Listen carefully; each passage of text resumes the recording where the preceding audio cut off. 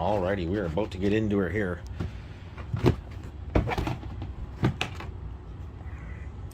So, we have a list of what consoles need to be repaired first. So let's take a look at this. So let's start on the back here, and the Sega Genesis is absolute last priority. No idea if it works or not. Repair and clean. What's the first one? 461 SNES, the clean one. Power supply AV1 controller works, but only some games. One controller repair plus clean controller needs, no idea. Work? So SNES, the clean one. So number 5 is the SNES, the dirty one. Now these are fire damaged machines.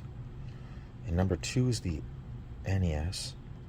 This must be a Model 2. 4,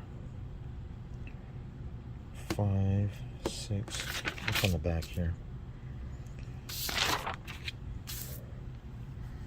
Okay, so I guess the first one here is the SNES. Let's check this out. Okay, so which one's the clean one?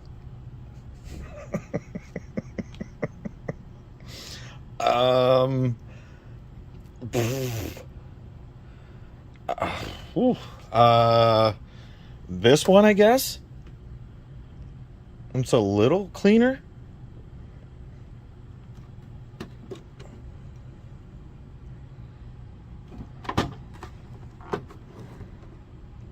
Yeah, maybe it's this one.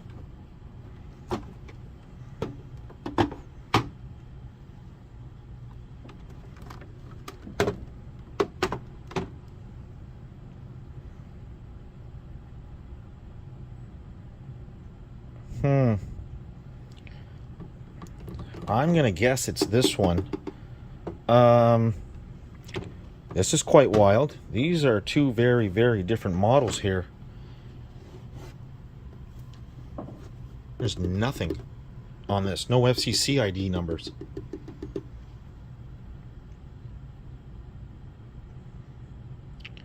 Yeah, this is very, very different. I'm almost going to assume this is a first model. Well, I guess we'll be able to tell when we open it to see if it's got the separate soundboard, the modular soundboard. But I'm going to assume this is the clean one. So let's start here. So I'm just about to go ahead and plug it in. And I spot the first issue. That's been broken off.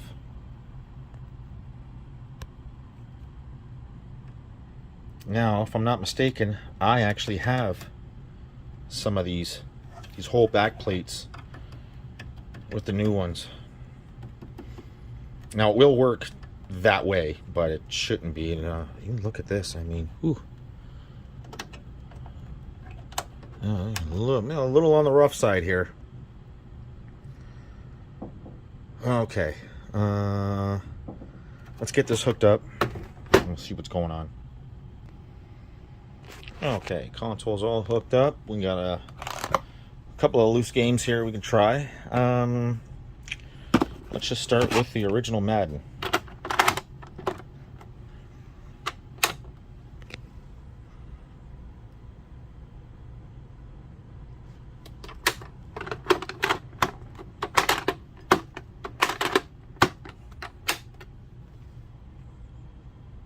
Okay.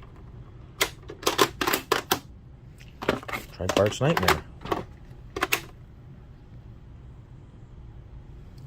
Okay. What's going on here? I don't doubt this is beyond dirty, right? I mean, it doesn't look too bad. But it is filthy in there. Like, it really is gross in there. Oh, there we go.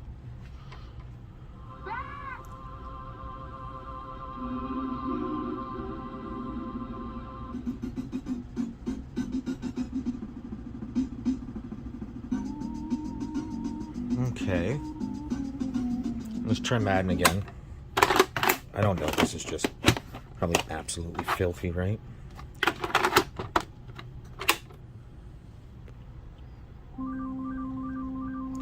I'm just looking for any kind of weirdness, sprites or memory issues.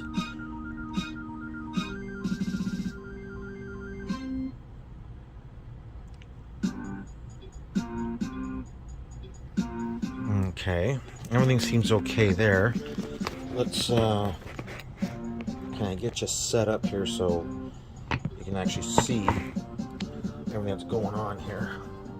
That's probably a good view. So I think pretty much what I'm looking for here. Oh wow, this is toast. Absolutely toast. Jesus. There is like there's got to be nothing left of these pads. Can you see how bad that is? There's nothing left under here. How bad is this one? Oh, it's not great, but it's better than this one. Wow. This has had some use. It's mushed. Like you don't even feel. You don't feel the button press. There's nothing here. Nothing. There's no pressure. There's no feedback on any of this. Wow. Okay. Like, I gotta smash this. Okay, we'll just... Okay, no, doesn't matter. I just want to see if we're seeing any craziness happening. Because according to the note, it said... according to the note, it said some games work, some don't. So I'm just looking for anything weird here.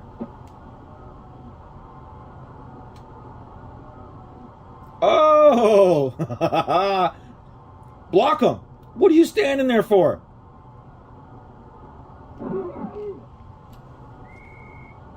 What a great run. Doom, doom.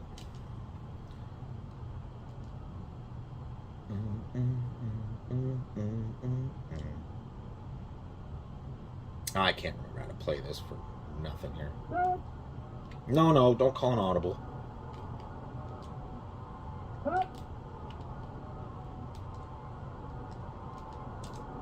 I don't even know how to... Get up! We'll take the first down. First down. I don't remember how to pull up anything here. That's alright.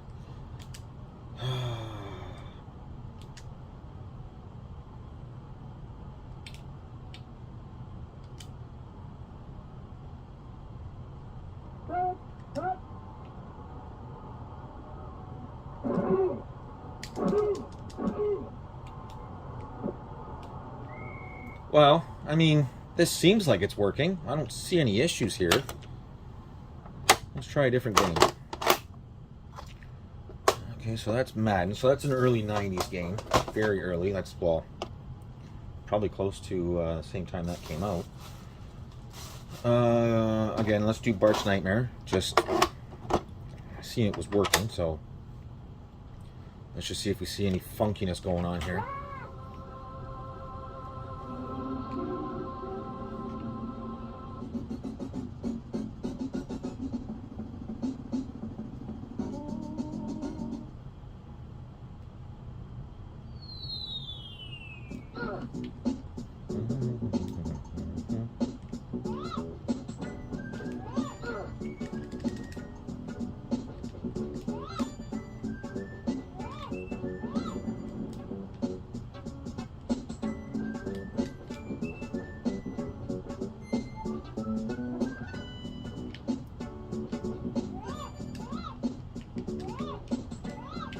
Hey, oh, this controller's so bad.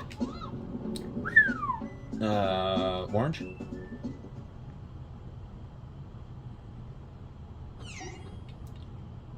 Yeah, this this might be damn near impossible to play.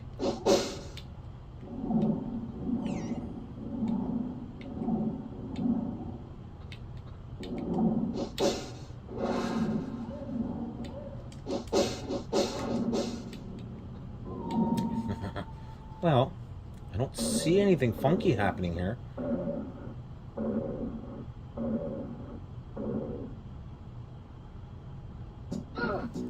Do you think maybe what he meant by some don't work? Oops. Some don't work is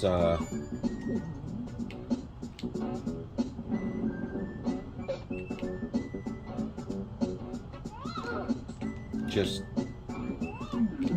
he thought his games were cleaner than what they were.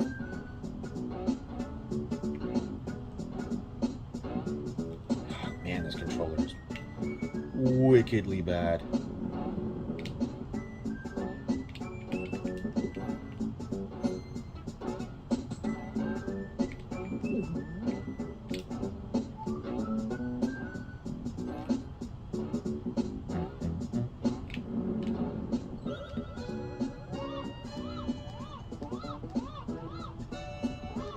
Okay, well, I don't see anything weird with this game. Okay, so I'll put that in the back. Maybe we'll move on to a game that is a little later on in the lifetime of the SNES, like NHL 97. Do you think maybe that's what he meant?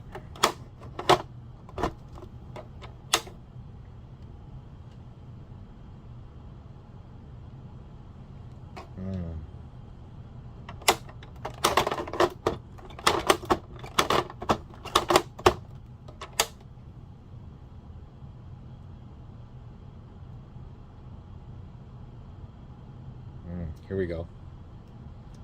Okay, let's try another one that's later in life here. I believe I have two of those for some reason. Let's try another early one like Mario Paint.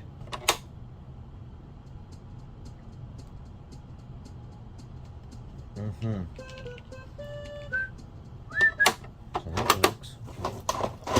Hang on here. Let's try WrestleMania here.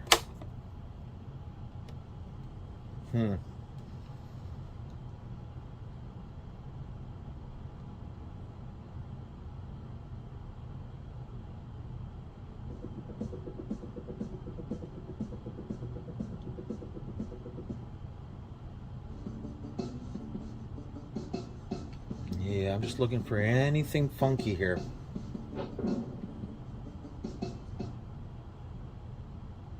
Here we go.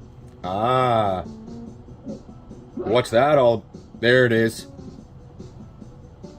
Can you guys, did you guys catch that? Of course the sound's going to keep going because it's a completely separate module. There it is. Let's do that again. Let's see if we can get into a game here.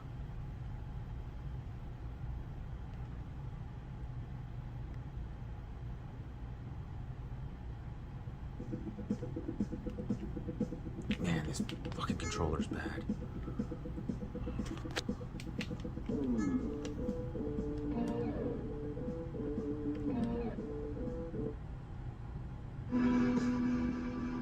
Gonna crash? Shocking.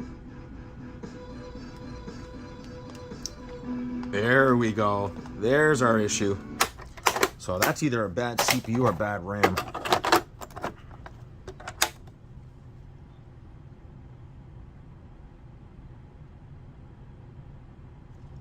Yep.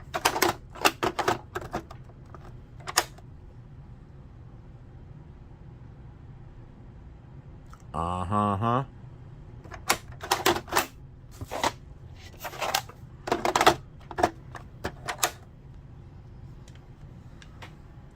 Let's let it do the intro again here.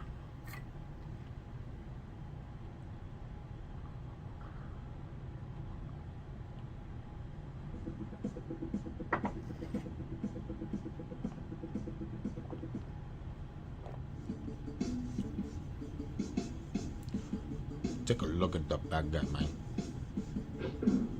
Here we go. Same thing.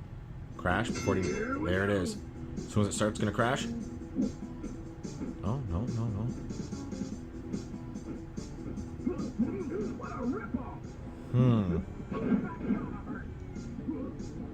Oh, that is wild. But yeah. Oh, yeah, it's missing. Wow. Let's see if we can get into a game again. Come on, let's start button. Let's pick Razor.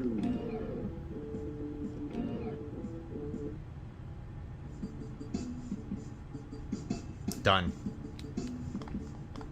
Okay, that's our issue. All right, let's get it open. Let's see what is happening here with this one. Now, I believe this was also in a fire. I'm not sure if it's this one or the other one, both of them, but I mean, it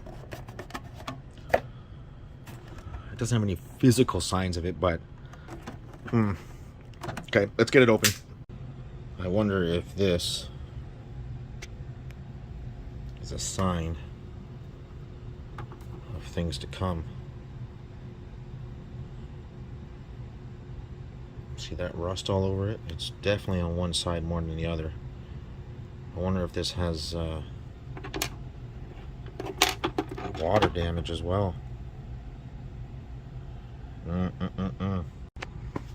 Okay, screws are out of it. Sorry, it's filthy.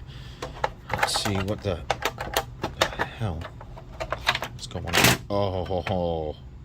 Oh yeah. So this is the separate module. This is one of the early models of it. Oh yeah, this thing is in trouble. Look at the, how did that get bent like that? Oh, so okay.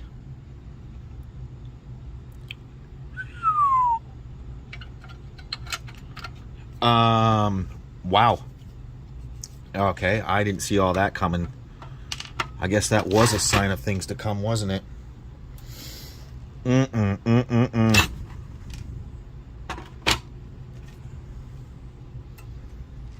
Well.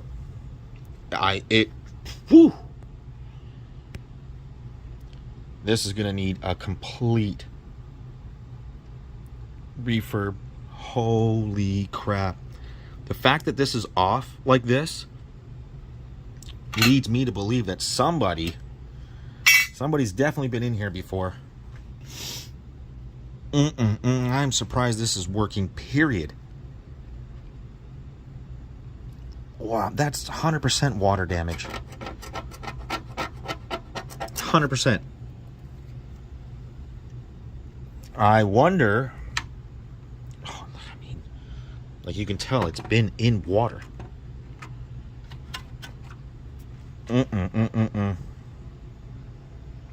Okie dokie. So I guess we're gonna do a full restore on it. You know what?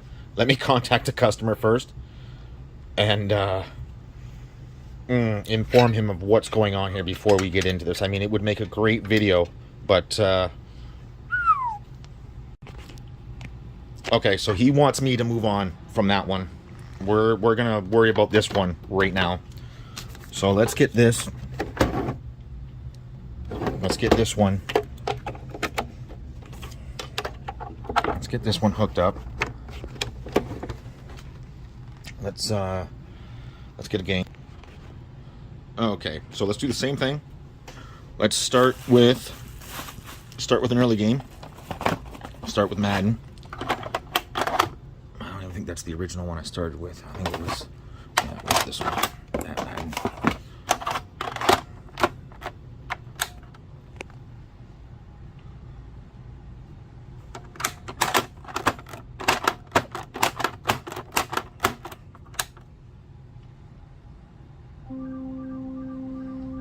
We're going to look for the same things here.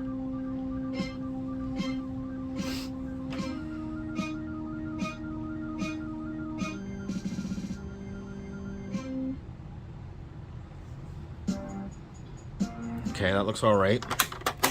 let's move on to a newer game. Look for the same things.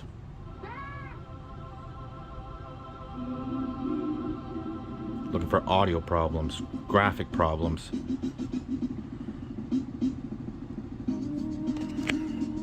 Let's get that mushy controller going here. Come on.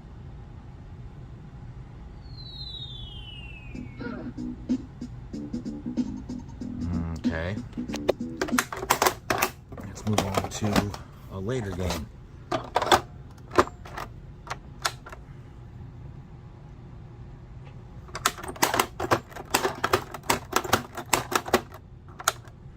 gonna have to clean out all my games after this. There we go. Okay, so I'm gonna assume that this one is okay. So we're gonna do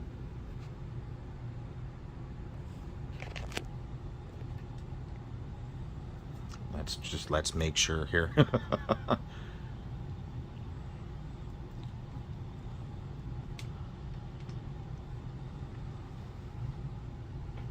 Come on, you.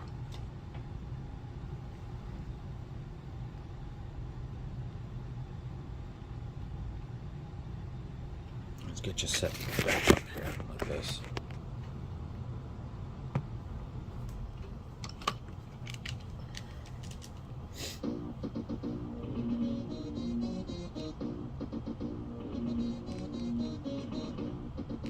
Man, this controller is bad. I'm going to be complaining about this the whole time. I might have to go get one of mine. Okay, with the holy long intro here. Yeah, we're good. I don't care. Florida at Colorado. Okay, so okay. And we will have to try WrestleMania again, just to make sure everything's functional there as well.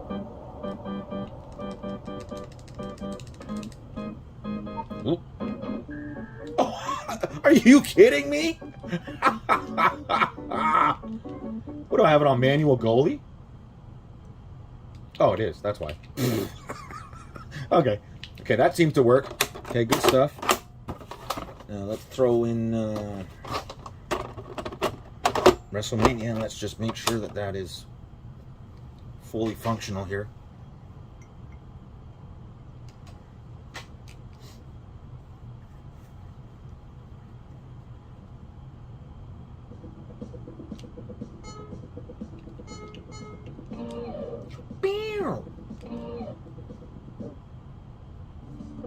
Good stuff.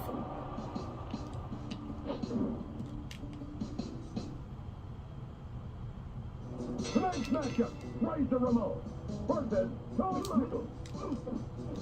What's this?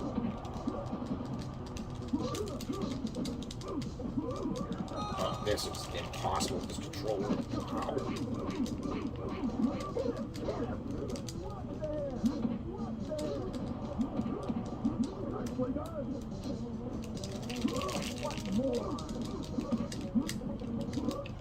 Ow!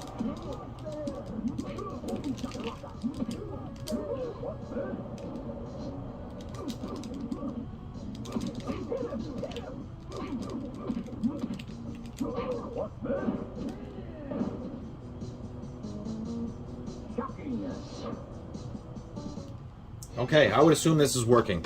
Okay, good stuff. So we can start with this one. Now this is going to need just an absolute major clean here. So let's move the controller off to the side here. That's going to need new rubbers right off the bat, I can tell. Okay, so we'll get this disconnected. We'll get this out. Let's get this open, and we'll go from there. Hopefully.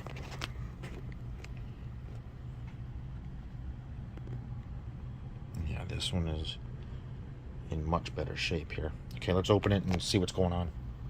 Okay, screws are out of it. Let's see how bad this one is. Now see, this is definitely a later model because the sound system is actually built onto the board, not a separate modular like a module like the other one. So this is where we're going to start.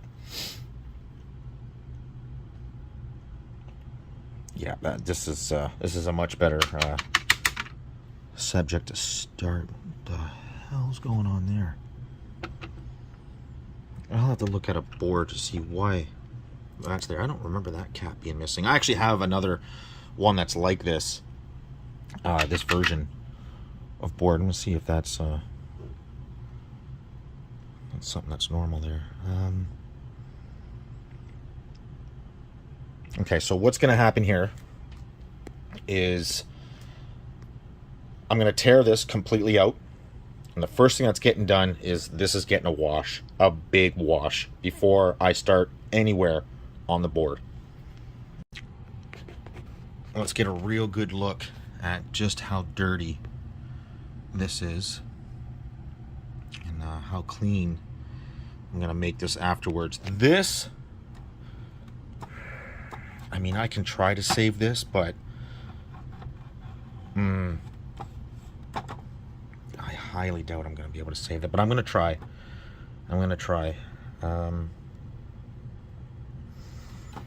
Let's just, like I said, let's get a good look here at what's going on. Let me shut the flash off here so you can really see just how filthy and disgusting this really is here. Like, you can just see how just disgusting it is. As for the bottom part of the shell is probably just as bad. Yeah.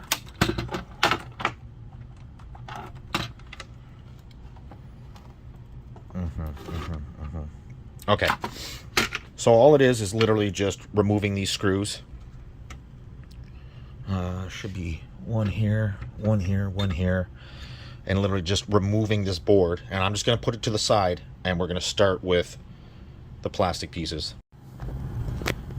Okay, on the bench today we have a filthy SNES. Now, I've already tested it. It does work. I may do that console right there. That's a water damaged console. Some games work, some don't. That's in one of the worst conditioned water I've ever seen. It's trash. So we're gonna do this one first, and this is absolutely filthy. Alrighty, she's going for a bath. Now what I like to do is I'm going to get this extremely hot.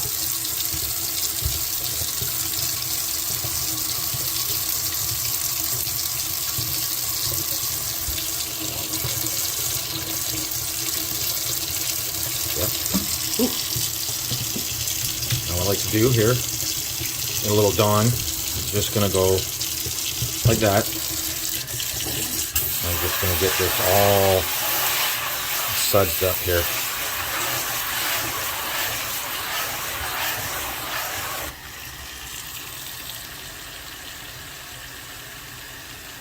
Okay, we got the first one in here, face down. We can throw the front controller parts in, the eject switch, face down. Now, as for the bottom part here, remove that, throw that in there. So we're gonna need about that much more water. Jesus, that's hot.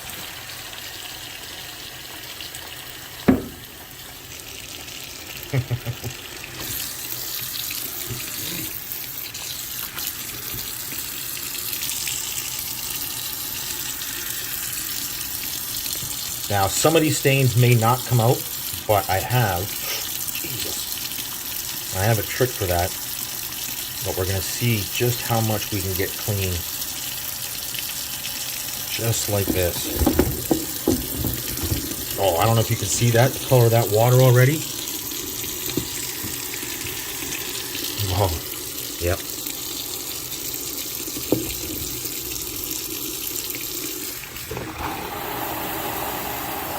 don't know if you can see that, but that's dirty already.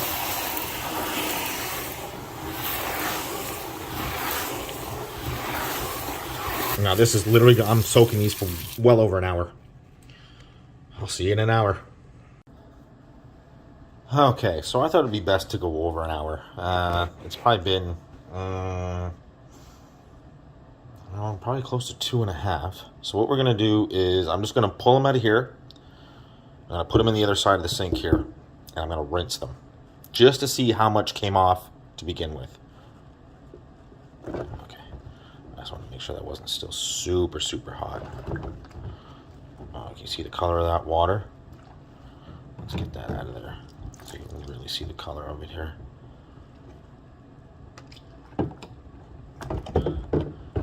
I can tell you already that made a big difference.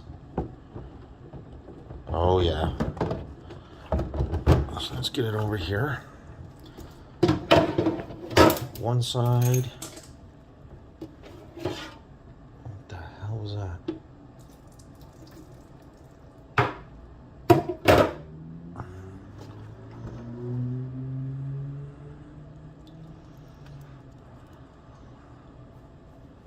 Oh yeah, that made it. You see that? See the dirt on the edge there?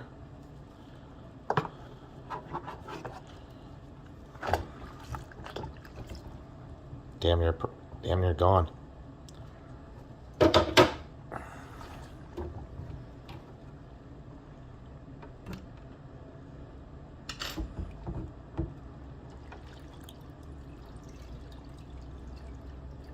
Oh, that made a huge, huge difference. Let's see how well it did on this side here. Well, just for example, can you see? Let me zoom in here. Let me dry my hand here. Let's zoom in to that right there. And I'm just going to take my finger and I'm just going to wipe. Look at that.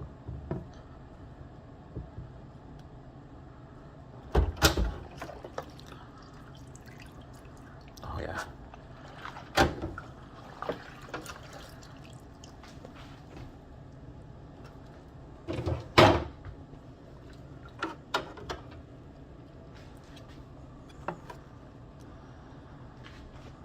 Now this might be a little more difficult. Let's just see.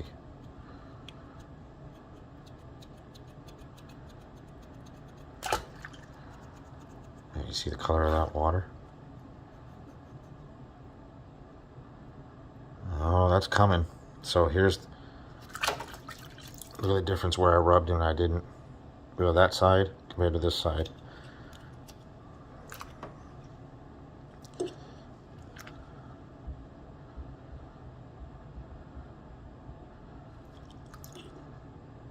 Oh yeah.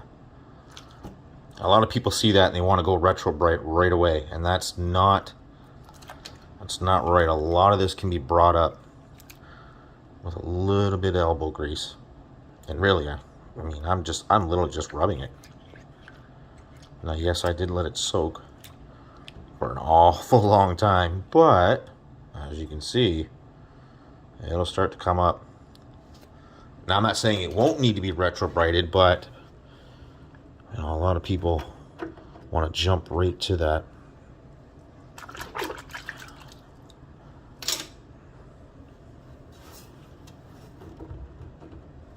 Just want to make sure I got everything.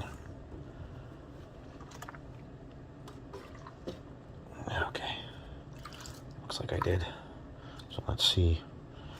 Let me zoom out. So you can see just how gross this water is. Look at that. Look at the color of that water.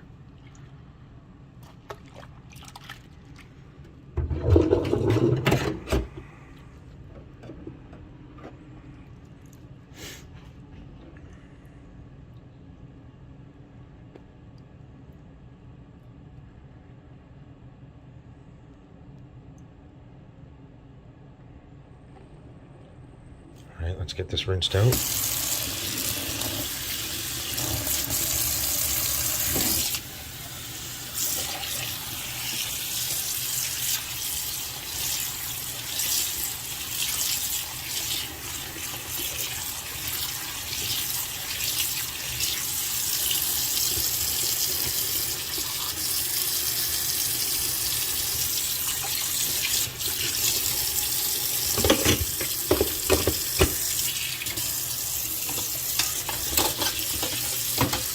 Get this back in here to rinse off. Look how much better that looks already. I haven't even scrubbed anything yet. Oh, look at even in here.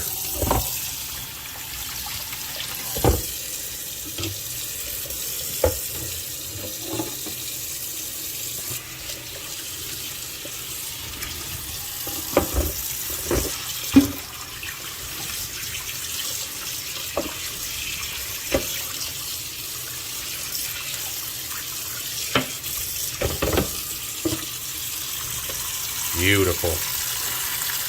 Okay, I think it's time to let's try to start scrubbing here. So all I'm going to do is I'm going to be a little aggressive at first with one of these scrub pads here, and I do mean aggressive. You're not going to hurt this. Not a chance are you going to hurt this. So let me get this all rinsed up here. And I am literally just going to start scrubbing this. I'll do this side first. I'll do this edge. And now all in here, all in this here, and I'll be right back. Okay, so I just went through and I went ahead and I cleaned this entire thing, and it came out beautiful. However, let's move it over here. Can you see that it does still have a faint line around it? Now, that's what needs to be, the Retro Bright needs to do, is that right there. Otherwise, it is super, super clean except for that line. So I'm going to get a hold of them and ask them, do you really want to go through the Retro Bright process just for that line? And we'll find out. As for this side here, let me zoom back out for you. I mean, you can. I haven't even touched that yet. It looks beautiful already. So let's just see if I can zoom in on this back area. This back area here. And you can see the dirt. So just for example, that right there. I barely touched that. Gone. So that's what I mean. That's why I like the soaking process first. It really shows you what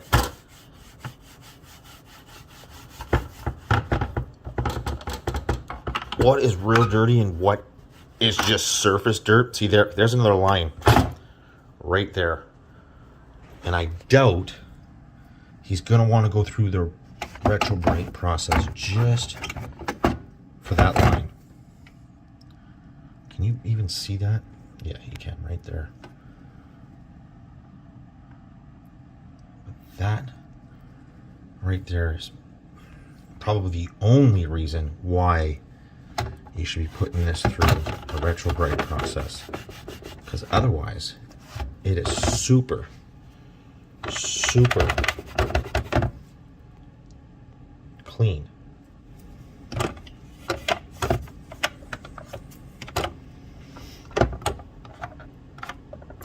All this stuff here is just all surface.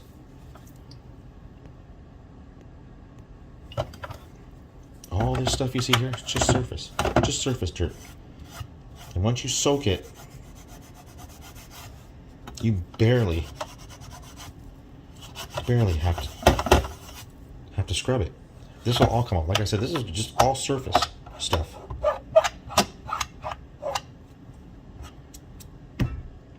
So yeah, is he gonna want to go through that for that? You know what? I highly, highly doubt it.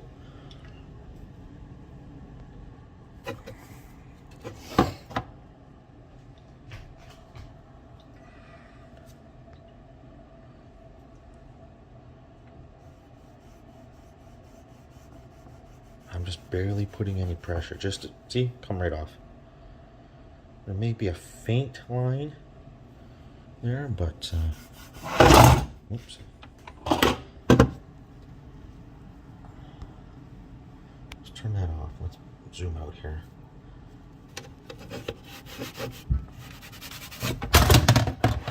Sorry, I'm trying to do this with one hand.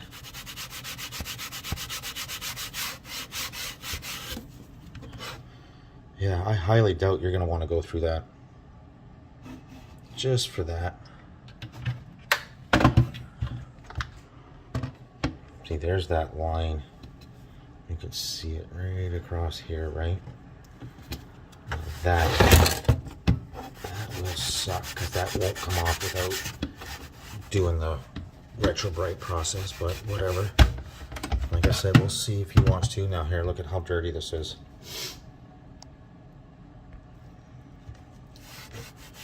That will just come right off.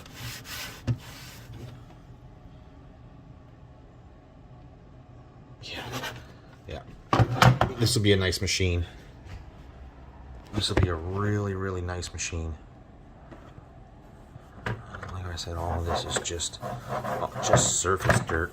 Okay, I'm gonna go through, clean up everything, and I'll be back. Okay, that turned out absolutely beautiful. That sticker, she didn't make it, unfortunately. No big deal though. Yeah, but that looks beautiful. And once I get some back to black on it, that'll be great. I still gotta call him and ask him if he wants the retro brighting done or not. But I think that looks just, I mean, what do you expect from a console that was made in early 90s? I mean, we already know they have really crap plastic, so I mean, for it to come out this good after being in a fire, I mean, what do you expect? Alrighty, now that it's nice and clean, now we're going to go ahead and put this one back together. So he does not want the retro bright process, which is fine. I guess he's going to use this one for his testing purposes, which is fine.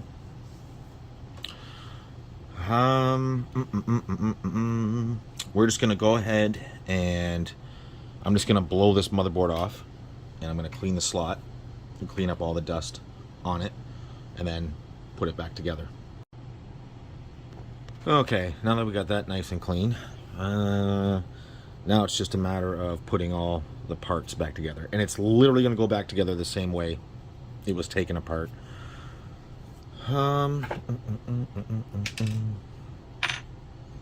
Just want to make sure I got everything lined up here. I kind of wish he wanted the retro bright process done, but I mean, I don't blame him. He wants these back ASAP. He's got a ton of games that he wants to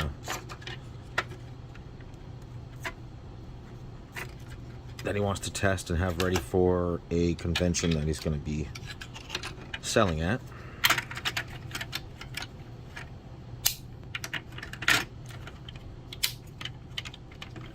So I really can't blame him there.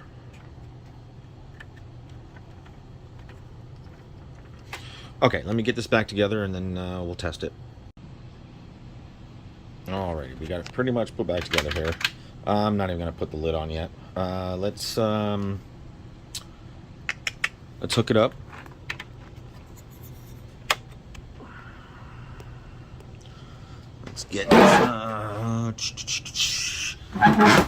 Let's get some power applied.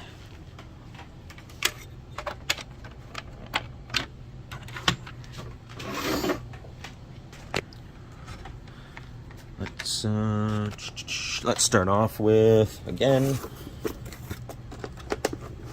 we'll start off with these three. Where's WrestleMania, and NHL. So let's start again with Madden.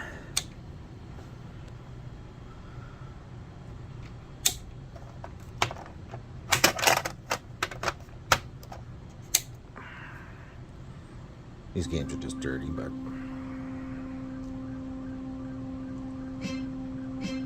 good enough for me. Let's do Bard's Nightmare.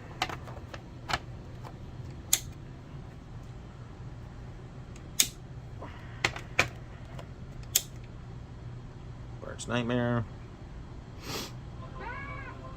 good. WrestleMania. Good to go. And everything should be good here.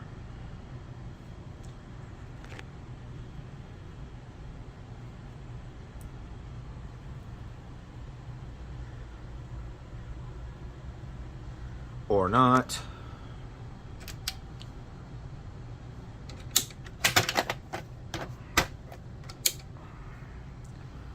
It's just these carts are dirty.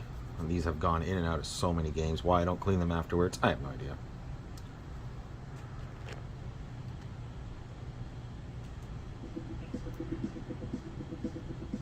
Let's get you zoomed in a little bit.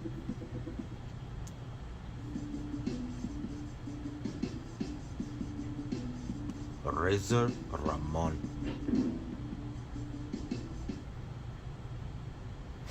Here we go. All good, all good.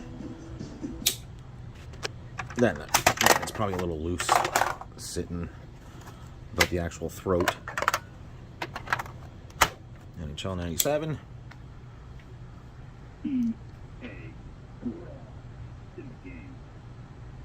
Alrighty, that works for me. So, now obviously it's just putting it back together. Now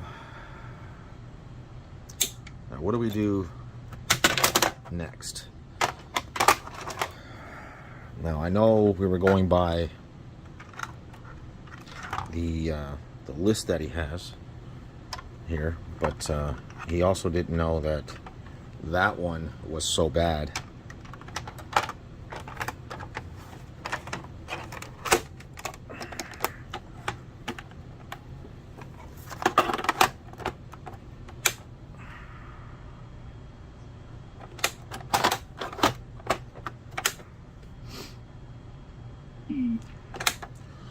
Okay, so that's nice and clean now. That looks beautiful, even without the retro brighting. I mean, that's super clean compared to what it was.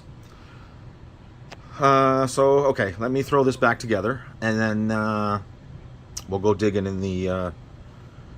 well, no, we'll read this, and we'll go on from there. Okay, all back together. One more time. For shits and giggles. Of course. Worked great. Okay, so that's probably where we're going to end it on this one. But for the next one, let's go ahead and let's read what he wants next. So we know that that one, that's not going to happen. So we did 5 because that's what he asked me to do. Is 5 first. So,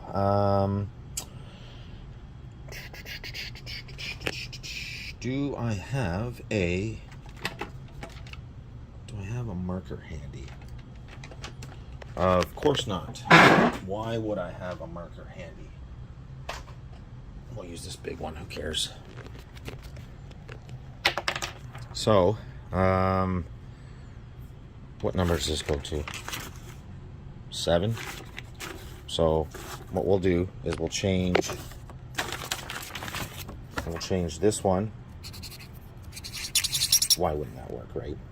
We'll change this one to 7, and we'll change that one to 1, and we will say that that one is good.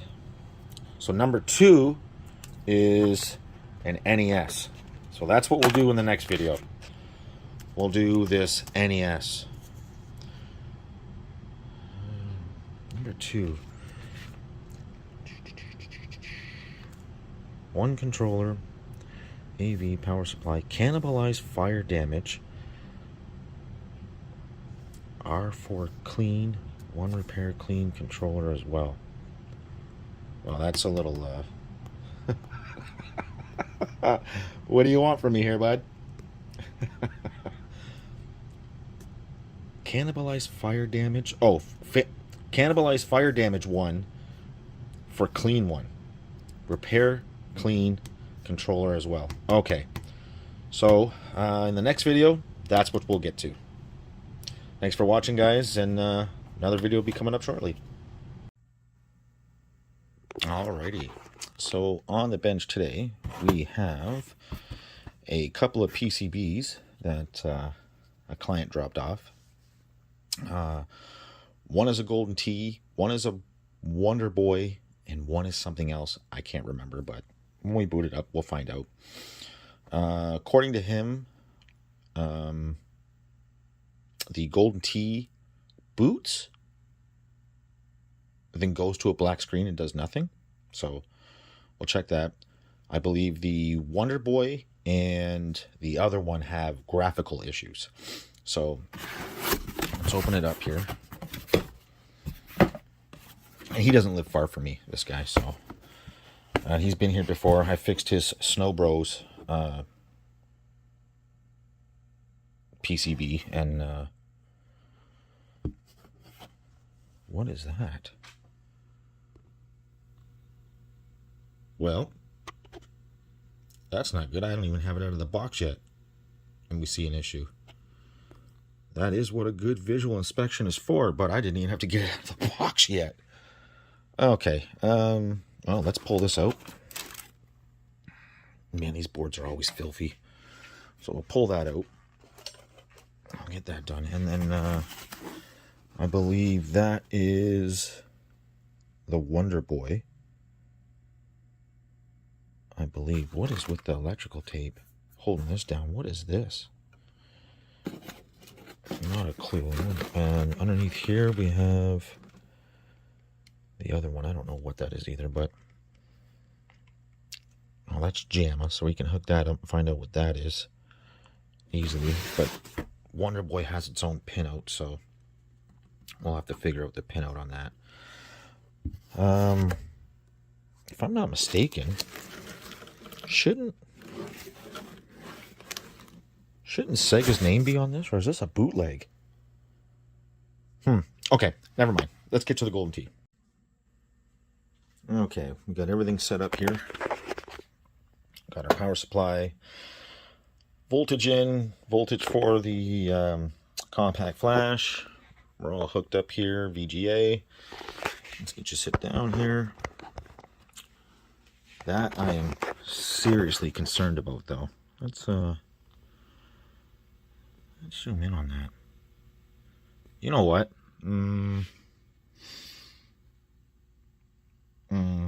Let's take a look at that. I mean, obviously he's turned it on like that, but I wonder if he's blown this. Let's see if we can get a close-up of what the hell is happening here. Yeah, those are shorted. I'm not turning this on. No, forget it. Hang on. Yeah, we're not doing that. Not a chance. There's no way we're turning that on like that. Let's get this removed here.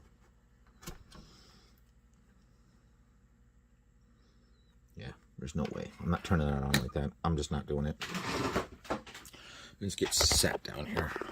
Let's get in on this here.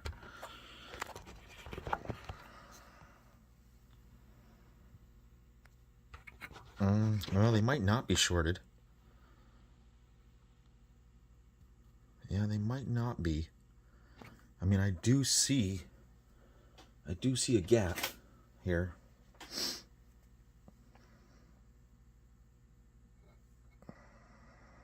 I do see a small gap. That is gapped. What is happening up here? What was that? Look at this. I wonder if any of these pins are off as well. Hang on, let me get you more focused in on this here.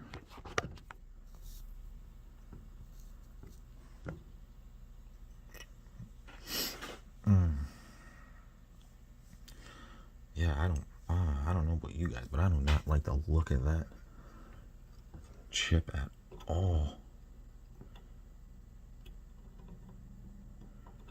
I might have to take some time here and really get this pin focus on that and stay focused. Like, that's a massive gap in there. Like, wow. Yeah, I don't like any of that.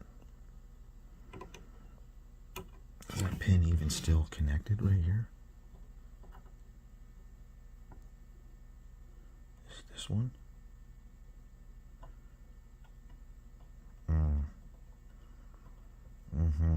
Yeah, I don't like none of that. Okay. And over here,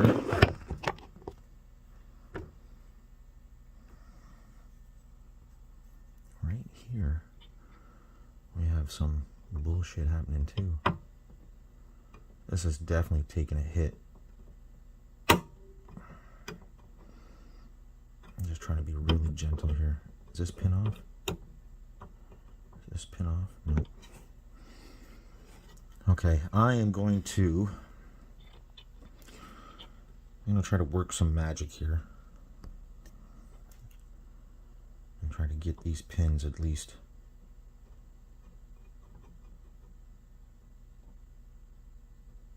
somewhat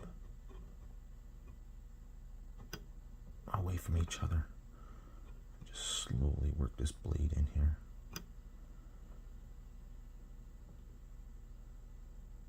Because I don't like none of that. That's a little better. At least I know that's not shorted there.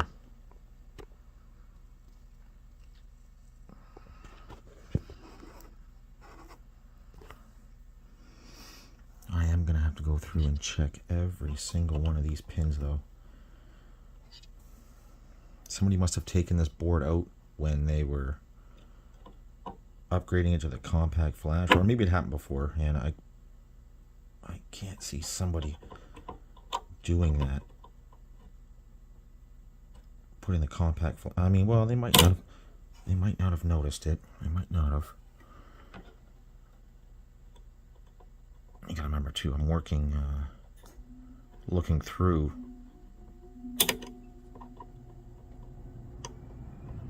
Looking through the camera here. Let me get, it's gonna blow you guys right out. But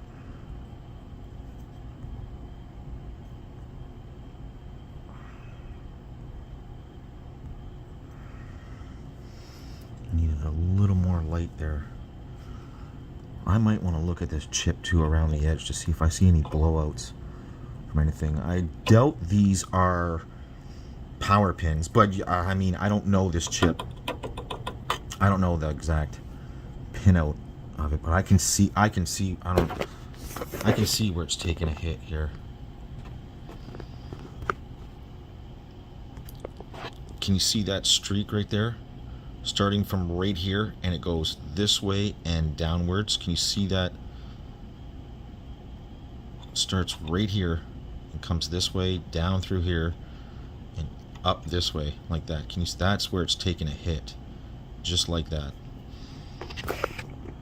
Let me work on this some more and get those pins separated a little more here, especially right here. I don't know what is happening right there. I mean, there could be enough of that pin. Get over there. I mean, I know it's always better to turn it on and see what the issue is before working, but these pins being so close are a little scary. Stay focused. 'Cause I can't see. Let me turn that off again. Let me see if I can turn up the exposure a little bit. See, I don't know what is happening up here. Like if that, yeah, see, there's like metal chunks. See that? They might have been enough to be shorted. You see that right there? That's enough. Those metal chunks are enough to make it shorted. That's for sure. I think I'm going to get my compressor out and blow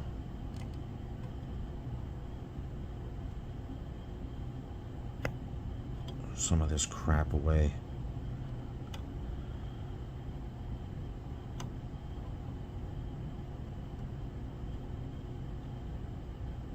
Yeah, let me get rid of that crap on there. Look at that. You've seen that on the end of my blade there.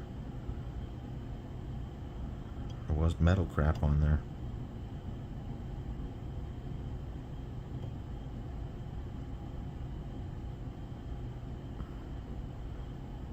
Just want to get these pins far enough away.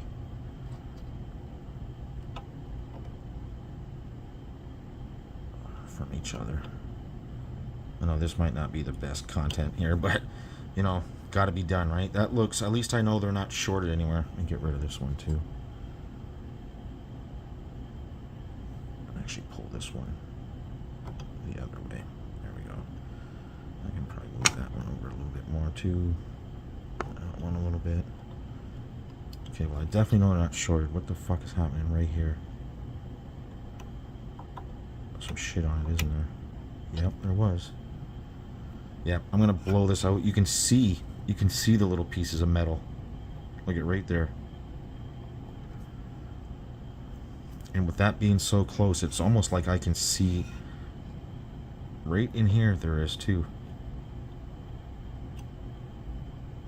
But I can definitely see it right here. You see those little pieces of metal? I mean, with them being so close, that might have been enough to short it. Now, he did say it booted, but it didn't go anywhere afterwards. And I wonder if there was just data pins shorted together. Okay, I'll be right back. Let me get this blown away, and then we'll come back. Oh, look at that on the board. Yeah, look at these scrape marks. Right there. And right there. Okay, I'll be right back. Okay, I got that pretty much blown away here.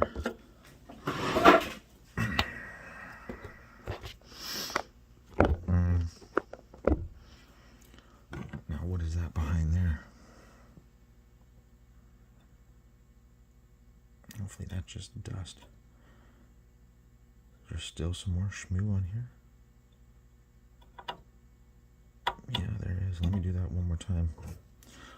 Actually, let's see if we can, get it to go away like this here. Stay focused on that, please. Come on, you. Don't act up today.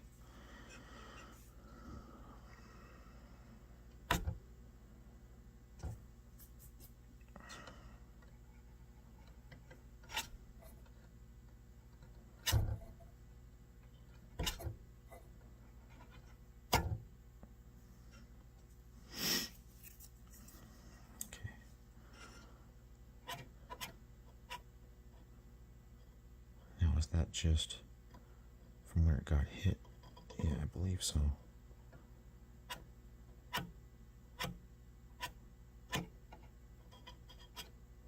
Yeah, okay. Let me blow that out one more time and I'll be right back. Okay. Let's see how that looks now. Yeah, that looks better. Okay, now I'm more comfortable. Yeah, I'm much more comfortable booting that up now. Okay, let's get you up here. Let's get you zoomed all the way out.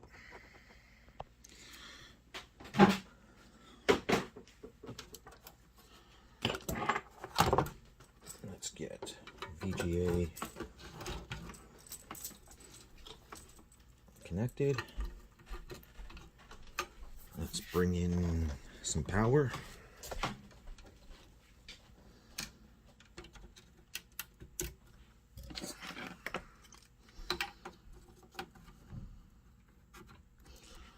IDE.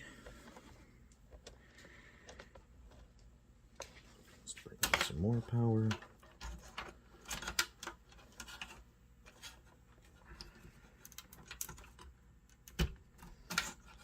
Let's supply power to the hard drive. Compact flat. Wow, look at that. The hell? What kind of cheap adapter is this? Jesus.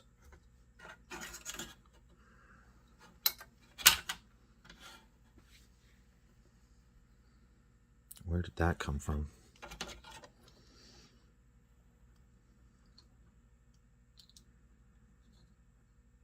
Wow, I hate these cheap adapters. They're horrible.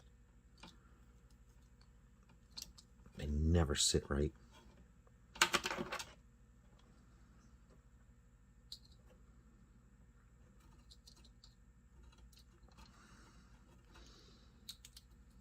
There we go. Look at that. Push that one right out. Wow, this is a cheap, really cheap adapter here. Wow, really? Look at that. That pin won't even stay in there. Well, I mean, there's always, can always apply 12 volts a different way. I'm not really worried about that. Let's get that one in first. Sorry. Let's get that one in first, and then maybe the rest will follow properly. Wow.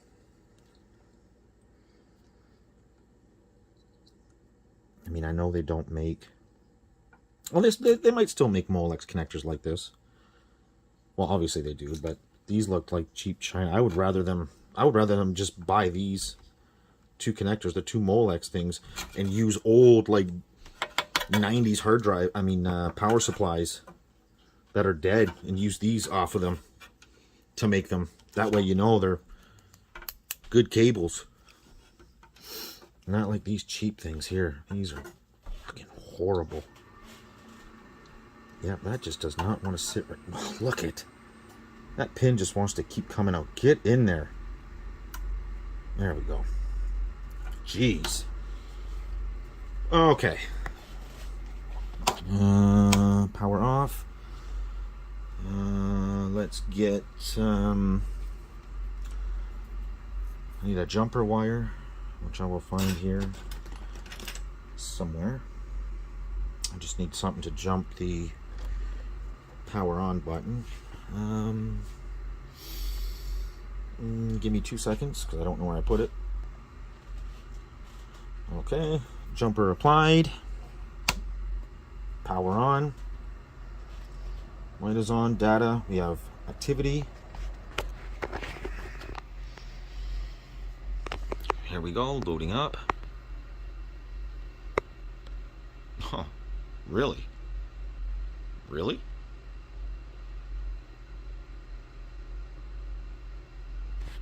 There is nothing wrong with this. What, oh, look at that. What's that all about?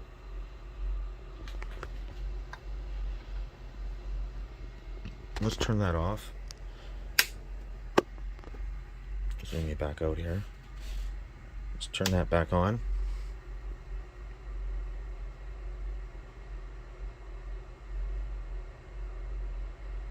I do have another power supply, but there's something going on here. Huh. Let's do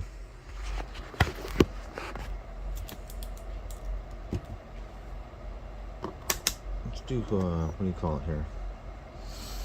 Let's do a voltage test here. What do we have?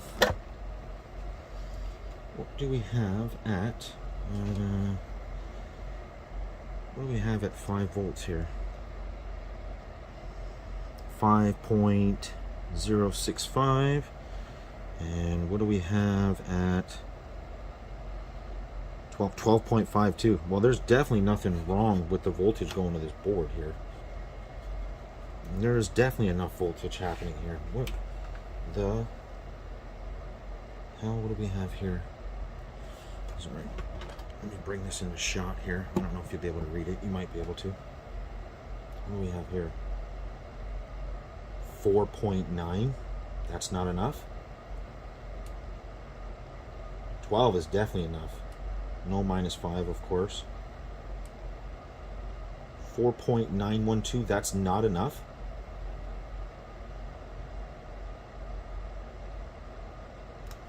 Really? Huh. Well, we could always throw the JAMA on and just leave this power supply to power this. Let's try that. Okay, we have JAMA hooked up. We're still going to use the switch mode power supply over here. So let's apply power to IDE. Let's apply power via JAMA. Let's see what happens now. If anything, I'll need to adjust the voltage on there. Okay, hang on 1 second. Let's shut that down, because I already know that's probably too low, but I can increase it here a little bit.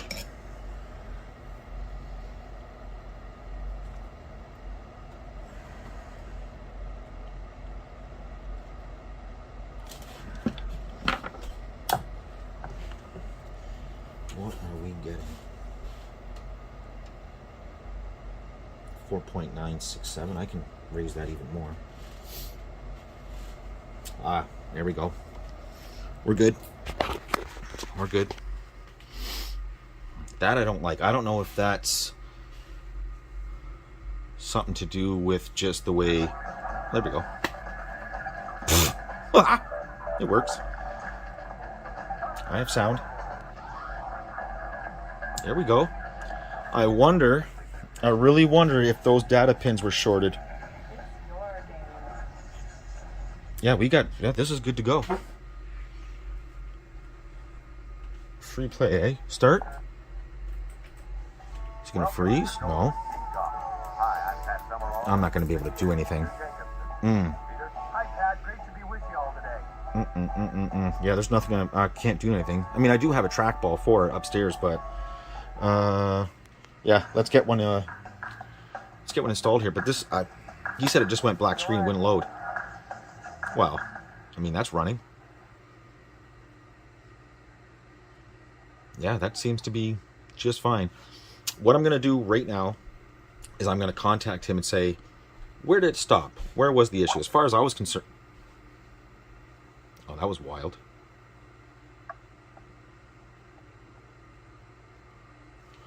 Is that supposed to look like that? No. It can't be, can it? No. That's how it's supposed to look. Nice demo.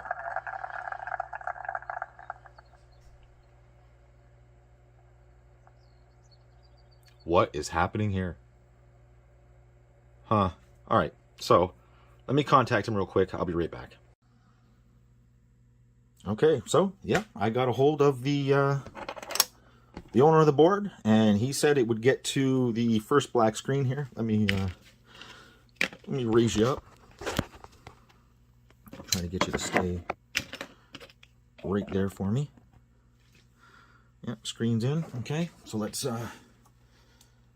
power the drive, the compact flash, power the board. He said it would get to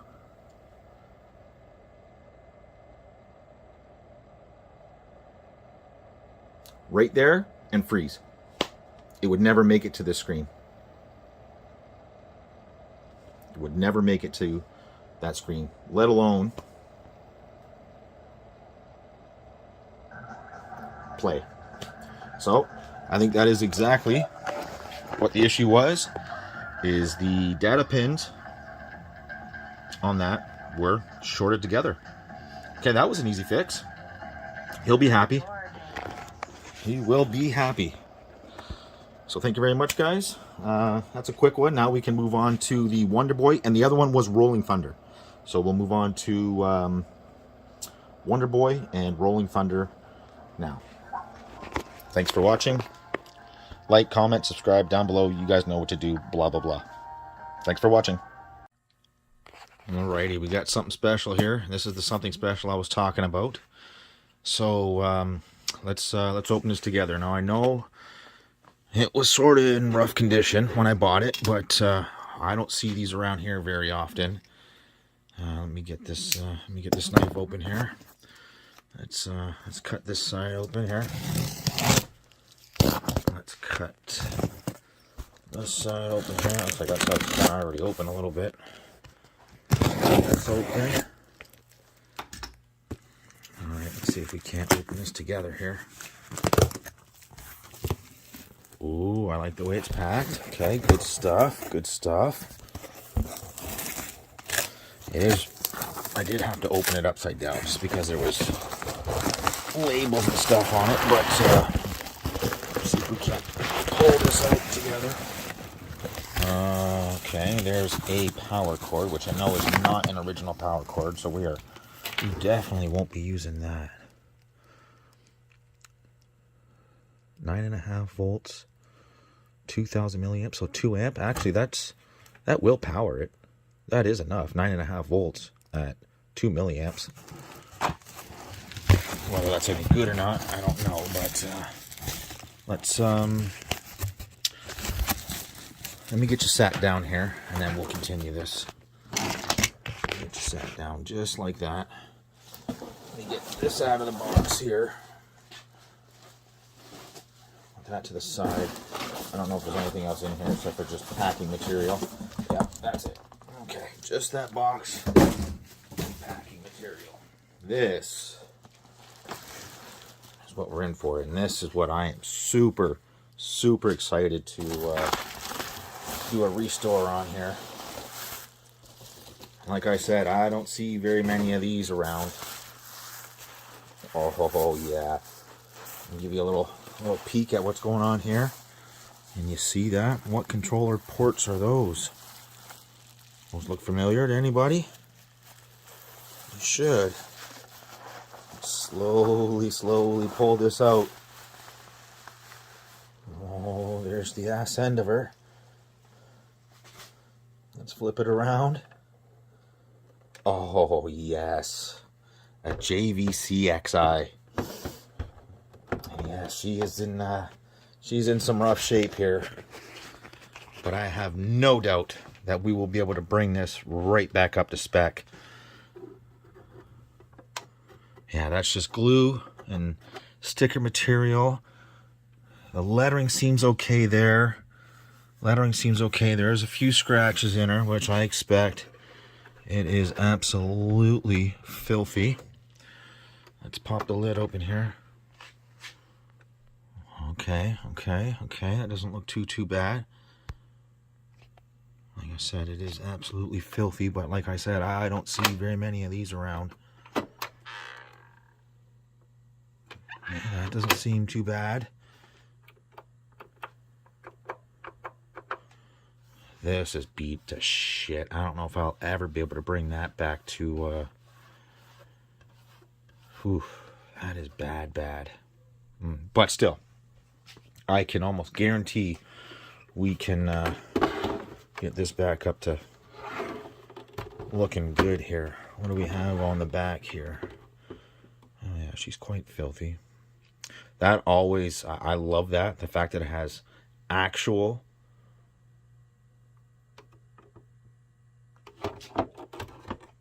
Is that broken? No, that's on there. I thought that was broken for a second. But it actually has AV hookups on the outside of it instead of just using this, right? A lot of these can be cheap. These aftermarket ones can be cheap. They're not like the original ones, but you know, you can always get a really decent set of AV cables with big, thick cables. Hopefully that's just crap. Yeah, it looks like it's just crap. Oh yeah, that's just crap. Okay, and this will be, this is where we're going to stop this here. And yeah, as soon as we get to the testing and taking this apart, we'll continue. Well, I figure we might as well do a test here, right? Oh yeah, I forgot that it's got the headphones out and the mic in and everything. I forgot about that. Okay, let's do a test. Might as well, right? We're right here. So let's go to AV here on the TV.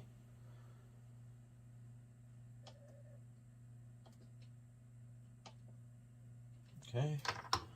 And this is what I mean by big, chunky cables here.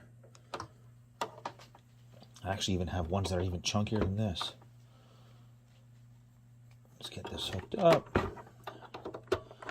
I said, we're just going to do a test. We're just going to make sure everything's okay. We're going to use that other power supply for now.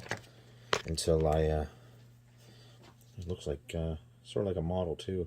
Yeah, a little different, but that doesn't look like it fits properly. Yeah, no, it does not fit properly. It's not, the barrel jack's not wide enough, but it will work for now.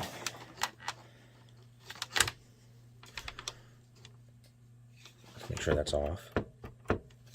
Okay. All right, can you just stand up and look at the TV too as well? Okay, good stuff. So, I guess the first thing we'll do is, we should turn it on without a disc in it or anything, and we should get the Sega CD side of it, but it should be a JVC version of the BIOS. Let's see. That's not good. Oh, no, that's my fault. Sorry. That's my fault. I don't have it plugged in. I don't have the other side plugged in. There we go. I didn't have the extension cord plugged in properly. There we go. Power. Oh, yes. Well, okay, hang on here. Might as well grab a Sega CD disc. Hang on.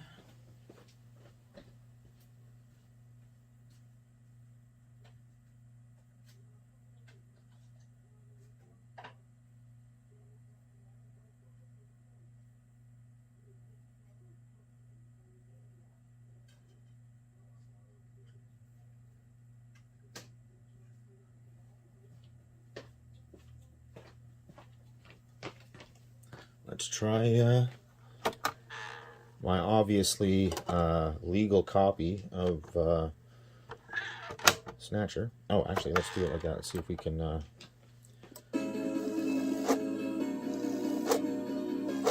That's odd. That shouldn't do that. That shouldn't be spinning the disc without...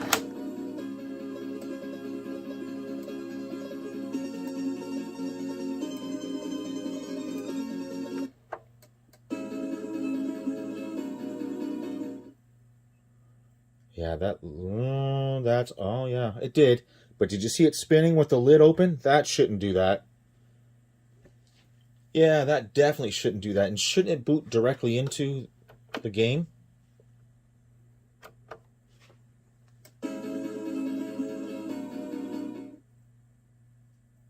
That might be a JVC thing.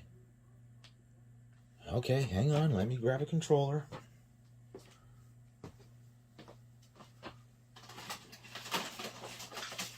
That's one thing I wish I would have got with it, was the actual 3-button JVC controller, but, you know.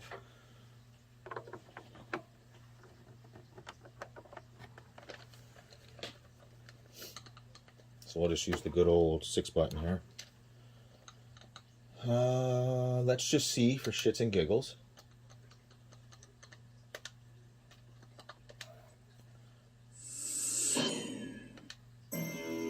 Let's see how long it takes to get to track 20. Let's see if there's any problems that we're going to run into here.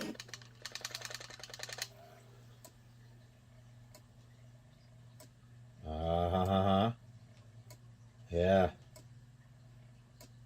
See?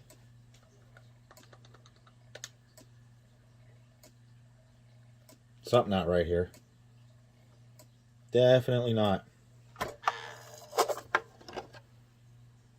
Yeah, that should not be doing that.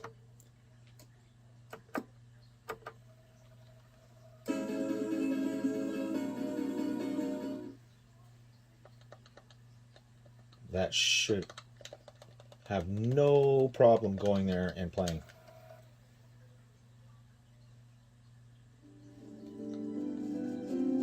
So have they finalized?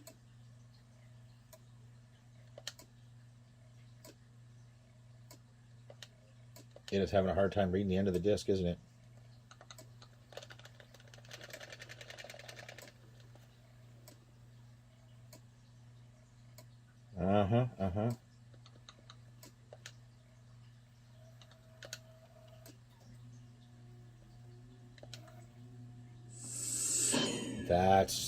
That's gonna need an adjustment, and that's awfully telling. And I don't doubt that the cartridge side probably works too, but let me grab a cart just because.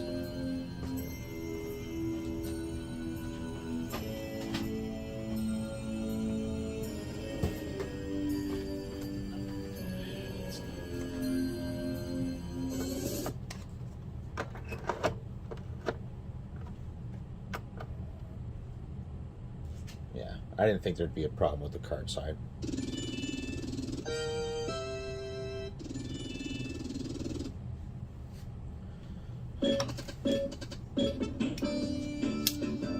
Yeah, that actually sounds half decent too. So yeah, so it looks like we are going to have some work to do, especially on the CD side.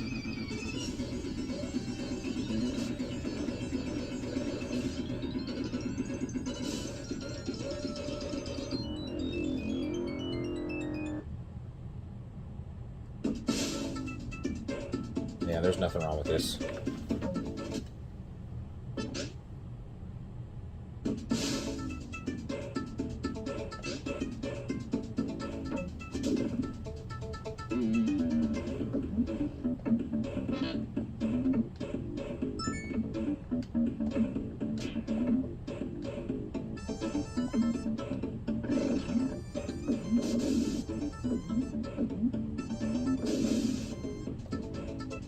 Okay, yeah, so I think our first order of business here is to get the hardware up and running appropriately, which means the CD side, get it all cleaned up. You know, we can do that right now, as a matter of fact. Let's just stop that. Let's just open this up here. We got to figure out why that lid switch is stuck like that, because that definitely shouldn't be doing that. Well, let's just clean the laser. Is that the lid? Is that the lid switch right there? Yeah, it is, isn't it? Yeah, that's completely stuck down. Let me show you that. Right there. There's the catch, and there's the switch, and it is stuck. Yeah, it's definitely stuck down. So that's gonna have to be fixed. Okay, no big deal. But let's give the laser a little isopropyl alcohol bath here real quick. It doesn't look bad, but it just so happens that I do have one or two lasers hanging around here that, if there's an issue, it should be okay. Now, I believe,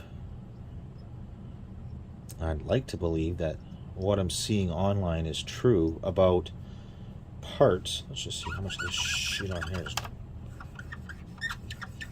dirt crap.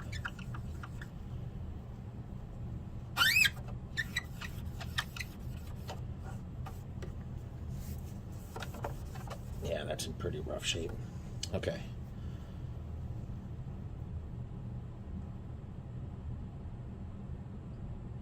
Now let's see what happens here. Oops.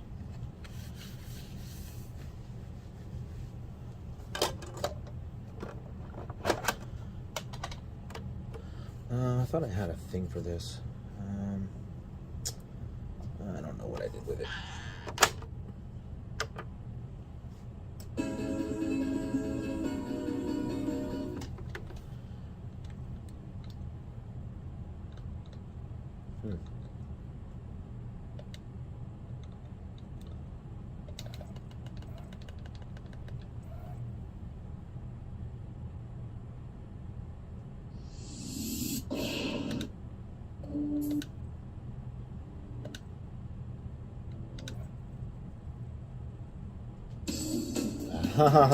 Well, I know you can't see that, so let me put you up. Yep, that's track 20.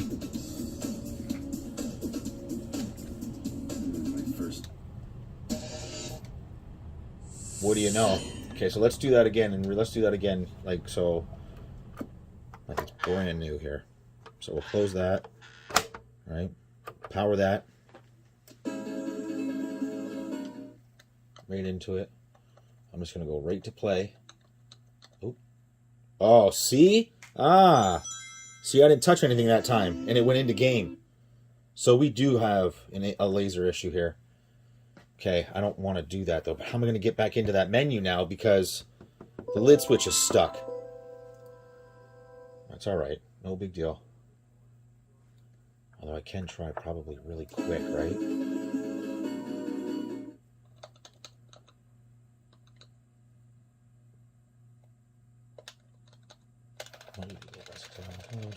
It should go no problem. Perfect. Okay, so that was a laser issue there. Maybe I hit the button. I didn't realize I hit the button, and it went into game. It was highlighted, so maybe I did hit the button by mistake. Okay, I'm happy. I'm happy that at least. Guess I'll find out now if all that training really paid off. At least I know it's it's just a dirty laser. It probably will need to be adjusted. Let's be real here. My arm! I can't reach my blaster! I'm hit in the leg! Is that the best you can do, Chunker? Who's there? Jin! Jin Shuo, you scum! It seems you still have some fight left in you. You two are finished, but our plans move forward. We are now in. Sorry, I'm just really trying to listen to the actual player itself by ear. Not only this city, but the entire Just to hear if I hear any like or any like jumping like What are you talking about? laser jumping like misalignment, anything like that. Our operations have been hindered up to now by the flaws in our artificial skin. The skin's shortcomings have kept us Yeah, away that sounds from good to me all of a ultraviolet sudden. rays, forcing us to do our work at night, underground, What is normal? or in the winter. In the end, we had to Oh, there's something saved in here. Whoa. Oh, look, they actually changed the yeah, they changed the little sprite in here to actually show an X'Eye. Cool. It's funny, there's something saved in here. What is normal? What's option? Yeah, okay. So what is mode? You figure I know this just by there it is, V masking. Oh, voice masking? Is that what that is? That must be for the karaoke. Ah. Okay. Well, let's just let's see here.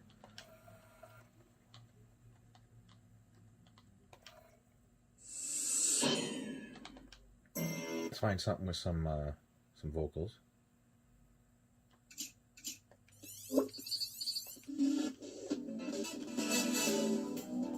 Whoa, this is a faster drive, isn't it?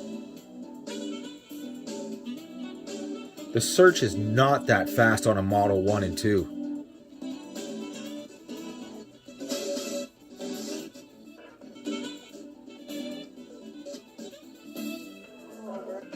I'm a junker. A junker? Gillian, but why? Jamie, you know why. It's the only way we can regain Oh, our yeah. memories. It's not great, but yeah, okay. Okay, I can see what they were trying to do. I have to face them to find out why. Yes, but I Okay. Well. Huh, okay. Looks like we have ourselves a working X'Eye. I believe that we're going to be able to make this machine look damn near brand new, except for this. I'm going to have to figure out what to do about this. I mean, yeah, again, like there's scratches in it, and it is worn. But some plastic rejuver will make that look pretty. But this, don't exactly know what to do. And like I said, it is filthy. I mean, there's no way this is not going to look 100 times better than what it will when I'm done. But you can just see the amount of shit on here.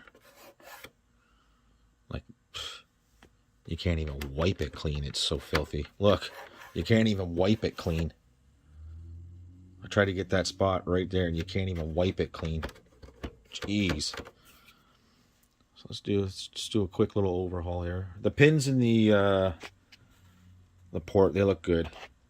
They are nice and shiny. They are good. Yeah, I think this thing was just when it was done, just got, you know, tossed somewhere and nobody gave a shit about it. But yeah, this is going to be fantastic. Okay, I'll be back when we start the restore. Well, I was going to wait till the morning, but I just couldn't wait. I just couldn't wait to see what is inside this machine. I wanted to do myself a little favor here. I wanted to turn that down for a second. I wanted to see what this actually sounded like via the headphone jack. Now I see there is... Ooh, that's a little crusty in there.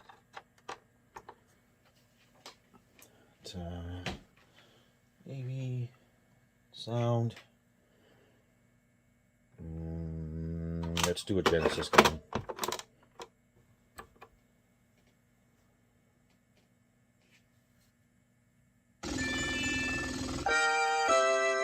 Wow, that's a lot louder than I thought it was going to be, because that's wow.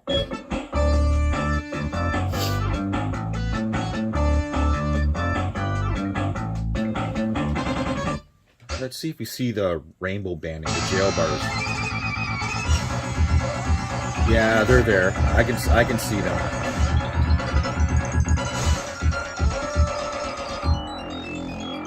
Yeah, I can see them.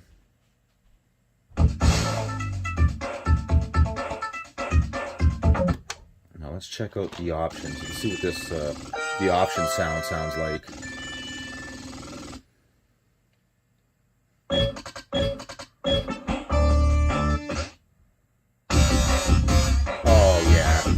This definitely has a Model 1 sound system to it. This isn't that weak-ass Model 2, Model 3 sound. This has got like a VA1, VA2, VA3 sound to it. This sounds very good. It's very chunky.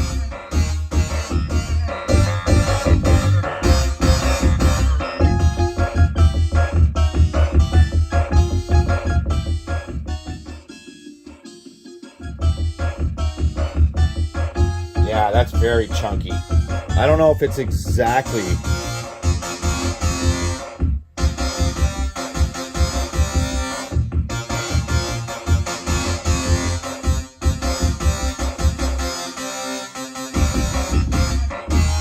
Oh, it's close. I mean, if it's not exactly like a VA1, 2, or 3, it sure as hell sounds like it. Let's hear this, yeah. I want to hear the intro to Snatcher here, which I have heard a million times on my VA3 and Model 1 Sega CD, so, I mean, I should be able to tell exactly what this sounds like.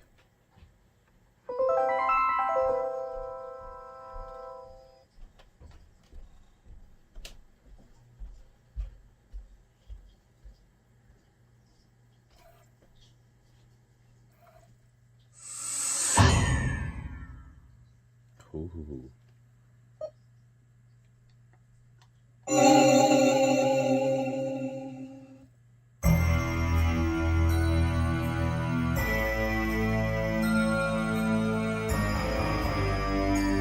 Well, it does sound good, let me tell you that. And again, that's not very loud. Not compared to what it can go to. I mean,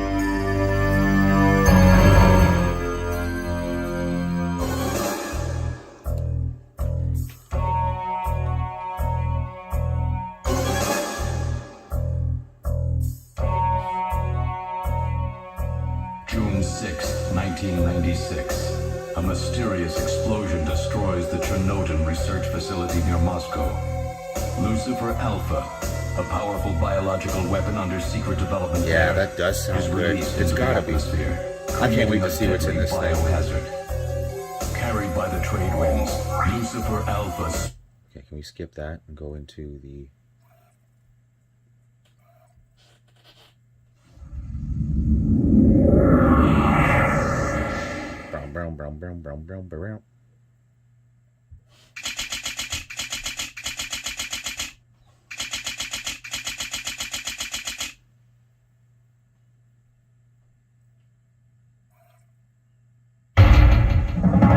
Oh, yeah.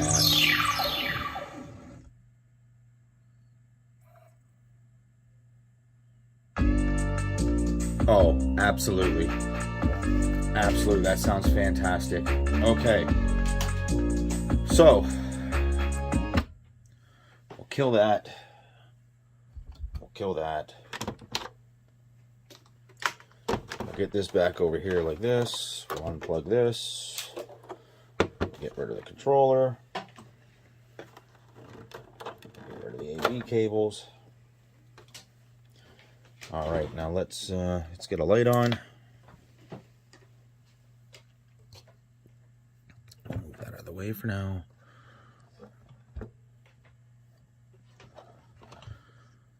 Okay. I guess the first order of business would be, let's take a look and see what kind of screws we have going on here. So they're just normal Phillips, 6 of them, I assume. 1, 2, 3, 4, 5, 6. I assume that the lid is going to come off first, so we'll remove the disc. You don't want that interfering.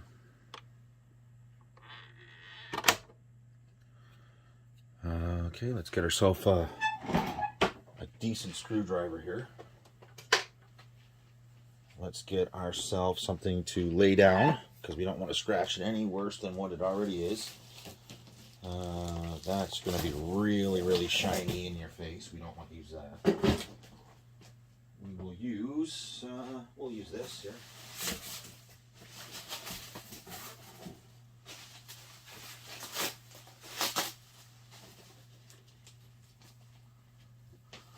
This will be good enough just to stop the top from getting destroyed. This fits that perfect.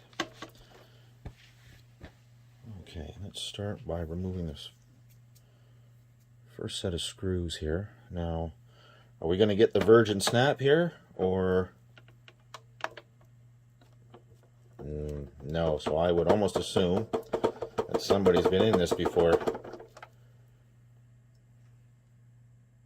Although I can't tell by the screws. Yeah, no, it doesn't look like anybody's been in here, but who knows? We didn't get that virgin snap, so.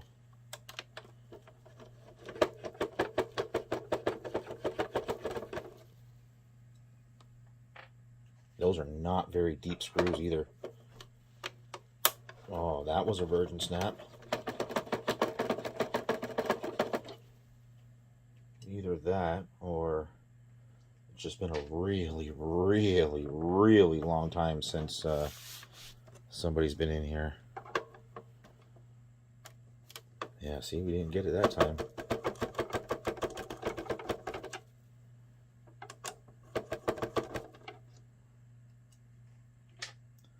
Yeah, these are a lot shorter than even your normal Genesis.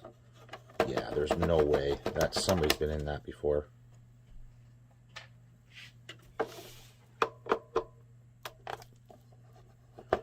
Warning, shock hazard, do not open. Uh-oh.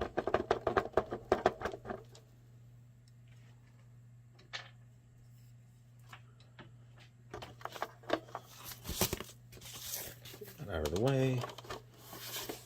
Bring this back in. And again, I assume that's going to come off. Okay, we got some rust going on here. Oh yeah, so we've had some liquid come down, obviously, through the cart here. Can you see that? Just how nasty that is. So we've definitely had some liquid come down through the cart here, through the cart slot.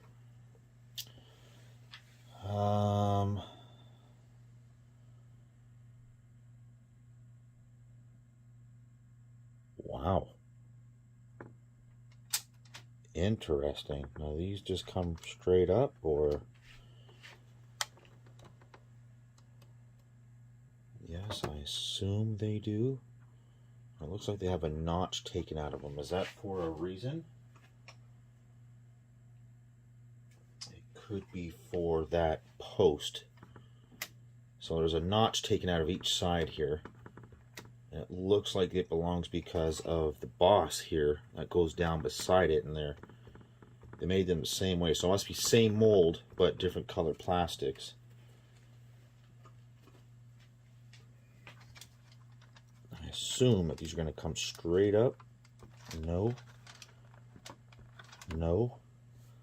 They probably do, but I'm just being a bitch and not pulling on them very hard. That out of the way here. Oh yeah, this thing is filthy. Holy shit. Let me get you in there. Oh, holy shit. Woo! Oh, wow. What the fuck is in there? Man. That's gross. Now let's take a look at the caps here. I mean, honestly, they don't look bad. Wait a minute. Wait a second here.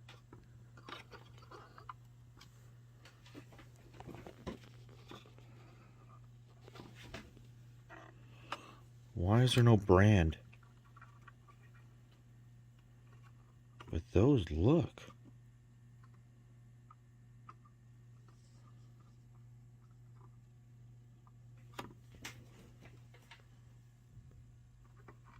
Look like Nishikon, but I can't tell. I know you guys are like, what the hell, Aaron? We can't see shit.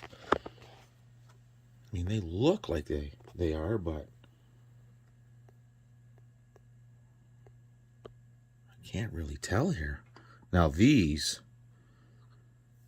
I can't tell either.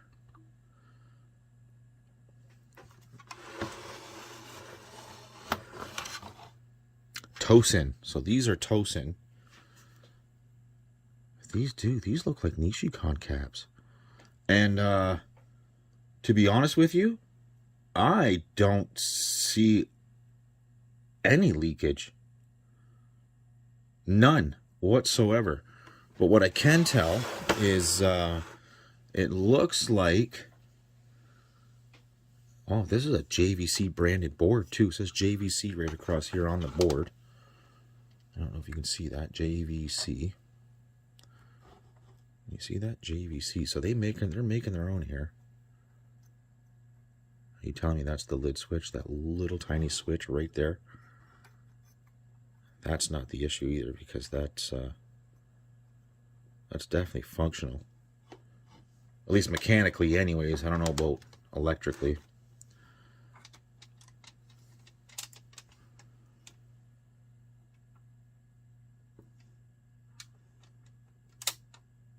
Oh, isn't that funny?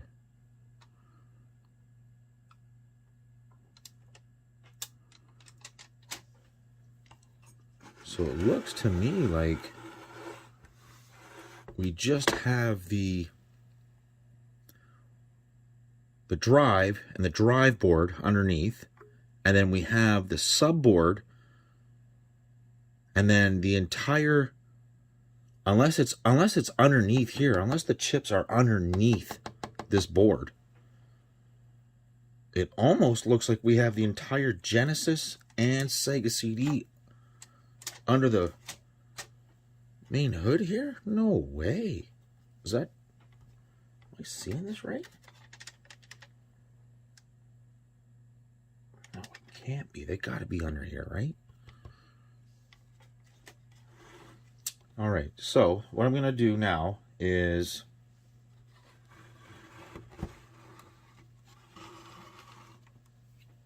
figure out how to get these off of here without breaking these.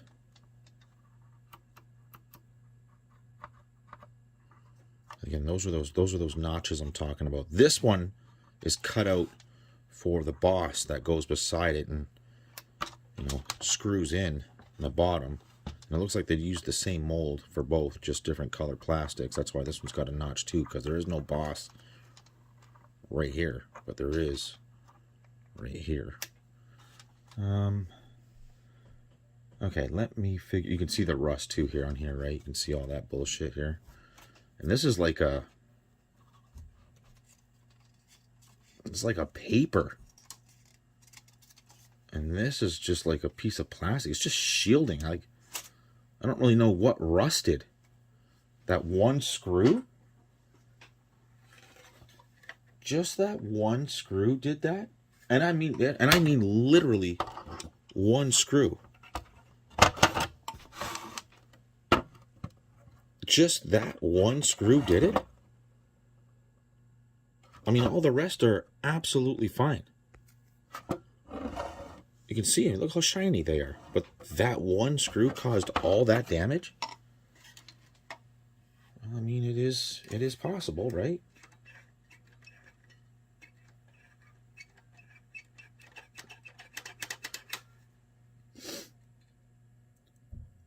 So we can lube these up after we get it done washing. There's the lid switch. Let's before we get in any further into this here, let me put this to the side. Let's take a look at the lid here. Let's open that. Oh, okay. No.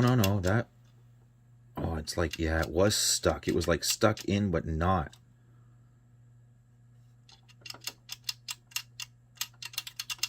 Man, that's got a long throw to it. I mean, that is completely down in there. Oh, it's got a serious throw to it.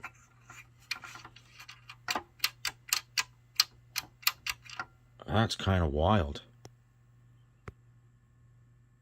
Okay, so it's not that. So it might be on the other side there. Okay, might be on the main board.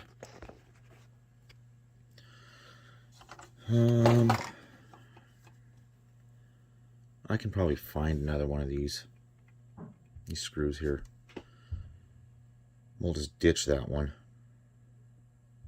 Either that or I sand the shit out of it and spray paint it black.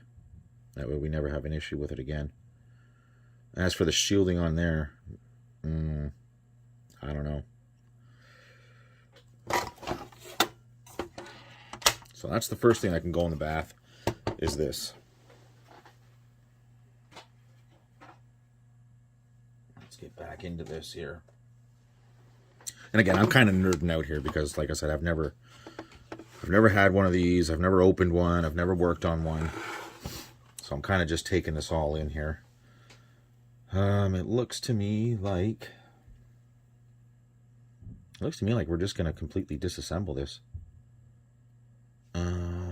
Is that missing a screw? Nope. Okay. Nope, that's not missing a screw. Yeah, there's that weak ass switch. I mean, yeah, that cap is in the way.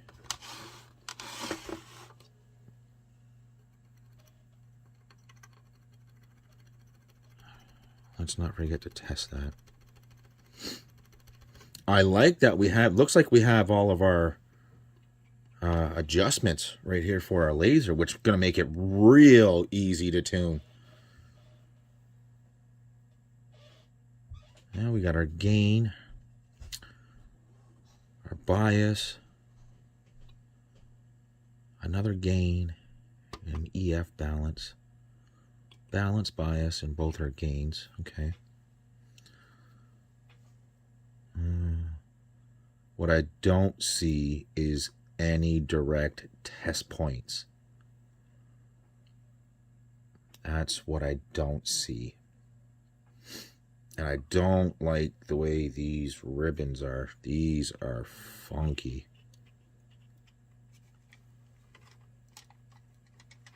Yeah, those are funky. If you fuck those up, that's gonna be tough. I've actually never even seen a connector like that. I can see how they want to lift up and off, but yeah, those have been like that for so long. That's gonna be scary. that part's going to be scary. Okay. Enough jibber jabbering. Let's where should we start? That's what I'm getting at. Where should we start here?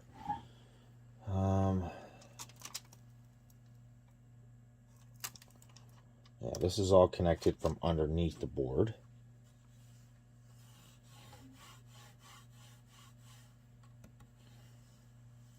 I guess we're just going to have to pull the entire board out. One.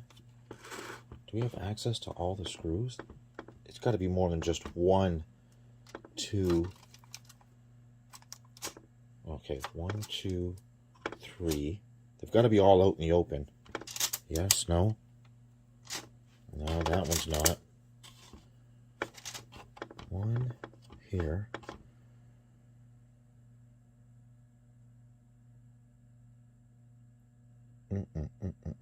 Okay, give me 2 seconds here. I'm going to go make a coffee and I'll be right back. Alright, so we had 1, 2, and 3. And when you undid this, you could lift this up, exposing 4 and 5 right here. So now that that's done, that seems, yes, that part of the board is definitely loose. Okay, so that's this side of the machine. Now, as for this side of the machine, I do not want to disturb that drive yet. Now, the ribbon cable here, that's easy. This here should come straight up, and it did. Okay, and as for this, we're just going to release the latch very carefully, because when you deal with plastics that are this old, you just want to be careful. And we'll release the ribbon cable. Okay, and it looks to me like we have 1 screw here and 1 at the back here. And these are all the same size screws. They're all tiny. The ones on the inner are gold, but for some reason the ones on the back are black. I don't know if that was just a choice they made.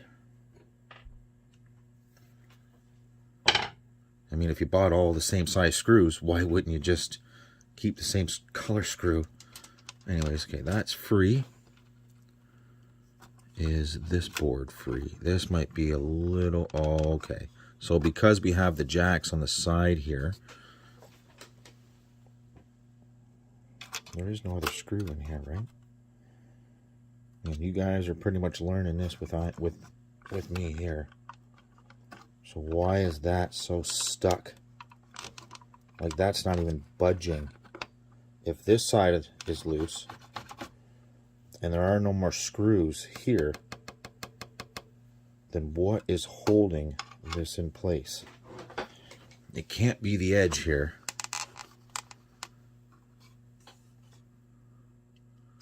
I don't see that. I mean, there's one here, but that's just to hold it in place. That should literally lift right out. Yeah, it seems like there's something right here holding it. What the hell don't I see?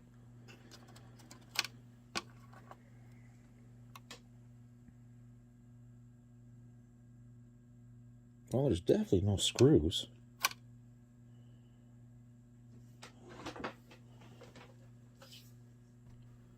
Well, isn't that funky? All right, let me give me 2 seconds and let me figure this one out. Okay, so after really debating on whether or not I should even attempt to pull these, I could see that they had a flap that they, you know, it should come up. I was like, okay, if worse comes to worse, I can at least repair. If it, well, they do pop up, and boy, do they pop up. So I'm going to show you here. And all I did was take my thumbnail and just pop it up like this, but I held on right here so that I'm not ripping like this. I'm literally just watching.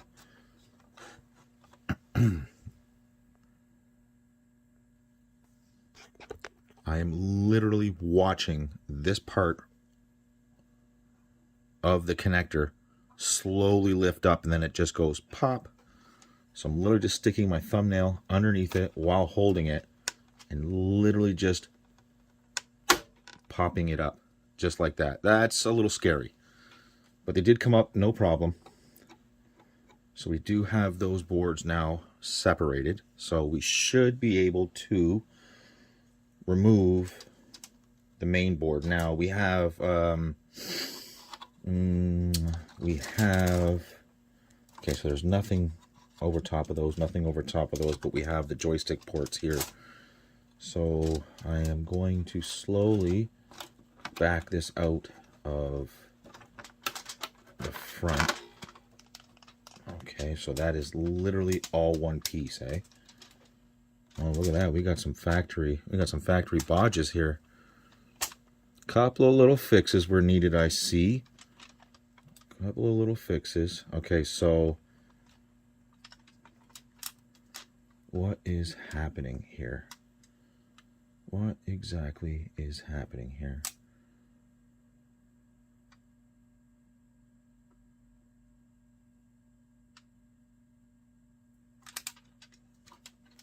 So yes, in order to get that shielding completely off,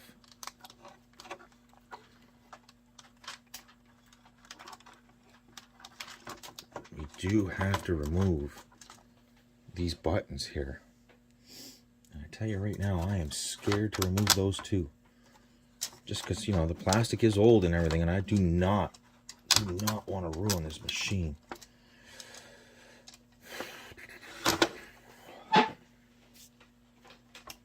They have to come off. Chances are they're probably glued in there, right? I mean, you wouldn't think they are, but who the hell knows? Whoa, that is not wanting to come off.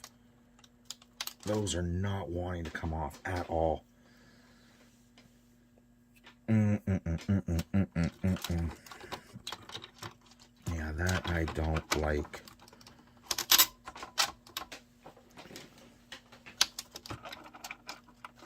Get back in there where you're supposed to be.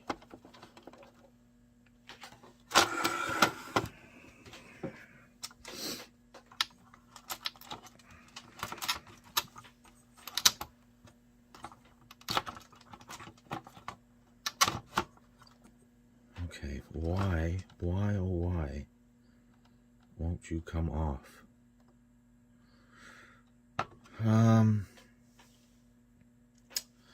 What can I try here?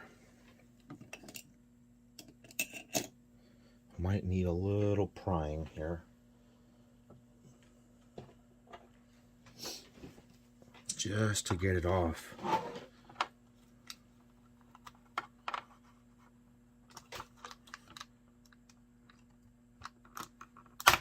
There we go. Yep, they're just on there that tight. That's all. So one. Oh, I can see that it has a little bit of a.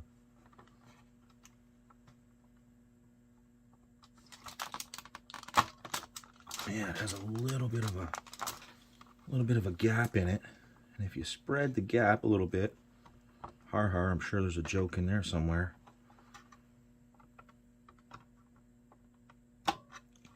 That should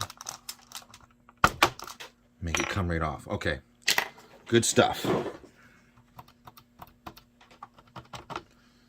Now, can I remove the shielding completely from this? Yes, and remove the board. Okay, good stuff. Good stuff. Ooh. Yep, there we go. There's some damage from that rust. Now, good thing is I don't see any on this Sega Custom, but on this, that looks like RAM to me right here. Look at that. So we're definitely going to have to clean that up.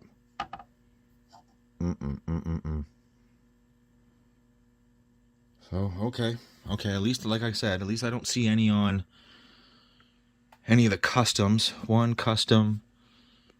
Well, I mean, all these are pretty much custom. Custom. Your main Motorola 68,000. Your other 68. So it looks to me like the Sega CD and Genesis are all in one. Now, what I don't see is a Yamaha. So that is incorporated into this custom here. Either this one or this one. Yeah, because here's our super cap right here, and this is what holds the data for your save, which is probably on one of these chips here. Yep, I don't doubt that all the Sega Genesis RAM is here and here. The main processor, but where's the Z80?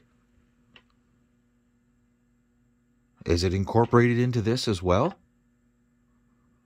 It very well could be.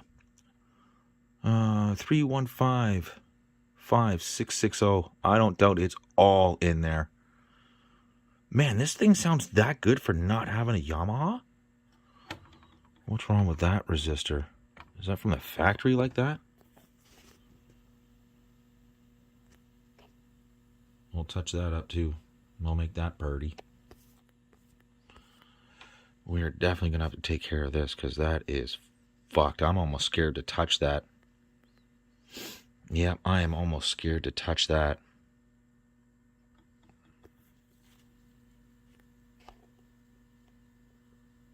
Yeah, that's rough. Okay, so we'll remove that board.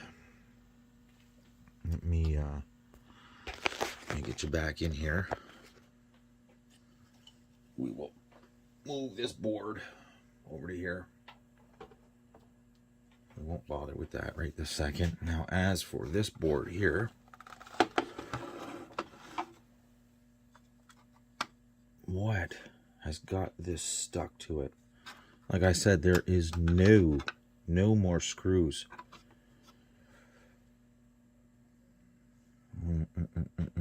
Maybe we shouldn't remove the drive. Maybe we should undo this screw back here and remove the entire drive. Is that the only thing holding that drive in? Could be. Alright, where it could be. Nice metal. It's not plastic. I mean, I'll give it to him. This is not a cheaply made machine. Yeah, that's filthy. Okay, we've got to get this board out of here.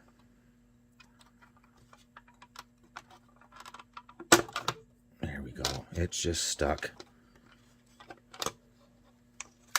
What do we got in the back here? Yeah, we got our...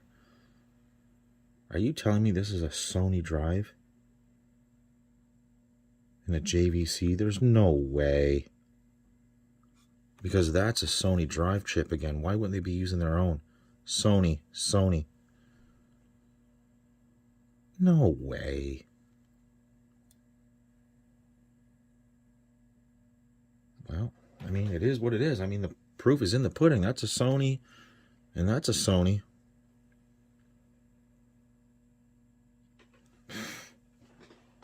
It ain't lying. Okay, can we remove this shielding now? Oh, it's underneath the drive as well, eh? Fuck, they really got this thing shielded up. How many times can you say shield?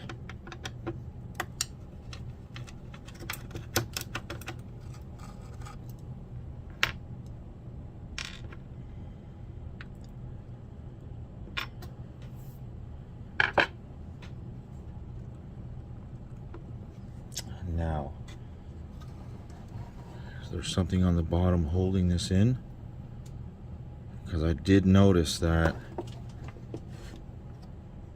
it did have those things on the bottom there.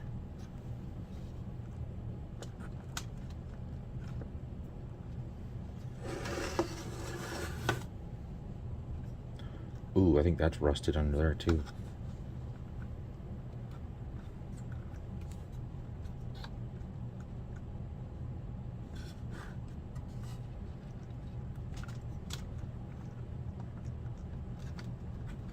see, this has got to come out a certain way.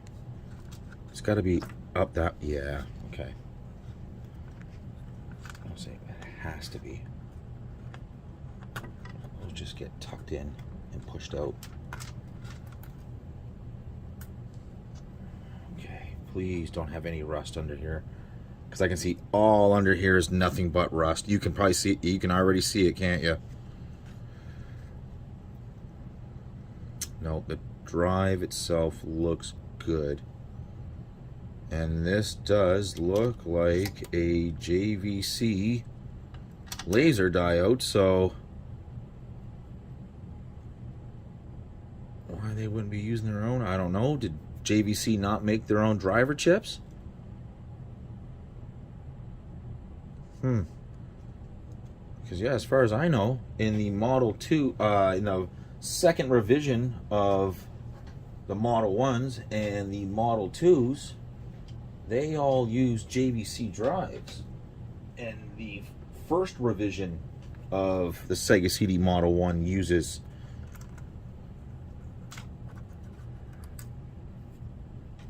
Sony drive. Look at this. Oh no.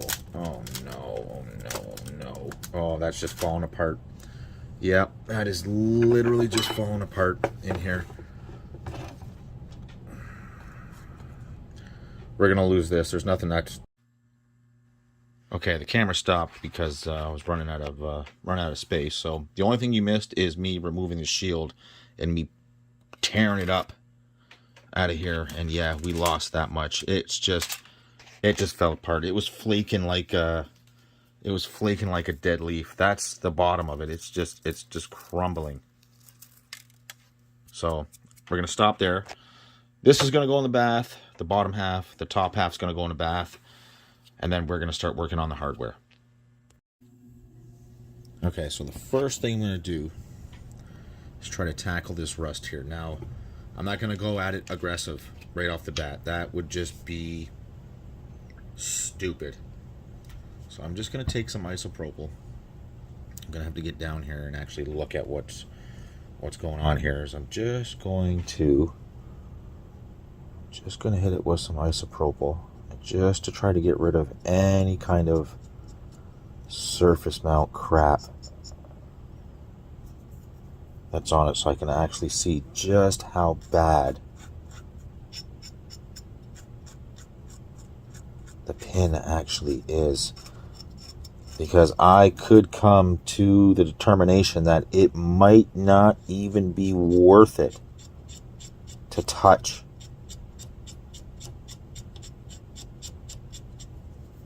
Oh, okay, it might be. It might be worth it to touch.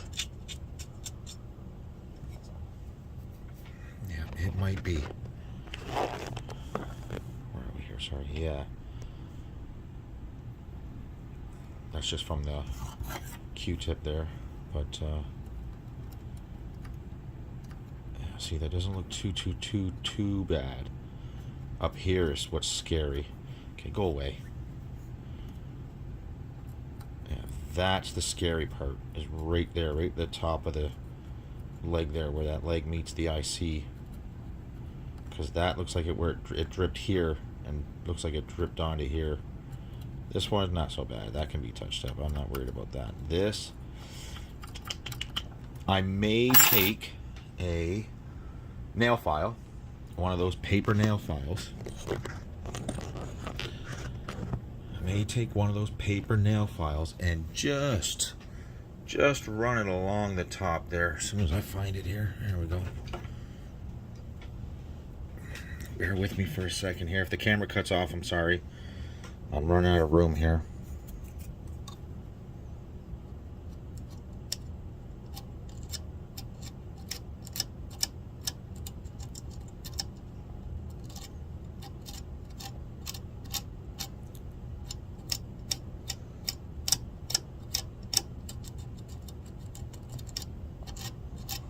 That's getting awfully aggressive.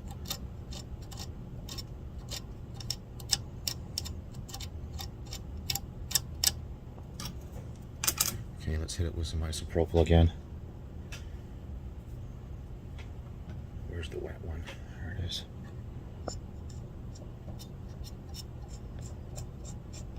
just want to get it to enough that I can add some flux and some solder to it and just pretty it up, just so I know we're getting rid of that. We got rid of the rust and we can actually solder to it. How's that looking? Any better? Sort of, kind of.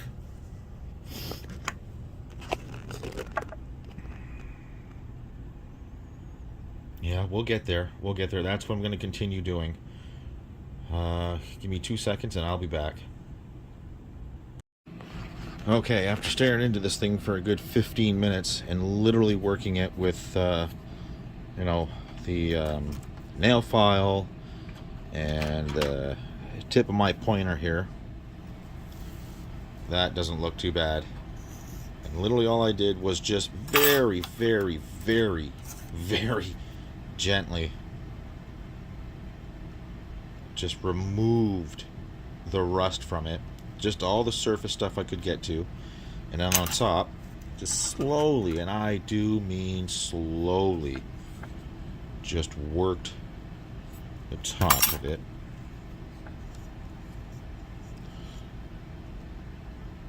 Just removing all the rust from that pin. Now I am going to hit both of these with some solder, some flux and solder, just because, you know, they're exposed now. That metal is exposed. So, but yeah, that looks good. Fuck, that, I didn't even touch it yet with solder, and it looks just like these, pretty much. I mean, look at that. Yeah, that looks good. Oh, focus. Yeah, that looks good. So that's all I'm going to do is I'm just going to hit it with some flux, some solder, and that should keep that pin from doing that again. So I got the other stuff upstairs in the bath right now. I don't know, guys. What do you think I should do? Do you think, with these caps being in such good condition, right? Yeah, that's just dust, you see. I mean, that ain't shit. There's no leaking there. There's no nothing going on there. Right? Not that I can see yet. I mean, I haven't really looked hard, especially with the microscope and stuff, but or the magnifying glass, but those look good to me. I mean, they really do. They look good to me. Let me do a test, because it's going to bug me if I don't. Let's just take one of these for shits and giggles here. Which one here? What are all these going to be, like 10 microfarad, 25 volt? Yeah, something like that. Yeah, either 10 or 1s. 10 at 25 or 10 at 16 or 1 microfarad at 50 volts. It's going to be something like that. Let's see what the fluke tells me here. Now these are probably all going to be together here, so it's probably not going to be super accurate, but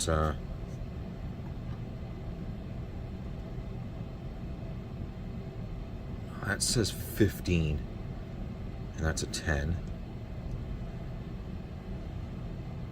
That says 15.2, just like the other one does.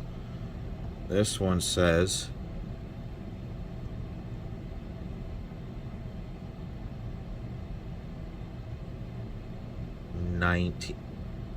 11.9.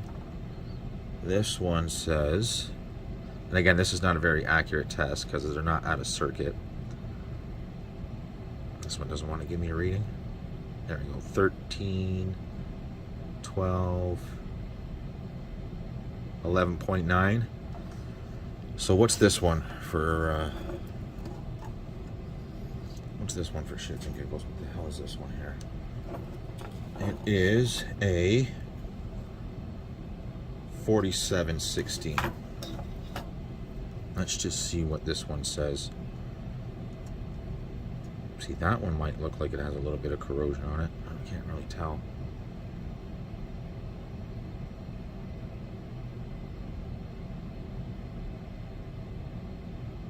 That can't be right. 711. 4,000 microfarads. Yeah, I doubt that. That's not even right. Okay, so that one's definitely gonna have to be taken out to test. But let's look at this one under the lens here, because that might look like it has some corrosion on it. I can't tell there. Yeah, I think that does. Okay, well, I thought maybe I'd be getting away with not having to cap this, but no, that's corrosion. Yep. So these ones have probably definitely got to go. Okay, looks like we are doing a cap, aren't we? Alrighty. Well, that looks pretty good to me. Yeah, that looks pretty good to me. That looks like nothing even happened. Perfect. I'm happy with that. Okay, now I'm going to go upstairs and I'm going to deal with the case. And the first thing I'm going to do is I'm just going to do an initial scrub down and probably have to wash it again. But that's what I'm going to do right now. I'm going to go scrub it down for the first time and then get it back in the bath and soak it again. Okay, so on the bench today we have something a customer sent me from the United States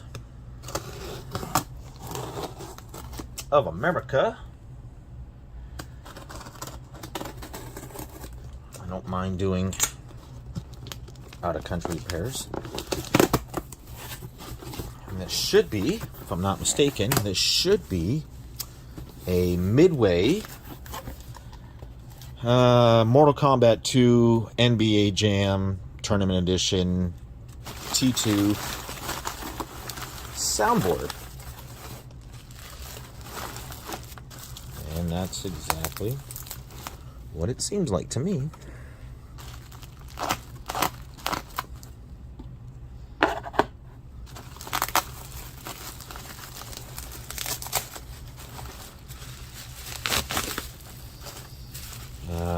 So the complaint on this was, I believe, really low sound.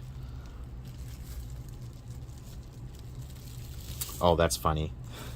That's funny.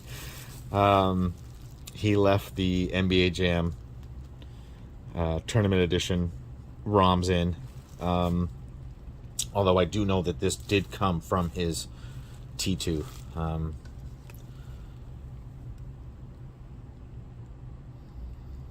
Now, when he showed me pictures, let me get this box out of here.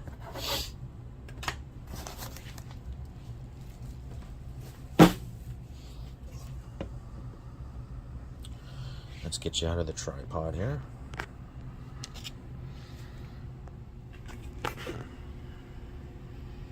A corrosion on the board. Now, is that the problem here? It very well could be. It very well could be. But as we all know, let's back up out of here for a minute. The amplifier here, chip. Sorry, that's the amplifier chip back there. Oh, look at that. Oh, look. Well, there's even corrosion there as well. Yeah, okay, so maybe it's not this chip, although this does tend to go bad.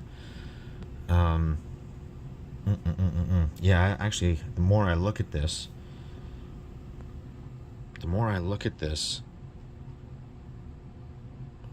more corrosion I see in the traces. Now,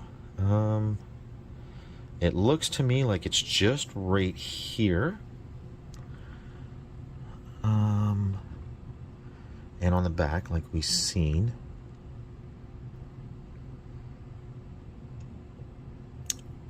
I don't know if it's in here or not. I can't really tell. I'll have to take a look at. So, hang on one second.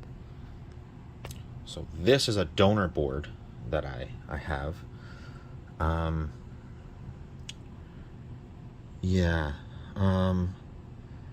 Compared to this, compared to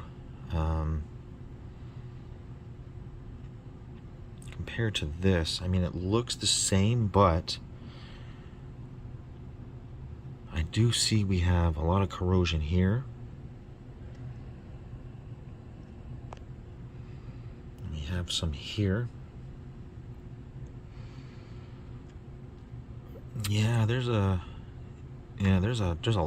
lot on here that needs to be done. I wonder what his T2 board looks like if this came out of the same machine. So what we're going to do first is I'm going to go through and I'm going to test continuity between a lot of this. So the amplifier chip and all around here.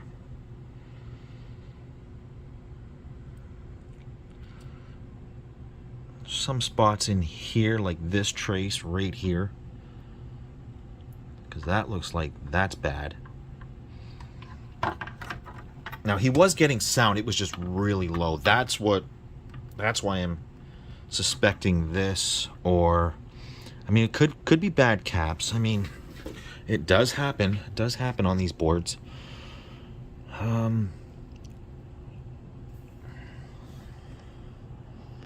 You see the corrosion in there? All right, so it could be a few things. So I'm going to go through and I'm going to do some continuity checks on this, and if I need to, compare them with this and just see what happens. Okay, so upon closer inspection, what I thought was corrosion right here is probably the date stamp. Right? But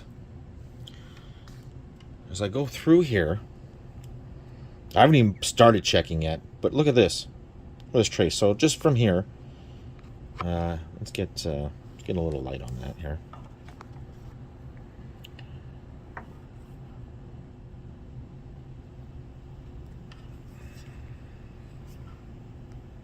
Let's lock the focus there. 1, 2.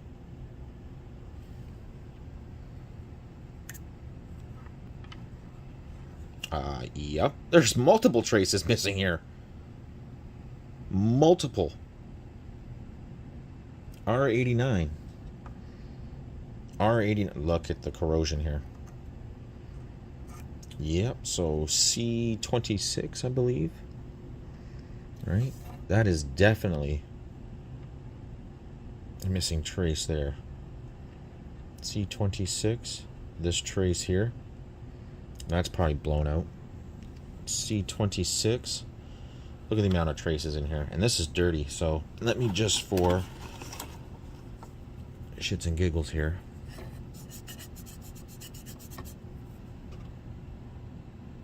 so we're looking at 3. So 1, 2, 3, 4. 1, 2, 3, 4 traces. 4 traces.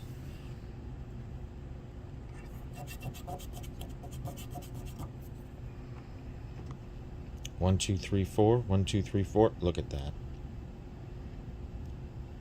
Yeah. That looks broken right there alone.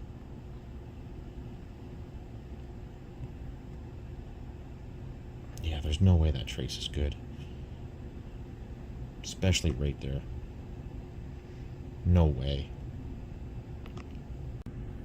Yeah, so I can tell a lot of this is going to have to come off and get repaired. I mean, I can just see corrosion everywhere.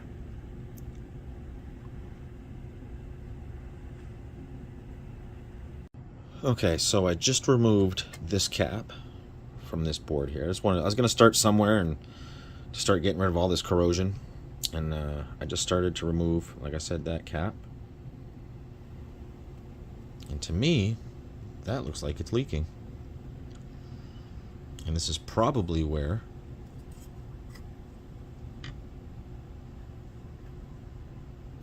corrosion has started. Let me back up out of here just a little bit. I mean, it could be from all of these caps are starting to leak here.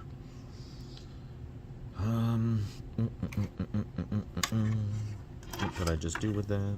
There it is.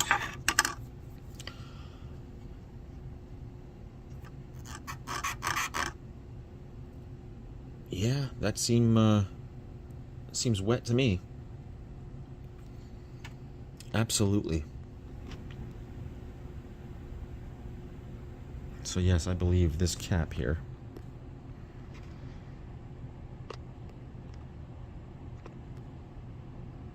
has begun to leak. Okay, focus.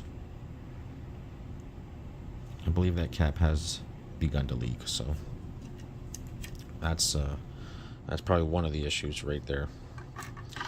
Wow. Not filming great today. I think I need another coffee. So yeah, and the reason I think that is because, I mean, if you look,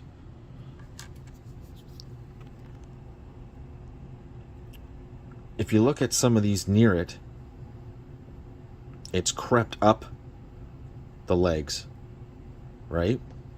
Whereas if you look at this one here, it doesn't look to me like it's creeping up the legs. Oh, even that looks wet. Well, it does in this camera view anyways. But it doesn't look like it's creeping up the legs. It looks like it's leaking out.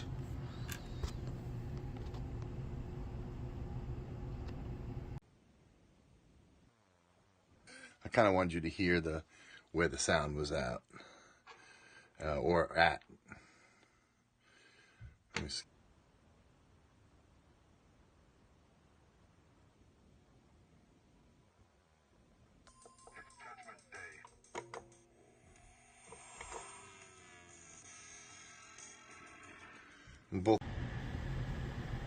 So I removed the amplifier heatsink, right?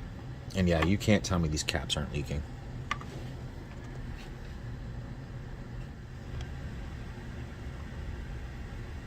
Like, there's no way. I can tell that is wet. Come on, focus down there.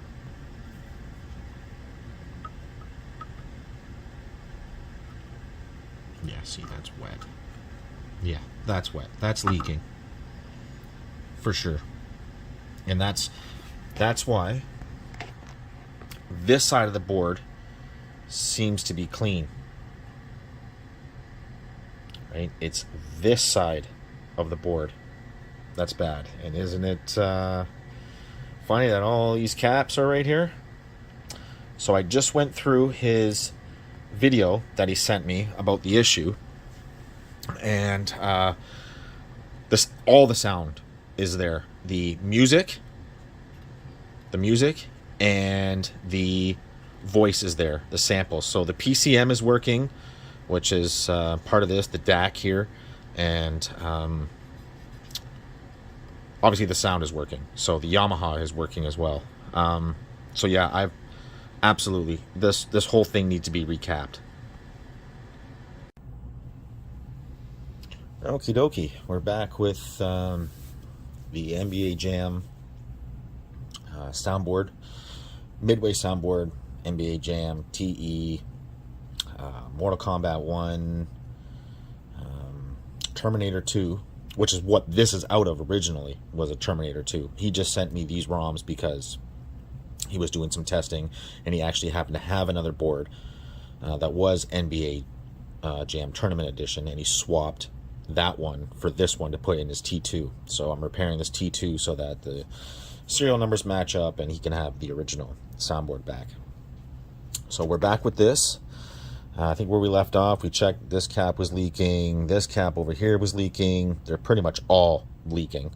They've caused, which I thought was corrosion down here. That's actually a date stamp. But you can see corrosion all up in here. All in here where it started, in here. Lots of these traces have, and it's pretty much this side of the board over here that has the corrosion, but it is starting. You can see it starting. Well, I know you can because I looked at it. It was on a few of these chips, was it not? Like, it's starting here. That is there. Is it starting down in here? No, it's not. It's not starting here, but it is here. And a lot of these resistors and stuff have corrosion all over them, and a lot of these traces do. So we're back with this. That's where we left off. And we have our box of parts.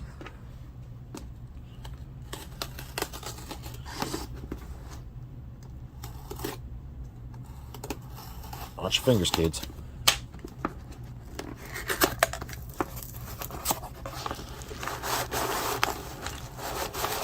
Don't spill your coffee.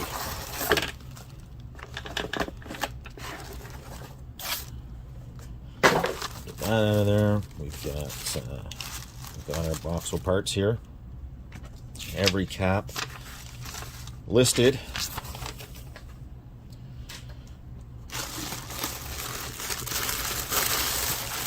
Now, the only caps that I did not order for this was, I believe, actually I'm not quite sure, what I believe was these three up here. I don't think they're bad, but if they are, I have replacements anyways. But yes, we have our box of parts. And I ordered some extras, you know, just for other boards and, you know, whatever, just in case, right? So, let's get you down here a little bit. Let's get you down here. Just so you can see, like, the corrosion that I'm talking about here. You can see it starting.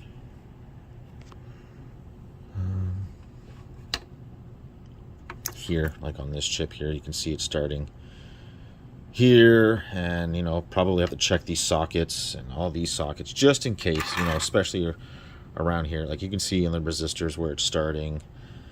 Let's get you zoomed in even more here. Let's get you focused. We'll lock that focus in, and like you can see all over the place where this thing is leaking, and you can tell they're bad, right? Like here, for example, you can see that they're bad. Like they're falling apart. That one's not too bad, but I know they're all leaking. Like these are all bad. You can tell, like they're leaking, and that's not just dust. That's like, well, look, that's, whoops, come on, stay focused on me here. You can tell that that's falling apart right there. Right there. Like that's falling apart. You can tell how bad that one is there. And that's not, like I said, that's not just dust. That's crap. So yeah, we're gonna go ahead. We're gonna start changing out all these. You can see, like here on this resistor, how bad it is. This resistor, like, and obviously it's ones that are closest to the caps that are bad, right? So, and like I said, I already removed this one because that's where we checked where it was leaking, and this one up here, this one was leaking. After I took the heatsink off, you could see it was leaking here. So yeah, we'll get started on this. Let me zoom you out here, and I guess we'll start with the desoldering pump, and we'll just do, there's not a cap map for this that I'm aware of, right? So I'm literally just gonna do, you know, I guess I'll just start right here, and I'll slowly work my way through this entire board. So like I said, I'm just about to get into this, and this is the one that I removed already. That cap right there. And you know what I did not notice when I removed that cap to check it, is I already lifted a pad, and I didn't even notice that. That's how bad these are going to be. I know it. So I might want to turn the heat down a little bit. I don't know if you've ever heard of Adrian's Digital Basement, right? Great channel. I think he's kind of right about this. The power indicator light, or the heat up light, is right there. All right, so when you have it in its cradle, and by the way, I do need to buy the actual holster for it. I mean, it's just, that would be so much better. But yeah, why doesn't it have an indicator light? I mean, it literally could have been anywhere in here, or even like here, or just somewhere, because even if you had the holster, I mean, it would still be this way, right? So I don't know, I just think that's funny. I think he's right on that.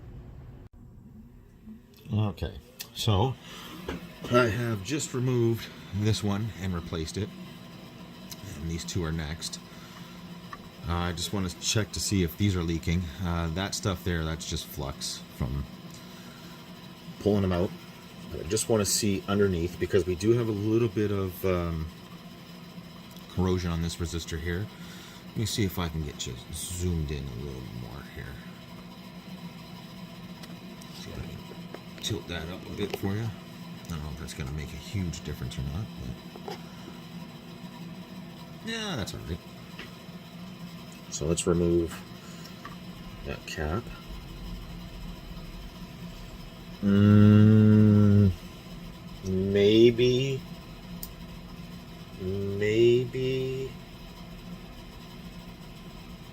Maybe a little bit right there. Can you see that? No, you can't. So let me remove this one.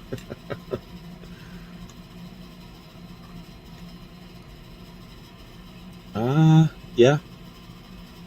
Yep. For sure that's leaking. It's not much, but you can tell they're starting to. Right there, you can see the leakage, and right, I don't know why that's showing up like that. Right, but definitely right there, that's leaking. Yep, that is for sure. Definitely starting to leak. It wasn't as bad as the ones that were further up. Let me lock that. Further up that way towards the board.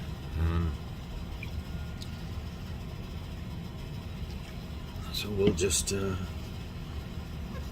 clean this area up here. And if I decide that any of these resistors that have a lot more corrosion than that, like that just might come right off. That's probably just like it's probably just starting because these are just starting to leak. But as I go through here, if I find any resistors that are really bad, like yeah, that's got to be changed, then yeah, I'll change them.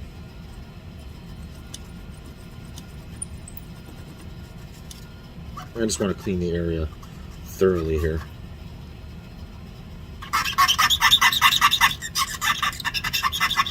Squeaky clean. And after I'm done here, I'll go over the board and make sure everything's yeah, and as you can see, you don't see the leakage anymore. It was, whoops, it was right here and like right here. I may go through and test some of these caps afterwards. I won't doubt that they'll show up, you know, halfway decent until you get voltage going through them, and then all of a sudden, then they'll have a fit, right? I'll guess that, and I'll guess that length there.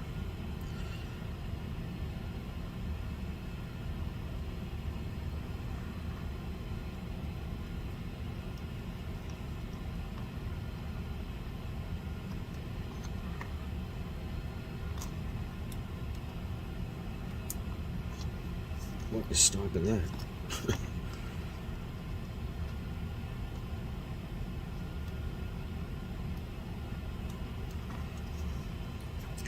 Could that be any more crooked, Aaron?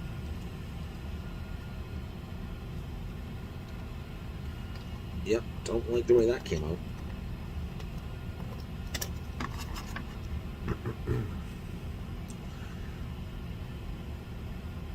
I'm absolutely gonna redo that one. Where's my pliers? I don't know why I'm trying to do this by hand. Oh, probably on the other. Probably in the Neo Geo where I was testing the Tech End board, which, by the way, has gone absolutely horribly wrong.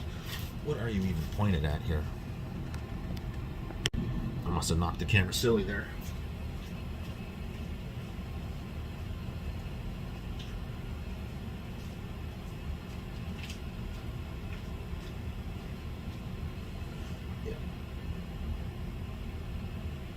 Yeah, I don't know why I was doing that by hand. You should always do it with some kind of straight edge.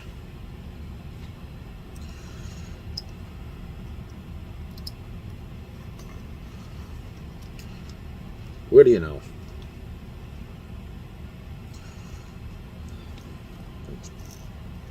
Bend them leads out a little bit. Get the other one here.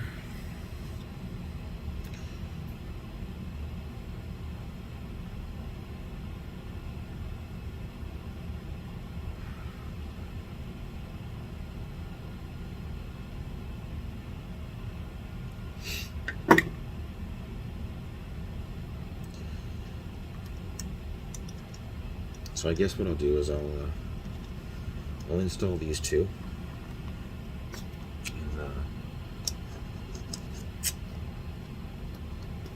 I should probably prop this up, make it a little easier on myself. I just like them to look somewhat even. I don't want it to be one higher than the other, and make it look halfway decent, right? Why does that keep falling on me?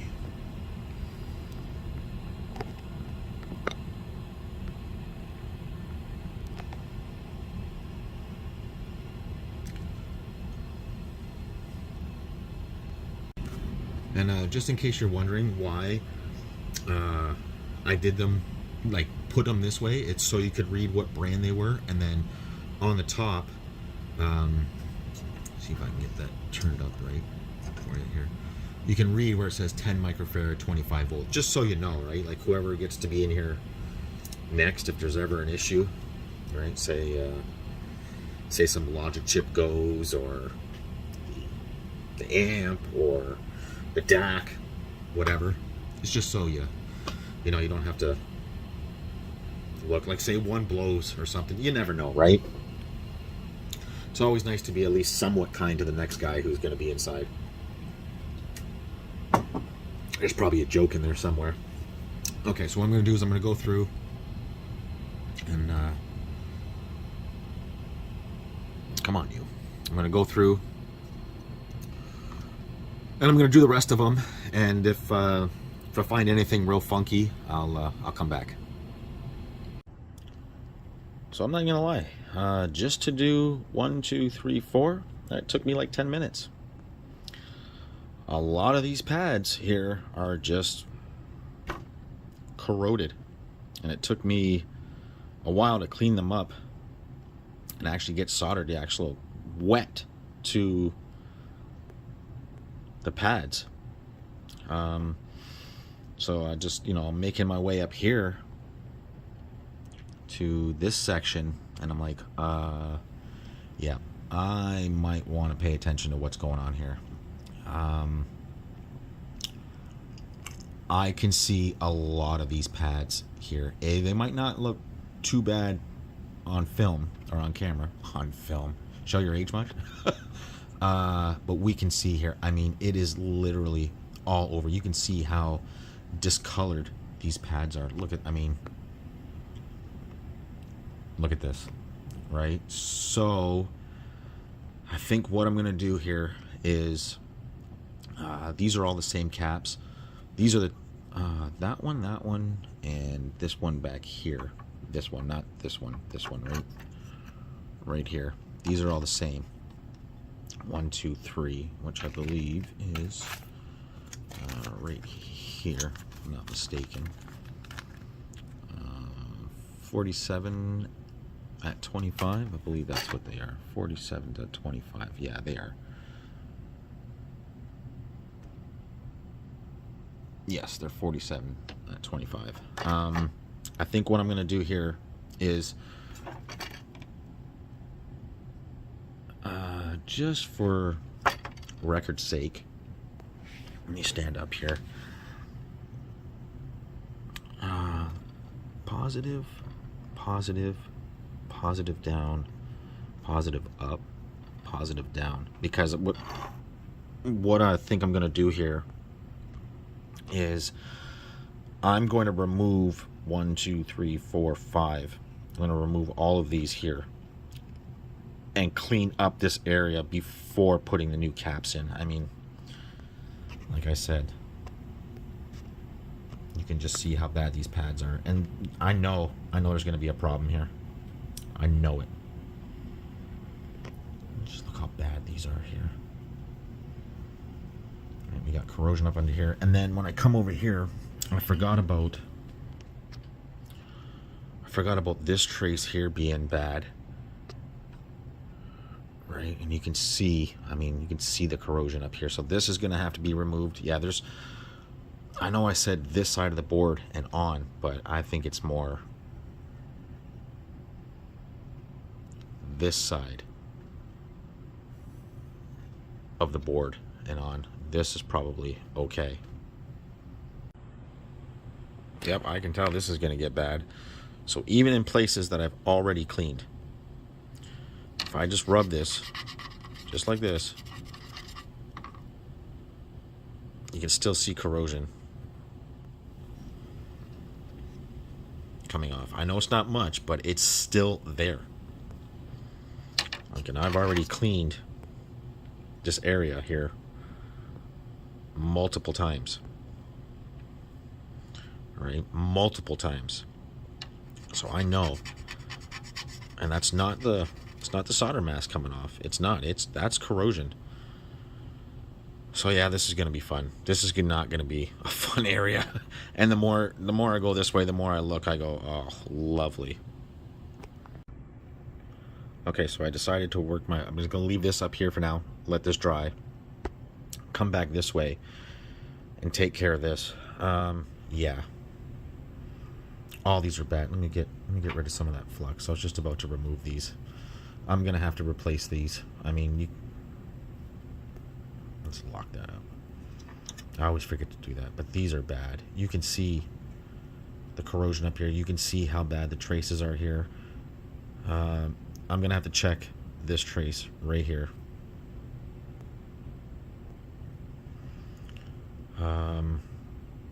I have no continuity between this pin, or this via, and this pin. So all this is bad here. This is really bad here. This area. This is where I should have started. Instead of starting here. Well, I mean, which is okay. I mean, this is all okay up to here now. Right? But, yeah. I'm going to stop doing right here, and I'm going to concentrate right here. What did I want to show you on one of these chips here? I know this one, we've seen the corrosion, but yeah, you can see it already, right? And I knew I was gonna have to check this socket. I knew it. Look at it creeping up here. Right? Like, look at these traces. One of them, like, I mean, that looks like damn near gone. Yeah, that's all going to need to be replaced. This is what I thought was corrosion, but it's actually the date stamp. But you can see why, though, right? Like, on first glance, if it's not under zoom,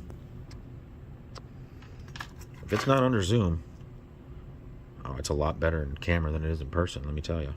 But, yeah, I thought that was corrosion as well. Because it damn near looks the same as that there.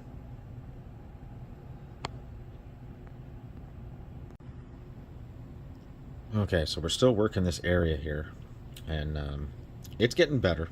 It's getting better.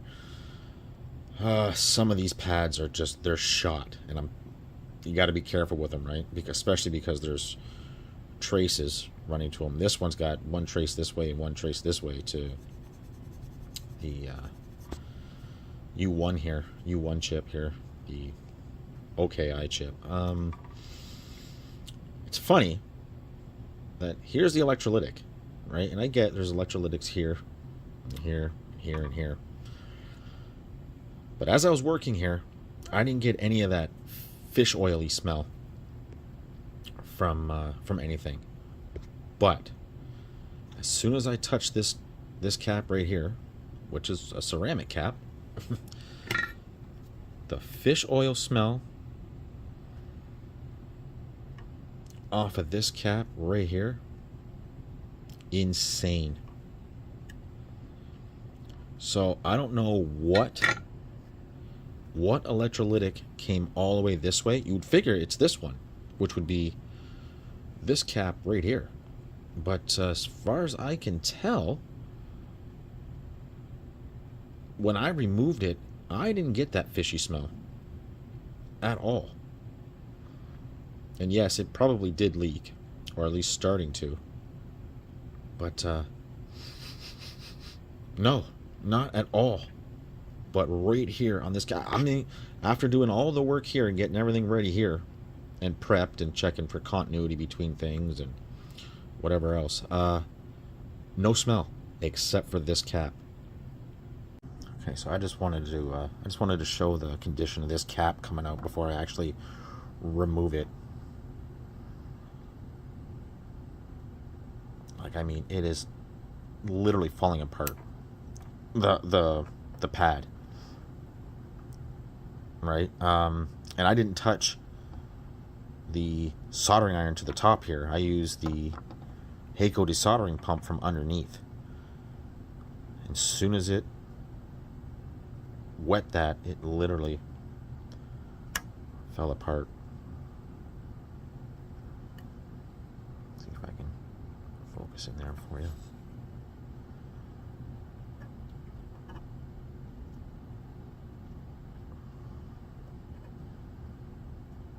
So I believe this is a 0.1.01, sorry, capacitor. And I might just end up using some disc capacitors in this area here, because even though they might be good, these legs they're shot.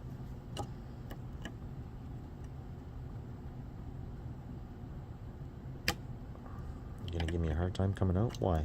There we go.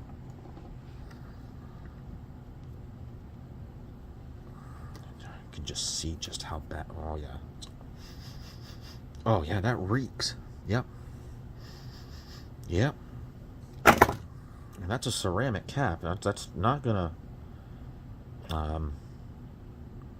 It is a ceramic cap, is it not? Ceramic or tantalum? Something. Anyways. Yeah, that reeks. That is bad. It's not so much this cap is bad, it's whatever is leaked. Can you see just how bad that pad is there? Falling apart on me.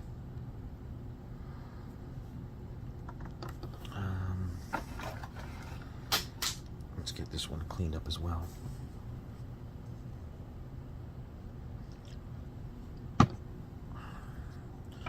I'm just going to be very gentle here.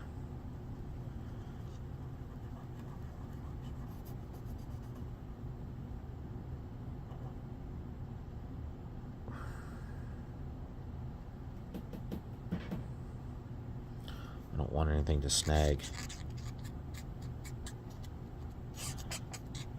Any broken part of the pad.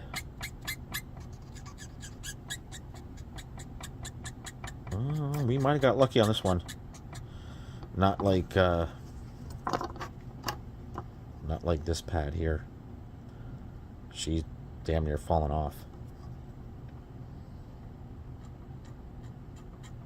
Yeah, we might be okay there.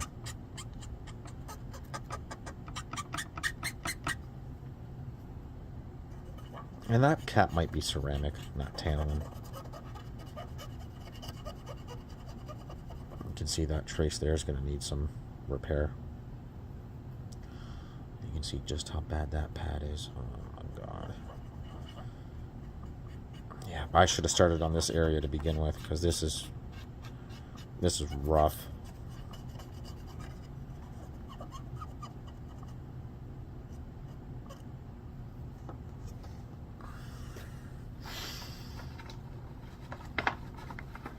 And I am being gentle here.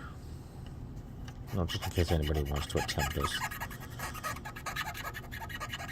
themselves here.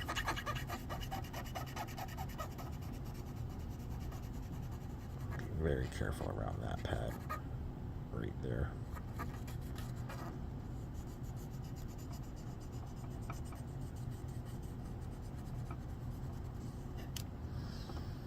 Yeah, that looks better. Much better. So I'm just starting to work on this, these trace repairs here. I just want to show you here what. So I'm using braid back and forth to bring the solder mask up and get to the copper underneath, and you can see the corrosion that is coming off on the braid. This is those really dark black traces. The same will have to be done in this area here, and this area here, this area here, over here. And what I'm going to do is I just want to show you this. I'll get a new piece of braid here. Well, I'm going to actually have to cut back quite a bit of that braid. There's corrosion all over it. So we've got a fresh piece of braid here. Let me lock that focus there. And what I'm going to do is I'm just going to get a little bit of, just make sure my tip is clean here. A little bit, I mean there is just a little bit of solder on the iron here. I'm trying to do this through the camera, so I'll have to give me a second here. Just for example, this dark spot right in here.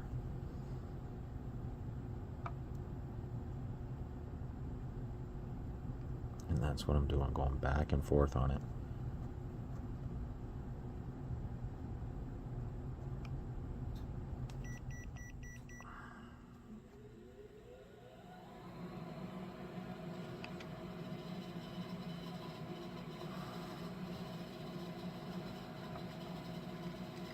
You can see the corrosion coming up.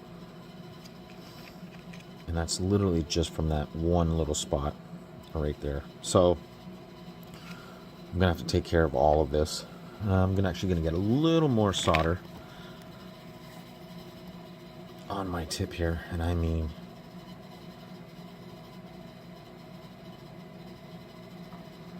that's probably too much, so I'm gonna get rid of some of that.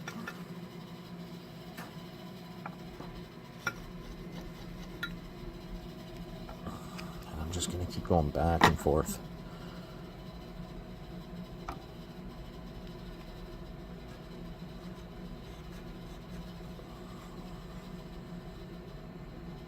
Got to get rid of that corrosion, only because it'll just keep going.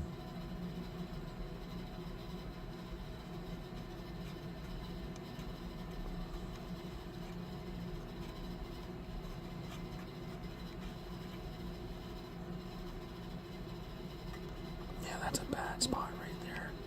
That trace might actually be exposed or gone right there.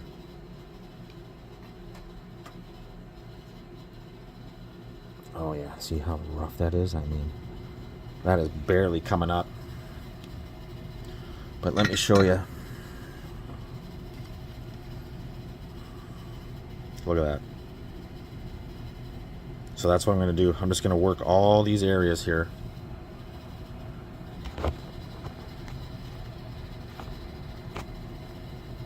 Come on, you don't want to focus?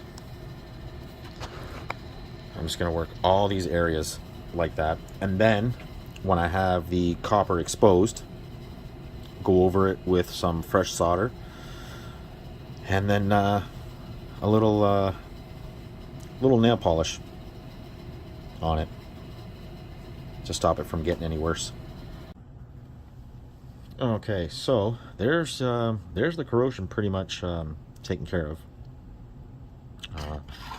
Like I said, this is not corrosion. Right here, that's the date stamp. that got me a few times. But yeah, so we'll take a look at this here.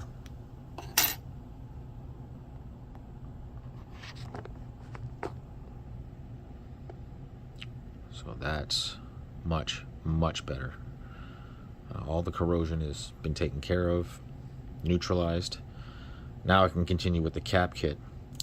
Only thing I'm worried about is what kind of work is going to need to be done this way. Like, I'm sure there's going to be a ton in this area. A ton of trace work needed. Like this. A ton.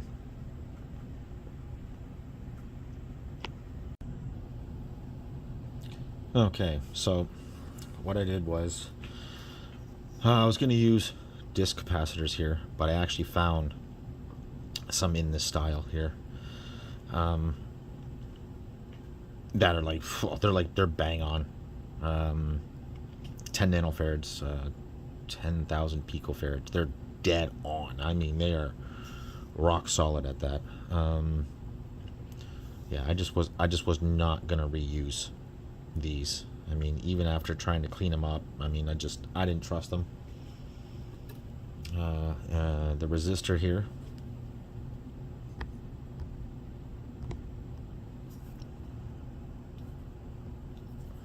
Where's the old one here? Oh, here's the other cap. And see, like, I was not gonna reuse that whatsoever. And those look like a perfect match.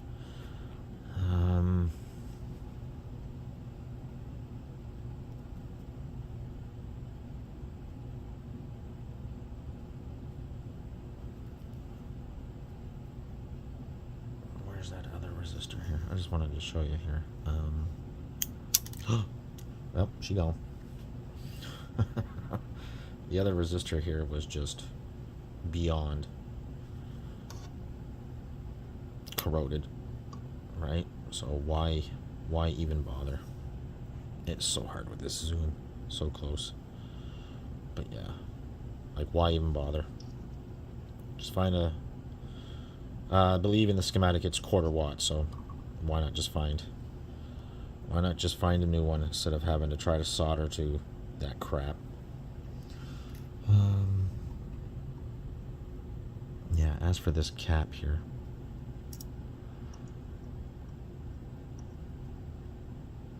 I mean, you can just see how bad it is, right?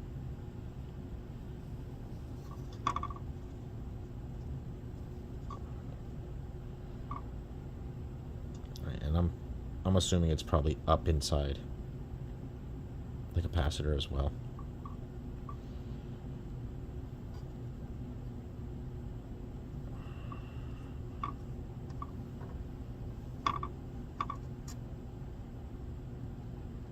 It says 207 on it,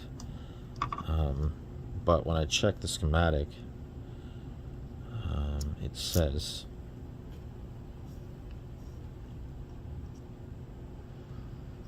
what did I say? 0.01 microfarad. I think it says 103 there, does it not? It does. Oh, that's hard to see, but it does say the second number there, 103. So all that's left to do here now is to replace this cap, and that is a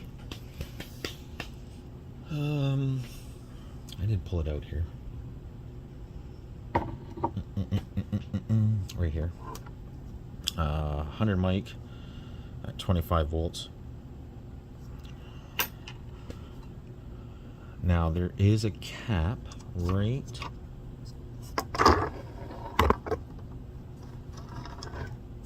there. Now that one actually looks to be okay. I don't see any corrosion on either side of the legs here. Not on this side or on this side. So I'm just going to leave that one alone.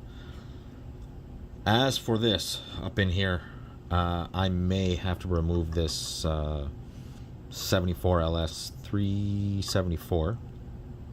I believe I have a replacement for it but I could be mistaken. I could have 373, not 374. If I don't, and that chip is bad, that pin is bad, which I believe I can fix, it's no big deal. I do have a replacement 374 on this spare board here, so I'm not worried about that.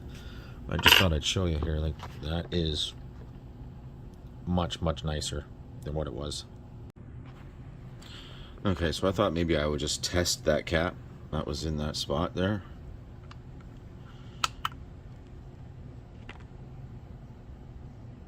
No, it's just not sitting right.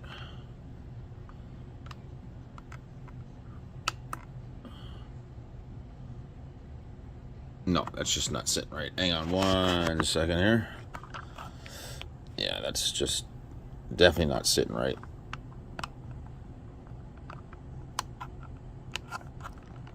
I'd say the leads are a little short on that one.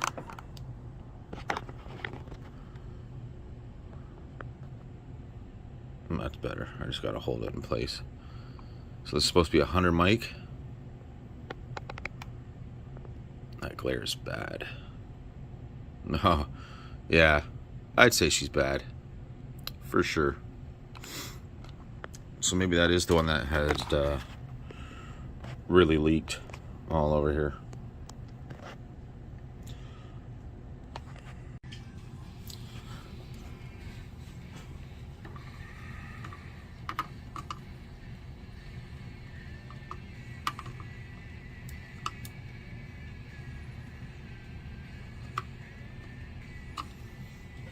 A little too big.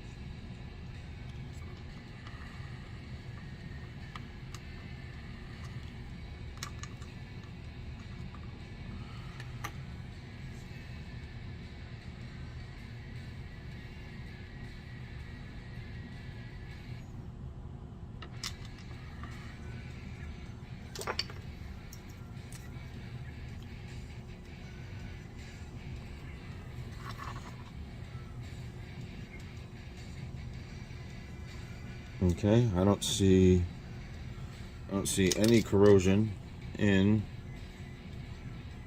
the socket. That's excellent. I do see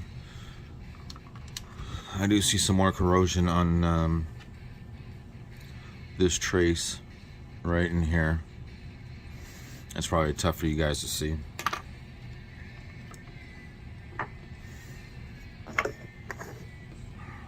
As for the chip legs,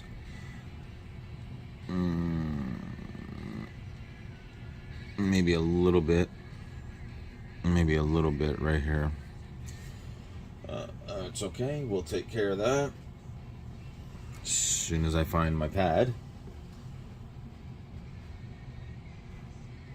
What did I do with my pad?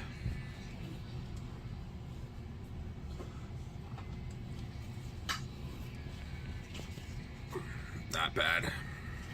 That's it's a 3000 grit.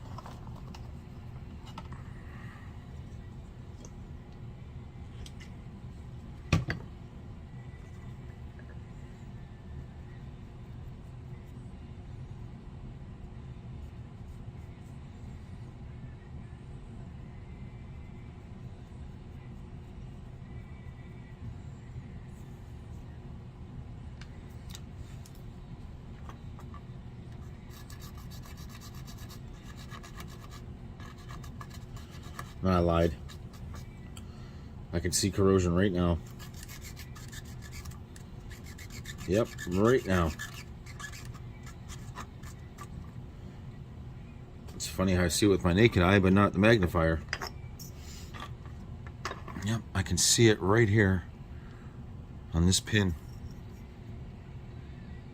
Yep, I think the shadow was just getting me. I couldn't see it.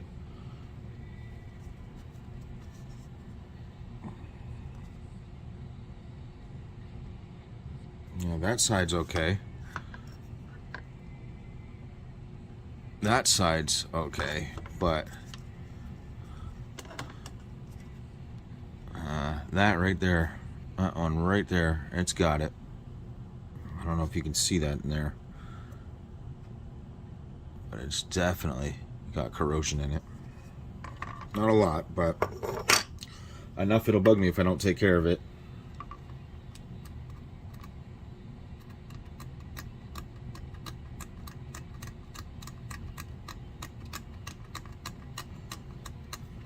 One, two, three, 4, 5, 6, 7, 8. So 16 pin dip. I don't think I have a 16 pin socket. No big deal. We'll just get it cleaned up. It's not bad anyway. It looks like it's just surface to me. Because it wasn't on the leg. Which would have been this leg right here, and I didn't see any corrosion on it, so yeah, I know it's just surface.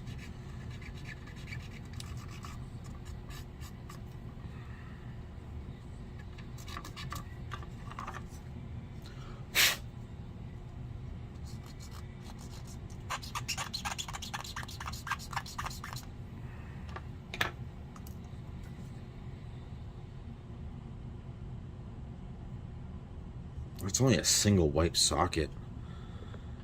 I don't know if I exactly like that or not.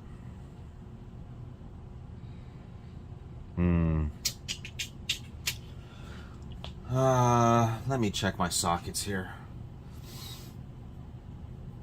I'm not gonna lie, that's probably gonna bug me. Give me 2 seconds here. And it turns out I do have. Actually, I got a few of them here. So yeah, we're gonna replace that socket. I don't like that. It'll just bug the crap out of me if I don't do it.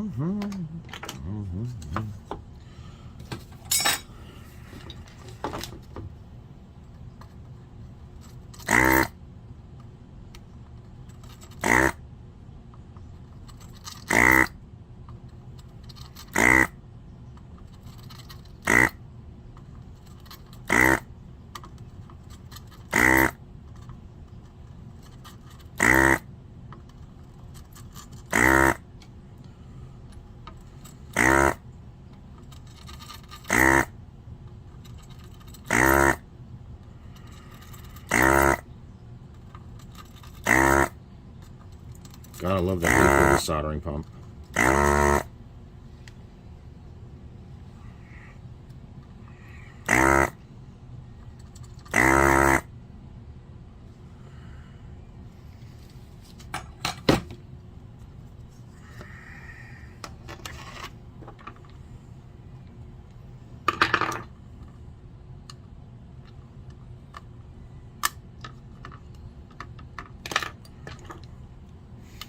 You know what? It's probably a good idea to remove this socket anyways.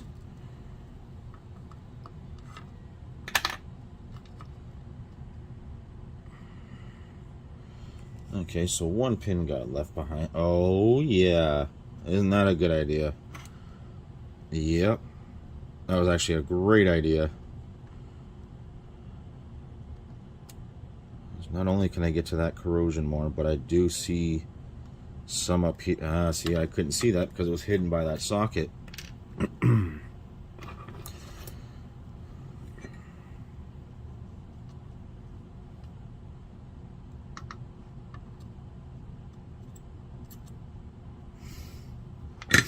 Oh yeah. Ooh, that's fishy. Yep. What was that from? Oh yeah. Oh wow. Yep. Okay. Good thing I did that. Something was telling me, you're not gonna like that, Aaron, and you know you're not. And you know you're not.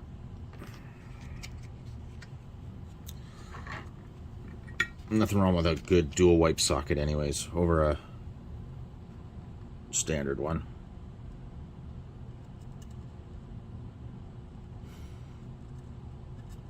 Oh yeah, I can smell it.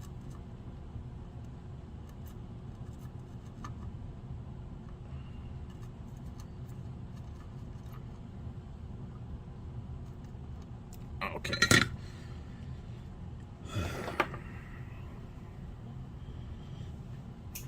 Okay, so I'll replace the socket and get back to you. Okay, so we got that cleaned up, and you can see what I was concerned about, the corrosion. It was here, it was here. This is the leg that actually had the corrosion on it. The via does check out. It's good downwards, but upwards towards the top of the socket, no, it wasn't. Okay, so we've got our new socket here. Maybe I'll handle this first. I don't see any corrosion up on the legs, just the pads, and if I'm not mistaken, the traces for them are on this side, correct? They are. Yeah, let me handle that real quick here. That is this one and this one.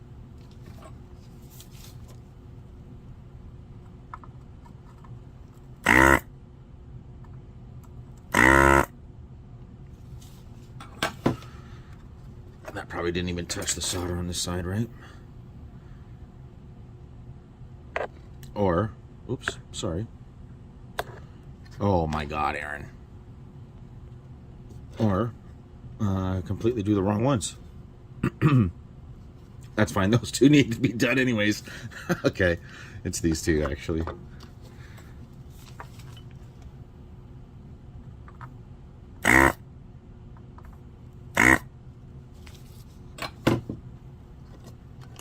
Let's not hit the camera this time.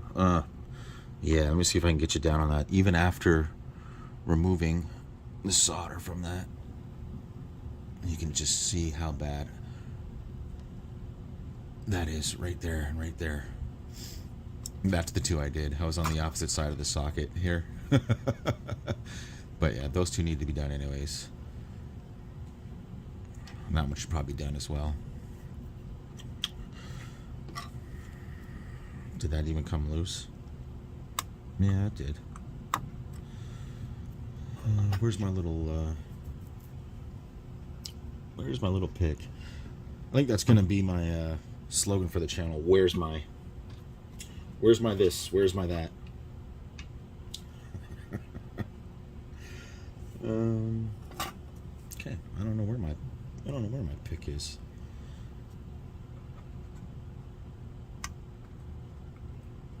Get that lifted.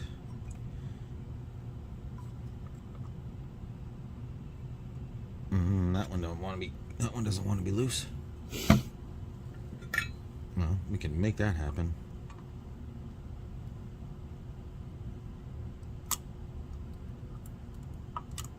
Come on now. Get out of there.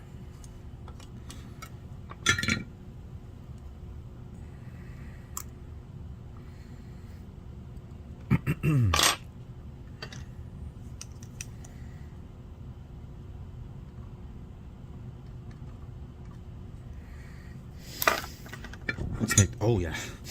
Oh yeah. See, that needed to be done as well.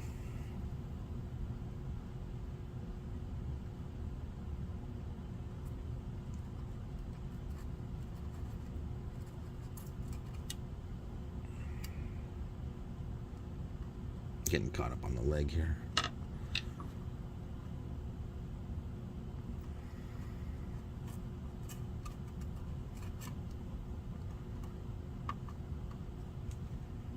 That's better.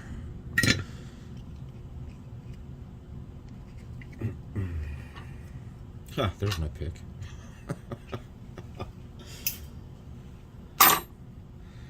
Come on, Aaron, get your act right. Okay, let me take a look at that under magnification here. I just want to make sure that we're okay. That's going to be blurry for you, but not for me. Let me take a look on another board here. Let me just... So there is a trace between them. Yes, there is. There is a trace between them. Right here. We'll expose that right here.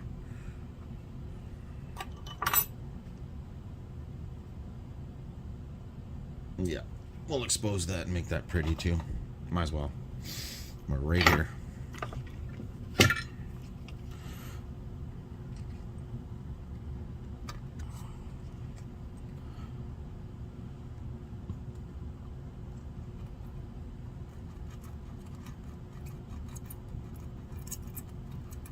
Oh, we have a broken trace there? Nope. Okay.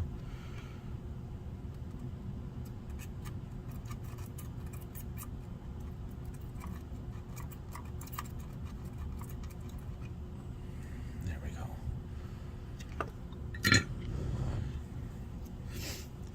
That's how I can tell there was corrosion on it, right? Because there's a little spot right here where it didn't want to be exposed, right? But here it was. So I know there was corrosion underneath here, but not right here, which is wild because this was the really bad one.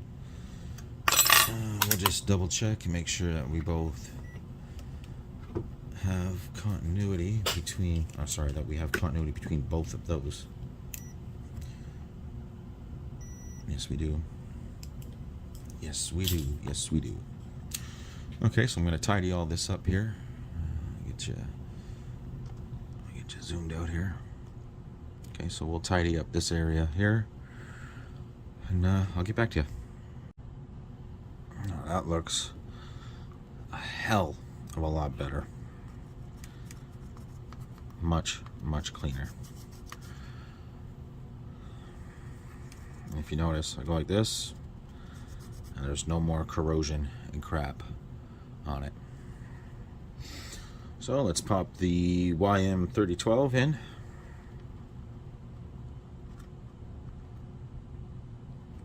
Yeah, that's a new socket, all right. Get in there. Well, that ain't gonna do you any good, Aaron. That's tough looking into the camera doing that. Let's not look in the camera and do that.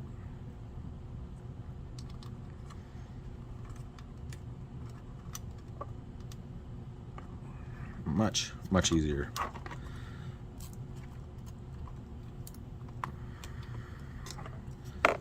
Oops. There we go.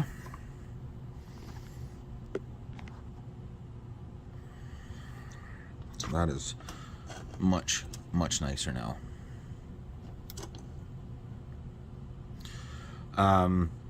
So in case you're wondering, when I go over this with nail polish to seal all this up, because you know you don't want any, obviously this is all exposed copper now, right, and traces, you don't want any moisture on it, so you got to seal it up, and I'll do that after I'm done doing everything. So now that we're done that, I am literally going to move on this way now. Everything kind of checks out this way. I don't see any corrosion, I don't see any bad traces this way, but this way, yes, I mean there's corrosion everywhere. everywhere. I mean, even on the amp chip here, I can see it. Especially like right here on this pin. There's some on this back pin.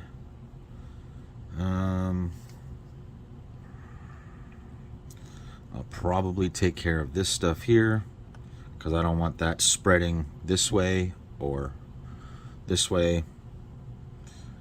Yeah, so we're just going to go through and clean it all up.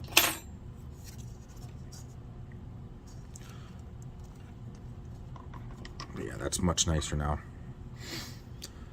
Besides, I have a video. The customer sent me a video of what was happening. All the sounds were there and everything. It's just really, really low volume, which, I mean, obviously this is why. But I'm surprised it wasn't distorted as well. That's kind of blowing me away. I might have to look at that video. I don't know if it was compression due to, you know, sending a video over Facebook Messenger. But I'm curious to know if there was distortion as well. And we will have to take care of this as well, because you can see it here. I may have to remove this. And no, I do not have a 374N. I do not have a replacement, so we will have to reuse this chip. I may have a socket for this as well, but I don't like that corrosion. It's underneath the chip as well, so which means probably some of these traces under here are bad. Okay, so after finishing up this area here, replaced a few resistors in here, you know, working my way up this way, finished all the caps in here. Now I'm about to move on to the resistors, and I see why. If you look at this here, yeah, and that stinks. And that's sure enough, that that cap definitely leaked for sure. So that's probably the one that caused this damage here, especially like in this area. There were a few pads here and joints here that were, they were rough, but they came out turning out they came out all right. I was a little worried.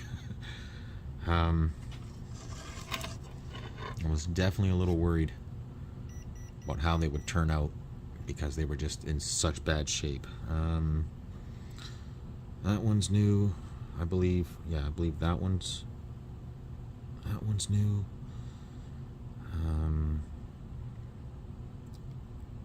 One of those is new. There's a few actually. I can't remember which ones are what now. There's just been so many. But yeah, so that is turning out all right. I just did these two caps here, these two here, and this one here, or these two here. Just remove this one so that I can replace this resistor, because you can see the corrosion up on the leg. So I'll remove this now, and then I'll work my way here and then in here. Yeah, I knew that was going to be a problem. So as soon as I removed, or went to remove this resistor here, you can see just how bad the pads are here. And that's exactly what's happening. It's probably going to be the same when I remove this this cap here. Not that there's corrosion on it, but you know, these pads are bad and they'll need to be cleaned up, right? So I know that the pad itself is going to be just like this. Maybe not as bad, maybe something like that, because that's what they've mostly been, but I know this pad here is like this pad right here. And you can see the corrosion on here. That's rough.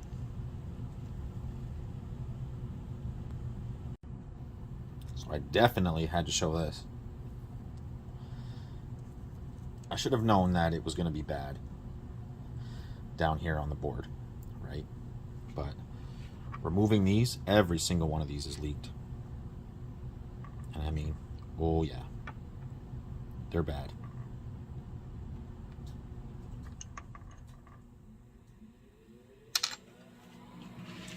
Let's get you zoomed in here so you can actually see just how bad these pads and these traces are, like, I mean, this one is just beyond bad. So, good thing is, positive side, positive side, positive side, negative side. These two caps here actually have their traces on this side, here and here. And this one here, the positive is here, and the negative side is here. And if I flip that back over, am I on the right one? Yes. So this one here, good thing that, let me lock that focus in for you, is it runs to here. Right? It runs to the positive side of this cap, if I'm not mistaken. Yeah, I mean, this side, it's okay. It didn't leak all the way through to this side, which is great. I mean, like I said, I can get a good connection here, here, and here for sure, absolutely. But these are definitely going to require some work. As for the corrosion on here, I'm not quite sure how I'm going to handle it. These resistors need to be replaced as well, all three of them. I just hope I have some of those in stock. These caps here are probably okay. I don't see anything wrong with any of these caps here. Nothing at all, except for the pads are bad. That's it. I mean, there's no doubt, right, why it's bad here. These just took it the worst, and these pads here. This is the negative side here, so that's not going to be too bad. Like I said, the negative side over here, that's not going to be too bad to get to. This, we might just have to not worry about the tops of these pads here. I'm going to see what I can do. This, I mean, I got a feeling that I'm going to lose the pads on this side for sure. They're so bad, and when I desoldered them, I mean, that fishy smell was just, it was bad. Kind of like how the Game Gears are when they go bad. I mean, those are some of the worst ones I've ever done, and this is definitely equal to it. Yeah, I knew it. I knew these pads were just going to be that bad. Oh, I lost my pointer. I'll use this. It's fine. So, that pad's gone. Luckily, the positive side of the cap is on the other side of the board. The negatives here, I had to get rid of the corrosion that was there on that trace. This isn't too bad. Both pads are on the underside, so that's fine. This pad, toast. Luckily, the pad and the trace is on the other side, and this one here actually didn't come out too bad. But I'm afraid if I push it any further, it's gonna get bad. So that's where I'm gonna leave those two, or those three, sorry. So as you can see, these didn't leak at all, and neither did this one. But I mean, they need to be replaced anyways. Yeah, these didn't leak at all. As far as I can tell, this one didn't leak, and these didn't leak. It's literally just the leakage from these ones just carried over this way. Okay, so we're getting back to this Midway soundboard, and I just got done removing the 3 resistors, the 3 100 volt, what are they, 0.1 microfarad, and the amp. I had to remove the amp chip because it was so corroded under there. I mean, I just started this side of it. Let me see if I can get you focused in here.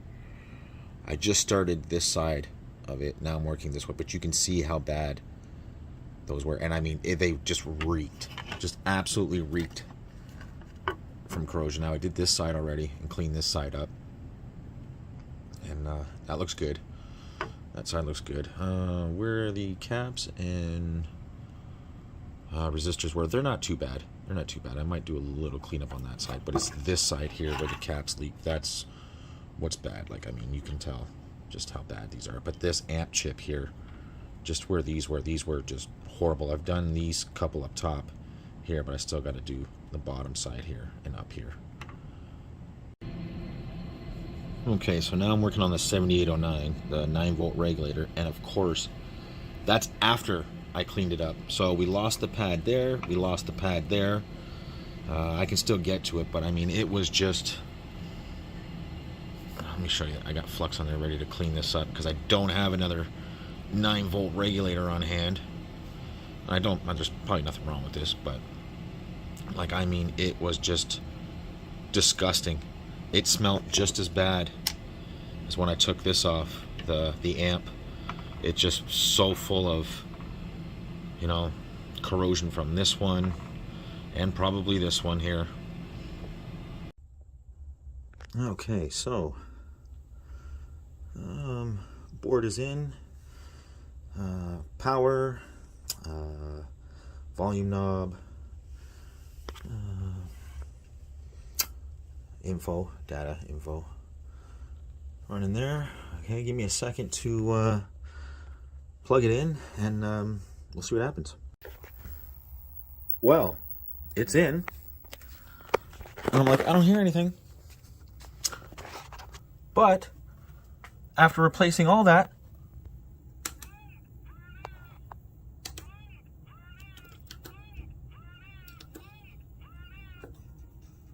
can you hear it?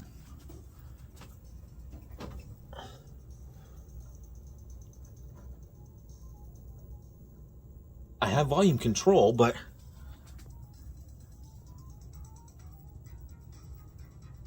yeah, same issue. How can that be? Do we have a bad amp chip, or do we have something else going on here? Isn't that wild?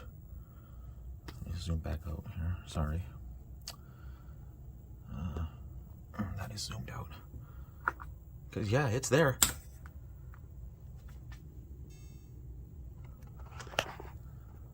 It's detected. Everything's functional. Huh. Okie dokie. Back with this. Finally figured out what was going on here. There were so many bad and corroded traces and through holes, vias, you name it. You remember how much work we did down here? I mean, this kind of work, literally all up here. So also, it turns out that this operational amplifier, bad. This operational amplifier, bad. The through holes for this were just almost non-existent. The through holes for the 9-volt regulator, literally destroyed. The traces from that cap, the negative of this cap to this cap, just completely shot. The amplifier chip, that's been replaced. I actually found that at a good price. It says new, but I can tell it's used. Like, there's no way around it. I got that from KP Components out of British Columbia.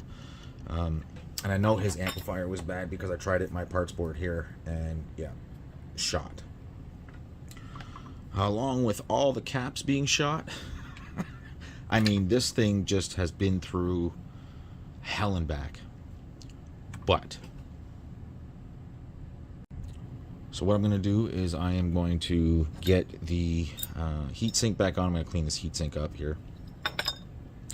Get some Arctic Silver 5 on the back of this. Put this all back together. Clean the board up from all the flux and everything. And then we'll go test it. Okay, now that the heatsink's all cleaned up. And look, like that stuff right there is literally embedded into the metal there. Okay.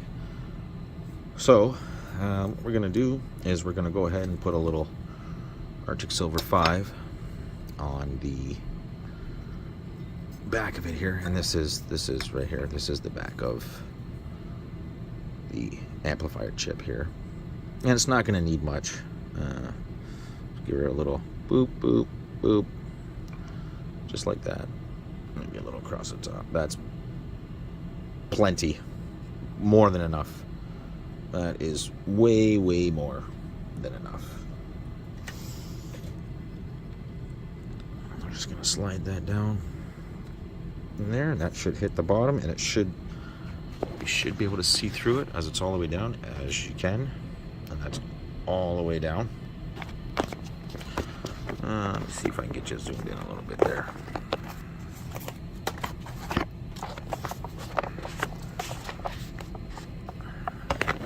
Yeah, that's probably good. Right about there.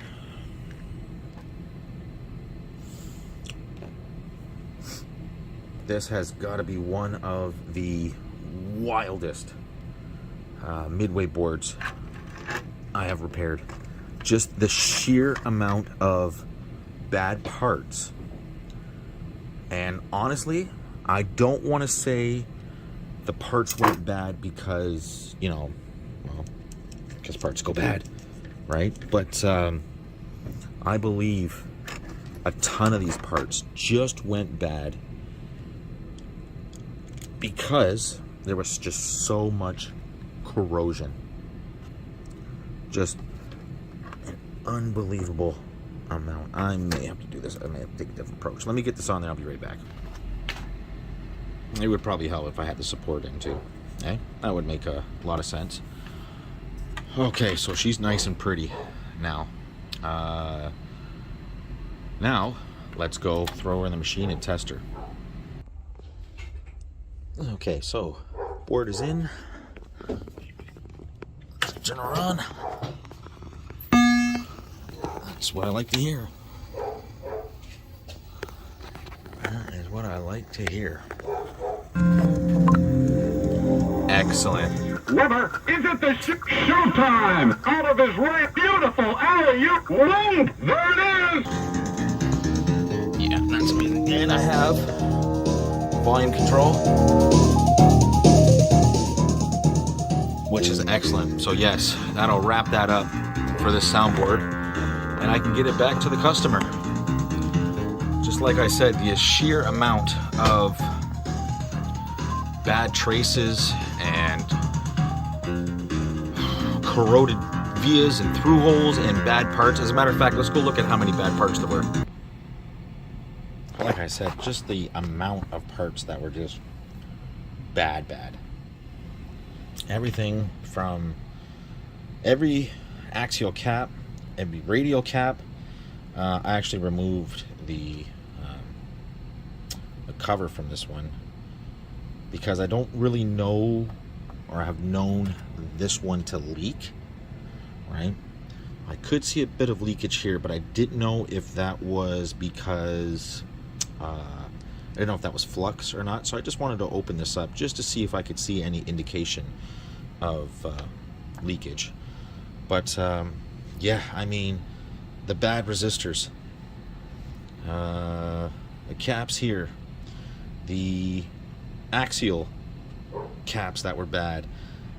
I changed out the 7809, the voltage rate, 9-volt voltage regulator, because I didn't trust how bad this was. I tried to clean this up, but it just I didn't trust it.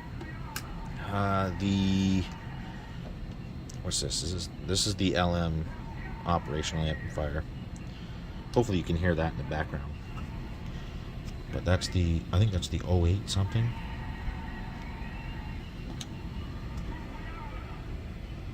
The 084CN. And then the LM 324N, and then the bad socket that the Yamaha was in. You can see how corroded the legs were here. Let me zoom out a little bit here. Right, I lost a pin and everything. So, oh, and the, like I said, and the amplifier, because this is the original amplifier here. So I had to order a new amplifier, which is funny. These HA13118, this is not listed in the components list on the schematic. It's showing a different amplifier, and it's not right. This is the right one, so that's weird. That's NBA Jam, TE, Mortal Kombat, probably like Smash TV or something else. Don't quote me on the last one, but those three for sure. I think this is the proper. As a matter of fact,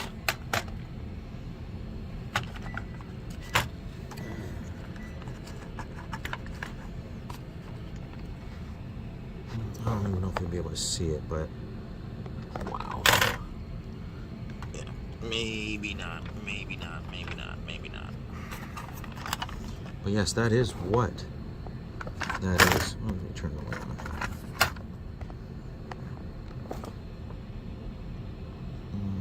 No, not gonna see it, but that is what it is. It is this here. Yeah, so that was kind of confusing at first. I'm like, wait a minute, why do I have a different part here? And no, it's not just a different, it's a completely different amplifier. It's only a SIP, single inline package, not like this dual inline package here, like, you know, like a dip here. I'm not exactly sure what they call that package type, but it's not a SIP. It's not a single inline package like a resistor array. You know what I mean? So yeah, I thought that was quite strange. But yeah, that'll do it. Yeah, that'll do it. Wow, that flicker is horrible. I am so sorry. But yeah, she's beautiful now.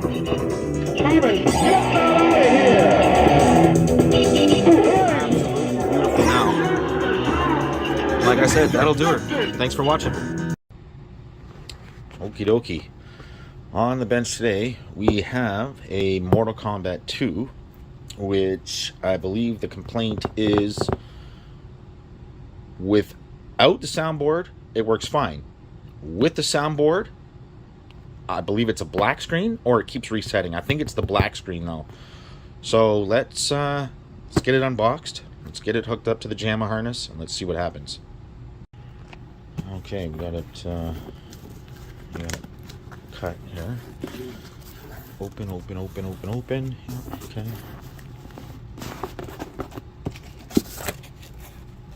Okay, what have we got in here?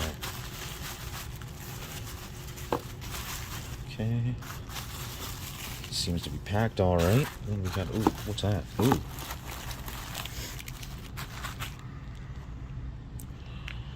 Oh, we got a cap kit here. Looks like we got the operational amplifiers, caps. Okay. What do I know where those? Oh yeah, arcade parts and repair. Yeah, okay, I know that. Okay. Shout out to them, I guess. Free publicity. There's the soundboard. Okay. Let's see what we got going on here. Well, to be honest with you, that's not leaking. That doesn't look leaky. I don't really see any real corrosion. Sorry. I don't really see any real corrosion going on here. I do maybe a little bit. I'm just checking the ends of these here. Stay focused, please. You don't want to focus? Maybe this one a little bit on the end here. But that doesn't look bad. That's nowhere near as bad as that Terminator 2 board I did. Nowhere near as bad. Okay. Let's get that off to the side here.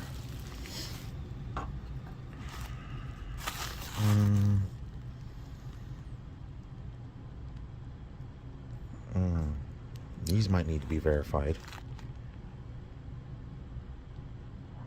Okay. I'll get that out of the way. This must be the harness, yeah. Okay, we got the harness for it, which is good. Okay.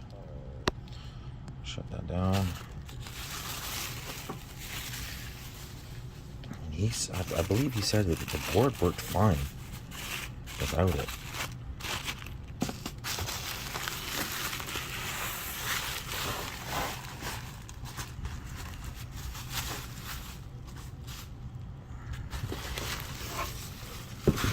This looks like the 4 meg version. That's got the extra adapter on it. Hang on here, 1 second. 1 second here. Nope, turn my meter on. Whoops. What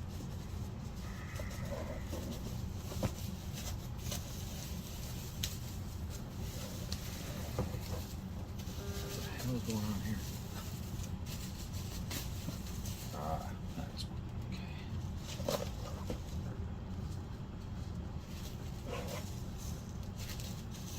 I couldn't figure out. They're like bags. Okay. There's the board. Do I see any damage? Am I in shot at all? I have no idea. Do I see any damage on the back of the board? Quick visual inspection says, well, nothing alarming anyways. Don't see anything serious. Okay, what about the front of the board where the sound gets plugged in at? Is there anything funky going on there? No, what about those headers? Anything, any kind of rework been done? No, that looks alright. Okay, give me 2 seconds here. I will set the bench up and see if it works alone by itself, and then we'll hook the soundboard up. Yeah, I will say, all in all, the board overall looks okay. There's some weird marks up here. I don't know if I've been banged around or what, but it all seems okay. My clamp settings are probably wrong on the converter, but let's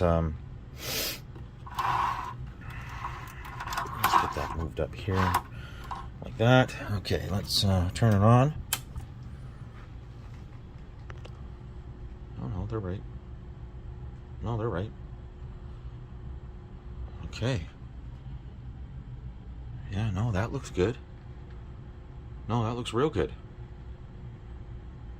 Let's do a voltage check real quick here. Yeah, no, that's good. Okay, hang on here 1 second. Okay, I just dialed it in. We were a little high at like 5.4, so I dialed it into rate to 5.1, or at least as close as I could. And yeah, it's still running. So I mean, I don't see anything wrong there. He's absolutely right. I don't see anything wrong. Huh. Okay, so I guess the next thing to do is let's get this hooked up here. And let's see what happens. So let me get this all set up. Let me clear a spot for the soundboard. I'll probably right up here. And then let's see what happens. So let me shut it down. Shut it down. And I'll get this hooked up and then we'll go on from there. Okay, everything's set up. Let's apply power. Okay, looks good.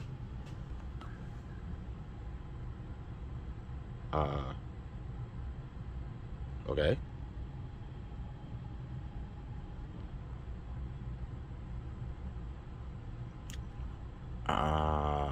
What? What?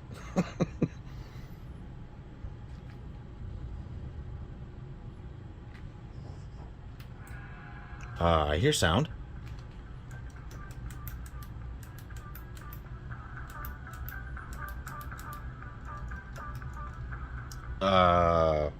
What?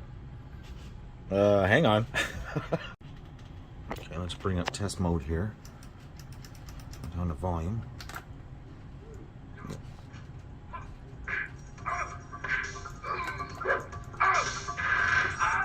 just want to see if it resets. With the soundboard attached, now it's down to around like 4.9.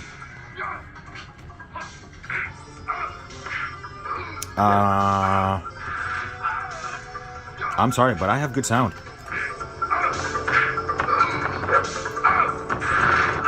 Literally. It's rattling the speaker. Full blast. No reset.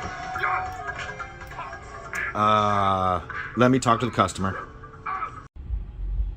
Okay, so I talked to the customer, and it appears that he has Mortal Kombat 1, 2, 3, and 4 with a JAMA switcher installed.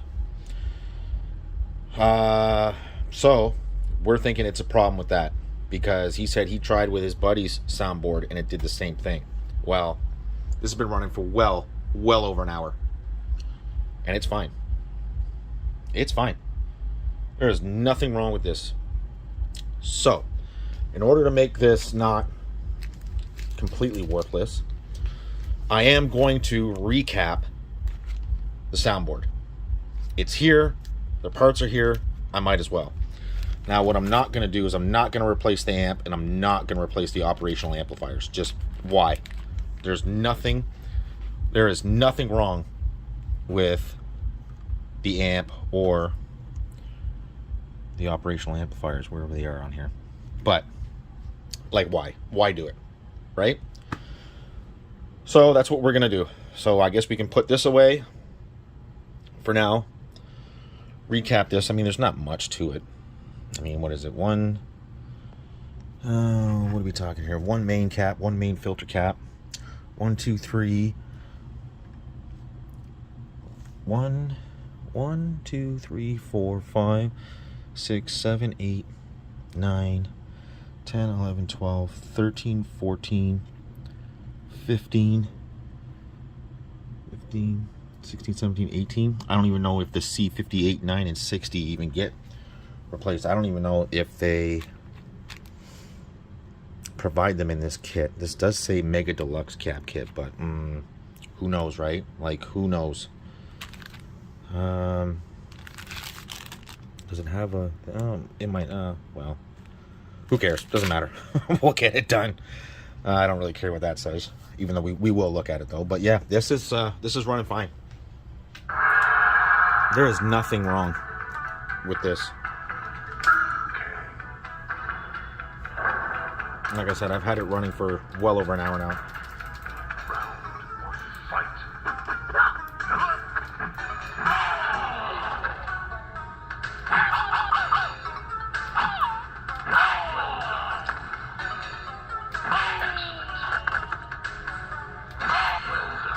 Well done. So yeah, we'll just recap it. I don't know. Am I going to film that? Maybe. I guess. I don't know. Just for content? Maybe. Okay. Well, let's shut it down. Okay. That's what we'll do then, I guess. Like, we'll do it. I'll film it. Okay, it's the next day. Everything's nice and cold. I ran it for about an hour and 45. And nothing happened yesterday, so let's just see what happens today. Nope, it's good. It is good. And that booted up, no problem. So, yeah, okay, so we're going to do the cap kit. That's what we're going to do today.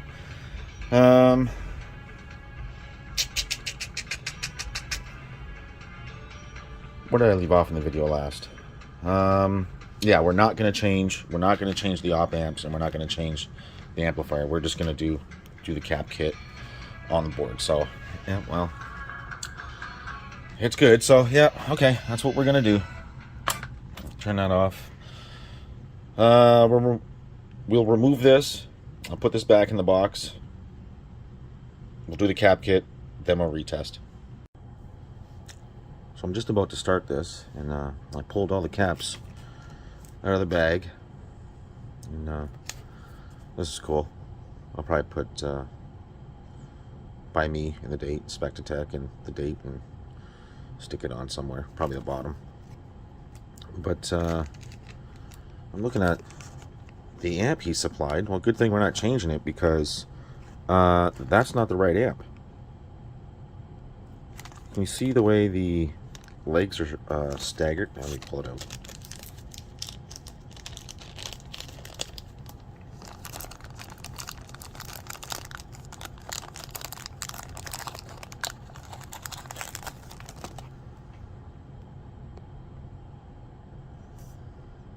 You see how it's staggered legs? Yeah, well,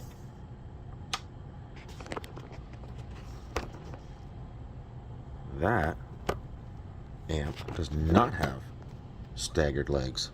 I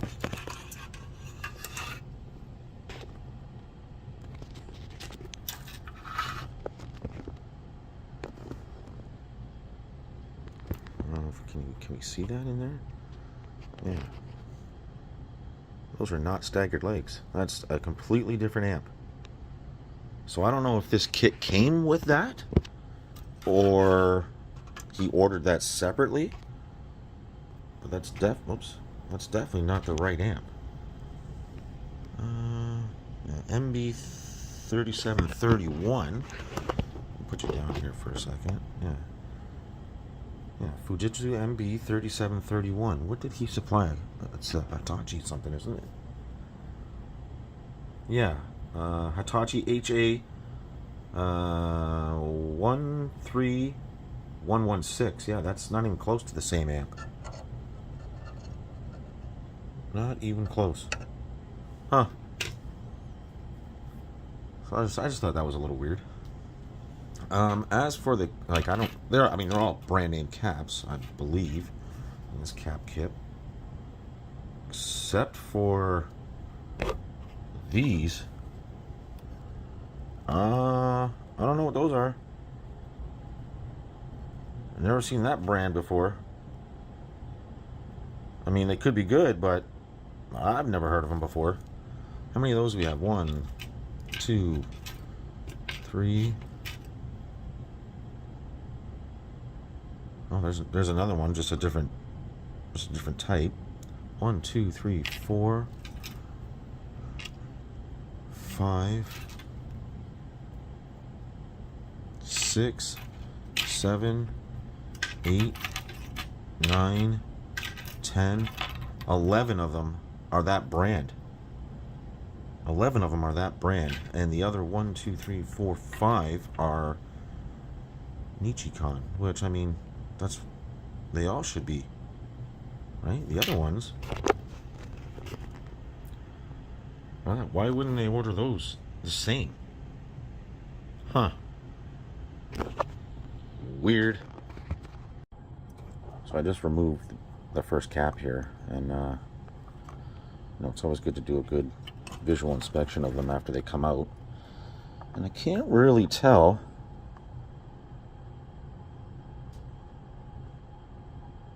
but it does look like it is on the verge of starting to leak. I know that might be hard to see.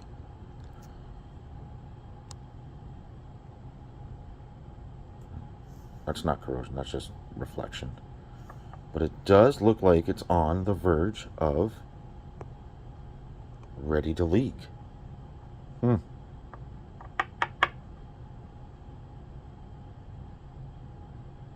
Yeah, that does. That looks like it's on the verge of ready to leak. Okay. Get that one out of the way.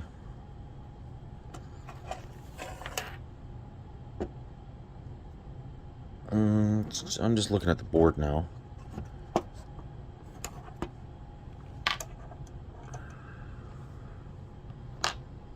Yeah, I don't know if you can see that or not. But yeah, that does, yep, that does look like it was ready to leak. Or it may have even already started. Let me show you that. So this might not be a complete waste for this guy. Can you see that?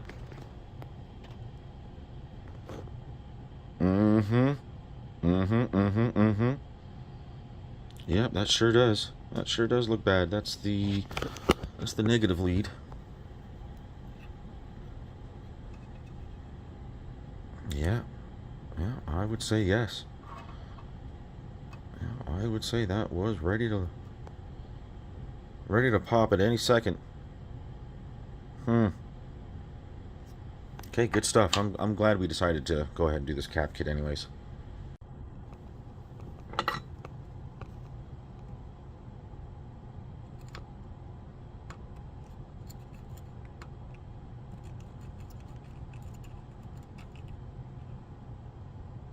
Oh yeah, I can smell it.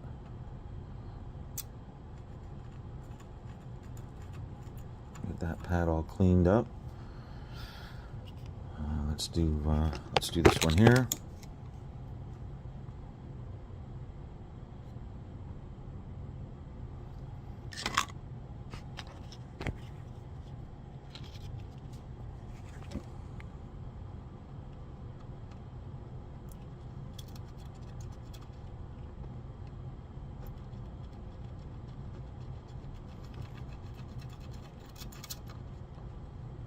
Oh, there we go.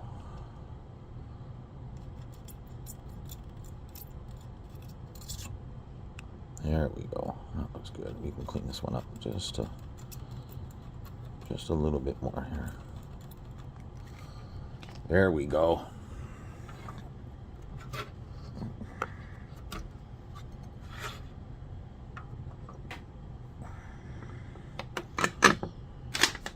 Okay, let's get that all cleaned up.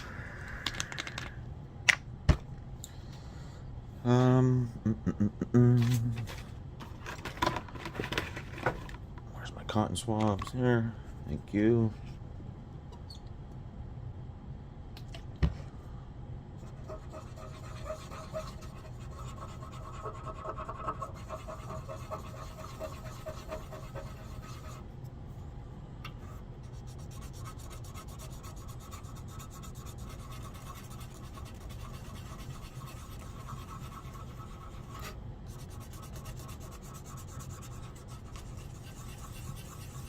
Yeah, that looks good. There we go. Let's get the new cap installed.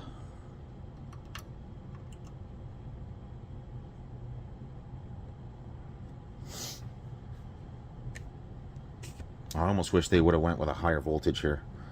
Wish they would have went 25 volt on this one. That probably would have made much more sense. Like, much more sense.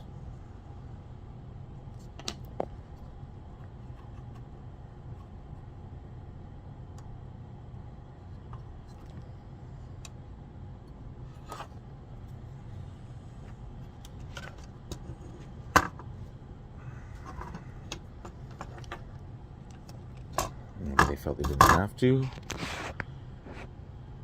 I'm not quite sure. But I think that would have been a smart idea to include in that cap kit is 25 volt.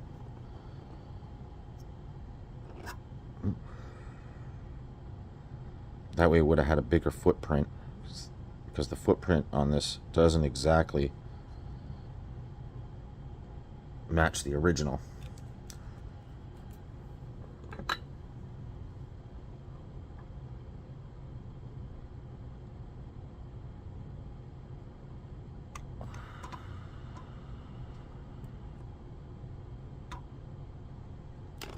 Let's get that straightened out.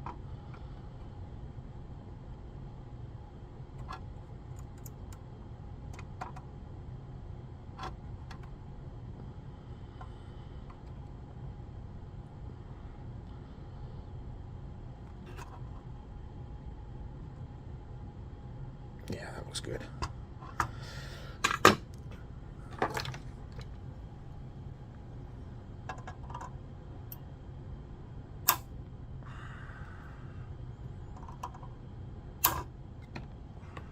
Perfect.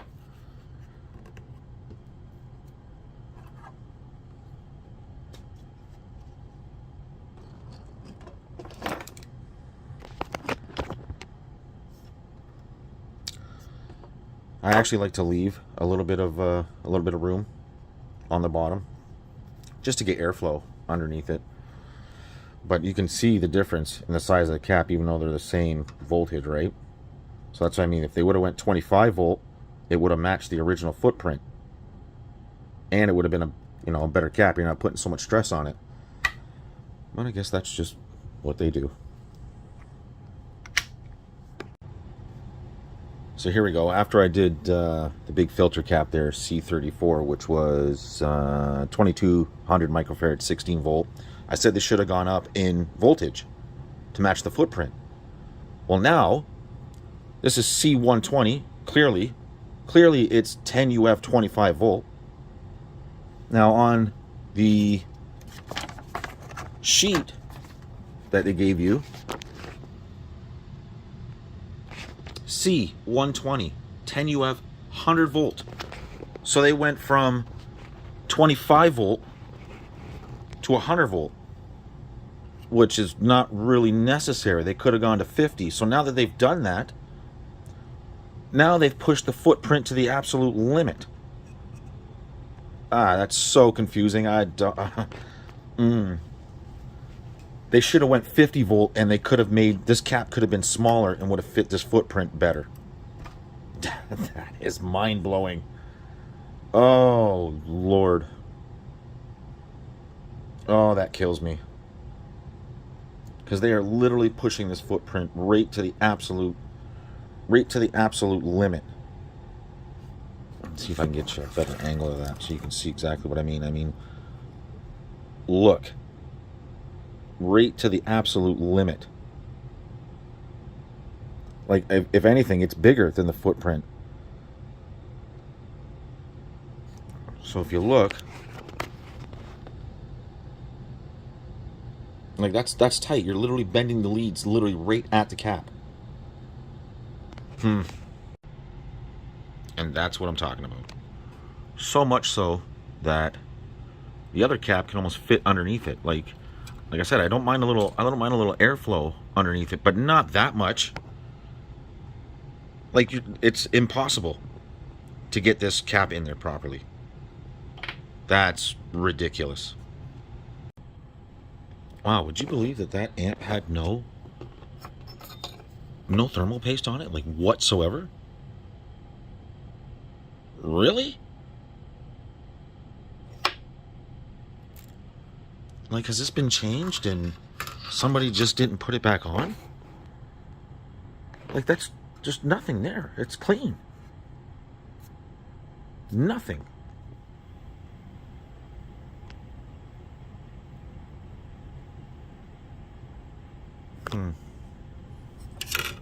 I just find that to be, I don't know, weird.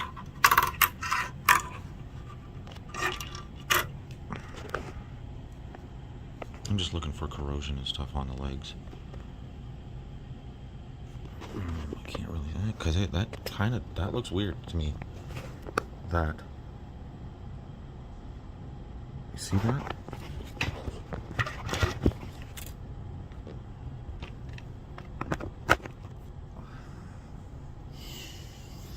Of course, where's my pointer? Right in front of me.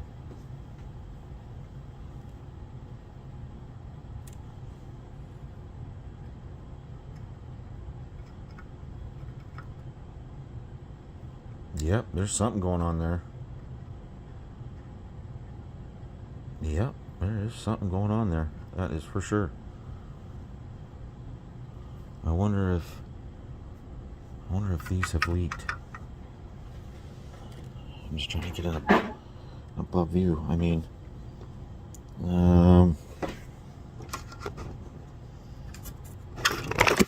oops, dropped you.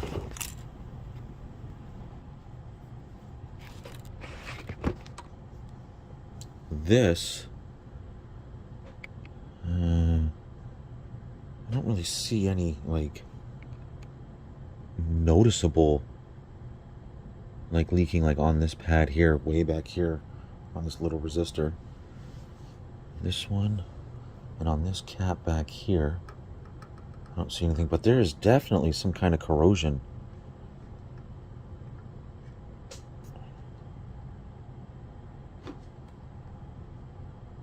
There's definitely something on the amp. Huh. It's got that weird lime green color to it. But I mean, that pad looks okay. This one might have a little bit of something going on around it too. So yeah, it probably did leak.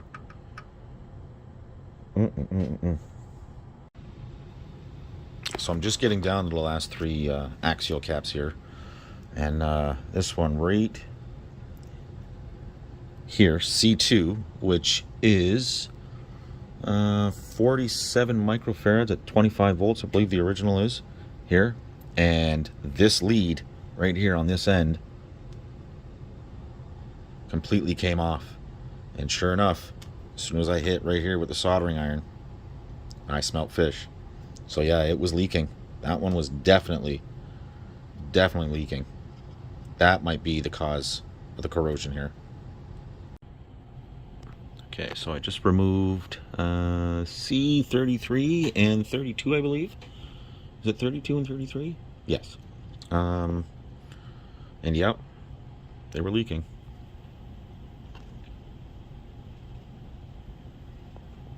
Absolutely they were. So this'll allow me to clean up the pins on this amp here, but you can see it. That is absolutely some kind of corrosion on it. Can we get a light over there? There we go. That's much better. Let's get focused in on that. Can we get focused in on that? Can you do that for me? Thank you. So yeah, that's pretty nasty.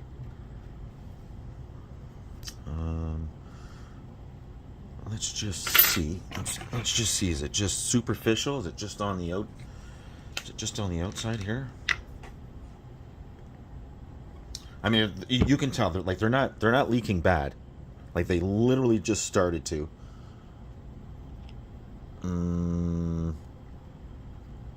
This one maybe a little more than. This is what?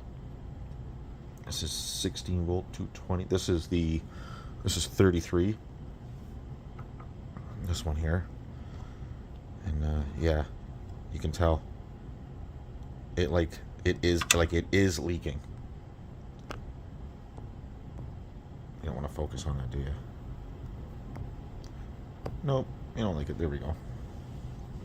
So yeah, that's definitely bad.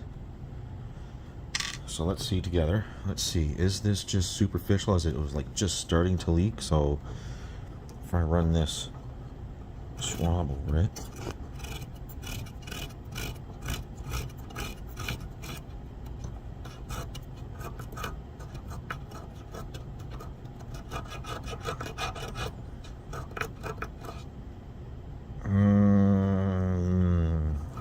Yes, no, maybe so.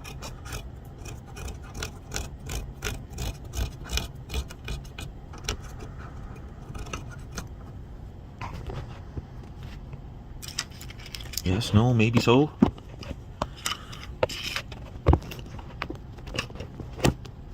You don't want to sit up for me, come on.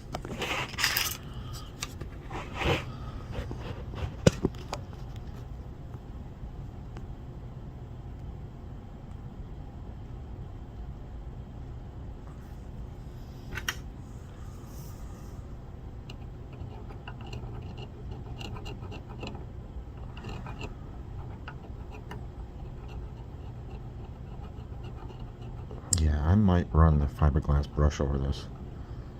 It does. It looks like it's just starting to, because I'm not putting any pressure on that, like at all. I'm literally just going like this, just up and down, and it's coming off. So yeah, it looks like it's literally just starting to become corroded. Okay, let me run the fiberglass brush over that.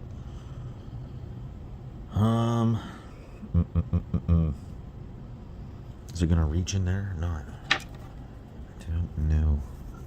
Am I gonna have to remove that? Well, maybe not.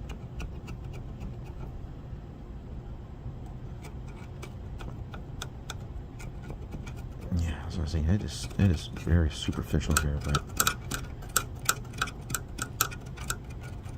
okay, let me clean this up and then we'll come back. Yeah, that came off really simple. That came off really, really simple. I knew it was just on the outside of the pins. It was just starting, so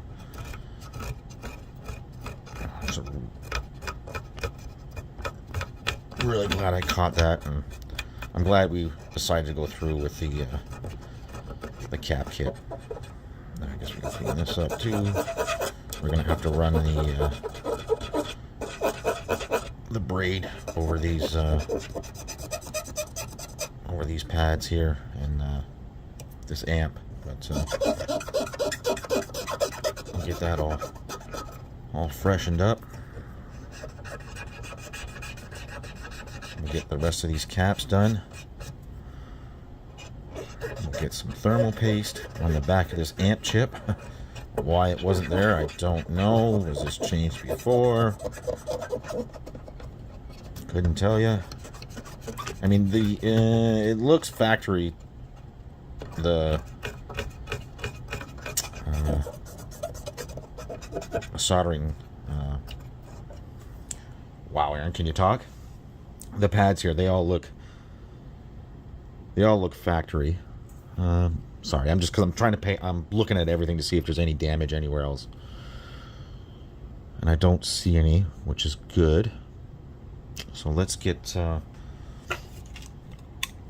little flux on there.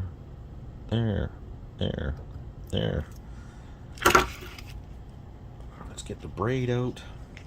Let's clean up these pads.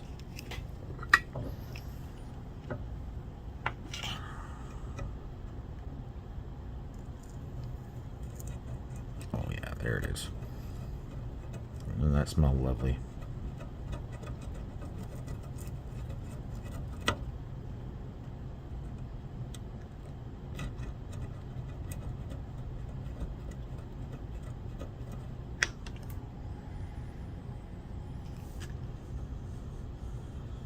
This one right here may have gotten the worst of it. Hang on here. Let me cut this wick down a little bit.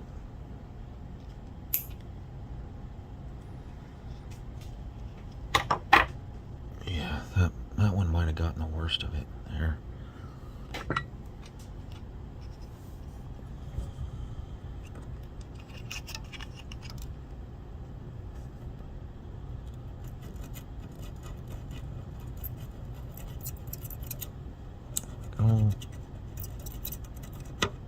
There we go.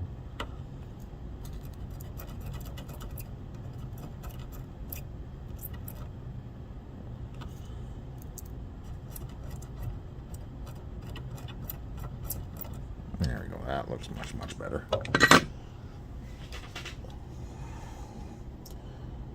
Yeah, I can tell. Oh, it might be this one that got the worst of it here. I can see right here it was starting to eat through the solder mask right on the outside here. That's okay. It's nice and cleaned up now, so okay, good stuff. So okay, I'm gonna reflow all these pads, put 1, 2, 3, 4, 5, 6, 7 caps in, and we'll give it a test. Okay, cap kit is done. Let's put his part back in the bag, and we'll make sure that those go back to him. Let's clean up the bench of the carnage. We'll give it a test, and if everything's good, we'll throw some thermal paste on the heatsink, and we'll let it run for a bit. Okay, we're ready to test. So let's get the jammer harness plugged in, and we will try it obviously without the soundboard at first, just to make sure everything is good to go. I hate this cheap harness, man. That's why I kept that other NBA Jam one, because I think I'm gonna switch out harnesses. So again, let's just try and make sure everything's good. Lights, camera, action. Okay, we're good there. Now let's get the soundboard hooked up. Okay, soundboard is hooked up. Let's give her a go.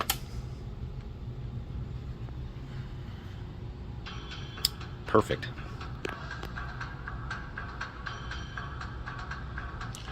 And it looks good here.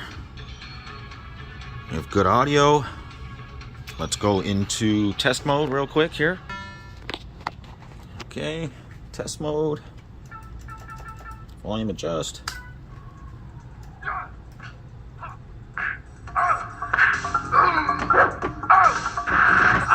Beautiful. Absolutely beautiful. There we go. Okay, that'll wrap it up for this one. Excellent. Excellent, excellent, excellent. Okay, so you know what to do. Like, comment, subscribe, all that fun stuff there, and I'll see you on the next one. I forgot something, didn't I? Forgot the heatsink and the thermal paste. So let's do that now.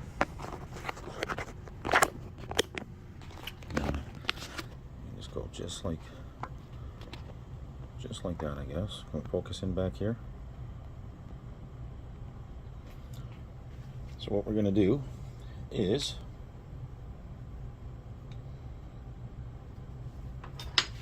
let's just disconnect the power real quick from it, because it's got a long enough parallel cable on it that I can pretty much move this anywhere while it's like that. We'll get this out of the way, we'll get that out of the way, we'll put it down right here. Let's see if I can't get you focused in over here.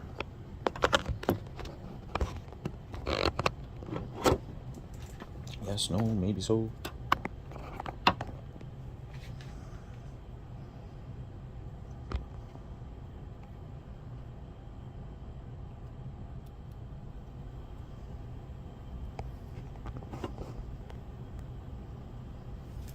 Okay, so what we're going to do is you can almost see where it was, right? And I'm just going to put a little bit right in this area right here. And I do mean a little bit, just like that.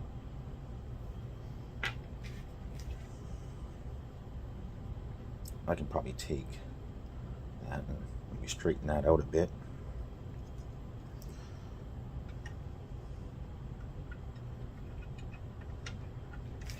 We'll get that laid in there, just as it should.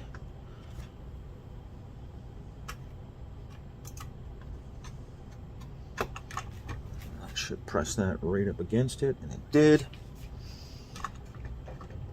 And we'll go ahead and we will screw it in.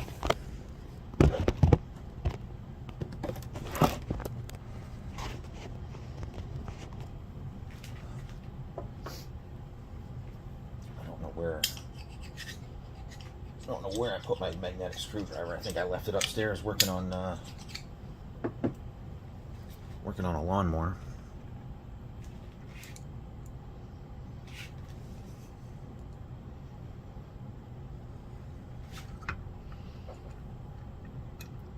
Carefully feed that in there. Get over there. There we go, there's one.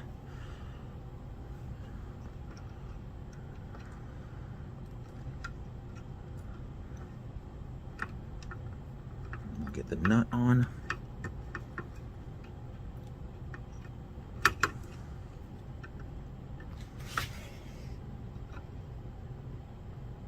Nice and tight to the heatsink, so that the amp and the heatsink make good contact with the thermal paste in between. And we'll get the other one in here. We'll slowly feed that through to the other side. That might be difficult with that cap there. I got it.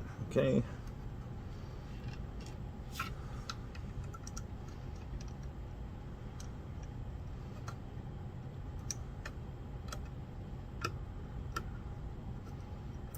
Other one going there. Perfect.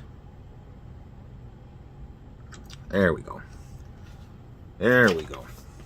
Now it's complete. Get it back on.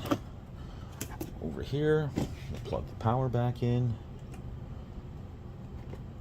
Boot it up again.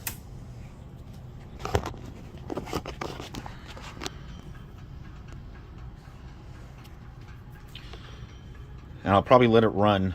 Probably let it run for an hour. I don't see there being any issues with anything here. I mean, yeah, they were just starting to leak, but there's no like real issue. Can we get back into test mode here for a second, and we'll do that one more time. Now that we've got the heatsink on.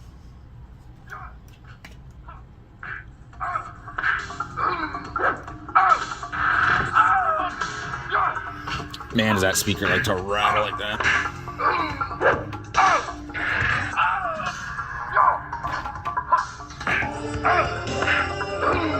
Oh yeah, that sounds good.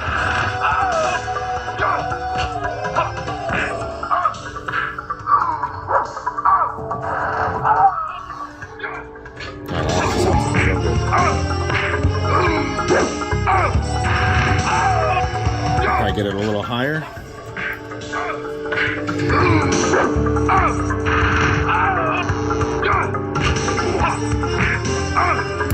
Absolutely.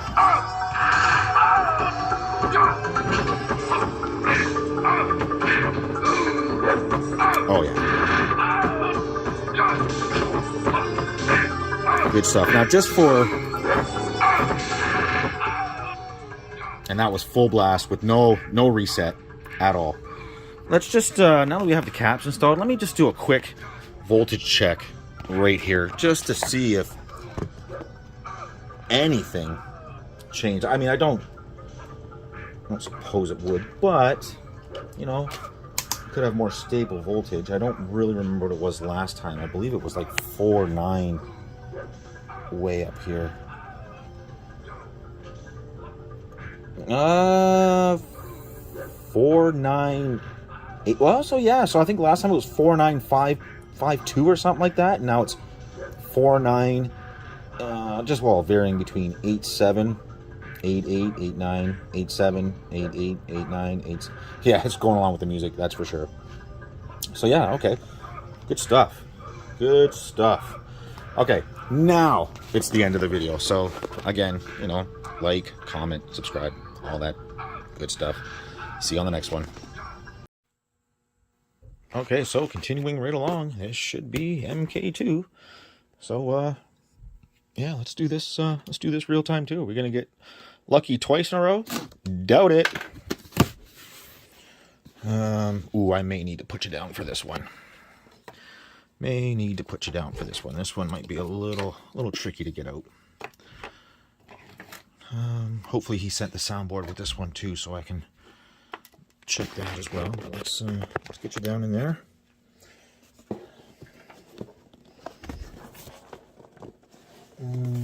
What are we stuck on? I'm not exactly sure. Oh, right here.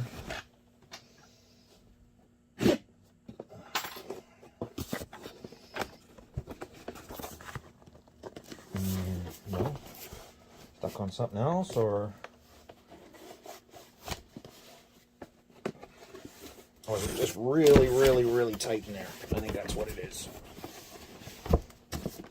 Yep, that's what it is. It's just really tight in there. Which is good.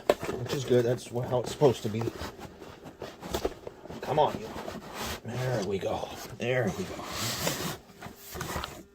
Okay, one box. Pop that over. Let's pull. Yeah, it looks like he sent everything. Good stuff. Get that open. Slowly pull that out. Okay. Put those boxes on the ground. Flip it over. This should be the soundboard, right? Yep. Okay, so we'll get that out of the way first. Let's not even deal with that. Let's open this up here.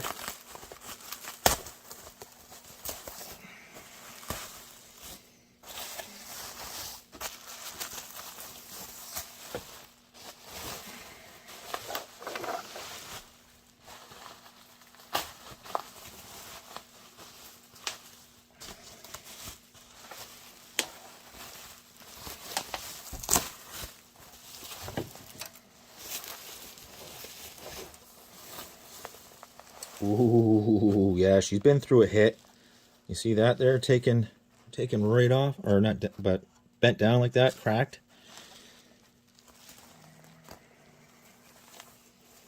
So we've got the 4 meg version, and this is the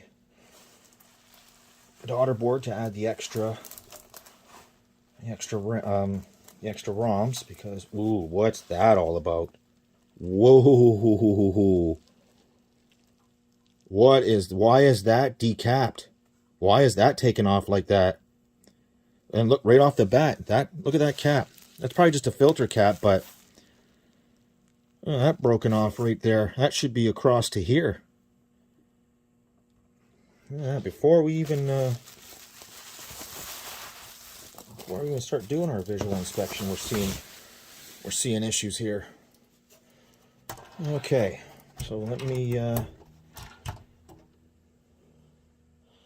let's do a visual inspection together. Like I said, I can't tell you why that ROM would be decapped like that. That's funky. That cap is obviously funky. Let's just look around here just to see if there's any other weird stuff going on. I don't really see anything else besides that so far. No, but we do need to look underneath this board. But we'll stop right there. We'll apply the harness. We'll apply the harness here, and is that slanted downward? That is, isn't it? That's not sitting. Oh, this whole board is warped. Oh yeah. Let me see if I can back you out here. I don't know if you can see. Look, yeah, you can definitely see how it's sloped down this way. And this whole board is warped here. This is oh yeah, this is taking a beating for sure. This is wild though. That's weird. Okay, so let me put you in stand here. We'll do this in real time. Let's flip it over here real quick and let's just see if we see anything really. Oh yeah, look at the warp on this. Wow. I don't know if that's even going to come out. You could just see it's like, wow. Okay. I don't really see anything jumping out at me like big nicks out of traces or anything of that nature. Okay. I don't see any rework done or anything like that. That's a bonus. Okay. Let's flip it back over here. Wow, is that ever bad? Okay, let's get the harness going here.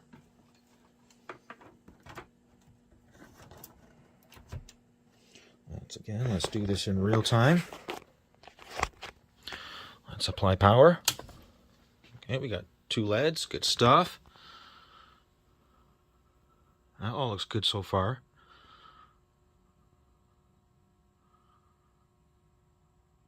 Okay, we definitely will not. I won't skip through this. That's for sure. What is that? What? UJ23? Oh, shocking. Shocking. UJ22, UJ23. Shocking. How about no, not shocking. Let's just see what the issue actually is here. Oh, yeah. No kidding. Okay, let's... Oh, is it even going to continue? Oh, full reset, eh? Let's just double check voltage here. Let me zoom you back out. Let's check voltage here. Way over here.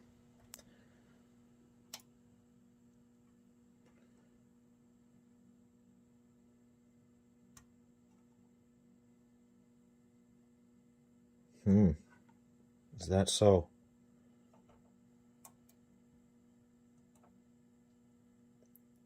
5.155, and that's probably because I don't have the soundboard hooked up. But yeah, that right there is not surprising at all. Let's just see if we get another reset here.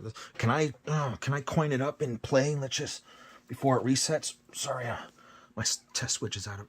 Oh, you. So the answer is no. Let's see if we can do this again. I am gonna skip it this time because we do know what's going on here. Now I'm gonna try to coin it up real quick here. Yep. Okay, I'm gonna try to hit start. Okay.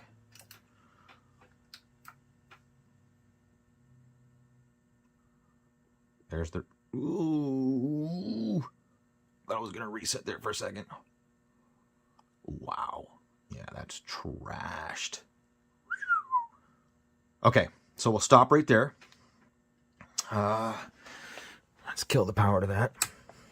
So right away, we know we gotta burn another UJ23 here. I don't even know why somebody would have even left that in there like that. I mean, that's ridiculous. So let's get you back in stand. Let's get you zoomed out. Where's my favorite? Where is my favorite IC puller? There she is. Let's get this IC pulled.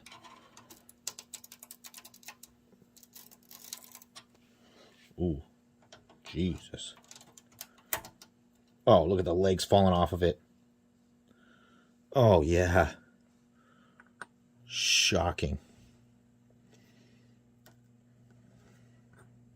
Let's just see what happens if we turn it on.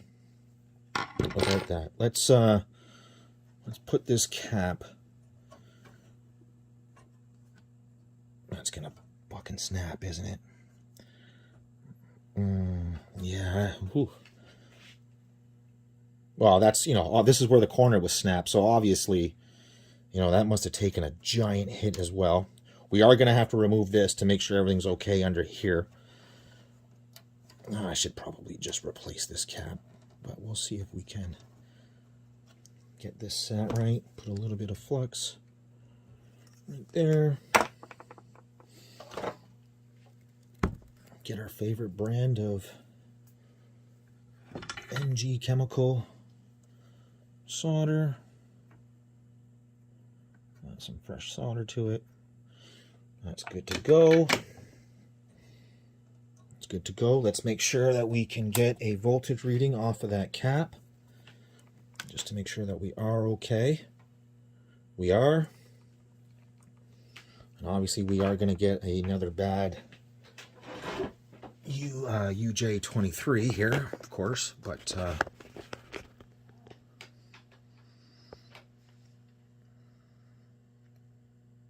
oh man, is that ever? I can really see it. Well, just sitting here, I can really see that slouch. It must have taken a hit this way and this way. I just want to see if we get the same kind of crap going on. I mean, we should. So it was reading some parts of it, obviously, of the graphics, obviously. Yeah, we're going to get a reset. Okay, so I'm going to stop right there. I'm going to burn this ROM here.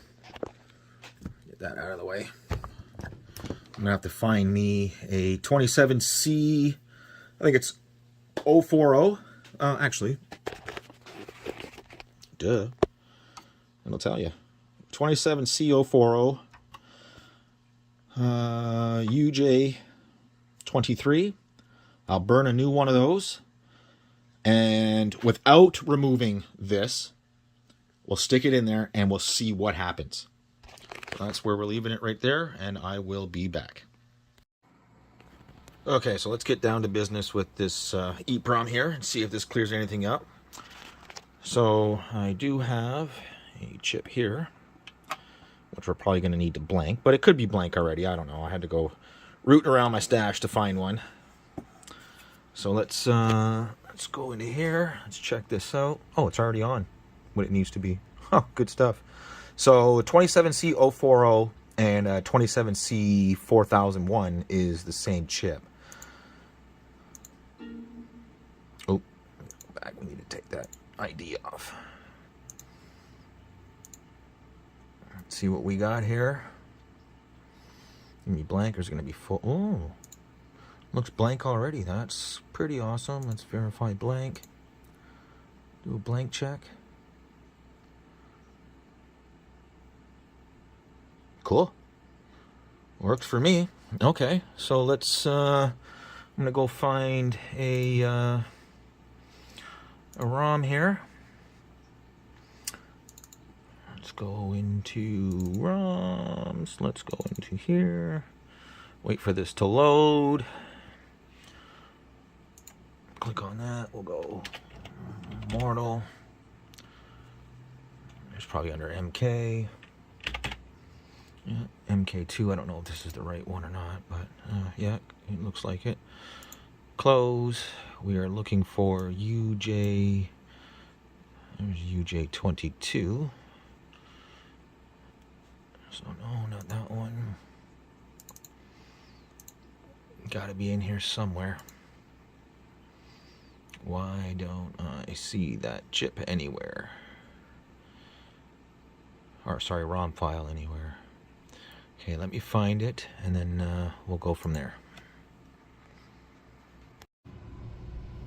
Okay, so here's the deal. The main ROMs are the 8 meg version without the memory expansion. So hobby ROMs just so happens to have a dump of the 4 meg version. So with that downloaded, can bring this up. You can go to load, go to file on the desktop, and there should be right there.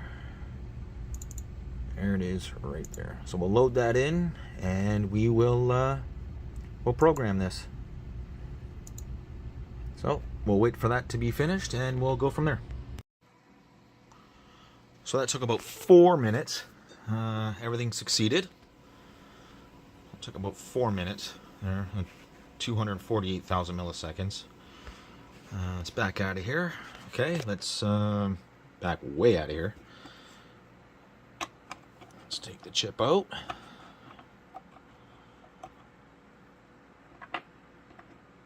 Let's bring it over to the board. Let's zoom in. Let's get it in the proper orientation. Actually, let me get the stand. Let's get right down to business here. We'll back it way up again. Let's get the chip in place.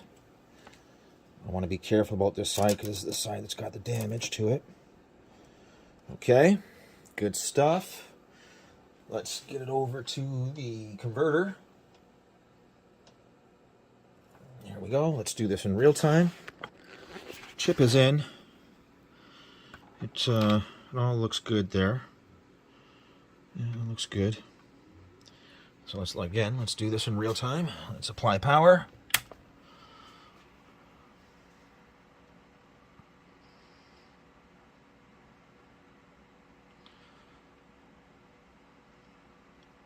And that UJ23 should be good now. And then we'll hook up the soundboard, and we'll make sure that's okay. If this is okay. If not, we're going to have to do some digging around here. If it's still bad, then I would think that there's something going on with the board itself. Boom, there we go. And hey. Okay, good stuff there. I'm so glad that the guy who runs Hobby ROMs there, you know, had enough sense to dump the 4 meg version. It looks like we're okay there. Now, let's just see if we get a reset. I don't think we will now. I think we're good on that part. But, yeah, there we go. Good stuff. We'll get that covered up by a piece of tape. Yeah, we're good to go there, for sure. Okay, let's stop you right there. Let's get the soundboard out, and we'll check the soundboard. Okay, soundboard all hooked up. Just make sure we are right here. This should be 1-to-1. They might have this backwards here. I don't know if you can see that or not, but they're showing pin 1 on this side. Pin 1 is usually red, like they've got this backwards here. Because that's pin 1 there, and pin 1 is usually the red. Oh no, what do they got going on here? Hang on. Yep, absolutely. They had the ribbon flipped. So if you flip the ribbon the other way, then pin 1 on this side does have the red. And as you come by down through here, this last pin here is 1 and it's red. So yeah, they had it backwards. That would probably cause some confusion if you weren't really paying attention there. Okay, ribbon's good. Power's good. Ribbon's good. Power here. Harness in. All right, let's do this in real time. We should. Oh, I heard the pop already. Yep. There we go. We should be able to. We can skip this now because now we don't need this. Come on. I gotta clean these buttons. These are horrible. Come on, you. Okay, well, I guess we're going through it. Hey, what do you know? LED. Let's go into test. I'll tell you what we don't have here. Oh,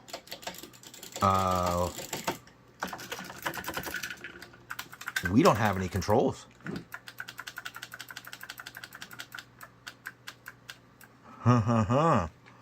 Is that so? Is that so? I wonder why we don't have controls here, and that would be right in this area right here. Yeah, we should have controls for sure. I don't see anything wrong there.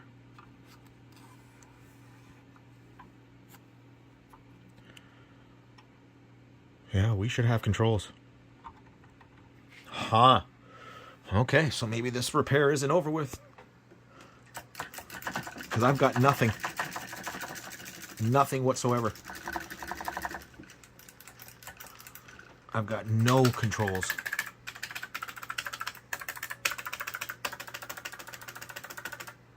But I do have test mode button. Is there something funky going on here that I just don't see? Everything looks good. Okay, give me 2 seconds. Let me figure out exactly where on this is controlling the inputs here. Yep, I am definitely under the impression we have bad controls here, because I have continuity from here to the edge connector here, but after here, nothing. Nothing at all. So for sanity's sake, I'm going to remove this game, put another JAMA game on, and just make sure that nothing is wrong between here and here, so that I know that it is this side of the board. Okay, just for sanity's sake here, we should have Nastar Warrior, which we do. For some reason it does not, like, oh, I know what it is. It's the position. It doesn't matter. Who cares? That's not what we care about. I just want to make sure that we can coin up. Yep. Okay, can we start a game? No. Oh, okay, so maybe we do have a fault. Oh, good thing. Good thing. That's what we do sanity checks for. Yep. Oh, so we have a harness issue. Now, how did that happen all of a sudden? How the hell? Yeah, that should start it. Well, guess we'll have to dig into that, won't we? So I think I'm done for the day here. If that's the way that's going to end up, then that's the way that's going to end up. We'll come back to this tomorrow, and we'll see if we can't figure out what the hell is going on here with the controls all of a sudden. Did we lose something here? I mean, I don't think so. Everything looks good. Something in this harness has, taken a crap on us. I mean, which is no big... I mean, this, first of all, this is just a piece of junk harness. I'm surprised it even lasted this long. Yeah, we're toast here. We're dead in the water. So, yeah. We're going to go through this harness here and see if we can at least figure out exactly what the hell happened here. Okay, so we're going to end it there for today. I'll come back tomorrow and we'll figure out this mess. Okay, so I think I found the issue. One of these wires from the JAMA harness came loose. It was this one, actually. Right here. I just resoldered it and heat shrunk it. Let's see if that makes a difference. So, power on. Let's see if we can skip the scratch check. Oops. Might want to wait for it to say it.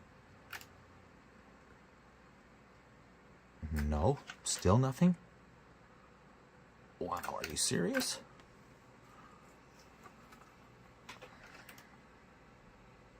I thought for sure that was going to be it. I had, yeah, this wire had come loose right here. Yeah, I still have nothing here. What the heck?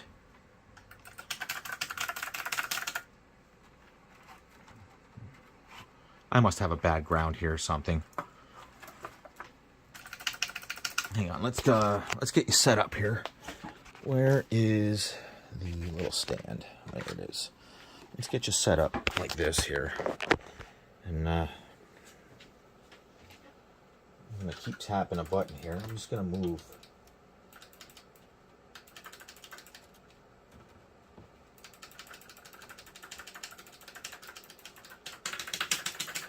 Really? There must be another bad one here somewhere, and it's probably from flipping it back and forth. It's got to be a bad ground somewhere. What the heck is happening? See, I knew I should have switched to that other harness. I knew this was going to bite me one day.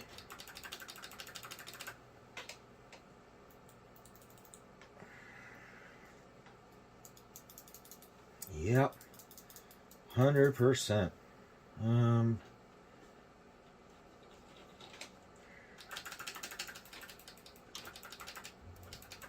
Yeah, there's got to be another bad one here somewhere. Well, doesn't that suck?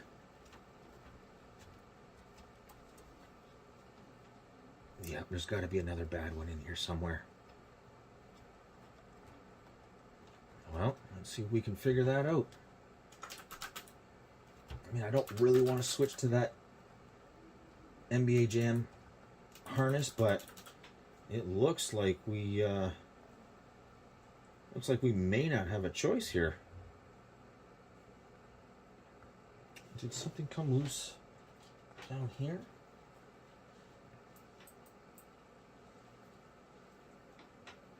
Well, all these grounds and everything are okay. Isn't that something?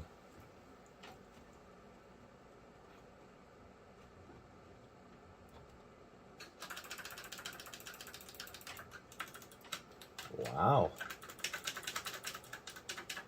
Huh.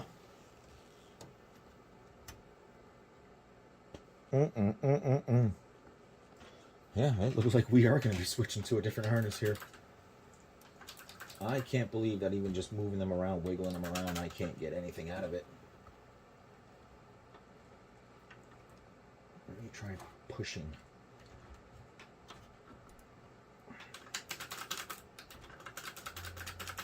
Well, let's cut the power to that.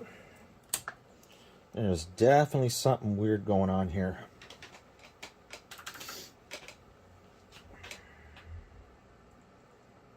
Everything seems okay on that little bit there. Everything seems okay there. I mean, maybe a ground did come loose and I'm just not seeing it.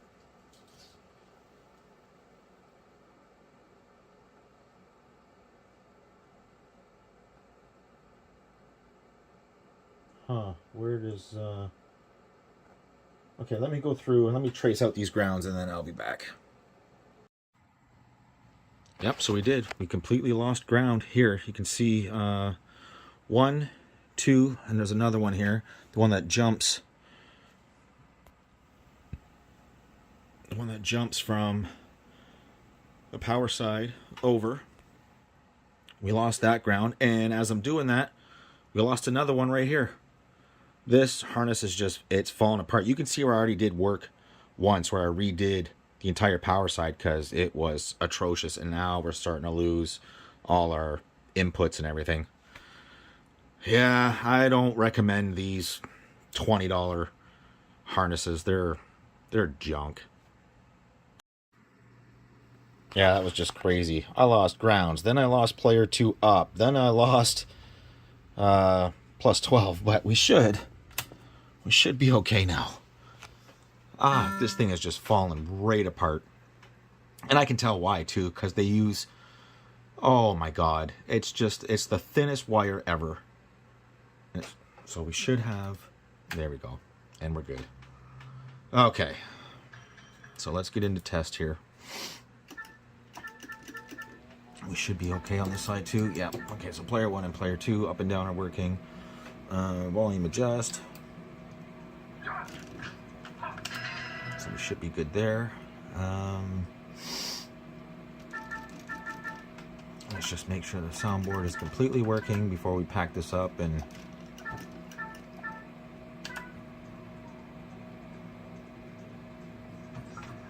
good. Oops.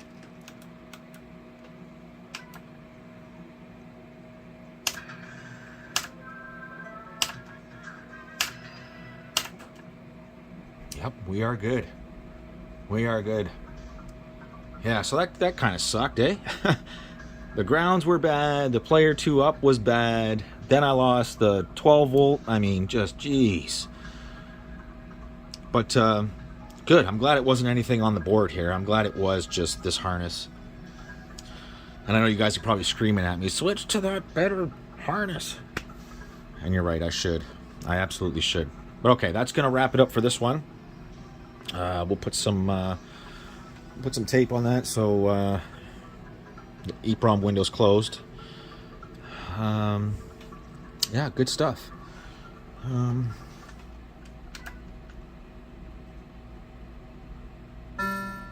Good.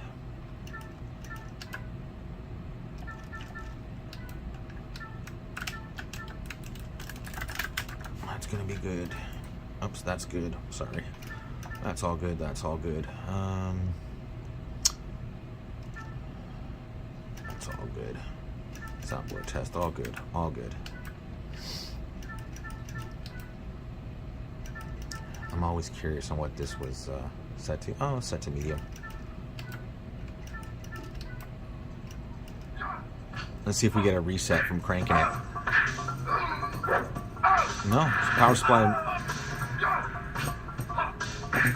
Yeah, normally if you turn that way up, you'll get a reset if the power supply is not putting out enough voltage, but okay. Oh, good stuff. Okay, well, that's another one down. And again, thanks for watching. Like, comment, subscribe, all that fun stuff. I love comments. I love talking to you guys, so don't be afraid. Good. Okay, so I'll get this all packed up and we'll move on to what's next. The only thing left is the Ghost and Goblins. So I'm sure that's not going to be as easy as this. But let's see what it's got in store for us.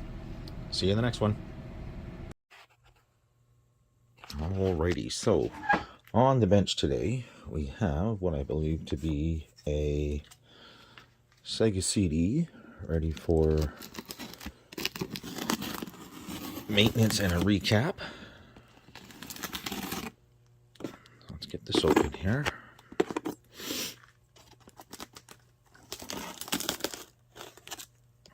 Hopefully that'll be enough to open it. We put it down here.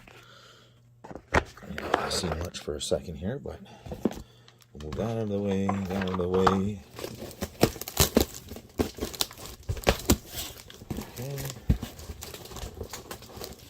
That needs a little more cutting there. I don't believe that there's anything really wrong with this one. Like I said, I think it just needs maintenance and a repair. Let's just see what we're working with here. Lots of packing material, which is never a bad thing.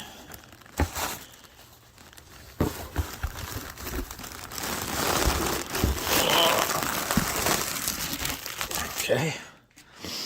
There we are there. Let's get the box out of the way.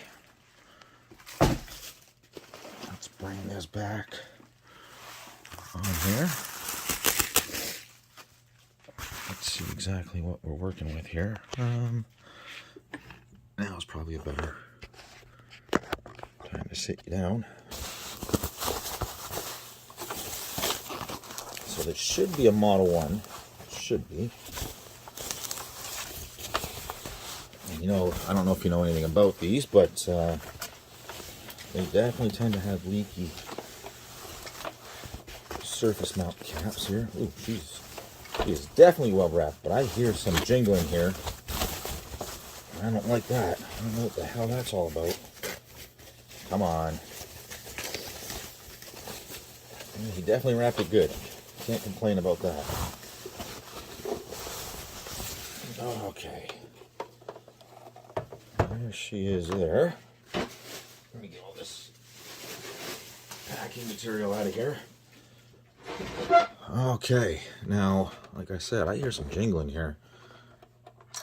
Oh, you hear that? Ooh, there is. Ooh. Okay. There is definitely some stuff rattling in there. That's not a good sign. Let me get my favorite screwdriver here. Let's first remove the two screws here. Let's see if I can't get you up a little better there. Come on now. You don't want to sit right for me? Come on.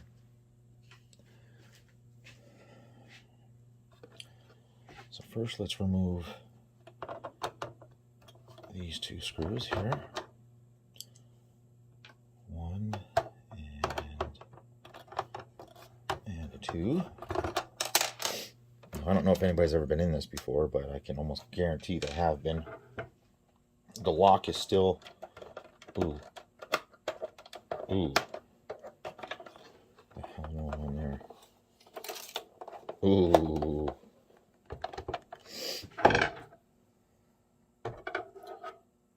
Oh, most definitely, because we're missing a screw here. We're missing a screw here. We're missing a screw there. So that's 3 we're missing right off the bat.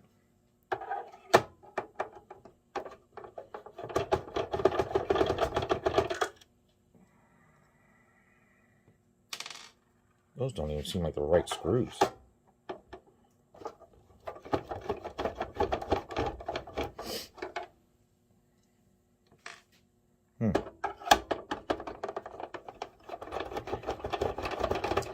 Wonder if this machine is even operational. That's all of them, right? Because there was only those. All the other ones were missing, right? Yeah. Oh, Jesus. Okay.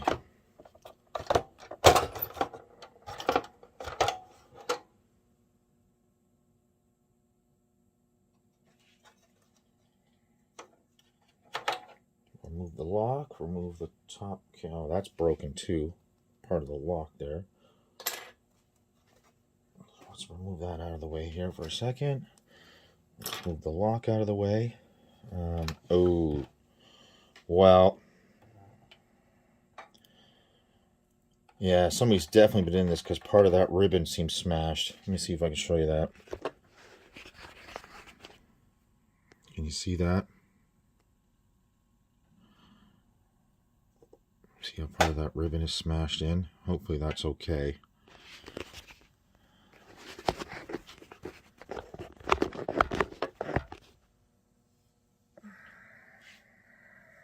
Battery's never been changed. That's okay. We have a screw missing here. Oh, what is that? What is that?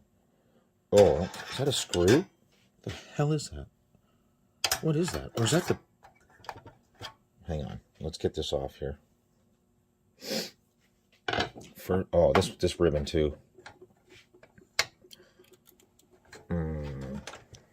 That's not good.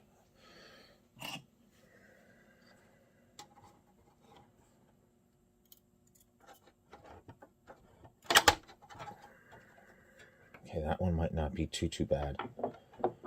But it is a little beat up there. That's from hitting the shielding. The shielding is sharp on the edges, and people don't realize when they put the ribbon on and they put the shielding on that if you pull on it in a certain direction, you will damage the ribbon. So let's get rid of this screw here.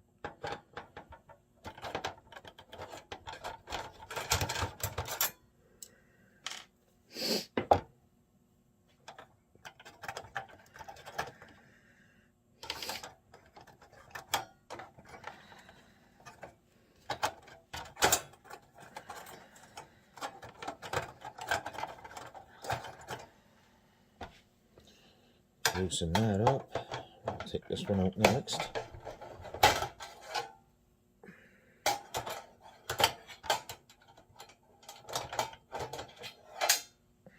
Get rid of that one.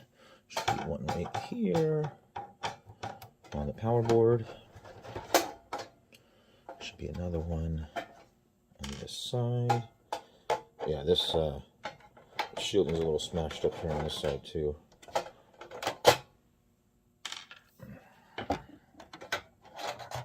We will remove that. I do see that the ribbon cable here seems okay. That doesn't look too bad. So we'll get that out of the way. Let's throw that way over there for now. We will remove this ribbon here.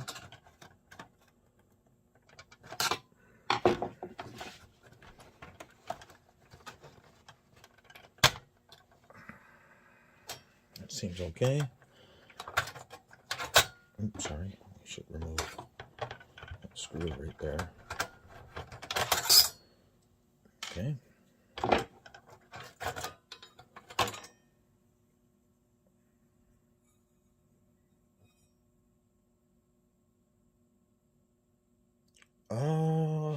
This might be a super early version of this because it has a socketed BIOS chip.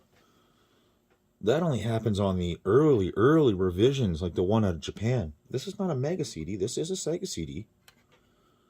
So yeah, that, wait a minute here.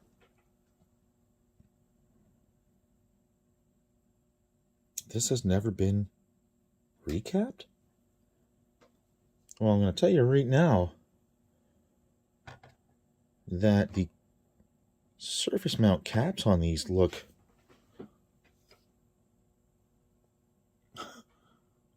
they look fine. Like, I don't even notice any leakage. Let me see if I can show you this.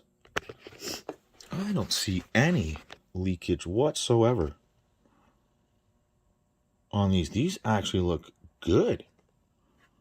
I don't think I've ever seen one without some sort of leakage.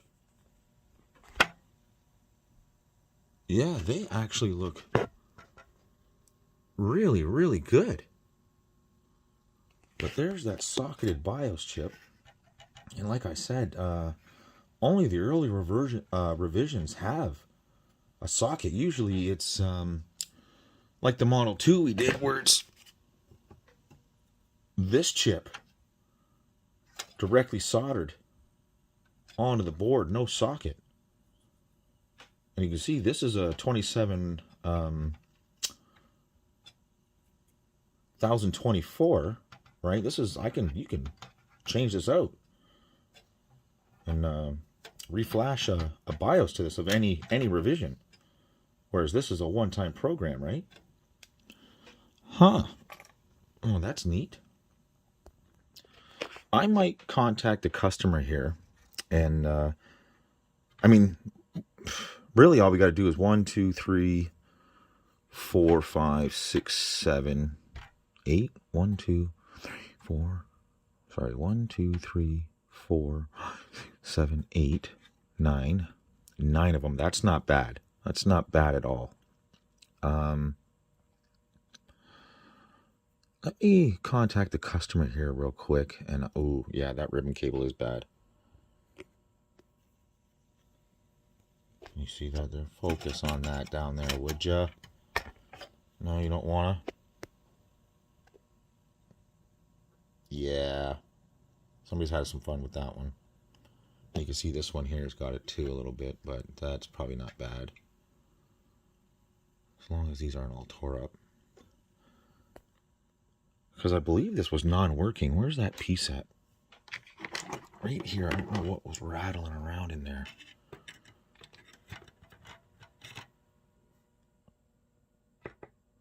That right there. And if I'm not mistaken, that's one of the stops, isn't it? Yeah, right here. Yeah. That's supposed to be in here and act as the stop. Okay, so we'll put that off to the side so we don't lose that. I'm going to get a Genesis here. And we'll get it all set up for testing. Normally on the power boards are usually fine. I mean, very rarely do I find a power board that needs to be recapped. And like I said, this being an early revision like this, usually these are a fucking mess. But they're not. That's what I mean. Like, it almost makes me think that somebody did recap this with the proper caps.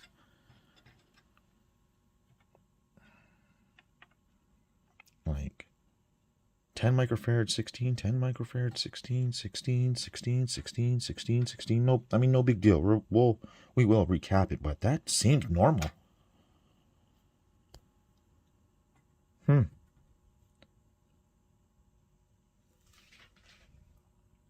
Let me see if we can find out what else was rattling around in there.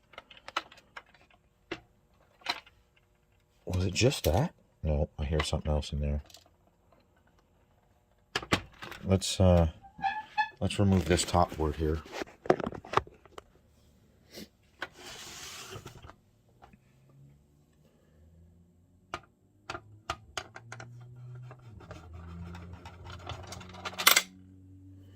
What was that? Okay. That's awfully strange. That one had one, but that one didn't. What was that? Who did that? So I mean, somebody was in here, but I don't really know what they were doing in here.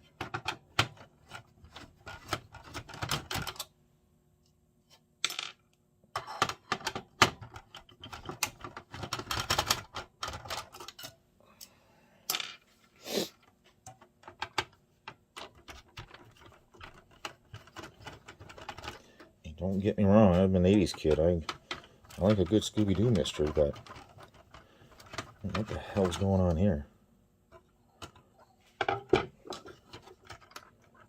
We probably don't need to do those screws. Yeah, that's fine. I can clean that up myself. I don't even need to undo those.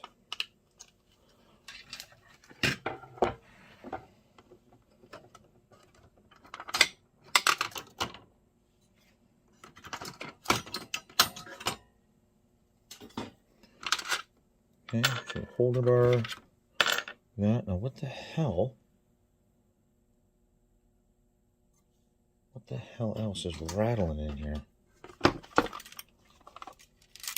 Oh, what the hell is that?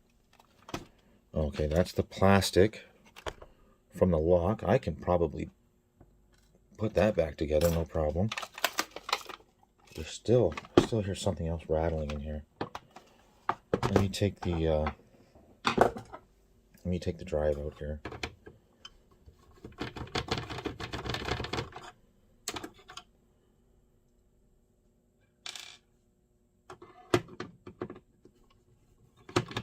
This all in all doesn't look like it's in too bad condition.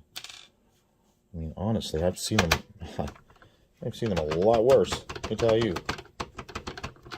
Actually, I'm pretty sure anybody who's watching this probably seen them in a lot worse condition. Even if you don't repair them, you've probably seen them in a lot worse condition.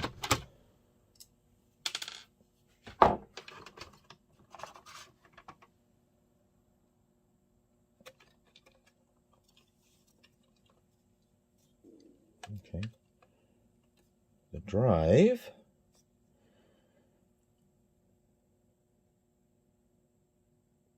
That does not. Yeah, that does not look like an original KSS 240A. That looks like, yeah, that's not. That's been changed out. That's okay. That's okay. No big deal. No big deal. If it's been changed out, that just means it's probably okay. What else am I hearing back there? There's another piece of plastic. That's what I'm hearing rattling around. Another piece. We're still. Nope. We're good. We're good. That was it.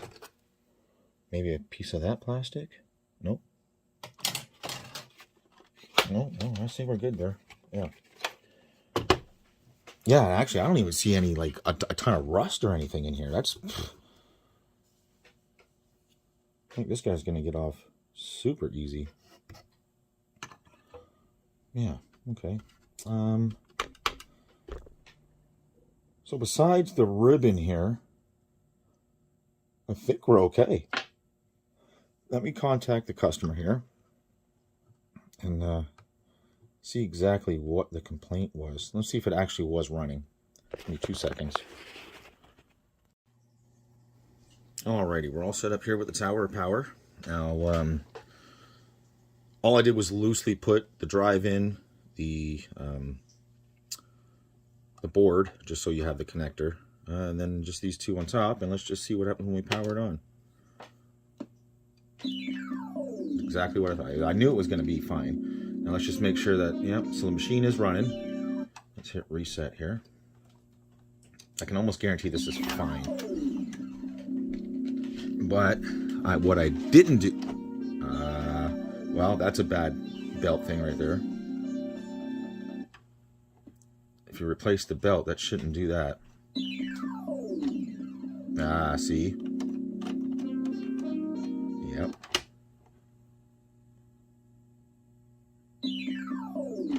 Come on.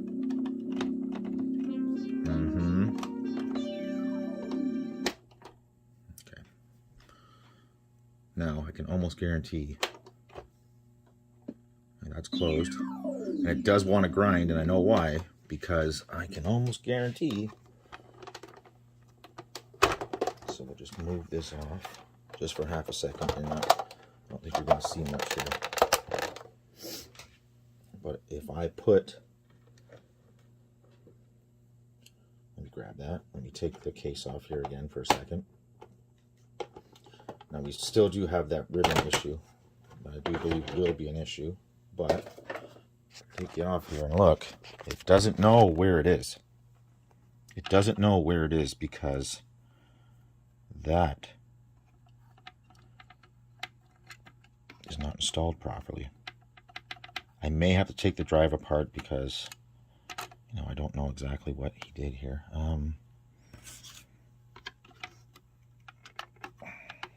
Okay.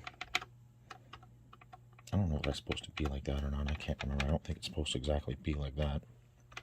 As you can see, we literally loosely just put everything back together.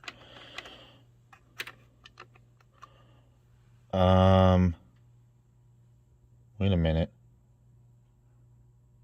Why is that so off kilter? That is so completely not right. What the hell is going on here?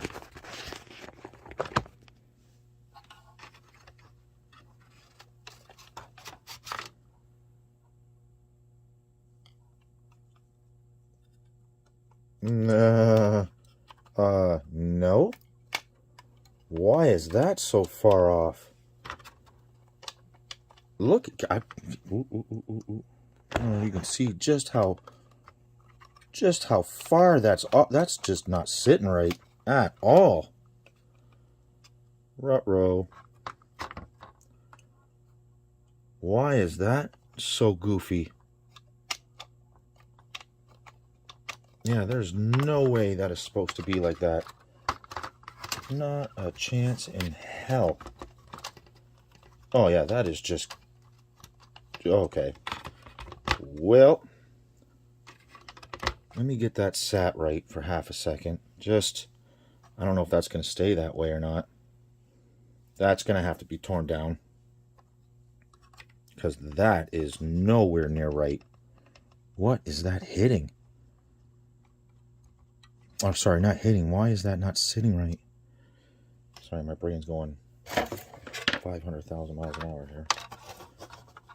Yeah, we got some few different issues here. Let me get that back on just for a second.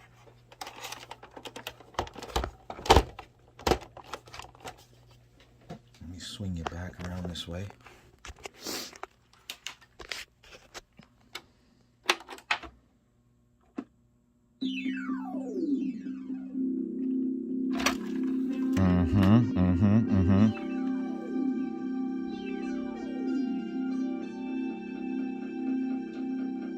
Yeah, see, it shouldn't go back in. That's what it's supposed to do. Let me grab a disc here.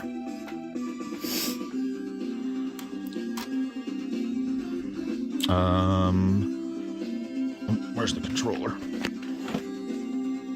Oh, fuck it. Let's just hit reset. Did that get off kilter again? That quickly?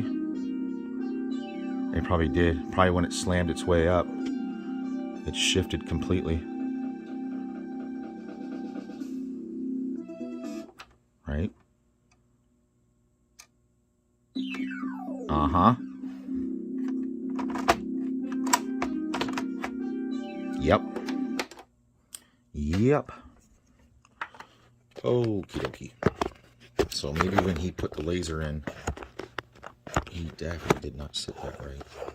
You're gonna have to sit like that for now.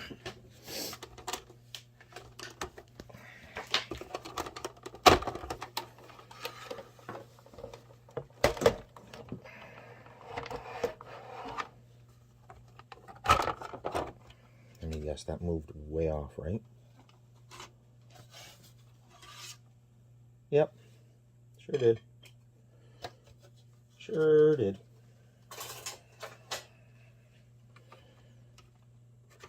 Okay, so the first bit of maintenance we're doing here is this drive. Oh, that is trashed. Yeah, let's pull that ribbon out. We're going to have to do some continuity on that. That looks like 1, 2 are completely destroyed there. Let's get the drive. Let's just put the drive right here for a second. Let's just remove that just for now. We'll get that set right here.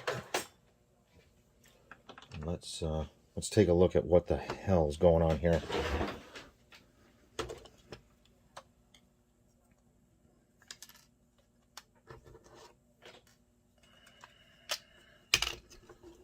Why is that just so far off? Oh, it's not sitting in the... Yep. It's not sitting in the gears here. That's what it is. So there's a shaft that comes out here and sits in the gears, and that's what causes it to go up and down. I wonder if those other plastic pieces are not for the lock. I wonder if they're for the gear here.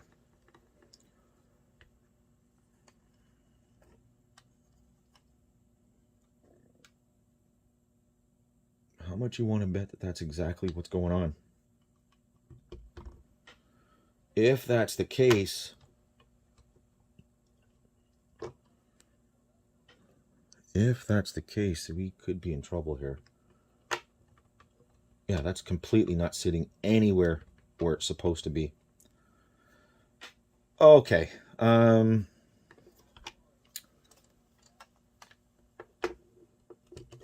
Let's get this apart here. See exactly what the hell is happening.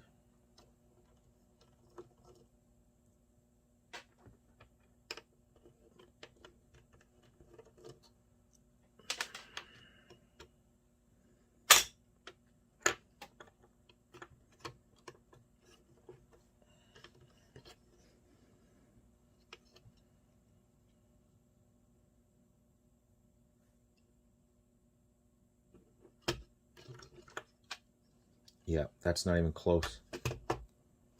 Yep, that's not even close to what it's supposed to be doing.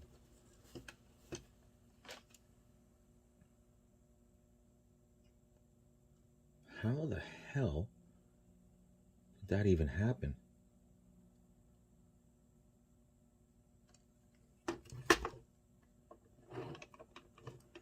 So there should be 2 releases here.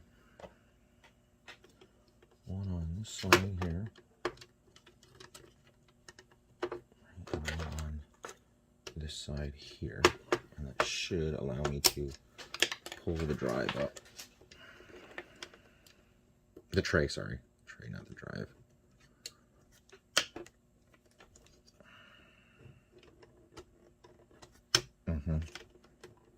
Yeah, this is totally not sitting in the right spot, because that should just release. Come on now.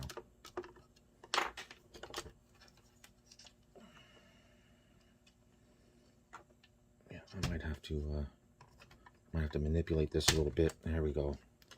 Yeah, that's not good. That's not good. Yeah, that's not good at all. That should not be doing that.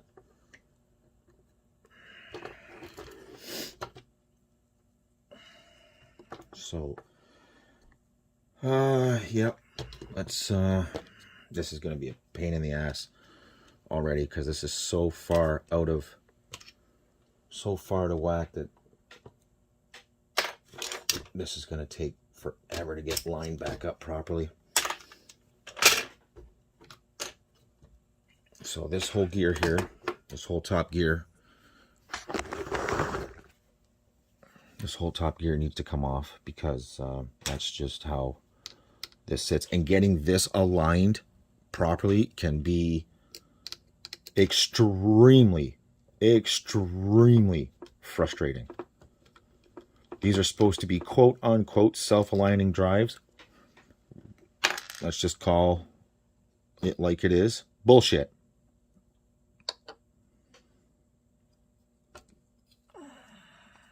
100% bullpucky. Yeah, that is just nuts. Oh, wow.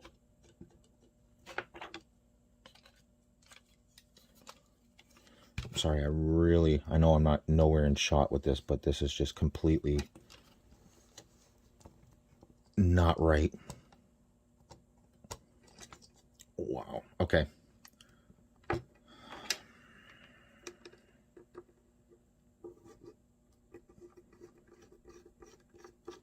That's why this stuff can be a little tricky to work on, because they are infuriating. These are nasty drives. I can understand why they switched from the Sony drive to the JVC drive, and then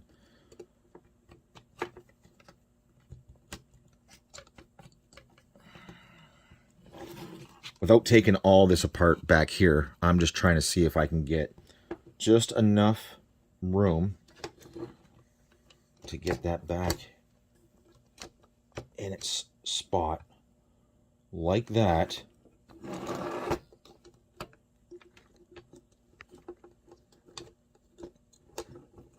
Why is that sitting like that?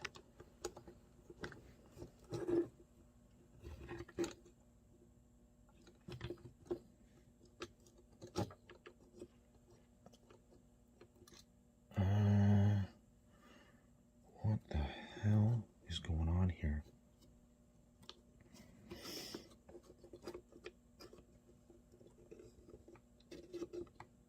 Oh yeah, wow, why is that doing that?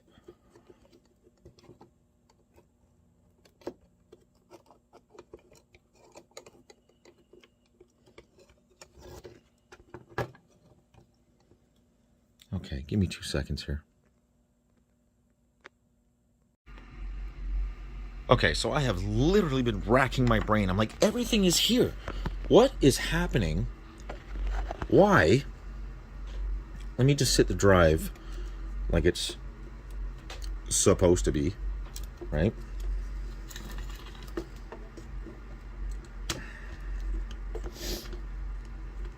So let me pull the gear off here, and that'll give me some room, some wiggle room here.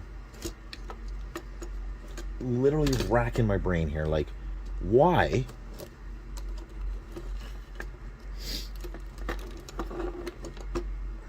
Okay, so it sits like this. Hang on, let me get above you. So it sits like this, and you've seen that the whole tray was shifting, right? And I'm sitting here racking my brain, like, this only goes in one way. There's a flat spot right here, and it only can go one way because there's the flat spot. So if you tried to put it the round way, this way, nope. But if you put it flat, can we stay focused, please? It will sit in there. That's how it's supposed to. I don't want to put it all the way in there. So once you get it lined up, this nub here is what rides this gear, and that's what shifts it up and down, right? So tray in, up, tray down, out. So I'm sitting here and I'm like, why does, even though you have it screwed in here, right, and it's got washers that hold this down, right, so it doesn't shift, and it doesn't matter, it would shift out, it does not matter what I was doing. I'm thinking, I'm missing something, but I'm not catching it with my eye. I'm like, I know this drive inside and out. Where, for lack of a better term, the fuck is the issue here? Then I caught it.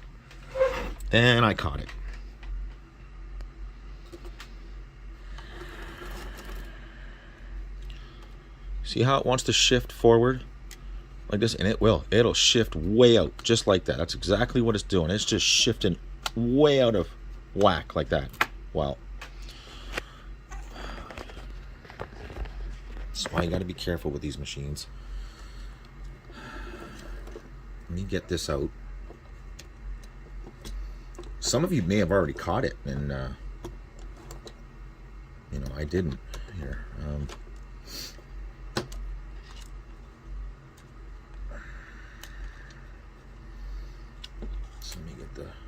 the drive out here.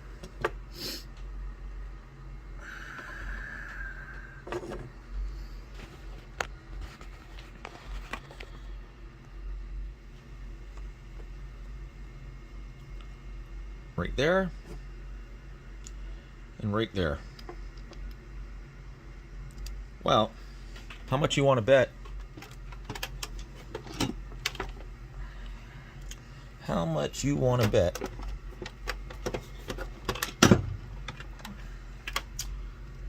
That those right there go right there. How much you want to bet? Now, you know what? What I should have done is... Sorry, I'm just trying to grab these pieces. What I should have done is I should have went online and looked at a picture of the drive, and it probably wouldn't have taken me 20 minutes to figure out what the fuck is going on here. But I can almost guarantee that belongs there, and this one belongs here.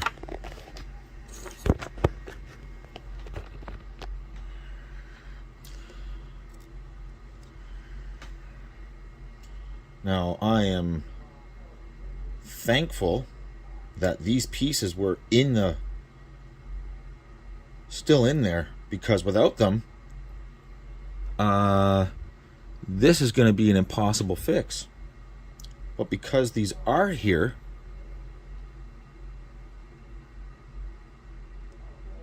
so not that one. Is it this one here? Oh, is on that side. So I am probably going to be able to fix that. No, that's not that side. I'll figure out which one goes to what. This one probably goes to this one, right? Yeah, that one probably goes to that one. Like that. And this one probably goes just like that some way. I still could have it backwards, but I'll figure it out here. I'll figure out which one is what here. I can see where it's broken off even better now that I have the pieces. Now it like totally makes sense as to what the hell is happening here. Does it go this way? It could go that way too, right? Okay, but that is definitely what is happening here. These pieces have broken off, and they may have broken off because he didn't have it aligned properly, but that's a hell of a smash up, right? And that's what holds it in place. I'm thinking to myself, like, I just couldn't figure it out. Like, I'm missing something here. Something's missing. What the fuck? And then I'm like, oh, yep, that's what it is. That is what it is. So let me get these glued in place and get those secure, and then we'll be back. Oh, no, tell me that doesn't make more sense. So I haven't glued them in yet, but yeah, tell me that doesn't make more sense. No wonder it's shifted. So you can see that this one belonged there, and you can see where it's still snapped here. All right, so I'll get that one glued in place, and then we'll get this one glued in place. Now, they've got to be pretty. They got to be pretty accurate when you glue it, because you can't really have any shift. I mean, any wobble in it, and that's going to cause an issue. So this might take a minute to actually get it perfect, but we'll do it. It's going well, except yeah, what a pain in the ass this is to work on. I know it doesn't seem like much, but wow, what a pain in the ass. Okay, so let me just move the assembly off here for a second. I was wondering, you know what? It makes total sense on why the assembly was coming out of here so easily, because you shouldn't be able to remove it the way I did, but whatever. Okay, so we got these back in now. I'll give you a close-up of that. Now, this one, perfect. Now, this one must have had a piece broken off after the fact that this part snapped off, because it would never sit properly. So you could either have it this way or you could have it this way. So I would rather it this way, so that it can't move this way instead of like this and maybe give it a chance to move forward. We didn't want that. So they seem to be very well glued in right now. So what I'm going to do is I'm going to get this all back together. Try to get it aligned out of the system like this and then go from there. So let me get this all put back together and then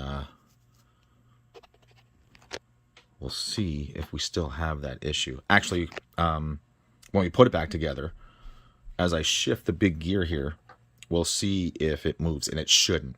It shouldn't move forward, but let's make sure it's good to go. Okay, got it all back together. Now, like I said, I don't know if I have it aligned perfectly, but you'll see that now, yeah, now there's no wobble in this. And let's see if I can get you set up again. Sometimes these drives are just, they drive you insane. No pun intended. So we'll get that up a little bit. Now that's completely up, so that should be drawer closed. And this should, sorry, start to release the drive. Yes, and it does, and it should come up. It should come up, no problem. And there's no wobble to back here, and that's the way it should be. So let me go ahead and get it all installed, and then we'll go from there. Okay, I do believe I have it aligned properly. This is going to be hard to tell, but you can see how much of this plastic part we have out here and where the gears actually stop. So this should be enough to get it in. We got to put this piece back in, otherwise it'll never hit the switch to let it know that it's open and closed properly. That should, if I'm not mistaken, should slip underneath there. Let me put you down for a second so I can use both my hands. I know you're not going to be able to see shit, but let me get this down here, and I don't want to fuck with the tray. Yeah, he's got that. This has been bent out way too far. That's not sitting properly, but that should be enough. Now let's get the top on, and it should. Okay, let's get the Genesis on. And that should be sitting.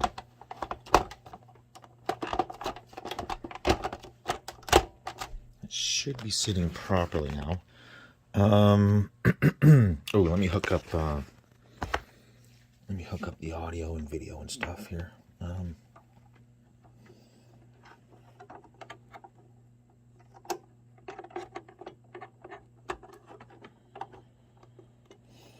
not quite sure what to make of that ribbon yet, but okay, that's on. Let's bring you back here. That should be correct, right?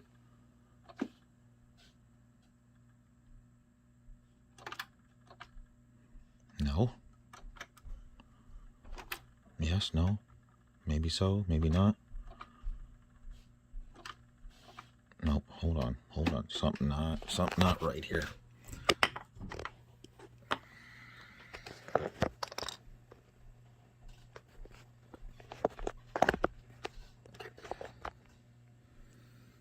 What is causing that?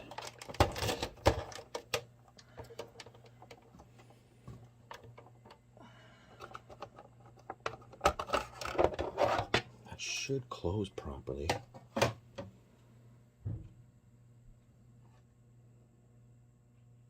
Is that too far? Is that too far out?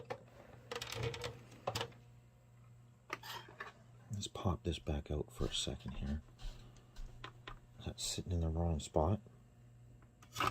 Because that should be pulled out. That should be pulled like that. Let me push that in just a smidgen there. That might have been too far out. The tray might have been too far out there. And like I said, that's been pushed way, way out of spot there.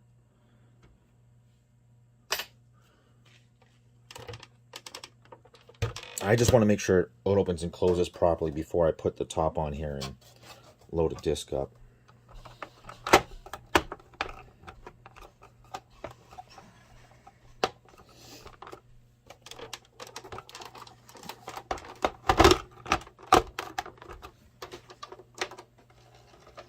There we go. It was. I think it was sitting in the wrong spot there.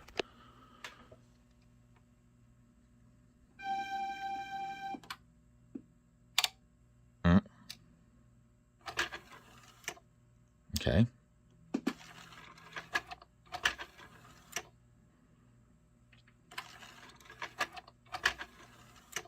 I don't like that. Why is that doing that? That means it's not hitting the switch properly. That's just because I only have one audio going.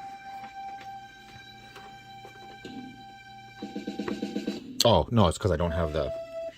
it's because I don't have the mixing in, sorry. That's pure the Sega CD right there.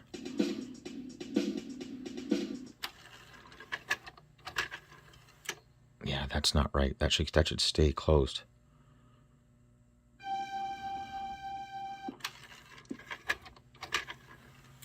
See, I don't think that thing is sitting properly. Actually, I know it's not. Because that should not be doing that. Just for shits and giggles. Just for shits and giggles while it's doing that. Let's shut that down while it's open like that.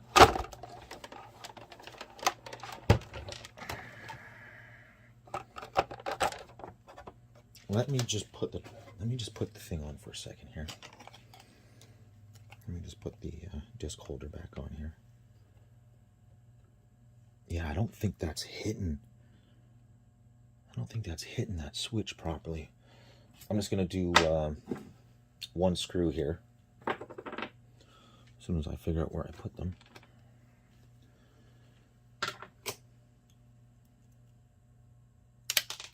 Come on, you.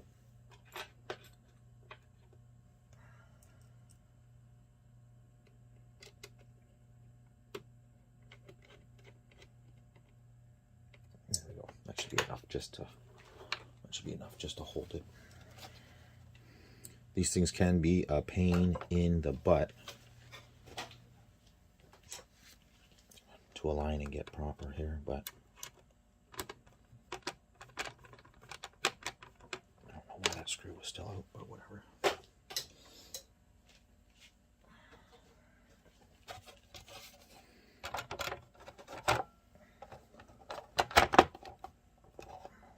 It's definitely sitting properly. Okay.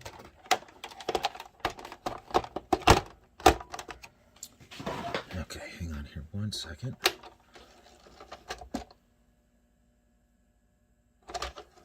Okay, let's get a disc here.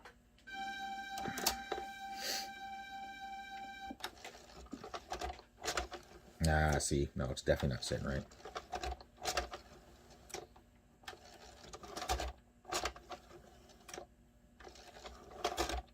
I'm just trying to figure out where it's not sitting properly.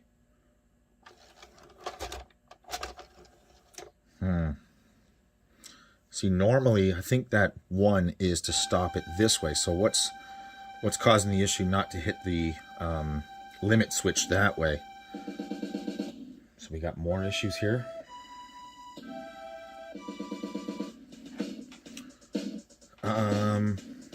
It's not a software thing, is it? Sorry, let me grab the controller here.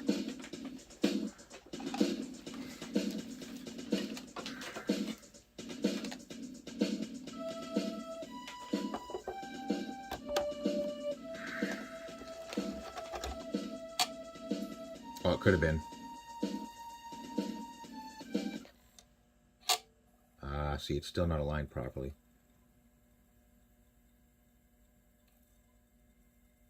Bling, bling, Sega.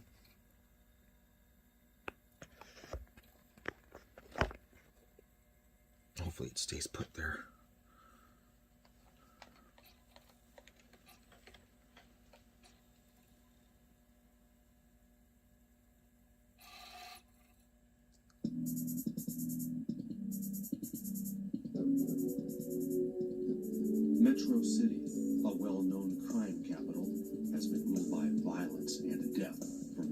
So there's definitely nothing wrong with the laser. That's for sure. We're good there. That's okay. Okay. Let's shut it down. Let's restart the system here. Laser comes forward, yes. Starts, reset. Open drawer. Yeah, something's still not sitting just quite right here. That should not close.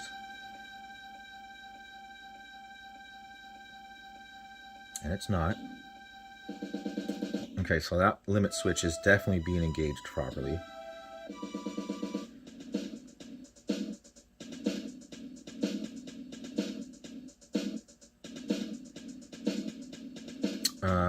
Let me just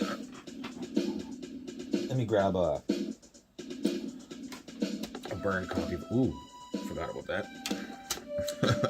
Forgot that it wasn't screwed down. Let's hit start. Okay, I didn't hear any grinding there. That's good. This might take a second for it to get realigned here, but it shouldn't make any grinding noises, period. And it's not. Not right now, it's not. Okay, it's definitely burning, or reading burn games properly.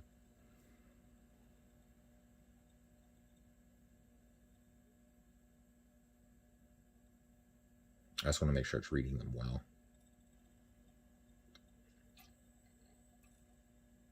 Yep, sure looks, yep.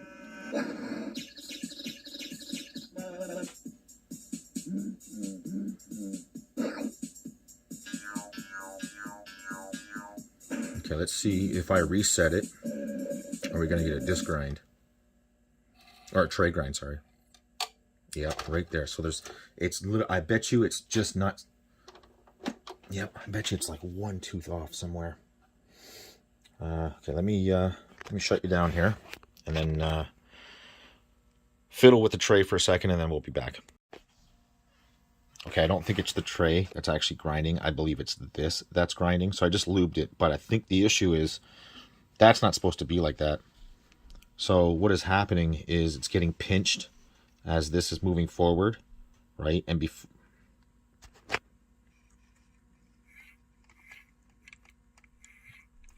you see that? That's not supposed to do that, right? And it's probably causing that to slip. This is supposed to be up like that. That's supposed to be down like that the whole time. So let me figure out a way to get that to stay downwards. This is why it's tricky to work on these things when you don't exactly know the ins and outs of them. Even I still, like, even though I work on these all the time, I still forget where to look and what exactly is going on. But that is for sure not supposed to be like that. That's definitely supposed to be down.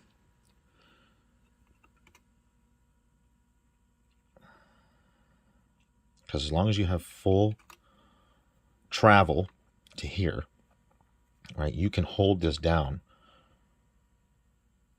and you'll have enough room to move it back and forth. So let me get that under control and see what happens. Okay, so I have these little, I have a roll of like thin stickers that I like to use, like to hold things down, kind of like the original way they would hold down the big huge ferrite bead on these. So I just used it across the ribbon, and with enough play, full travel, so that when it goes back this way, you know, you're not pulling on the ribbon, and that should be enough to keep this ribbon underneath the plate without getting jammed up. So let's see if that changes it. Let's get you set up again here. Make sure we're not having any of those issues. That could be exactly what the grinding was. It was just not, you know, it was pinching. Cover.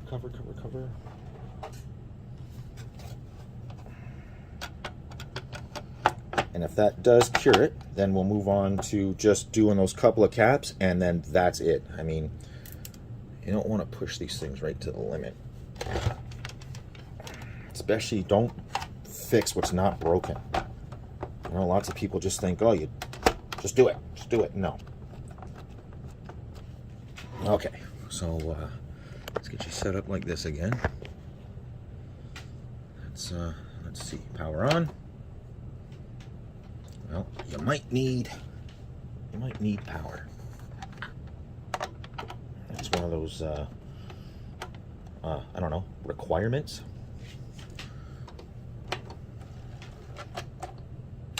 Ah, see, still did it. So no, that wasn't it. Bastard.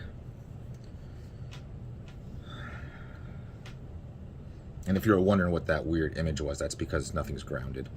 The audio video. Yeah, I don't like that.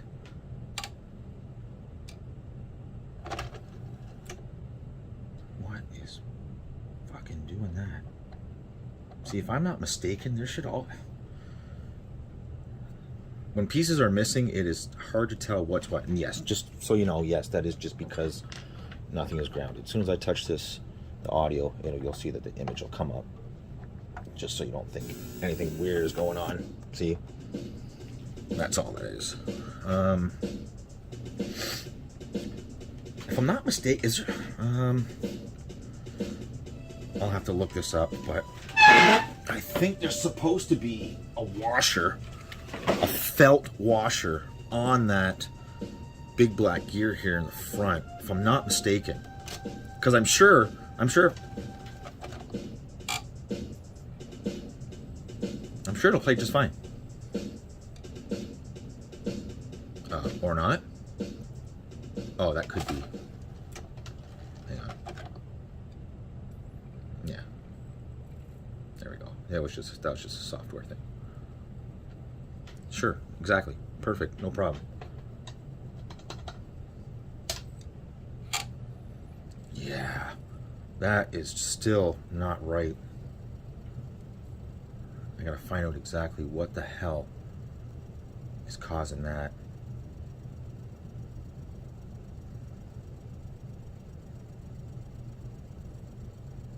You know what I should have done? Is I should try to put like NHL 94 in it and start skipping through the songs, because I think there's 79 tracks on it, and just see if it's the laser that's causing it as we're moving through the tracks, or if it's actually the sled. Okay, stop.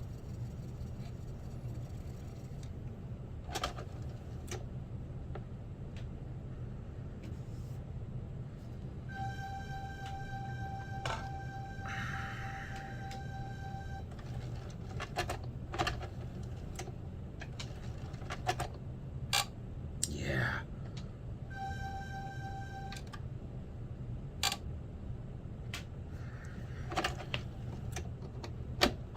Okay, I'll be back. Okay, I actually think I got it here. So I thought to myself, like, yeah, that is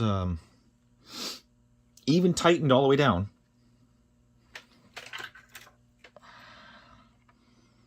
This was extremely, focus, fuck. That was extremely wobbly. See how nice and tight that is now? I improvised with a little foam washer here. And I think I got it here. So let's back you out here.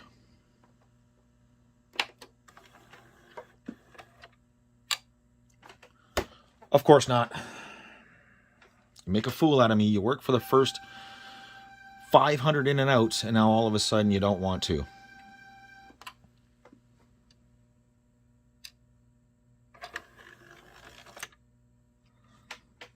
Because that's the way it's supposed to be. I mean, it is definitely in line. I can tell it is. Whoa, whoa, whoa, whoa. Hold on. See, it seems to be running fine, so I know when it's sitting right. It is good to go.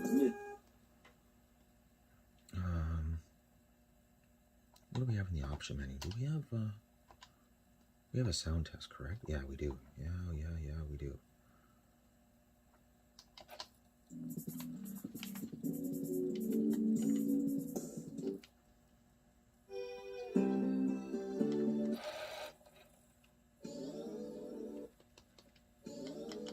see how far we can go here.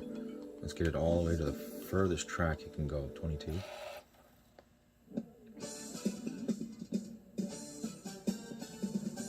Well, I don't know if you can hear the drive, but it is exactly how it's supposed to sound.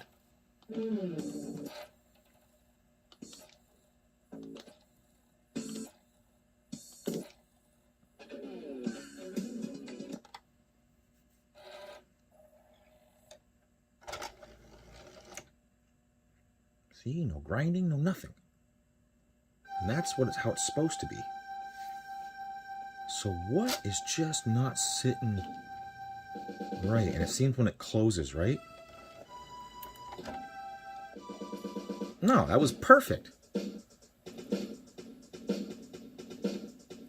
No, I don't want... Yes. Let's go to this, please.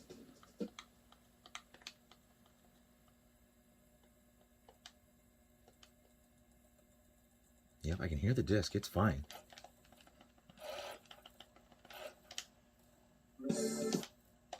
Right to the end track. Perfect. That's the disc. Don't worry about it.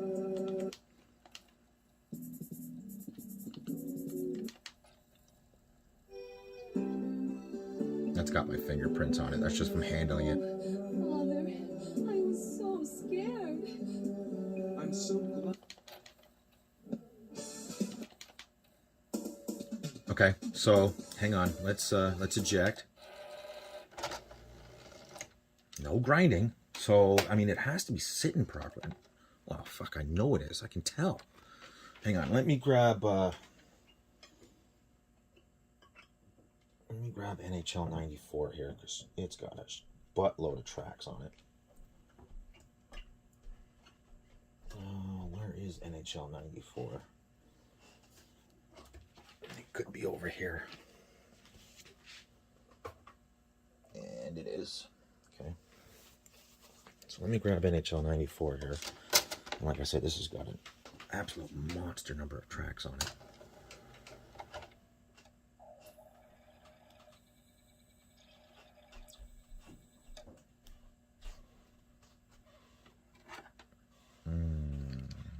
Pardon me?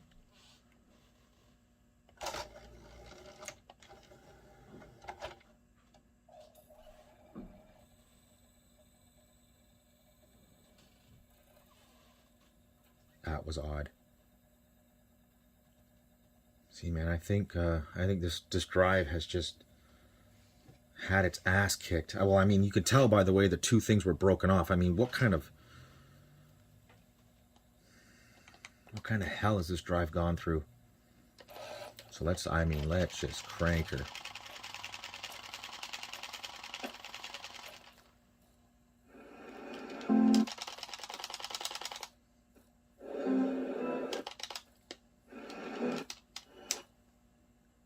That's going to be an empty track.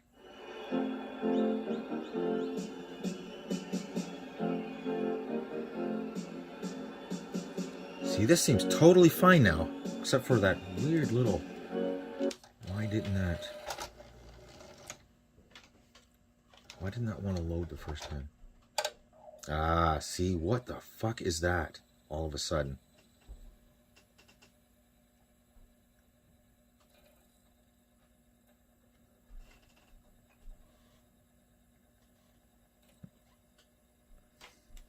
Let's see how it responds to full motion video. And of course my furnace had to kick on right now, didn't it? Hang on. There's definitely still something funky going on with this drive, and I haven't quite narrowed it down to what.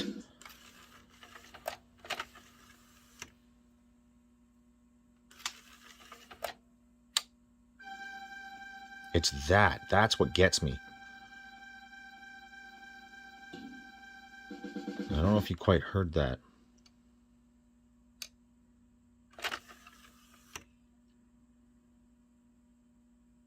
See, that seems all right. I don't know if I'm going to need to hold that down or not. Yes, you hear that grinding again. That's just not right. There's still something very funky going on here, and I don't know if something is bent out of the way or bent the wrong way because of how those pieces snapped off. There's something really, really weird going on here. Okay, I think I pretty much got it figured out why it's grinding here. Somewhere along the line, this piece right here has been worn way, way out of spec. And as this is the lower part when the tray is in the down position, and this side here is when it's in the read a disk position, when the tray is closed. So open, tray open. Can we get a lock there? So tray open. Or sorry, yeah, tray open, tray closed. Well, that nub is getting stuck. Sorry.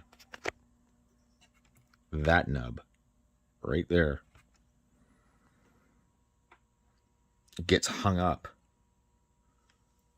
on that sharp edge right there, and it's not supposed to be that sharp. So now I got to figure out how I'm going to do this, because you can buy a 3D printed version of this, and I checked it out. It is not that worn. See if I can get you zoomed way in here.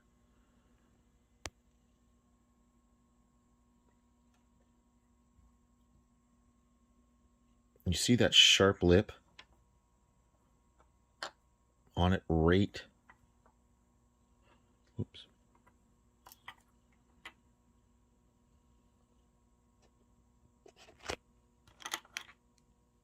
I know, because there's so much glare and everything. Right here, there's a super, super sharp lip on it. I can almost guarantee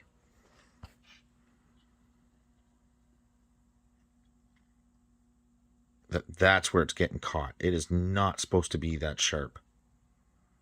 I think in here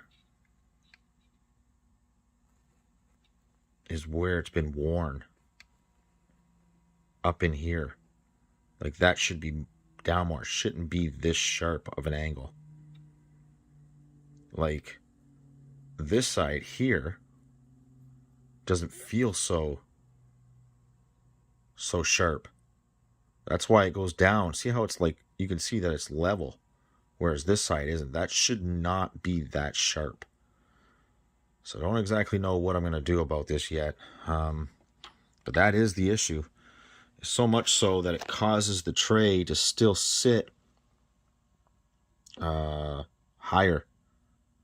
Like this whole area is just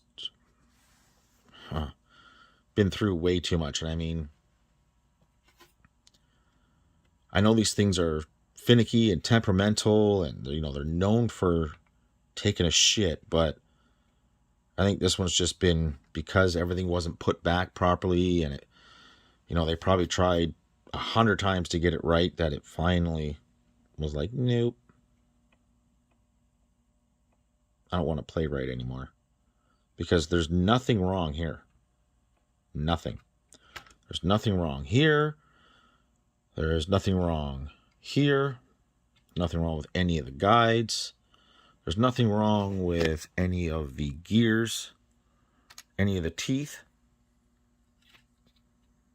here or there. There's nothing wrong with any of that.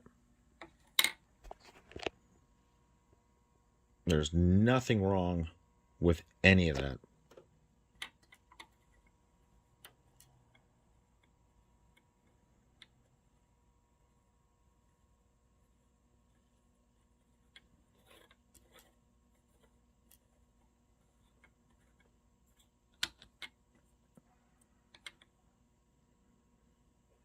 As you can see, it's fine. But that spot here,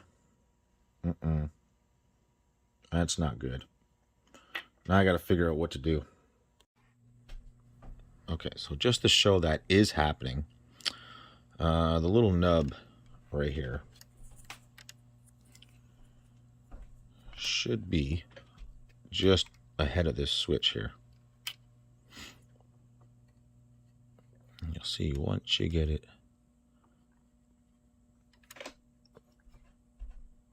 in the right place that it will sit just like that. Right? And that's just like that. Right? Now watch. As we go to spin this,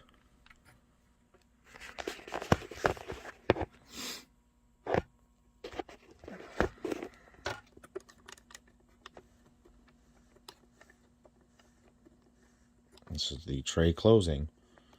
As it wants to come up, which it's about to, there it is.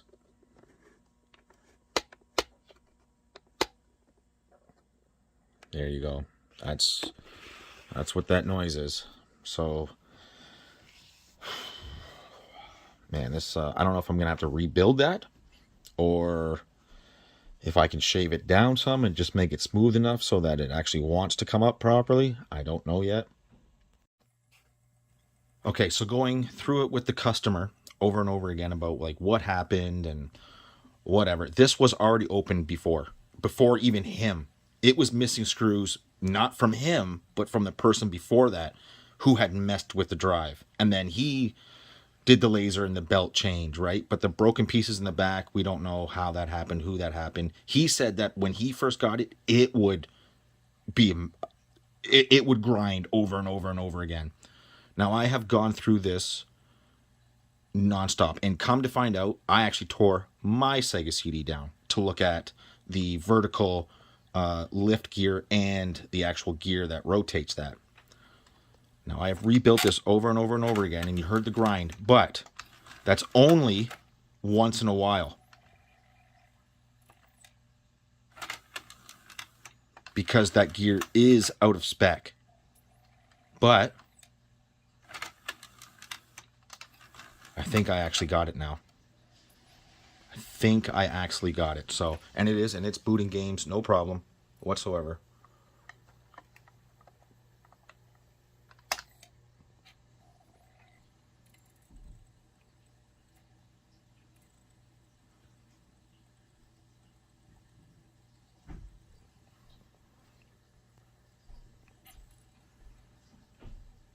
And I'm having zero issues with it. Zero. Oh, I turned the TV down. But yeah, it is actually running, just so much so that now you may get a grind here, but you might not either. See?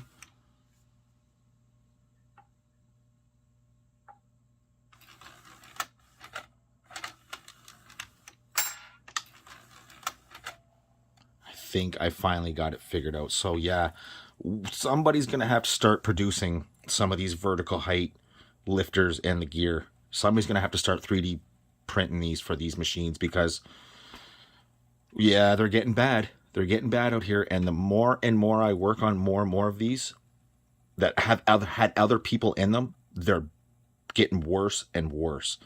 So let me stop this right here, and I'll contact him, let him know what's going on here, that everything seems to be okay, and then we'll start to recap this board here. Okay, I don't want to speak too soon, but I think I finally figured out exactly where the grinding was coming from. So there's your two opening switches on the small board across here, and that which controls the motor to open and close the drawer. There's two. There's one to let it know that the drawer is open, and that's the little plastic T that goes down on the drawer in the back end.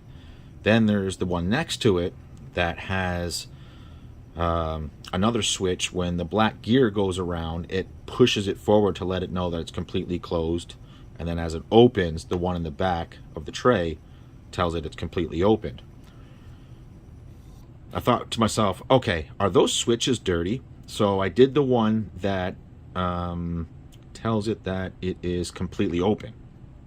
And I could tell by when I desoldered the switch and pulled the plastic part off the switch, and you got the two metal contacts, right? And they push against each other. One stays still and one pushes against, right? Just like that.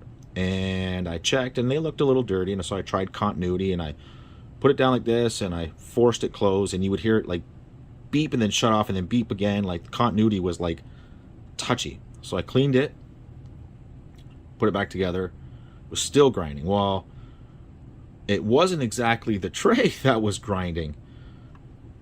It's the laser as it comes forward.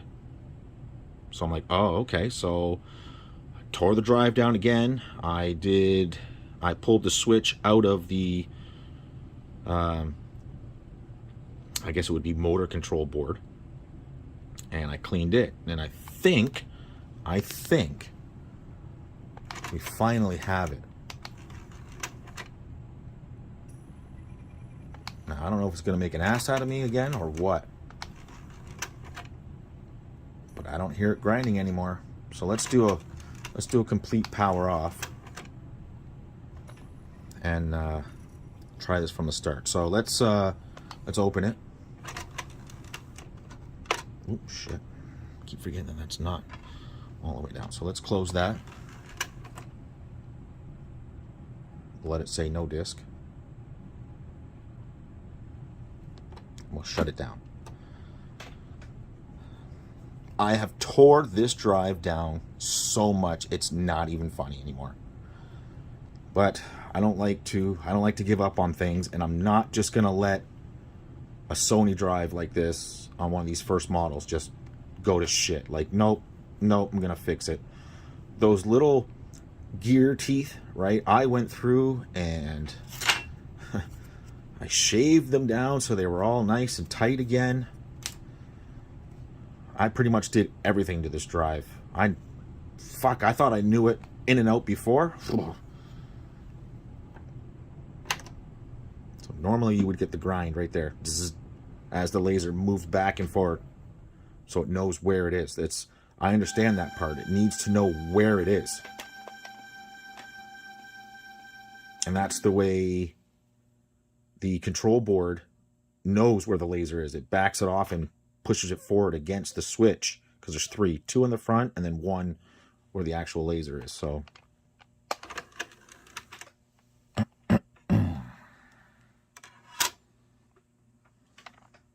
normally, for the price that I'm charging to repair this, I would not be doing this, but it's all about the point now. And what do you know? No grinding. So he's actually sending me another one of these that I was going to use for parts and swap over. Well, maybe I won't do that. Maybe I'll repair that one as well. But again, like you see, there is no grinding going on here. So let's throw up... oh, this has full motion. Oh, yeah. Well, I mean, it is full motion video, so we might as well. I was going to throw in NHL 94 because it has all those tracks and everything, but this does have full motion video. It's at the beginning, the Peter Parker and Mary Jane cutscene. I don't have any of the audio plugged in. I only have one composite cable out to the TV, which is no big deal. I don't really give a shit. But I don't hear any grinding.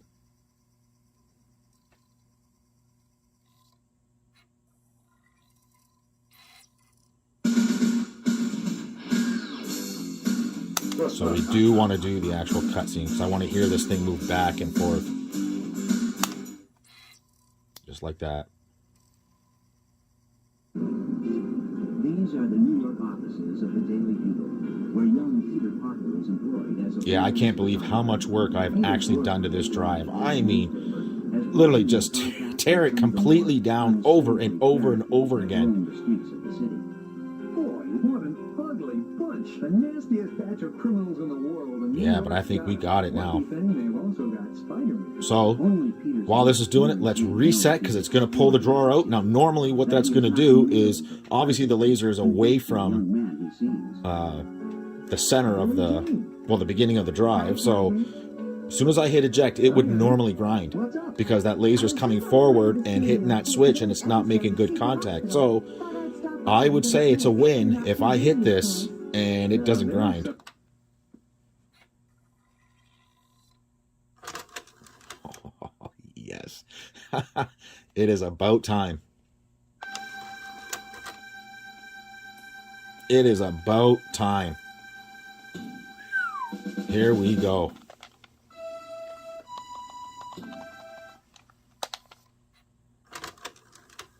So just for shits and giggles, just because things get weird, let's throw in a different game here. Whatever the first one is here, I don't care. Let's throw in something with a bigger table of contents here. Yeah, that's a much bigger table of contents.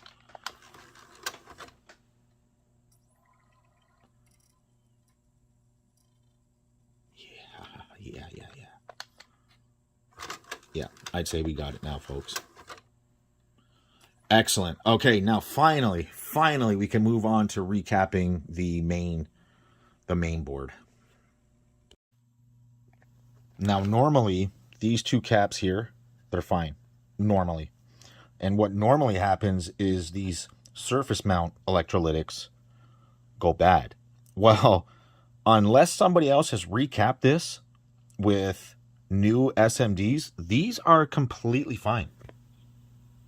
There is no leakage. They are well within spec. Sorry, let me find them here. I'm just zoomed in a lot here. Sorry. There is no leakage on them. Like I said, they're well within spec. And I know a lot of people are like, oh, you changed them for this. Well, if something's not broke, you don't fix it. And I'm going to tell you right now, this top board here looks to me like this is from a unit that wasn't used very often. I mean, they look fantastic.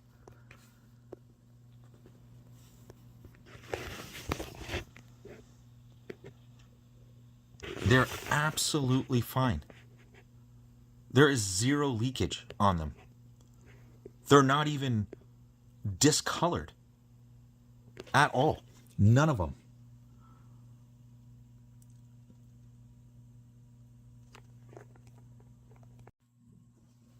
Okay, so I just went through it with the customer showing just how good these caps still are. And everybody's going to give you some kind of shit over whether or not to change caps. I mean,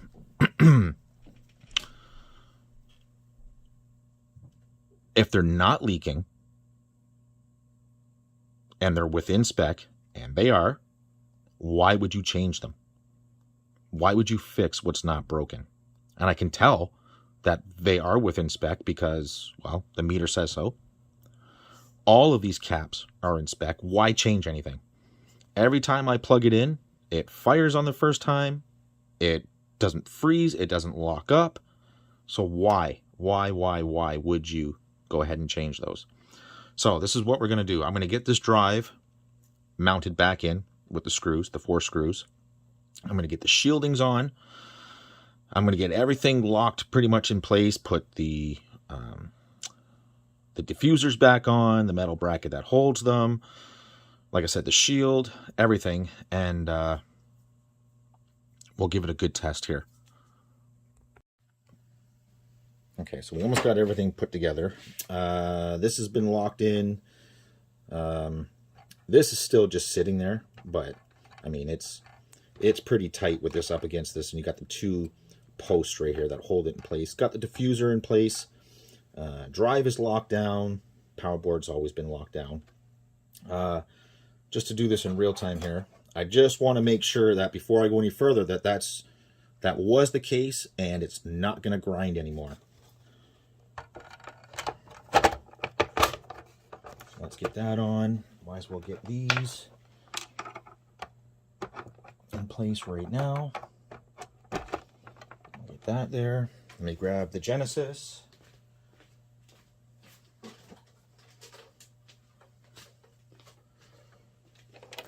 Genesis acquired. Let's get it on there. Let's get our video. Do we need mixing cable? Nah, we're good. Let me grab power. Oh, you know what? Let's do the mixing cable. I'll do the mixing cable just because if it runs fine right now, I might as well let it run. Maybe I'll play a few games or something just to make sure. Don't forget the lock, Aaron. So we'll get that together. We'll get some power.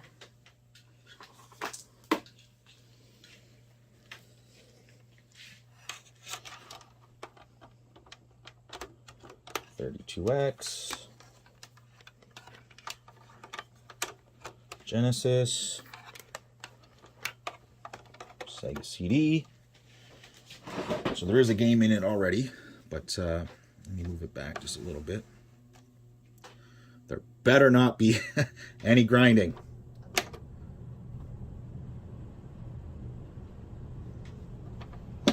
Did I have everything plugged in? Nope. No, I don't. Whoops. There we go.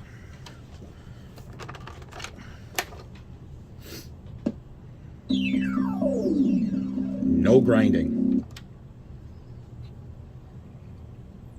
No grinding. That's what we want to hear. Oh, I do need a controller. Sorry, that's probably really loud, guys. Sorry. But, actually, let's turn it off with the drive out, because it's going to ask the laser to get back in position when I turn this on again. Perfect. Let's, I don't know, let's play through something. Yeah, we'll play through,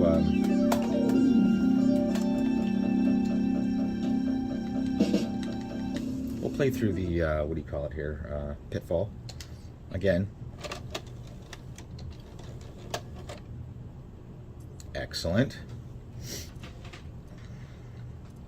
Let's just double check, make sure everything's okay. Let's auto search all the way to the, sorry, what is the last track here? 23.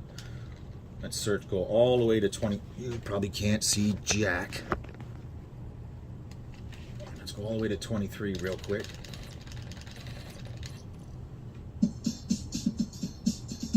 Excellent. Now let's stop it. Hear the laser come forward, no grinding. No grinding. Stop. CD-ROM.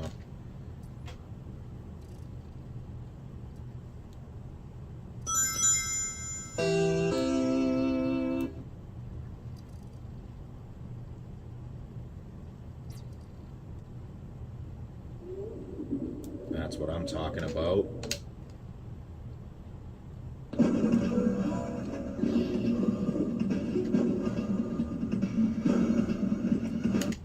Excellent. Now, I doubt you guys want to see me play this, but that's what I'm going to do. I'm just going to play through this, and maybe I'll go through a couple other games and make sure everything's good to go.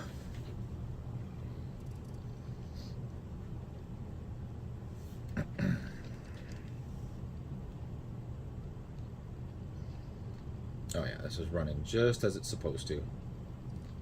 Everything's nice and lubed. Laser's good. Tray is good. Switches are good. Drive is good. Main board is good. Power board's obviously good. Sounds good.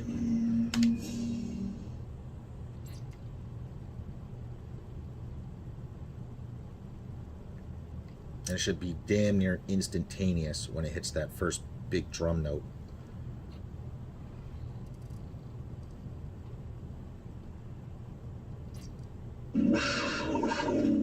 Perfect. Perfect.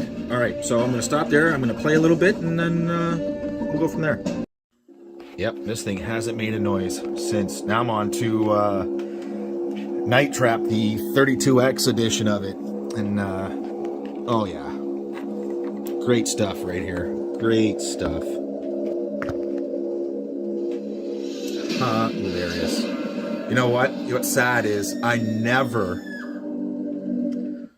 had a chance to go through this game and actually play it the right way. I actually should one time go through this and actually play it. I give it up. I mean, the 32X version of this, it looks good. It really does. I mean, you can tell what's going on. Does it still look grainy in some spots? Sure, but I'm Sims. oh, you can actually see his face and everything in this. So let's just get on with it, and you'll see that. Yeah, I mean, oh yeah, golden.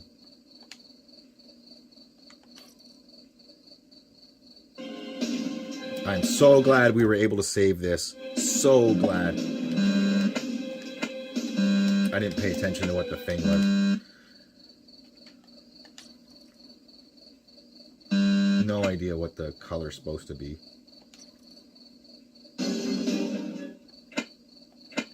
But anyways, yeah, even this, like, you can tell it's dead on.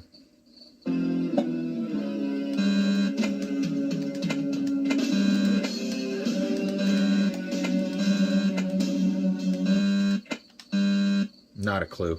Not a clue. Actually, let's, can we restart this?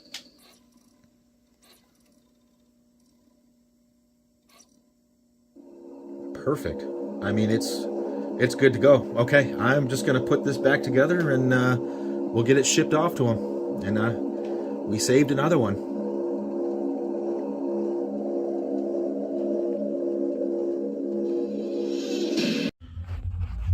Okay, back apart now.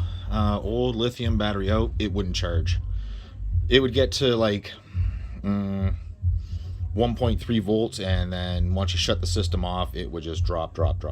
So new lithium rechargeable in. I'm just gonna plug it in, start it, make sure that it's charging, let it get to 3 volts, shut it down, check to make sure that it's holding, and we'll be good. All right, so now we're just gonna let the battery charge and put it all back together. Okay, so everything's back in. All the missing screws are all put back. The front cover here is put on.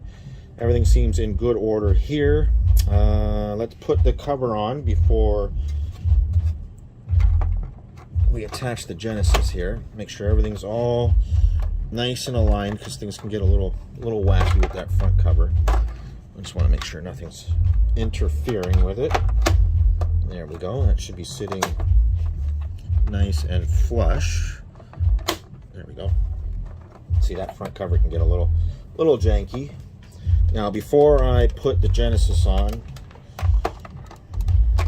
we should clean the edge connector here. I cleaned the edge connector of the board and both interconnect slots here. But we should clean the edge connector here because it's been handled more times than the Octomom. I mean, it shouldn't be that dirty, but I mean, I've handled it with my hand so many times, taking this on and off that, yeah, sorry, where am I here? Yeah, it get a little dirty. So let me go ahead and just wipe that down just real quick. I mean, it's no big deal, but since I cleaned the interconnect, I might as well clean this board just so I'm not putting another dirty board back in it. We'll just do a quick little clean here. We'll do this in real time. We'll sit the Genesis on, lock it up, turn it on.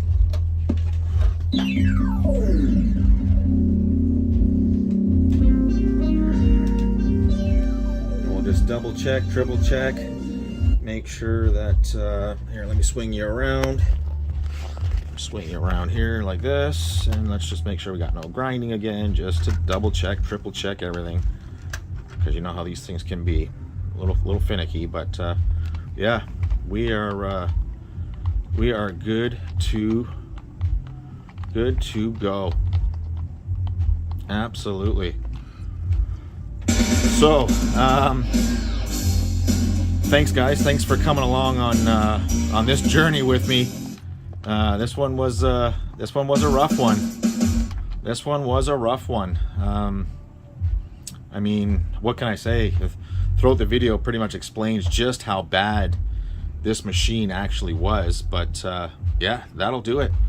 We've got great readability in the laser, and everything's just non-stop, perfect the way it should be. Everything loads up the way it's supposed to be. If you made it this far, thanks guys. I mean, I appreciate watching me go through this, and you know, that mixing can probably be turned down a little bit. Yeah, I just want to say thanks guys. You know what to do. Like, comment, subscribe, all that fun stuff, and well, I'll see you in the next one.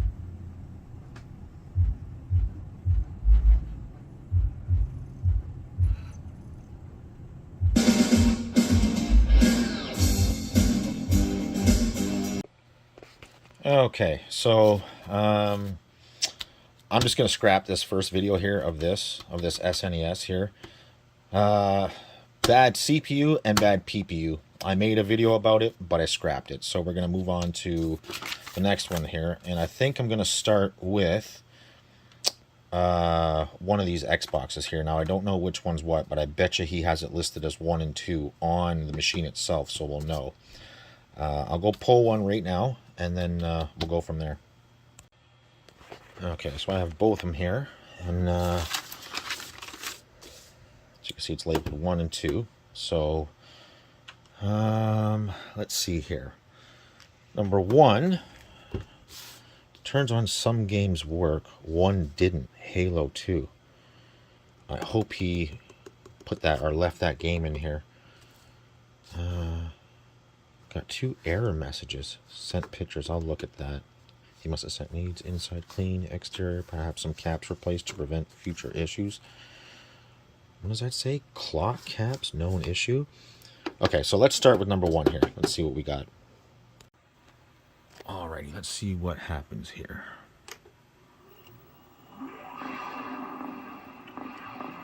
Okay, that all sounds good. Machine sounds good.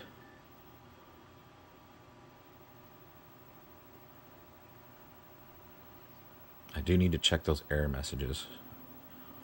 Okay, so yeah, that's odd. I don't care about that.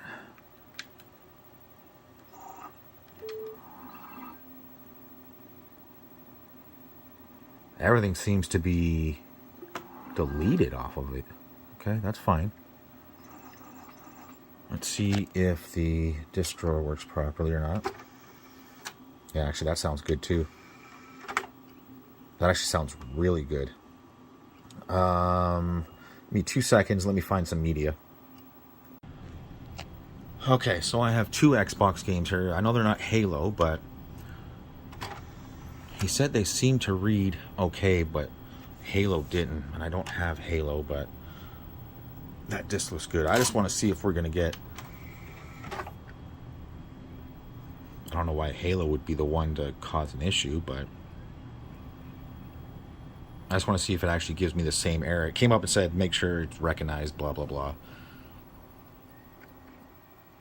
Well, that seems to be okay. Yeah, that seems to be okay. Let me get you situated here. We'll get this, we'll get that out of the way. We'll get you set up here like that. Yeah, I don't see anything wrong with the FMVs or anything. Let's try this GoldenEye here real quick. I would love to get the same error message just so we can continue on with it. If this is just going to be a cleaning video, then I might even scrap this. Yeah, let's get rid of that. Let's try this GoldenEye here. This is in damn near perfect shape too. So that seems to work. Let's try this GoldenEye here.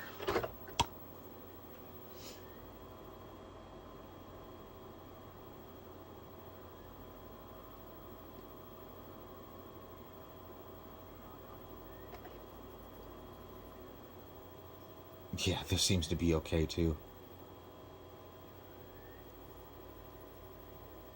I wonder why Halo would be different. That's odd. Really odd. Okay, let me just make sure this loads, make sure the FMV plays.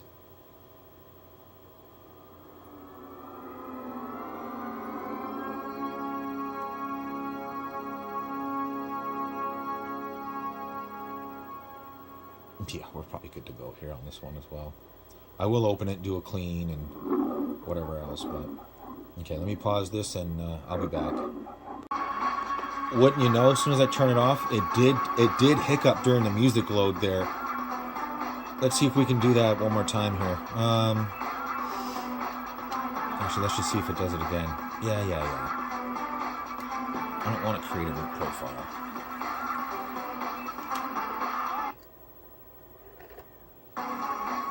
I don't know if that's normal or not.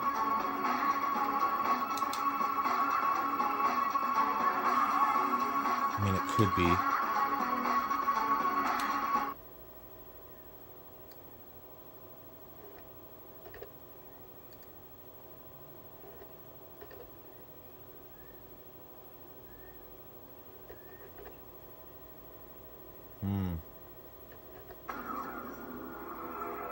Yeah, I don't think there's anything wrong with 3 this. years ago, while on assignment, That might have just was been severely wounded in an encounter with Dr. No, normal. and subsequently lost the use of his right eye.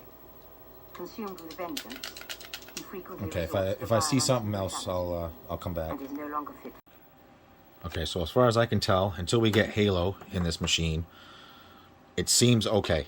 So when I get Halo, then if there's still an issue, then we'll open this one up and check it out. Let's move on to number 2. Okay, we got number 2 here, and when I pick it up, I can hear something inside. Yeah, I can hear something rattling around inside. He said with this one, the error comes up as soon as you go to boot it. So let's get this plugged in. If I can see what I'm doing here.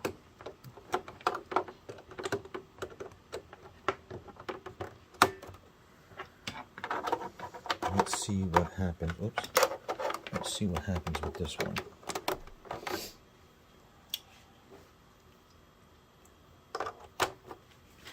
Let's get you set up this way.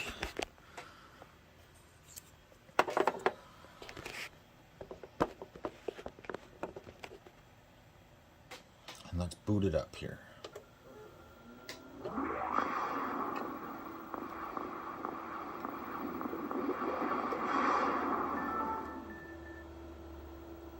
Ah. Okie dokie.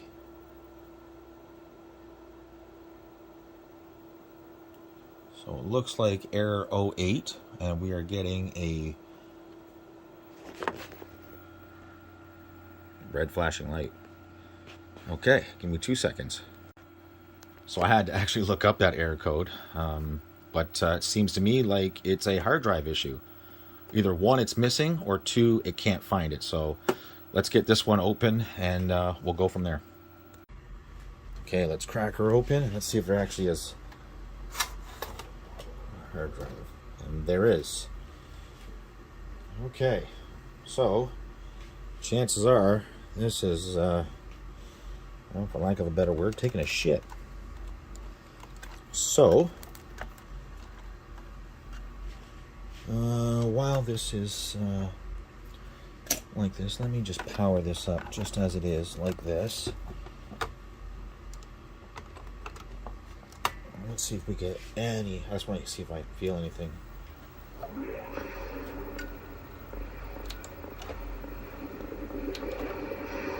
Bad belt too. Huh.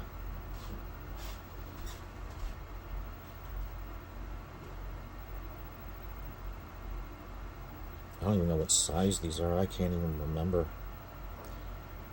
I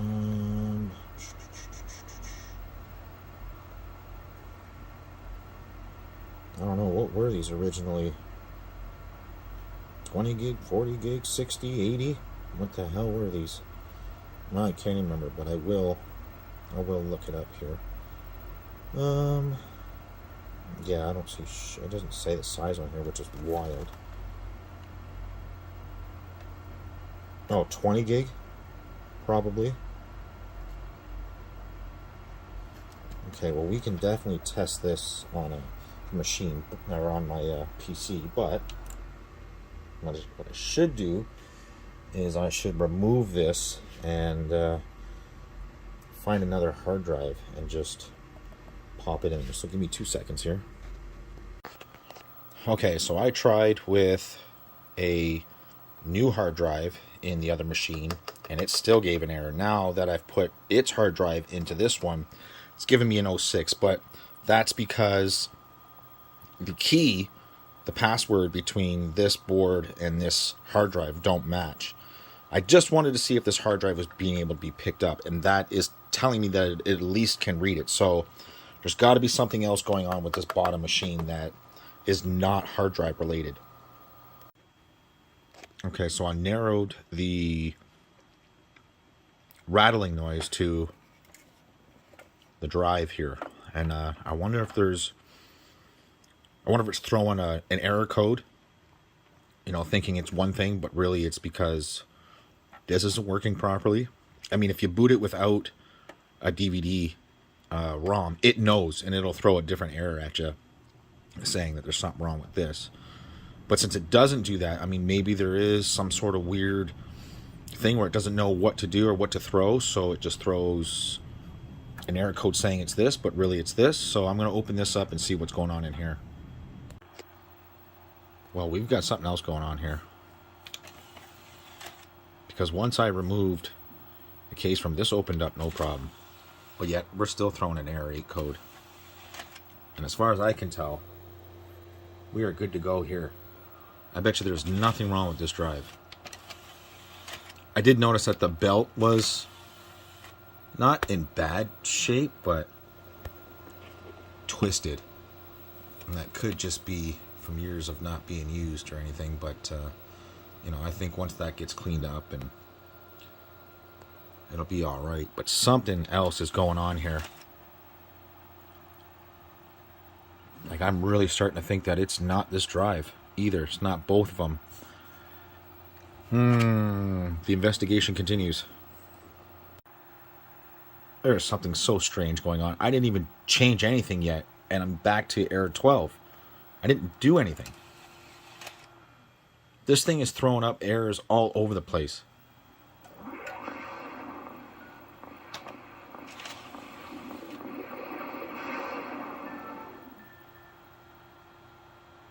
What?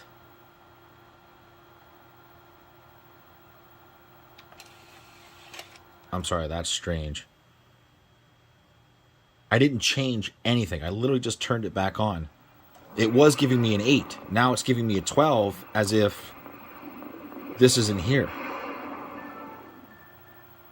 Now it's back to an 8. I didn't do anything.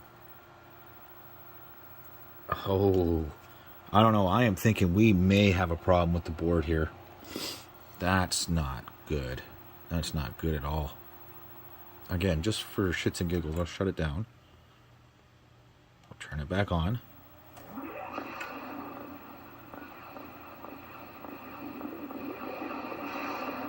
It's going to give me a different error. Now we're back to 12. And it keeps jumping between 8 and 12, 8 and 12, 8 and 12.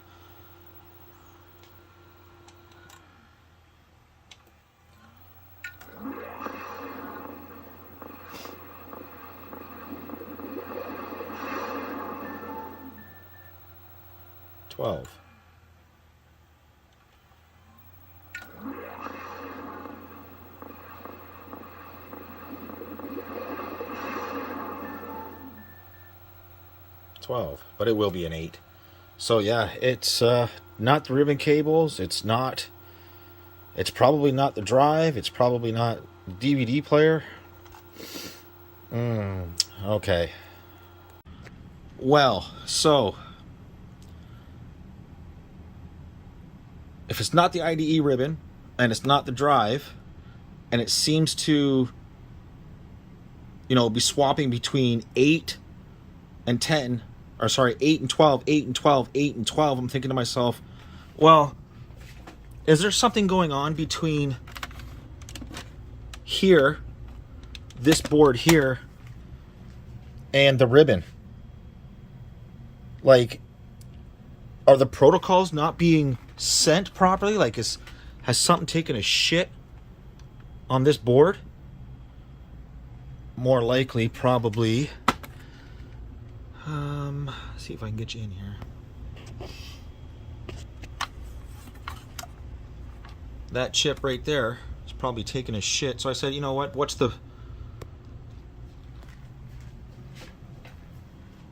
Might as well pull, you know, one out of here, put it on.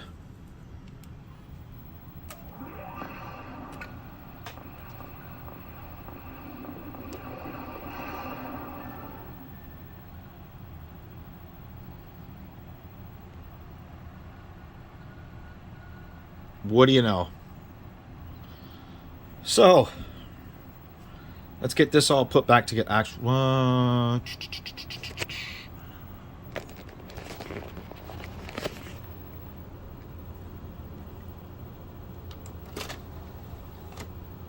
Let's get a game in here. Oh, of course I don't have one out.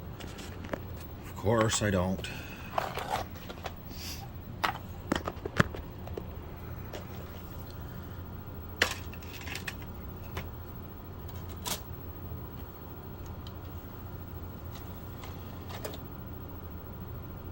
Drive should not be tilted like that. No, it's going to cause problems, but I hear it running. Let's get a controller plugged in here real quick. Yeah, I don't care.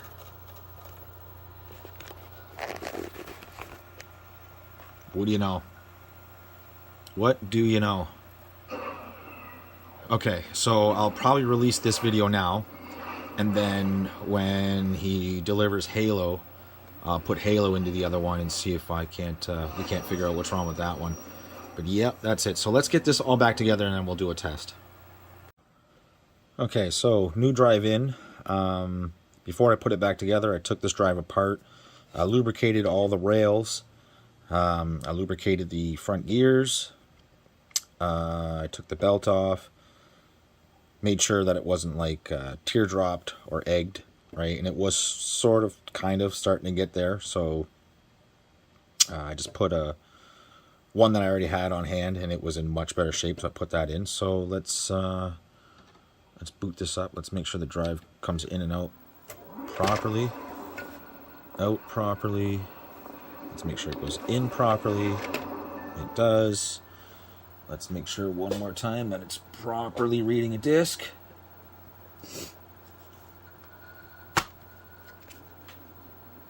I'll just use this. I don't even know what this is. If anybody knows what that game is, leave it in the comments there. I don't know if it's anything good or what. I've never played any of this stuff. Wasn't really a big Xbox fan. Don't get me wrong, I don't mind the way the hardware is built. The hardware is built nice in this machine. Xbox 360, you'd have a hard time convincing me it's built well, but... oh, we need a controller. Okay. Seems like everything is good there.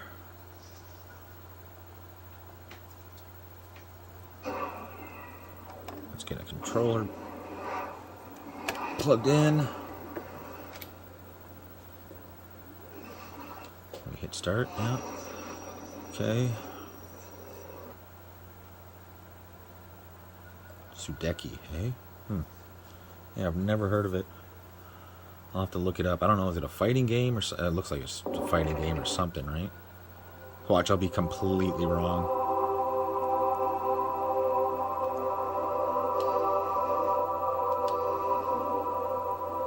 I didn't think the original Xbox had... what am I doing here? Oh no, it's some sort of open world thing, it looks like. I don't think the Xbox had great graphics, and like I said, the hardware is built good. Man,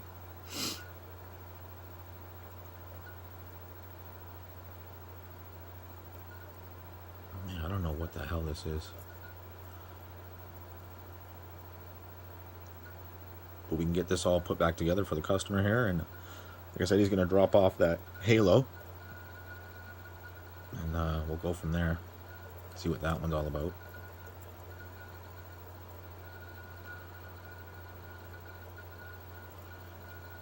Oh, this takes forever to load.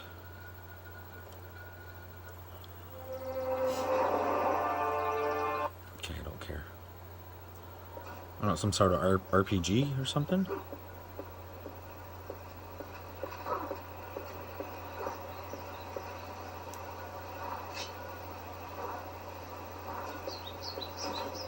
Perform an attack on guard using...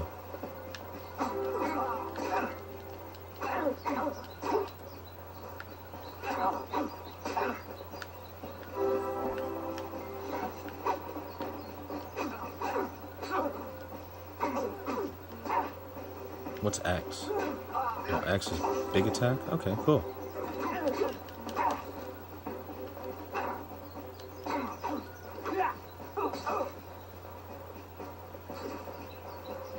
Okay, I don't really care. But yeah, okay, good stuff. Good stuff. So we can stop this. Let's make sure everything's working here this way again, just one more time. Drive comes out. Disk out. Make sure disk goes back in, or drive goes back in properly. It does. Okay, we'll get this one all put back together, and we'll wait for the next one. Okay, we got it all put back together. Let's just do a final test. Open. Tray opens good. We'll go with that same Sudeki game.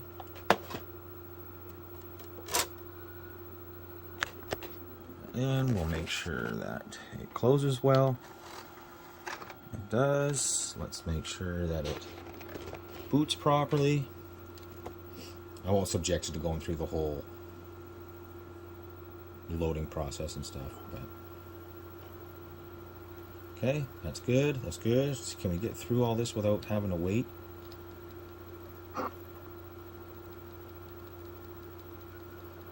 Probably not, right? As long as it loads up and plays maybe the first little bit of the right here, the intro. Yeah, I would say that's good to go. Perfect. Okay, so you guys know what to do. Like, comment, subscribe, all that fun stuff. And we'll see you in the next one. Alrighty, so on the bench today we have my personal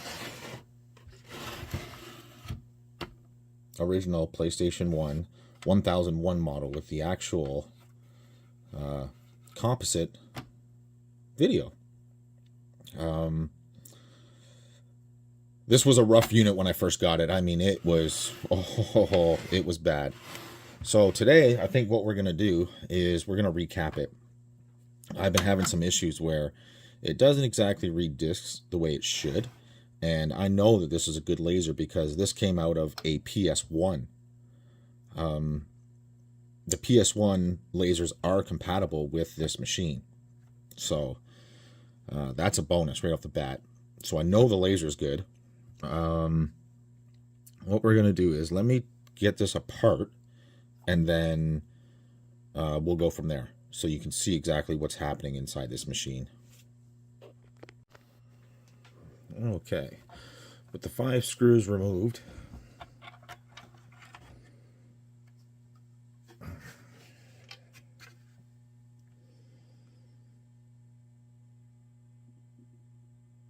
none of this on the inside here seems bad at all.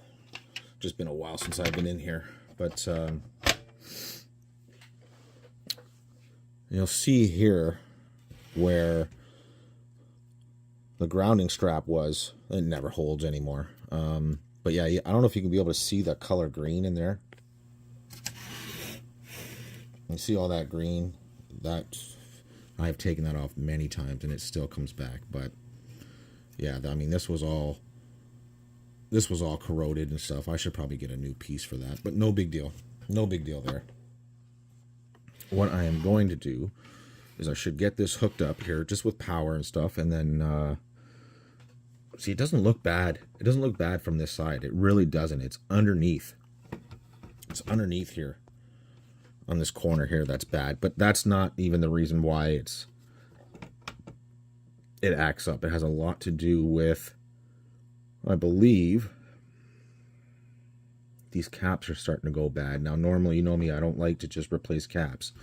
So I am going to check, but I would like to go, like I said, it's been a while since I've been through here.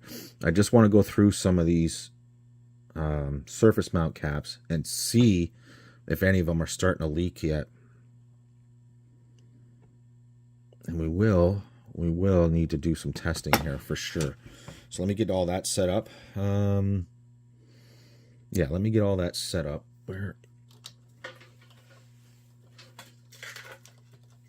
Let's get this done right here, right now.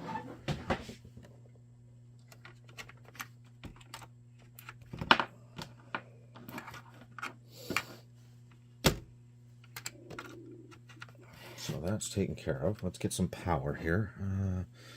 I was going to say I did have it nearby. I just don't like the way it is modded. I got a mod chip in here. Oh, what do you call it? An Arduino mod chip. I can't remember what it's called now. Let's get that plugged in. Let's get that around there. Let's get the TV on.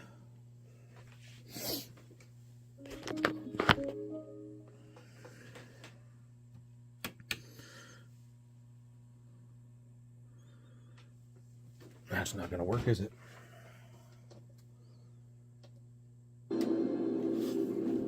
That'll work.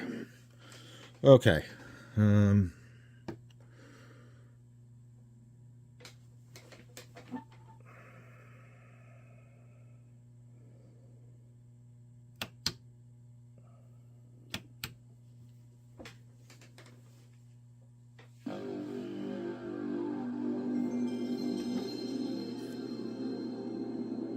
Yep, well, that's okay.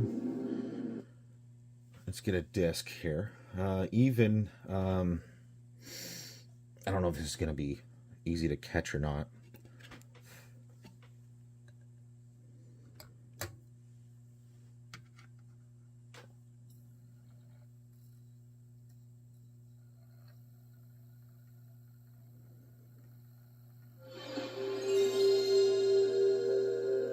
See, all that seems normal. But I'm not going to lie, it sounds like crap.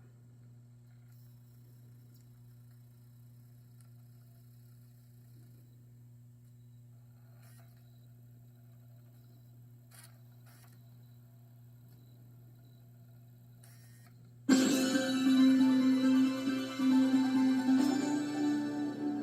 don't know if I'm going to be able to capture this. Because it usually happens when you switch camera modes. You know, when you're walking... Oops, that's me touching the disc, sorry. You know when you're walking and you switch camera views, or you go through a door, right? It'll hang. And sometimes it will stop loading. Sometimes it won't. It depends. And it's definitely not the disc, because this disc is like brand new. I mean, it is like brand new. Anything you see on there is probably just dust. Which I like to know how dust gets in here, because it's been sitting in here for months. But okay, so let me... we're going to have to do some measurements on the laser. A couple of the pots down here to make sure they're okay. Be careful if you have this thing plugged in. This is live, especially back here in the hot spot. All right, you got your hot, your cold, your primary, and your secondary. Make sure definitely keep your hands away from the primary, because that is hot at 125 volts. Let me just put that over here for now.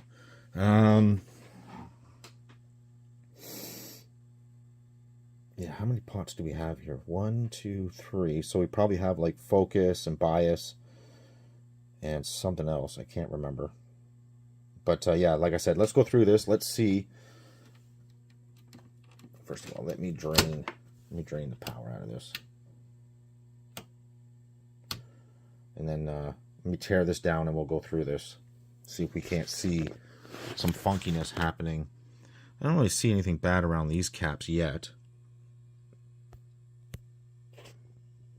I mean, they look okay. Doesn't mean they are. But maybe around this area where the power supply gets warm. Sorry, where the power supply gets warm. Which is why, if you notice, this laser is this way on this machine, and the other ones are way over here. Like, completely different. They're literally over here on the next models, right? It's to keep this away from this, because this gets so warm. This is a power hog, this original 1001 model. It is a power hog.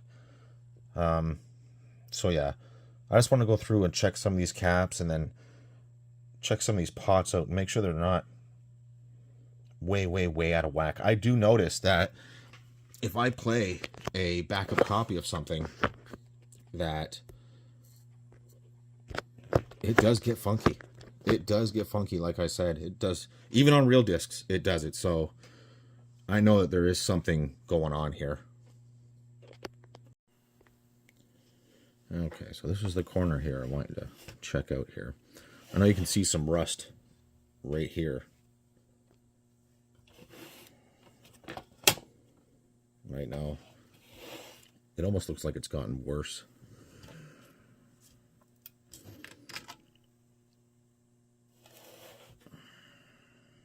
Well, that'll have to be taken care of. But yeah, what was this? I can't remember what this mod chip was. Or do we know something? I can't remember. Oops, where is it here? Yeah. Had that mod chip up in here. Back up.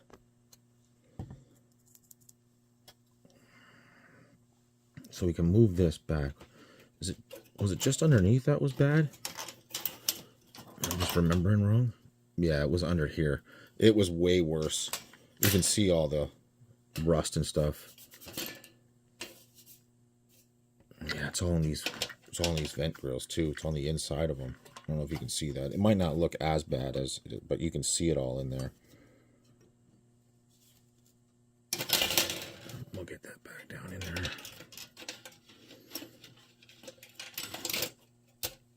Okay, so what I want to do is I just want to check out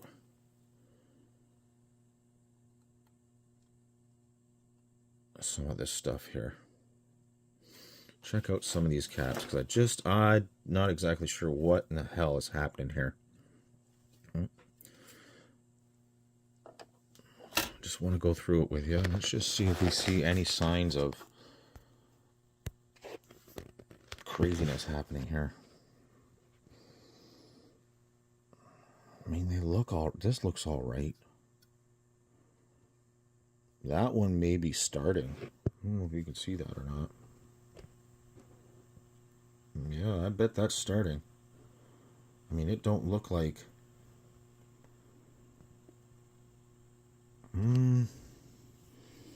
Fuck, they might all be starting.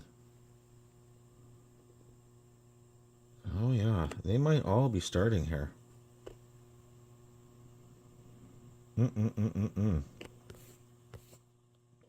Yeah, they might all be.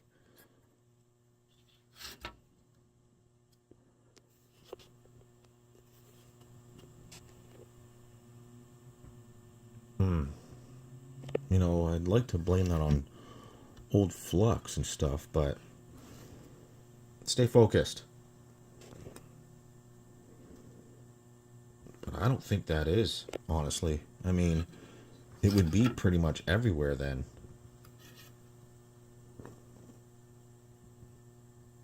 And really it's not. I mean, it seems like it's...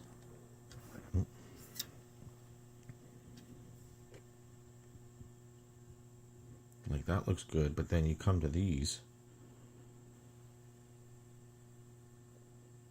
Well, the only way to test that is to literally hit them with something. Now, if it's a laser issue,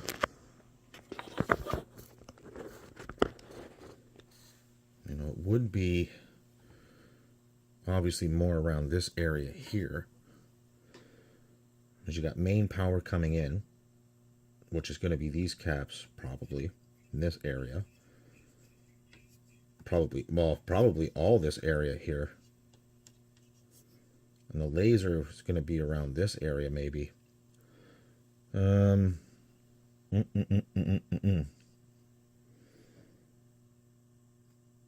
I do see pins running off to this here. This cap, this cap, this cap.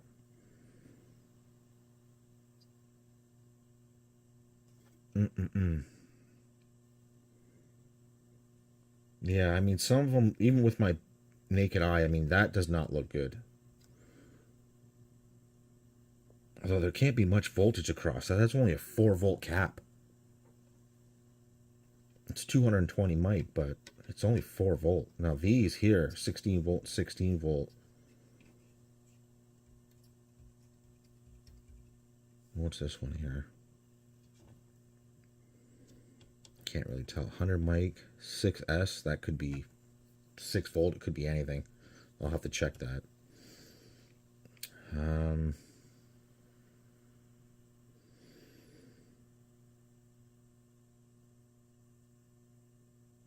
Yeah.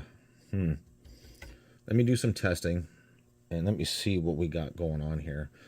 I may pull the power supply out of here. Out of here. Put it next to it. Just run it. Just board. Just put the laser right on here and just test away and see what happens. Oh, I will need the top shield for that though. Just so that it has something to lay on. Oh, well, I could do it off. Yeah, let me figure out what I'm doing here. Okay, so the first thing I'm going to test here is I got ground set up over here with my test lead, and on millivolts DC, right, I'm going to check the top of this power adjustment laser, the screw here. I can't see because the time's in the way, but right here at the top shows 0. Now, as soon as I hit the lid switch, it should give me a reading. And what am I getting out of it? 15.9 millivolts. Now that seems way too high. Like that seems way, way, way too high. I believe. Let's see if I can get that to focus in right here. I believe that right there should be somewhere around like 11 millivolts, not almost 16. Let me see if I can get the meter in here at the same time. How the hell am I going to do that? Give me 2 seconds here. Okay, so you should be able to read this. Now you'll see that when I touch this, again, be careful over here. And be careful, probe. This is on, right? So, nothing. Now when I hit the switch, oops. That jumps to 15.9 millivolts DC, and I don't think that's right. I did some research and looking around, and that should be around 11. So, let me turn that off. Let me find my screwdriver here. Oops. And I'm just going to turn that down a bit, and then I'm going to test it to see what it's at.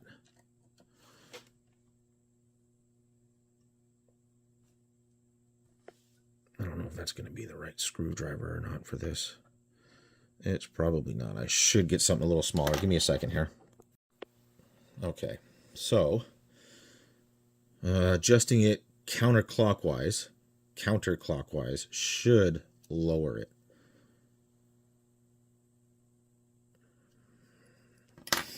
Let's see what we got now. Let me turn that light back on for you. Let me just see what we're at right now. 10.8, that's pretty close. That's pretty close. So, you know what? Let me see if I can't just bump that up. Just, I mean, a hair. So again, just clockwise real quick here, just to bump it up. And oh, man, I barely touched that. And I do mean barely touch that. I just want to see what we're at here. Just see if I can get it close to 11 as possible. 11.3.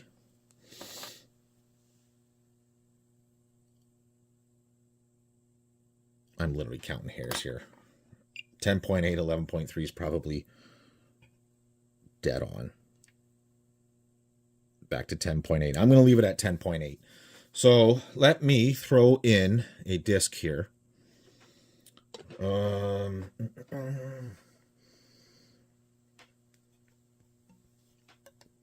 This is something that I do need to get better at, is adjusting lasers on these machines here, because I'm not the greatest. When it comes to Sega CD and stuff like that, I damn near know it just by listening to it. But as for PS1s, I'm not the greatest. No,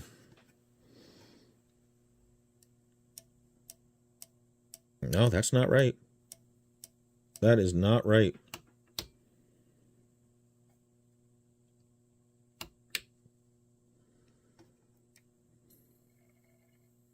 I had to reset it.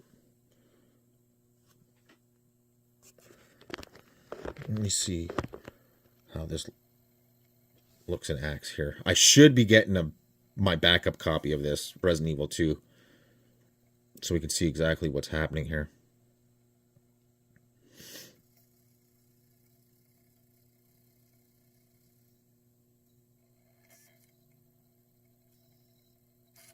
And turning down the laser is not a bad thing. Not at all. You don't want that power to be too high on there. And that's probably been like that for a while now.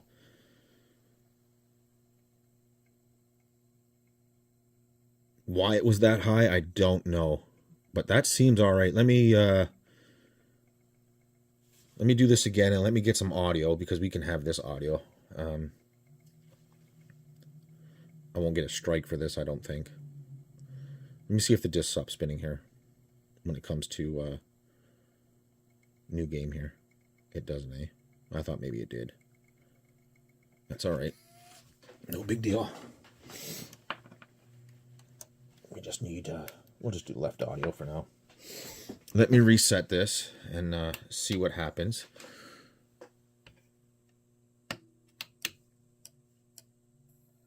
Did you hear that click, click? See, that's not good. So I said, this thing's always had a bit of an issue, and I don't know if it's caps, I don't know if it's adjustments, whatever. I'm just going to do this to make sure that I know that I have the proper adjustments before I start blaming something else.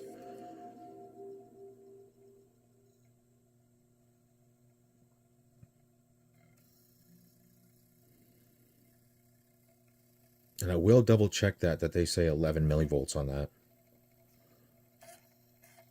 I just want to make sure I don't have any skipping and stuff in the audio.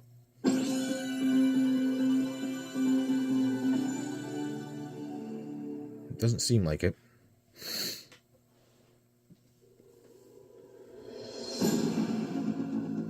Especially during FMVs, right?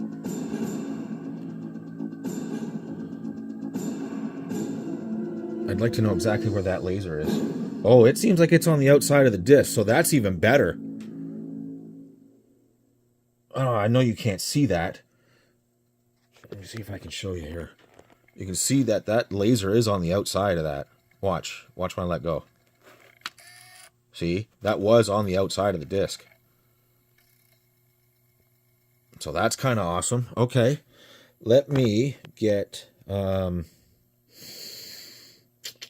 controller and stuff. Let me get the controller and stuff plugged back in here and my backup copy of this to see what happens.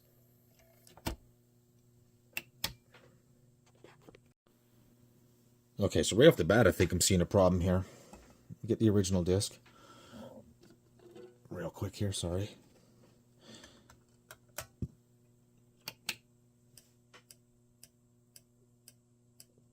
It just does not want to read. I'm gonna check that millivoltage right now again, because I didn't touch anything and now all of a sudden it won't play. That's what I mean. This is, I don't know where the issue is lying. It's somewhere, I just don't know where. So we have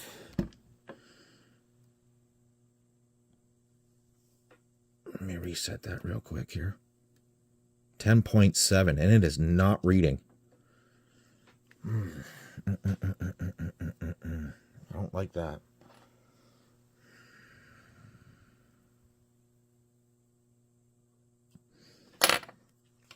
What are we at now?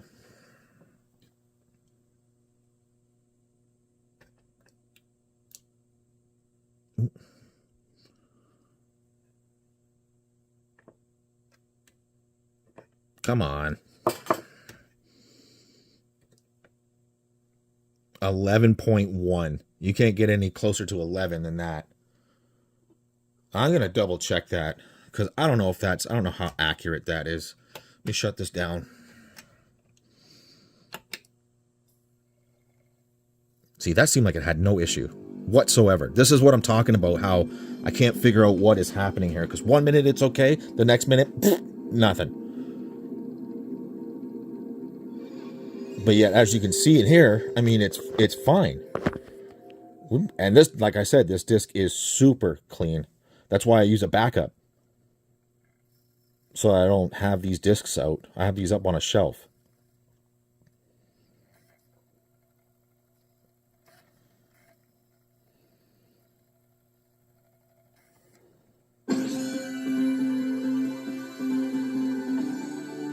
You guys must hate when I replay something over and over again.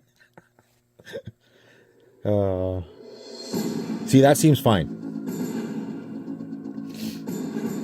No skipping, no nothing. Now let's try a backup copy. And the backup copy is fine too. I mean, it's just got no scratches on it. Yeah, that seems fine. So let's power it off.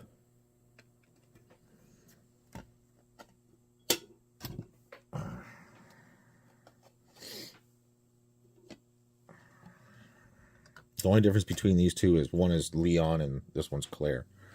That's only because it was the first one available. Well, that seemed fine, didn't it? See, this is what I mean. It's so intermittent. I don't know what it is. I don't know if that seemed longer or...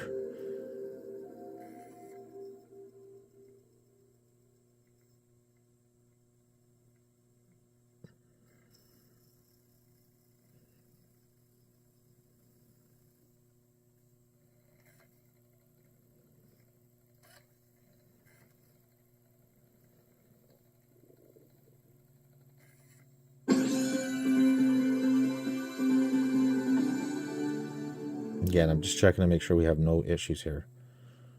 Like with the playback and sound. Yeah, it doesn't seem like we do.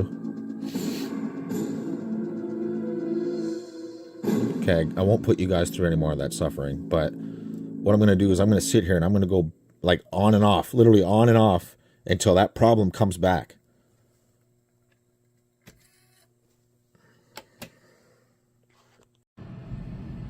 And this right here is what I'm talking about. This is literally right after the last clip. I let it sit for 10 minutes. I didn't move anything. Where the hell is the switch?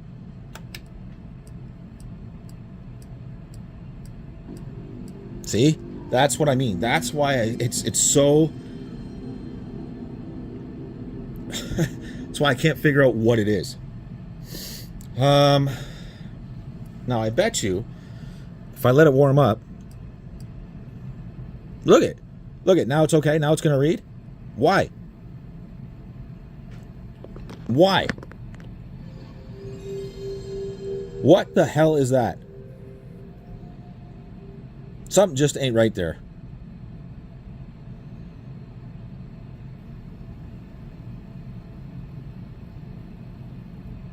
It's not going to load, is it? Oh, it did. I was afraid it wasn't going to load there for a second. Again, I won't put you through this, but see what I mean? How it's just that I don't know what the hell is going on. I might have to figure out how to do the eye pattern on this and check the eye pattern.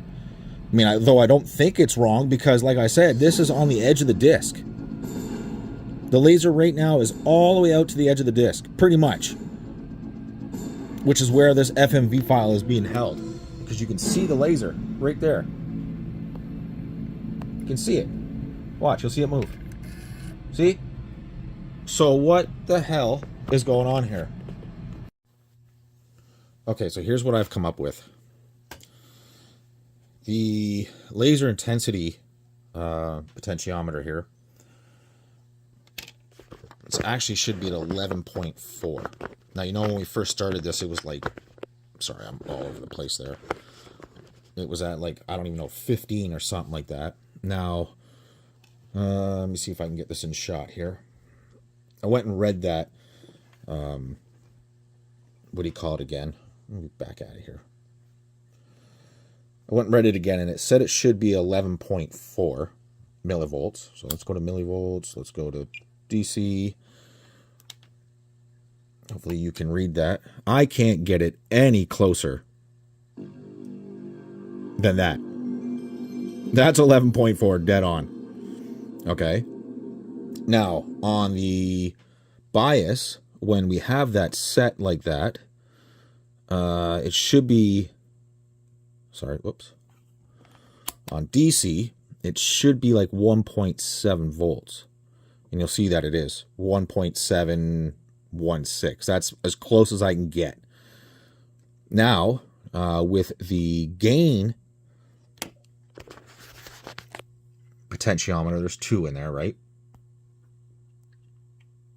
1 and 2. 1 and 2. While the CD is spinning on that test point, on this test point right here, we should have around, I think it's 1.8 millivolts. Give me 2 seconds. Sorry, 1.82 volts while the disc is spinning. Let me back out of here. Let me turn that back on for you. And you'll see I'll get my copy here, my backup here, and I'll get in here and I will probe that point, and you'll see that we're at 1.7, and when I press down, 1.86. Now it's not 1.82, but it's 1.86, and you'll see we're not having no issues here. Zero. It is reading it, no problem. Now I can probably tune that a little more down to 8.2.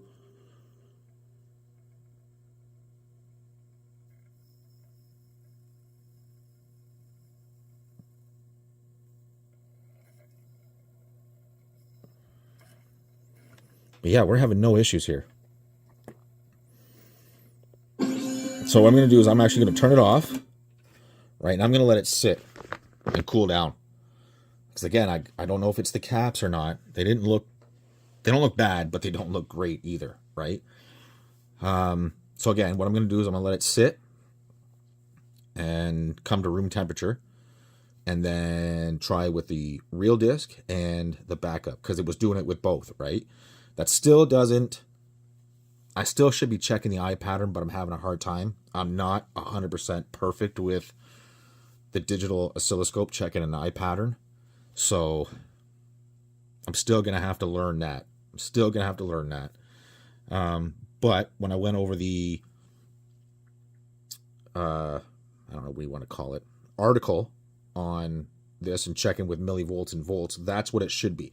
So at least if I know that I'm in that range, right, really, really, really close to that range, at least I know that everything here and here is set properly, so that when I do see an eye pattern, I know that this is at least set properly. So again, let me get this cool down, and then we'll try.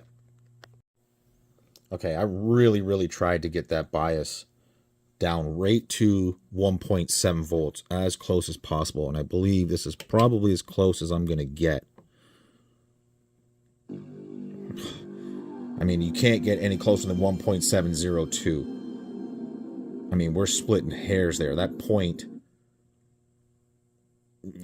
what is that, 1/100th of a point? I mean, I highly doubt that's an issue. So let me grab this. And he said while the disc is running, It should be around 1.82. 1.85 is probably perfect. Yeah, and it looks to me like we've got no problems here. I bet you this was messed with a long time ago. Like, as in the pots a long time ago, and I never went through and checked them. And that's probably why I've had such problems with this machine. It still doesn't explain why it was intermittent like that. We'll stop that. I'm not exactly sure why it was intermittent like that. I mean, maybe sometimes it did pick it up, sometimes it didn't. Okay, what I'm going to do here is I'm going to put the lid on. I'm going to put the lid on, and I'm going to do some testing, just so I don't have to keep holding that down. I mean, fuck, my finger's getting indented from holding it down. Yeah, so let me put the lid on, and I'm going to get into a game. Let's get a memory card, get my game going here, my loaded, my save data, and then go through this with you to see if in between camera shots and in between loading doors, if it's cured the problem. Because if it is, then I'm happier than a pig in shit, right? So let me get rid of ground here that we had. Let me get rid of everything here. Let me get the lid on, and then we'll go from there. Okay, so this thing has definitely cooled down now. So let's start with a real disc. Where did I put it?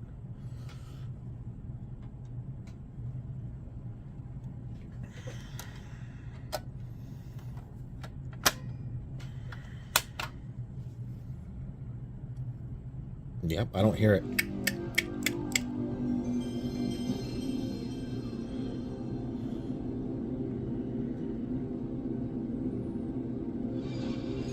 Yeah, that seems all right. So again, like I said, it would, you know, screw up during, well, not only not read sometimes, like we've seen, but like I said, it would screw up during loading doors and camera angles, especially camera angles for some reason. That's kind of wild. Okay, we don't care. Ooh, shit, I might not be able to because I have... I don't know if I have clear stuff or Leon stuff on here. But it sounds good. It sounds good. It sounds a lot better. Oh, so there is Leon on here. Okay. Let's see if I can.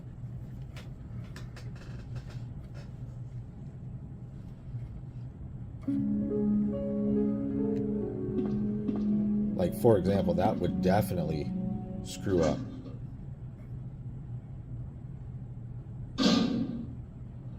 Yeah, it would take a while to load that up. So, I don't know if I can get to a little better angle here, just because I have a hard time seeing shit.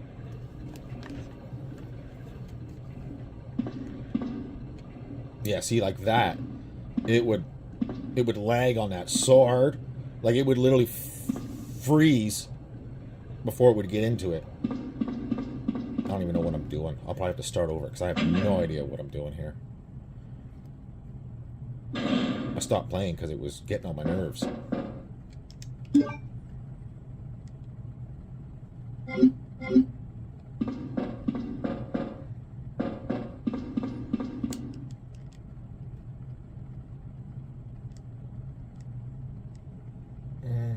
I don't know if it sounds like it's running fast, or is it just because everything's not screwed down? Could be.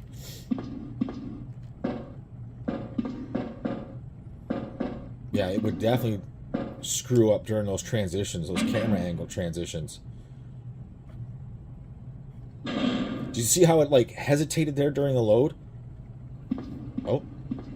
Ada? This is probably why it did that. I don't think I've introduced myself yet. My name's Leon. I'm with the RPD. Shit, I can't even skip that for you guys. Give it a second here. It's a dead end. Actually, I'll pause it. Okay.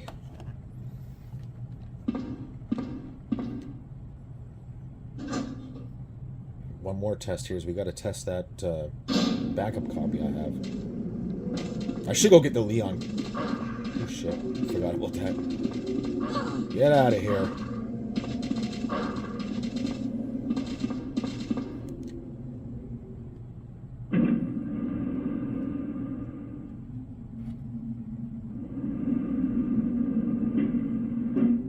Yeah, this seems all right. Like, sometimes you even have a hard time loading into the menu. Picking stuff up. Okay, you know what? Give me 2 seconds and let me go grab...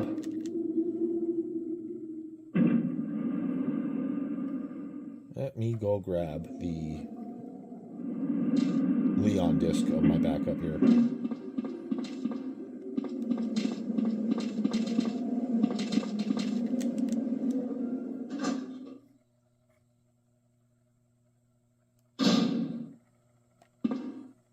Yeah, this seems a lot better. It absolutely does. I know it would lock up on right here. I'm starting to remember where I was now. Yeah, this seems all right. Is that what it was the whole time? See, I swear, I take care of other people's stuff better than I do my own. I get everybody else's running up and running and neglect my own. Except for the X'Eye, because I actually have a video on the X'Eye, right? The X'Eye runs great. So does my Mega CD, not my Mega CD. My son's Mega CD and my Sega CD that I did on here. Yeah, this seems absolutely fine.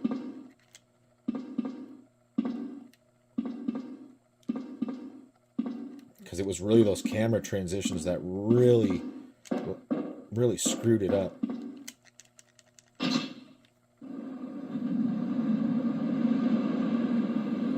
Okay, give me 2 seconds. I'm going to go grab the Leon copy of this, and we'll have to do this all over again, which is probably going to suck for you guys, but, you know, that's what testing is all about. So give me 2 seconds. Okay, so we'll stop this. I'll take this out. And we'll put Leon back where he should be. I wish I had the instruction manual for this. When I bought it, it was at the right price and the discs were perfect, but it's missing the instruction manual. I wish I had that. Okay, so that's that. Put that off to the side. Now let's grab Leon here.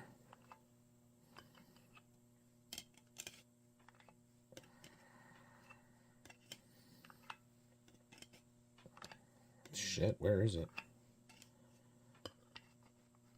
It's in here somewhere.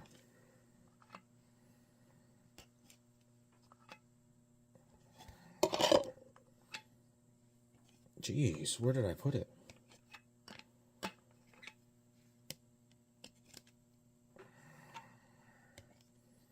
Oh yeah, and Parasite Eve 2 was screwing up as well. Where in the hell?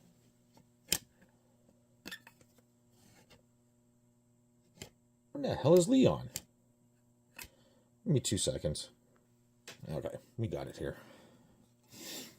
Now let's try a burn disk. I don't hear any clicky clicky, which is great. That's a technical term, by the way, clicky clicky.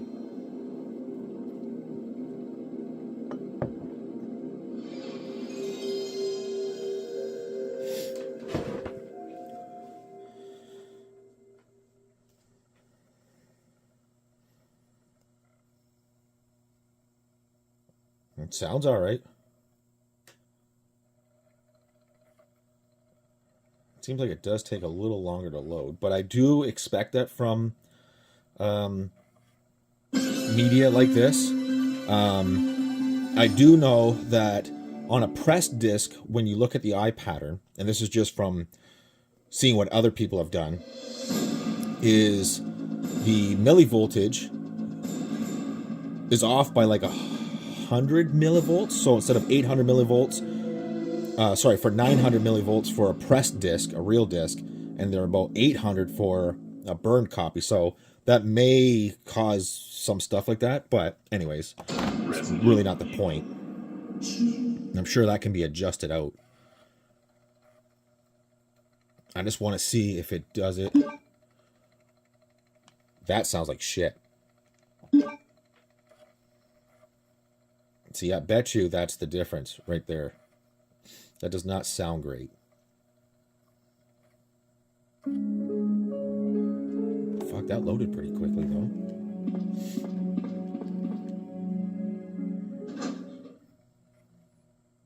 I know you guys probably don't want to see this again, but I would rather it screw up in front of you guys.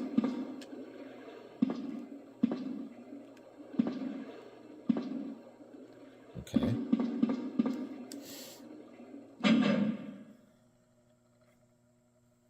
Well, it sounded like it loaded just fine.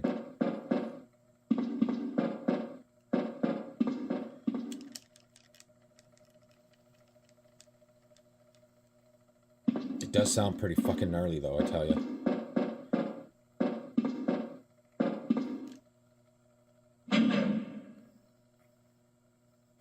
Yep, there's that load.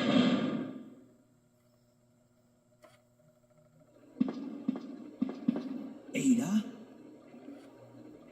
Yep, there's that load. I can hear it loading and stuff. Yet. It seems all My right. name's Leon. I'm with the RPD. The only way we're really going to know is to really test it out. Like, actually play. It's a dead end. Which is the whole point of me doing this, because I want to play. But I couldn't even on a real disc anyways. Stairs through this shaft. And I knew there was nothing wrong with the laser that I pulled out of the PS1. Because I was playing on that fine.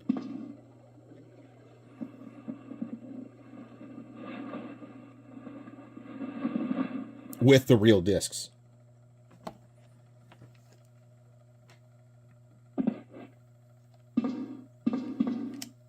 Yeah, this seems all right.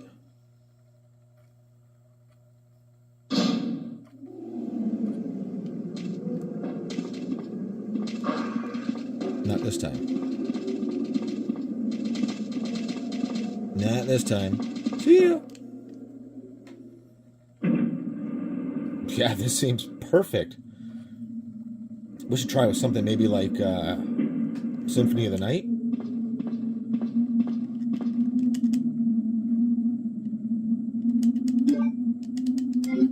Oh yeah, okay. Yeah, this seems perfect.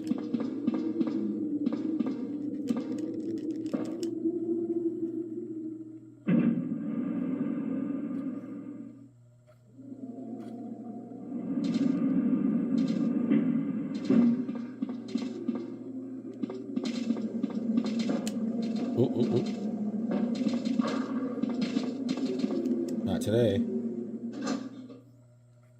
We're just going to go through this really quick here, and then I'll let you guys off the hook for this one.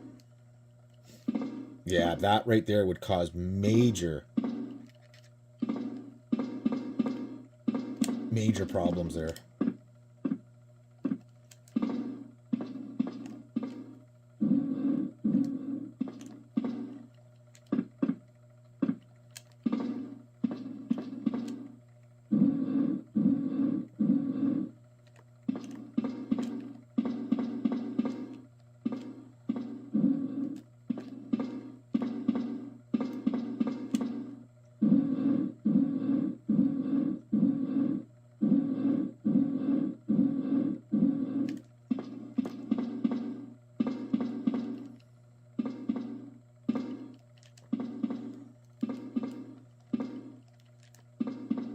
Yeah, this seems, look at that camera angle change, and it's not affecting it at all.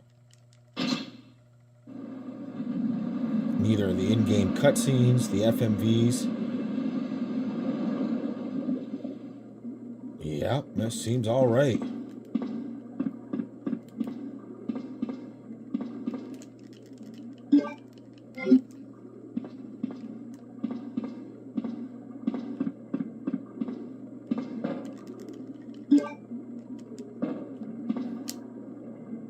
Yeah, we should try with Castlevania Symphony of the Night.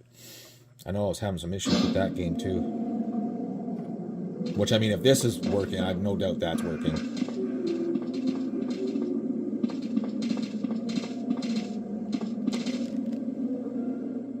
yeah, this seems perfect. Good. Phew.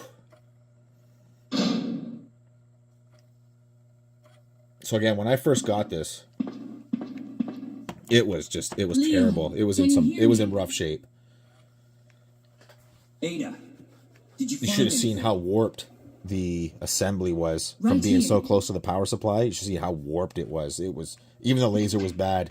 Even after using the other assembly, it was bad. But again, this model, I believe, this was like early or late 95. I'm going to have to find another way around. I'll catch up with you later. Yeah, that's no skipping, no nothing. What? Ada, wait! Ada! Okay. Yeah, that seems good. That seems good. Okay, so let's just stop that.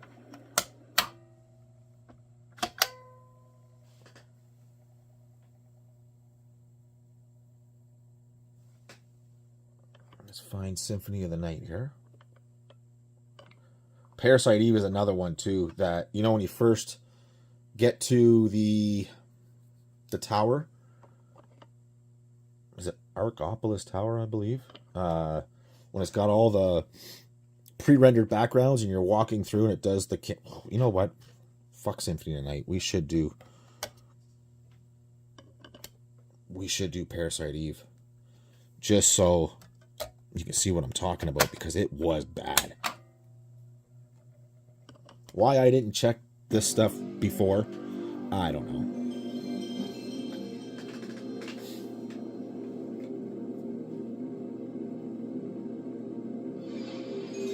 I'm going to try to remember to put a link to that guide that I looked at to see what everything should be set at. And that's for this model. This is for the 1001. So 1001, 1000, 1001, 1002, I believe.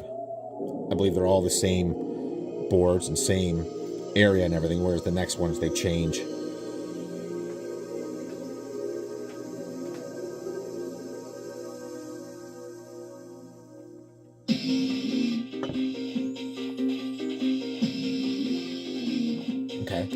Okay. That's fine. And I don't want to load. I'm going to pause it here just so I can get to that spot, and then we'll come back. Okay, so this should be it here.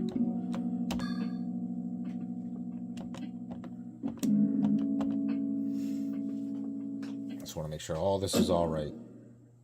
Yeah, that loaded that FMV, no problem.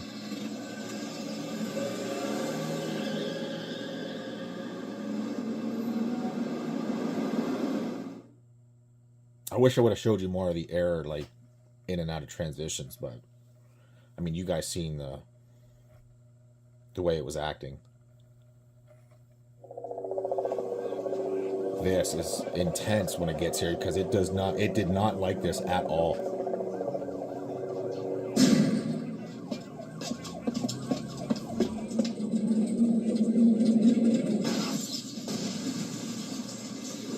Sheesh.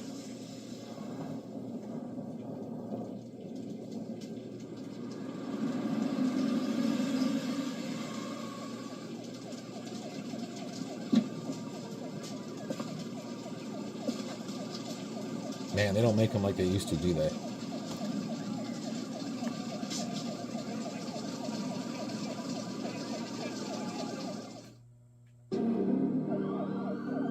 Yeah, like, I mean, it would lock up, like, right here.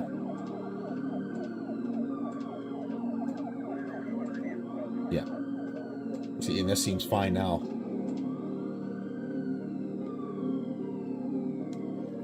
Yeah. Oh yeah, it would literally lock up.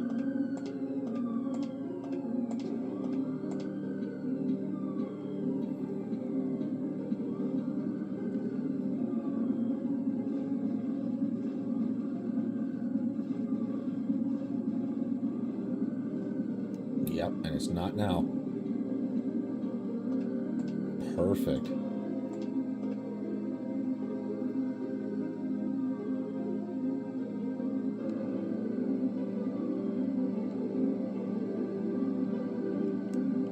Now I can finally get into this again. Like like I said, it was so intermittent. Like, it would play for a little bit, and then it would crap out on you and act funny, not load properly.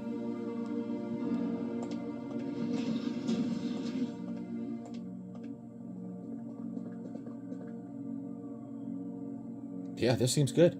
I'm happy with this. So yeah, I am gonna try to remember to put a link in the description here, just so that other people can see what I was talking about. And I was way off on some of them. The laser intensity for sure was way off. Now I don't know if that's set on this laser from being in a PS1 compared to being in the original 1001 model, or what. Because, I mean, I have lots of these. Not the 1001, but I got this one. I've got a 5000. I've got two 7000s. One I let my friend borrow. I've got 2 or 3 PS1s. So I don't know if anybody's ever messed with any of them before. I just know that when it was in, this laser was in one of the ones that I tried, it was fine. So, and I mean fine. Like, it was perfect. So I don't know if it's set like that from factory, and it needs to be adjusted for this unit, which I guess it kind of does seem like it, right? Because, yeah, see those camera transitions too? That's where it would lock up. And it seems fine. Oh my God.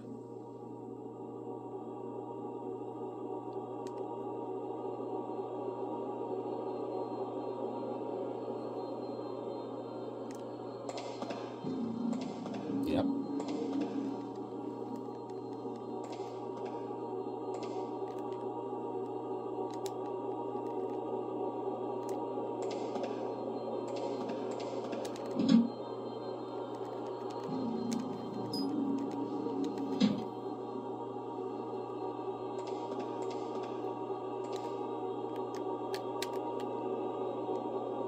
Can't shoot him. I can see him floating in the background. I don't know if you can see that or not. You can see him sitting there. I know it's supposed to be a cutscene thing, but...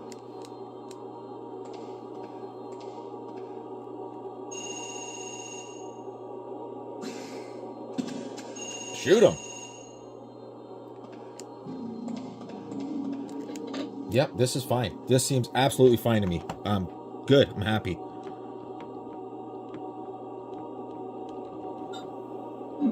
No, we do not want to save.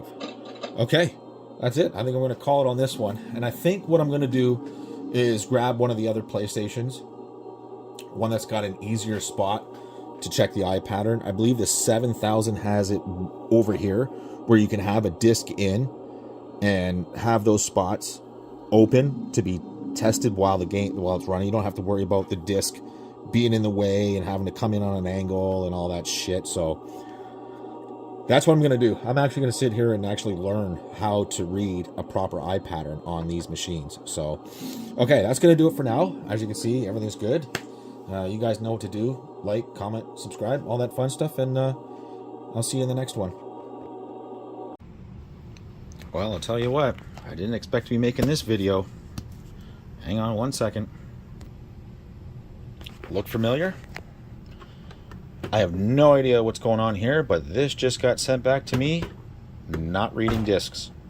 After all the work we went through, and after FedEx tossed it around and the ribbon came out, which I made a second video about, he gets it back. I watched him open it. He sent me videos of him opening it, hooking it up. Sure enough, all of a sudden now won't read discs. So let me get you set up here. Like I said, I didn't expect to be making this video. That's for sure.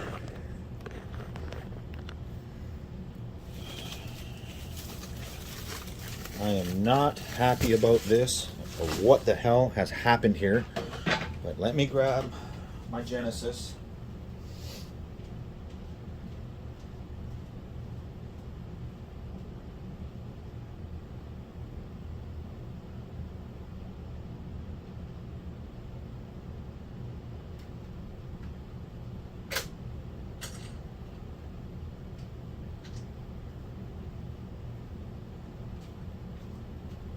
Just gonna grab any old Genesis here. This isn't even my normal one. This is the one that Actually came from the fire restore one here. And let me get power and video and all that. I might have to go get the 32X. Hang on one second.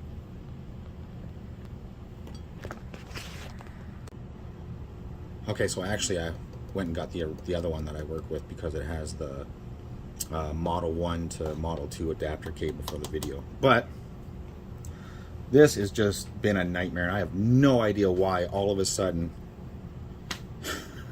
he would get it and it doesn't work again. So let's see what happens here. Turn it on here. Okay. Yep. Okay, I get it. Oh, that don't sound right. Oh my God. Okay, we don't need that. Let me turn that down here for a second. Let's see what happens. Yeah, see? Yep. It's grinding. I can hear it. It will not read a disc for nothing. Yep, I see it here. Okay, be quiet. Now let's listen to this. Oh, now it's locked in place. Yep. I cannot open it.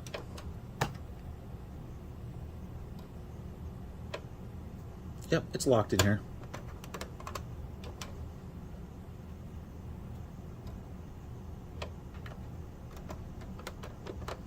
This is just, I am beside myself.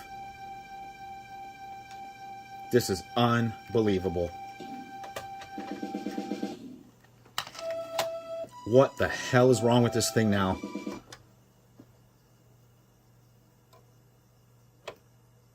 Wow. Yep, I can hear it. It's locked in there. Okay. Teardown time. Well, we might as well do this together.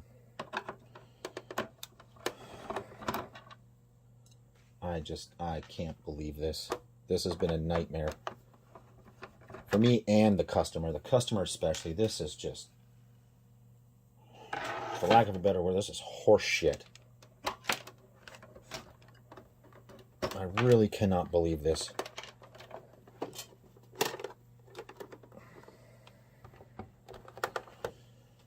After all the work that I have done to this and just showed it working. I mean, for hours and hours I tested this thing. There was nothing wrong with it. It gets shipped off. The ribbon cable comes loose. How that even happened, I don't have a clue.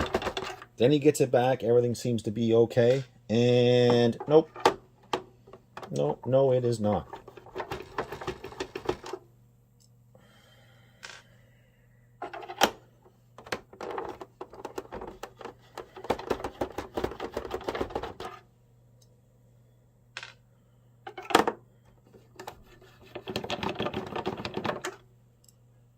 I just can't believe this.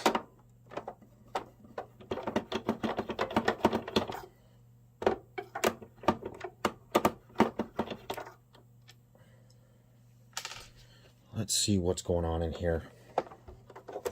Again. Oh, what the fuck is that?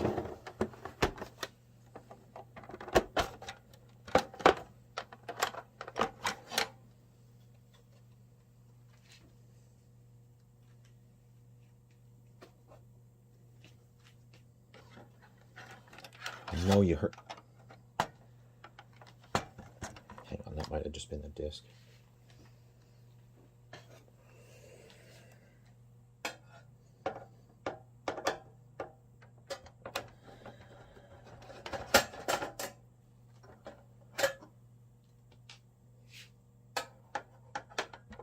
But it sounded like plastic pieces too. I heard it.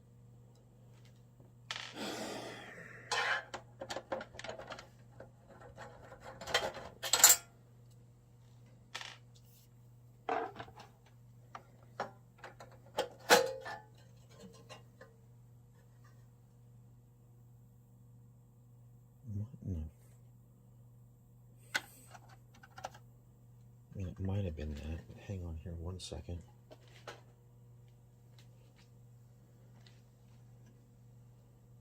I know I heard something else in here. I know I did. Hang on here. Hang on here.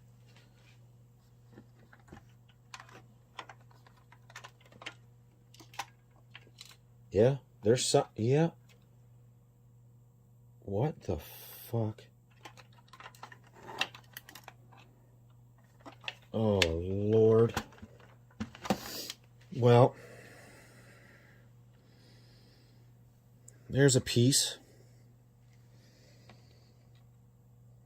Oh, the whole... Oh, lovely. Hang on, I'll show you. Sorry, I had to find my screwdriver here. I see it. I could have swore he showed me because I had him take it apart just to see if there was anything funky going on in here. And I could have swore he showed me that this was okay. Yep, the whole thing is shifted.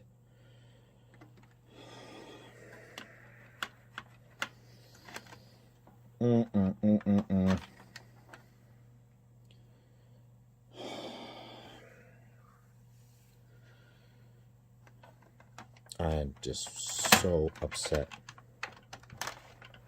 And I'm sure he is too. I mean, this is just ridiculous.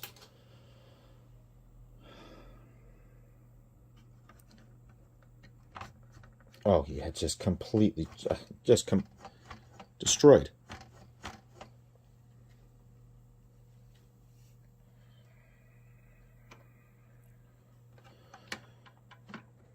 It's just fucked. Holy shit. Holy shit. I could have swore that this was fine when he opened it up. So you're telling me this happened on the way back?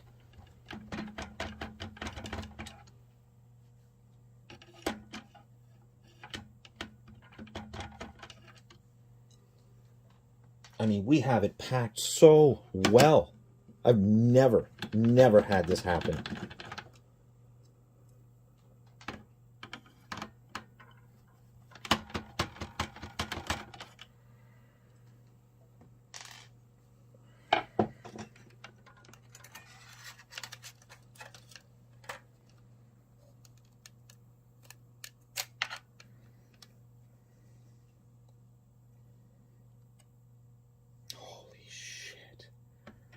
Oh yeah, it is just mangled. Oh man, oh man, oh man, oh man.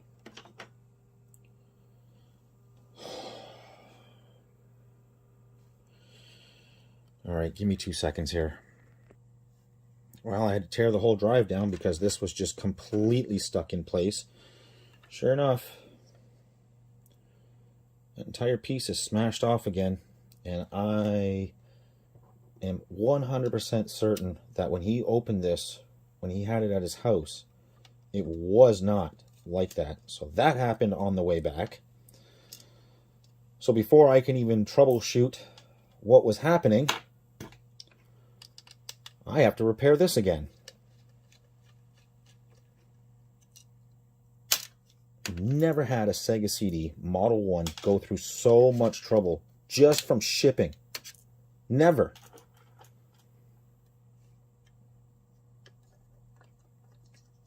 Oh, fuck, they're both snapped off. They're both gone. So, where's the other one? What? There's one, but where's the other? That's not good.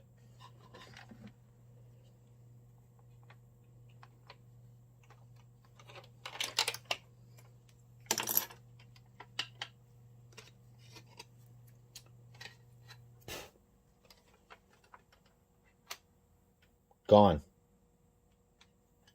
It's not even in here.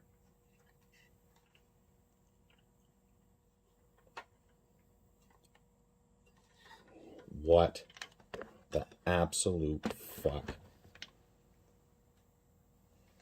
You've got to be kidding me. It's not stuck in here, right? Anywhere? No.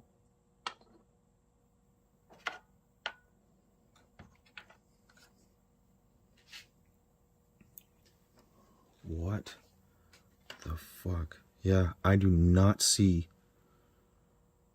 that piece anywhere. Okay, hang on one second.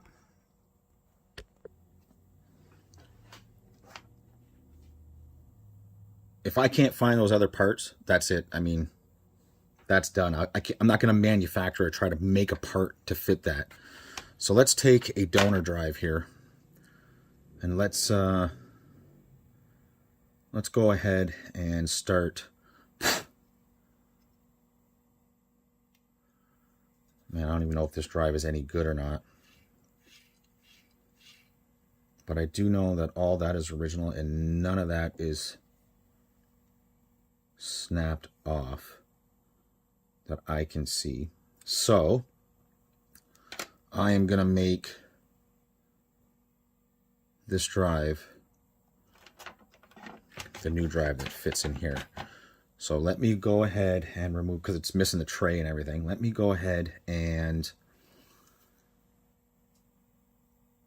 put this together and then we'll test it. Oh man, oh man, oh man. So the other spare drive did not work at all. I mean, nothing on it worked that I could tell. I mean, it wouldn't even power on most of the time. Every once in a while I could actually get it to boot, but I couldn't. So I had to start mixing parts here, and so far, I don't know. Would help if it actually is lined up properly. Hang on, let me get you sat down here for a second.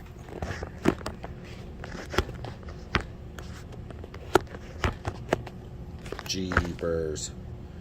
Okay.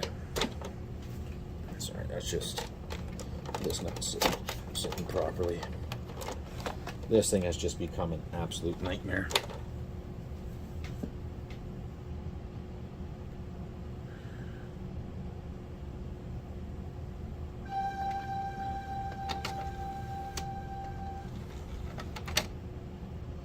Yeah, it seems like it doesn't want to come up all the way.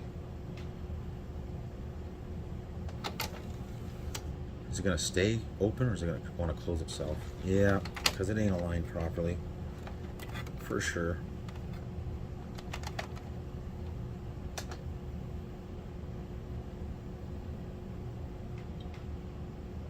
Come on. Yeah, something's not lined up here. Oh man. This is just wild.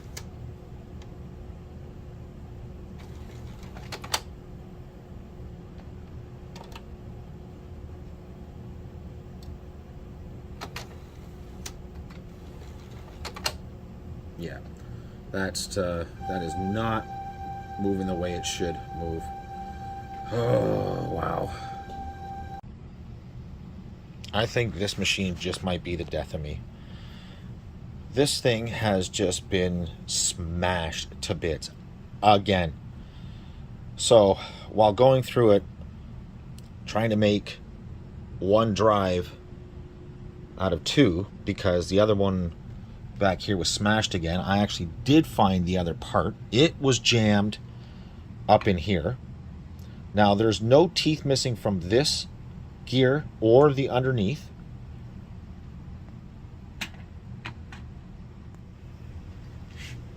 There are no teeth missing anywhere. Let's see if I can focus that in for you. Come on, focus for me.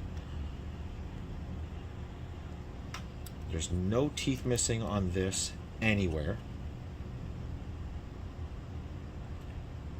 That just will not stay focused, eh?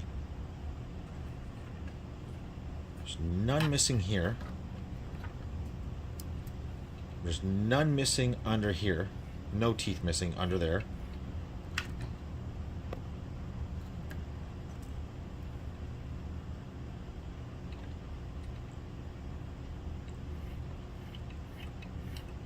Nothing there. Nothing around here. Nothing here. This is black. This is black. The gears, obviously, the teeth underneath here, they're all black, and they're all there. Then I find, okay, here. So this is the second one. The original one is right here. There are no teeth missing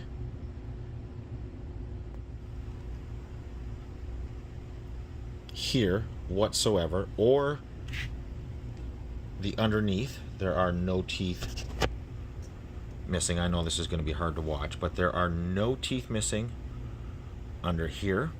There's no teeth missing from any of this. All that is good. And you know, the other ones, there's nothing missing from here. This is the second one anyway, so this doesn't even count. That doesn't even count. What do I find jammed up in here? This. What the hell is that? I don't understand what is happening here.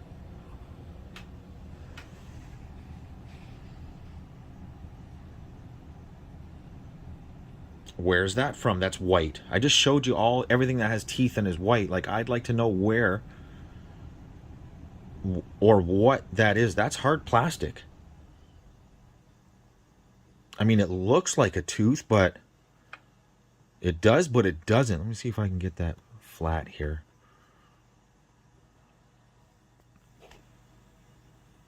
That's definitely broken off of something, and that was jammed up on here.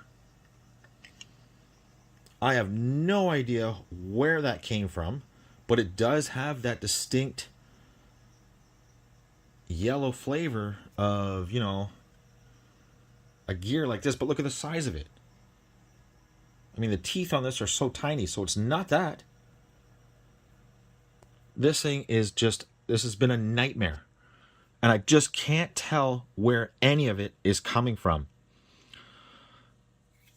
If I ever see this drive, and it's not from any of this, right? Because these are all black. So it's not that. It's not the lift gear, because it's black. So it can't be that. What else is white? I'm just beside myself.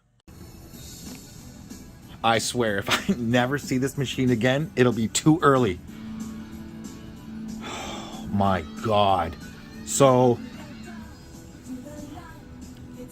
any and everything that could go wrong has gone wrong. Everything.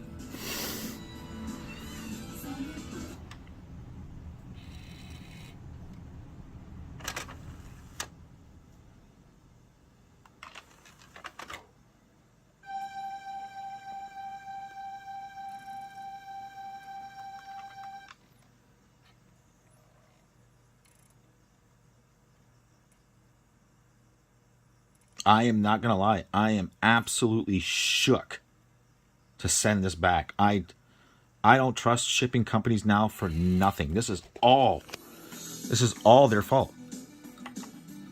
Every time this machine goes out, it comes back with just error after error. There's nothing wrong with this machine right now. Nothing. Hang on.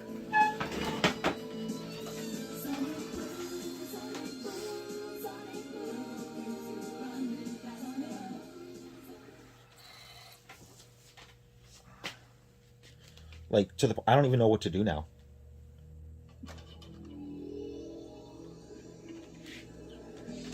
Again, like I said, any and everything that could go wrong has gone wrong.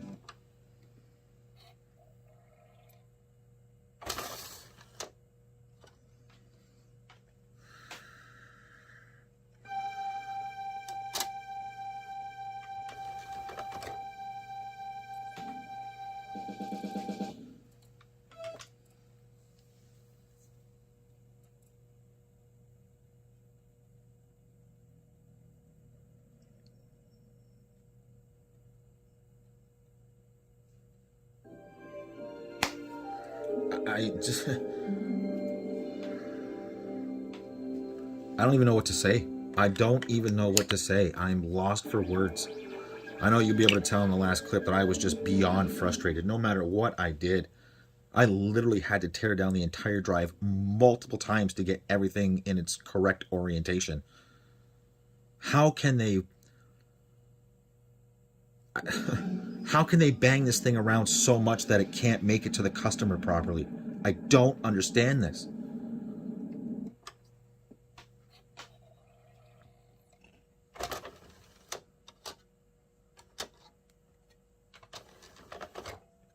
Here's a 32X game.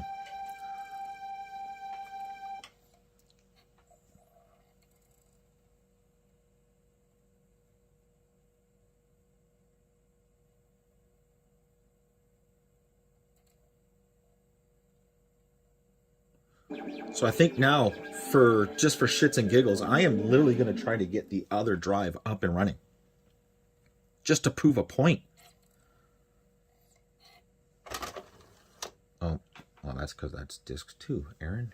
I guess you weren't thinking that one through, were you?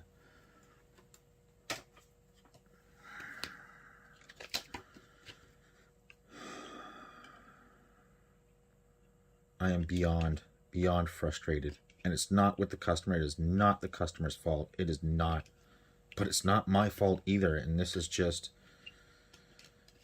Where is disc 1? Oh, it's in my X'Eye.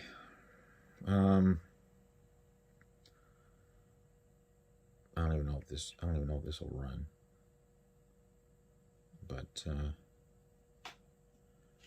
let's see if we can get Corpse Killer to run as a 32X game.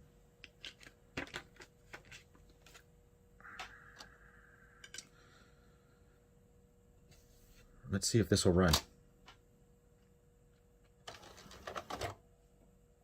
Let's see if it'll do a reset here. I don't know what it'll do or what it does do or what. It's going to spit it out like, that's not the root disk. Yeah, I didn't think so, but okay.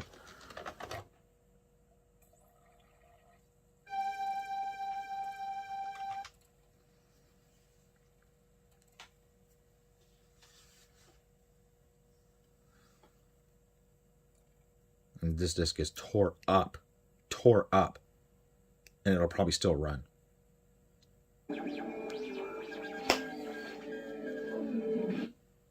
Like, I know this disc is tore up. You can tell how bad this disc is, and it started it, no problem. Look it. And it's running it. Well, it's trying to. Drive error, please wait. No, that's called disk error, buddy, not drive error. Like, this game is bad. Let me just see if like, I know it even has disc rot on it. Let me see if I can show you that. I don't know if you can see the disc rot. I don't know if that's even going to come out or not. I can't really tell on the camera or not, but that's definitely got disc rot. Yeah, that might be really hard to tell. Can you see it from the other side? Sort of. But just for shits and giggles here, let me just see if I can't at least get it to somewhat start.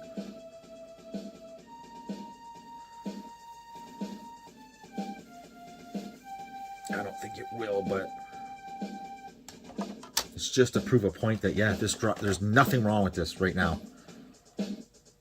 Like, I've taken it apart, putting it back together so much, my hands hurt.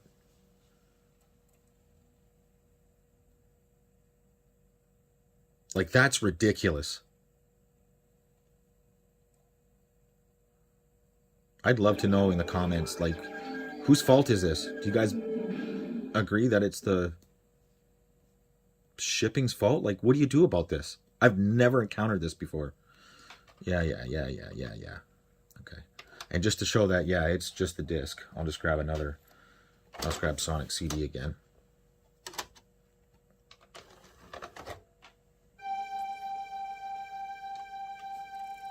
Without a problem.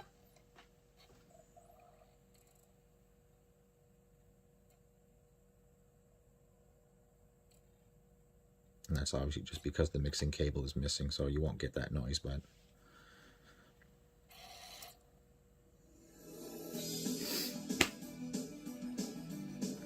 I'm actually going to contact the customer right now and show him again, it's not his fault, but I'm going to show him again that I have it up and running again, and I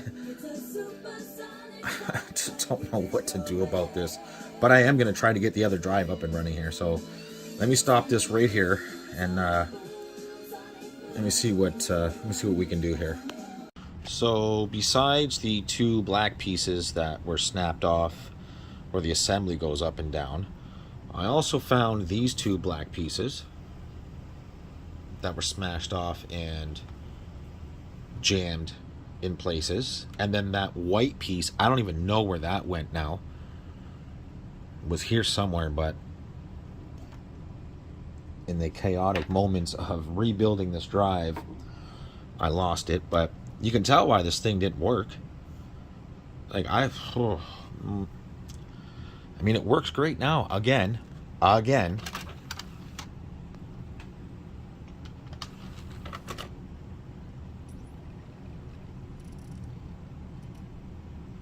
Like, it's on point.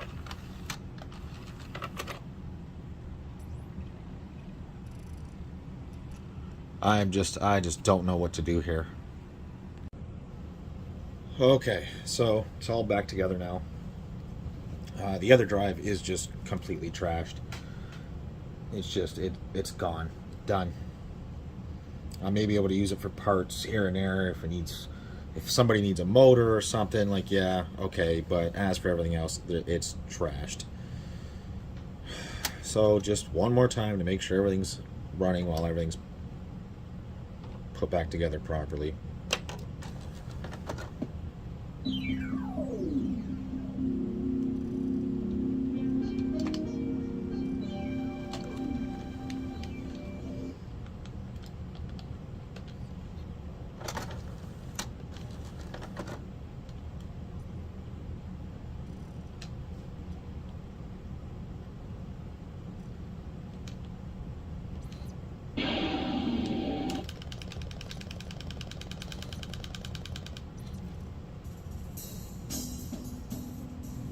I mean, it can't get any quicker than that, right?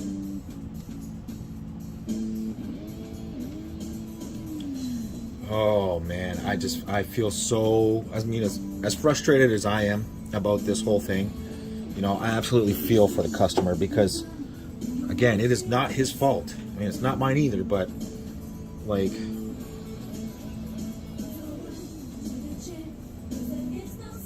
come on now, like, this is ridiculous.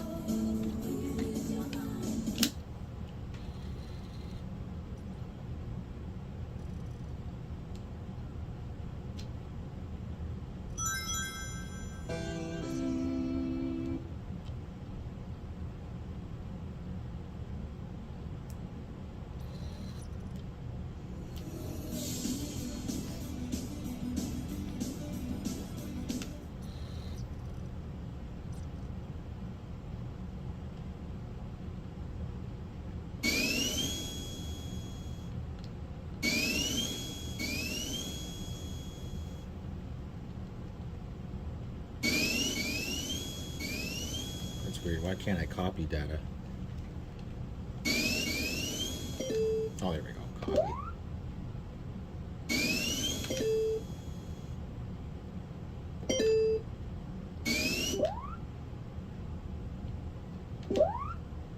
I don't know if that'll load. I think that data on here is corrupt. I might have to delete that. That's alright. I can delete it from the menu, but I just want to see here, now that we know that's up and running, I just want to go like that. I just want to take the RAM card out.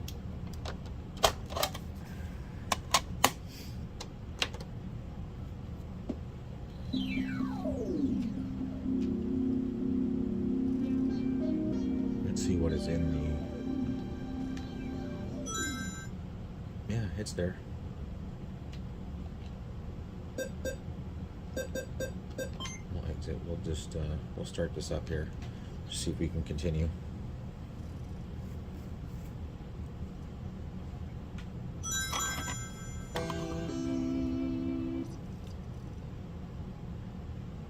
What a pain in the ass this is, man.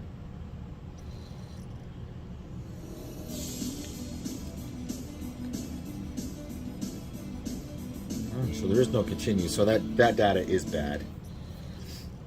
I don't even know why it's on here then.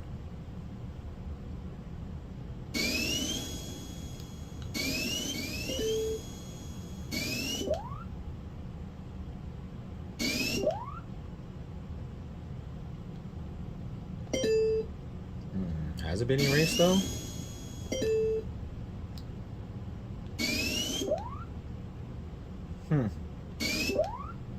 Weird.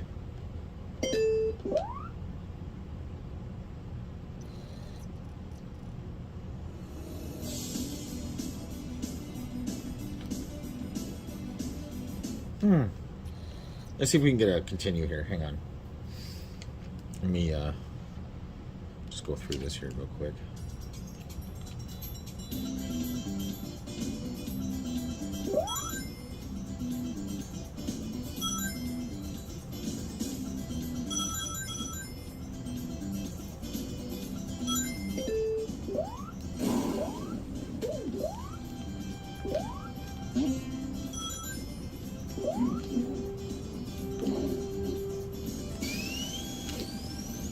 Oh, that was weird. Okay, don't hold up in that thing. I don't know why I was holding up there anyways, but...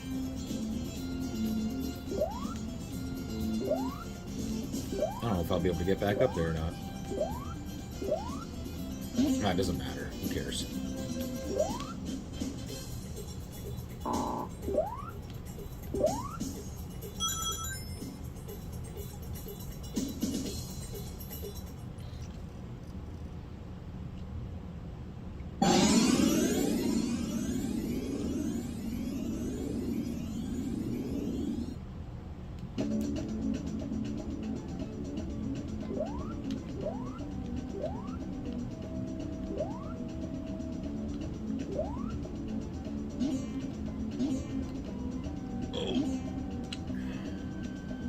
Can't remember where the thing is.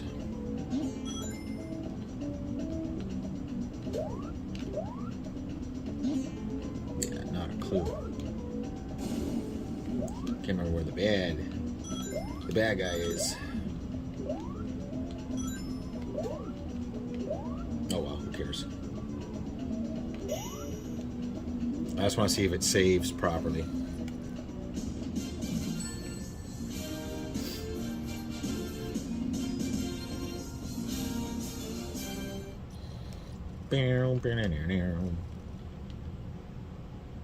Okay, so that should save.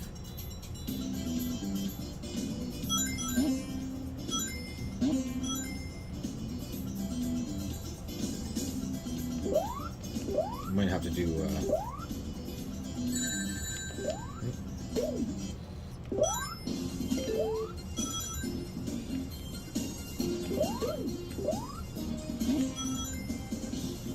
might have to beat the boss.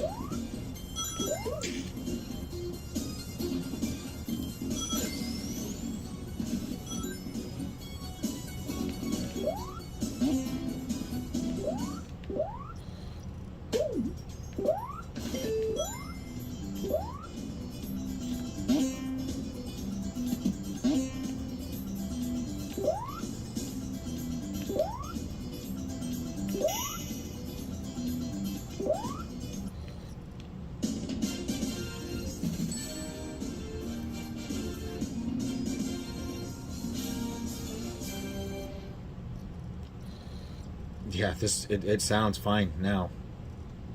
Sounds real good, actually. Ooh, bad present.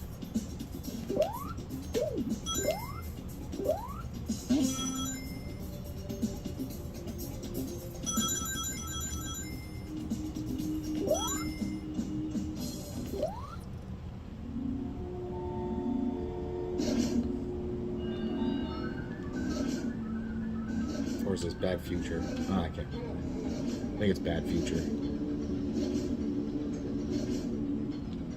Just want to see if it saves properly.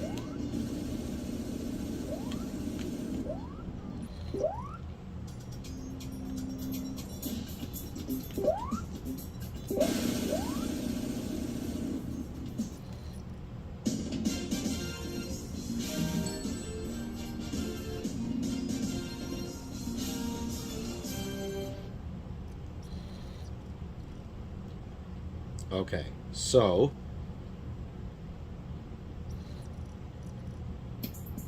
now if I quit and come back, that should be saved.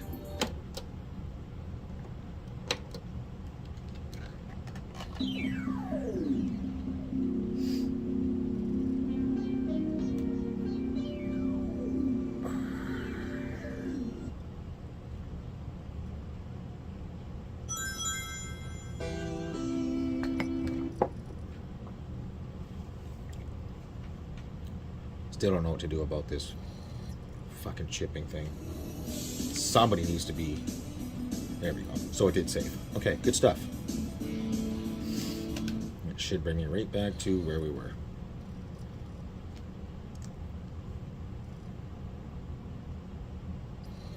Yep. Can literally tell by the noises it's making that everything is good. Ooh.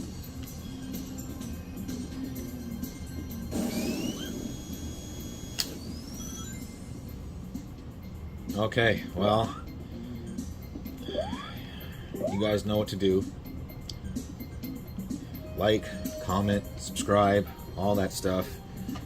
I would definitely like to know what you guys think about this situation, you know, and you know what you guys would do in this case, because it's not fair to him and it's not fair to me. So what do you do, right? See you in the next one. Alrighty, so on the bench today, we got some fun stuff here. Now, I already opened up the bag, but I didn't open, or the box, but I didn't open up bags here. And these should be, if I'm not mistaken, 1, 2, 3, 4 Sega CD X's. Believe it or not. Oh, yeah. So let me get these all out. Hopefully they're labeled. I don't know if they are or not, but that's definitely a Sega CD-X. Can you see that in there? So, hopefully they're labeled like 1, 2, 3, and 4. I don't know if they are, but we'll figure it out here. I think a lot of them, some of them are like extremely broken, some of them are lightly broken, so we'll figure out what's going on here. And some extras I didn't even realize. Well, I did realize, I just didn't know they were in here. Looks like we have, looks like he threw the cap kits in here. I don't know where he, oh, there we go, right there. There's the cap kits that he has for them. I mean, I'm not a big fan of changing caps unless they're absolutely required, but okay, that's them. So yeah, so some extra stuff here. Is this one being able to pull out? Let's see if they're labeled. They're not, but that's okay. That's okay. There we go there. That is one of them here. It's not in bad shape, but yeah, that's that. So yeah, I'll pull them all out and we'll start testing. Okay, so we got them all lined up here, 1, 2, 3, and 4. As I was looking through the window here, I can see that there is a post-it note in each one.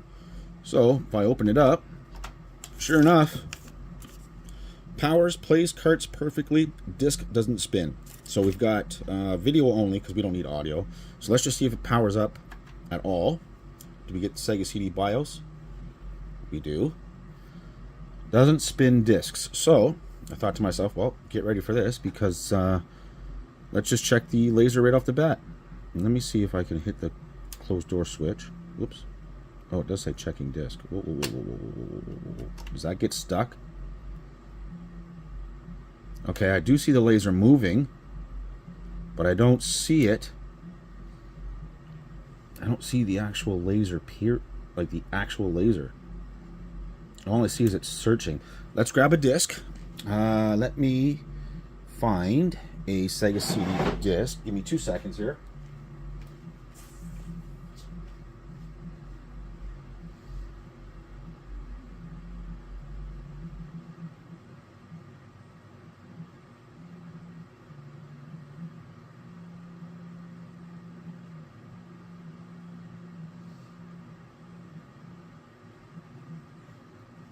Okay, let's grab, we'll just grab Final Fight here. Get that in there. Ooh, are you seeing that? Yeah, that ain't right off the bat. What is going on there? Let me get you zoomed in, light on. What in the... Oh, look at that. Well, that just scratched the shit out of my disc, didn't it? Sure did. What in the frig? What the fuck? Well, shit. Okay, we'll back you out of here. That sucked. Let's try a cart real quick. So that's an issue for sure. We can throw that back in there. We don't need that. Let's power off. Let's throw a cart in. Oh, that ain't even right. Something, that's goofy. Let's see what happens here. Okay. That booted no problem. Let's... Oh, well. Where's our... ROMs here? I know what I'm going for. Let's see if Ghostbusters works. Oh, yeah. Okay. So we have no issues here, right? Nope, that looks good. So it is that. Okay. So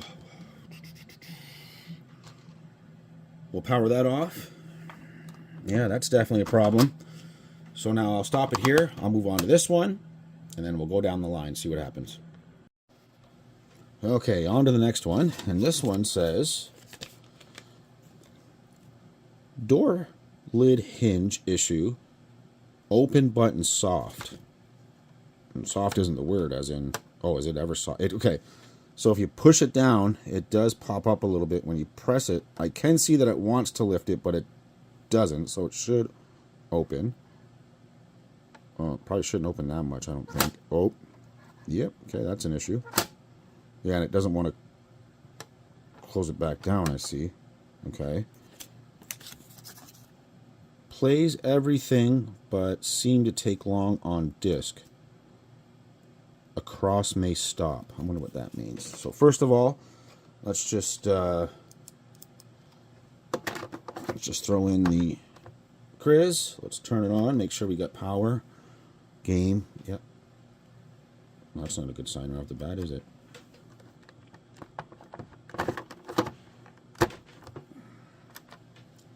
Okay, so we do have. Seems like it's working. Okay, I'm just gonna load the first. Get just set up there so you can actually see what the frig is going on. Okay, let's go to ROMs. I'm just gonna load the first one. Make sure everything is booting. It is. Start. I don't see any like. I'm just looking to see if like RAM and everything's good. Who makes Arrow? Iguana and... Is it a... Yeah, it's Acclaim, right? Who else is in it? I thought somebody else does it too. Okay, that looks okay. Good stuff, good stuff. So, stop. Now we'll pull the cart. Oh, you know what I could do? You know what we could try? Just for shits and giggles sake? Let me power that back up. I don't know if this works on CDXs or not, but... If we go to BIOS, we should be able to launch, say, this BIOS. Does it work on this? Oh, it does. Okay. So reset. That should pretend to open the tray, right? It does. Okay, that's neat. I didn't think that was an option, but it is. Okay, so let's throw Final Fight in here. Let's see how this sits. Ah, see, that sits much better than the first one did. Ooh, look it. I'm going to have to hold that down. I have to hold it down. Otherwise, it'll stop spinning. Wait, let me see if I can get that open button to come up. Okay, there we go. Oh, yeah, we are getting... That should have loaded already. That definitely should have loaded already. Yeah. Yep, that's not even trying. I mean, sorry, it is trying. It's definitely trying.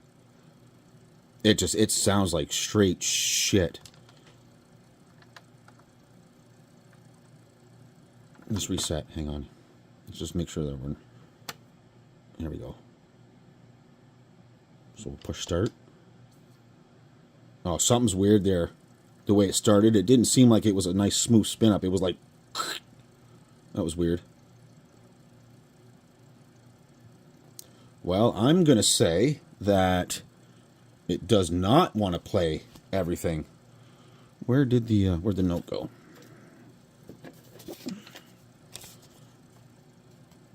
Play everything, but seem to take a long on disk. Oh, access. That's what that across. It's access.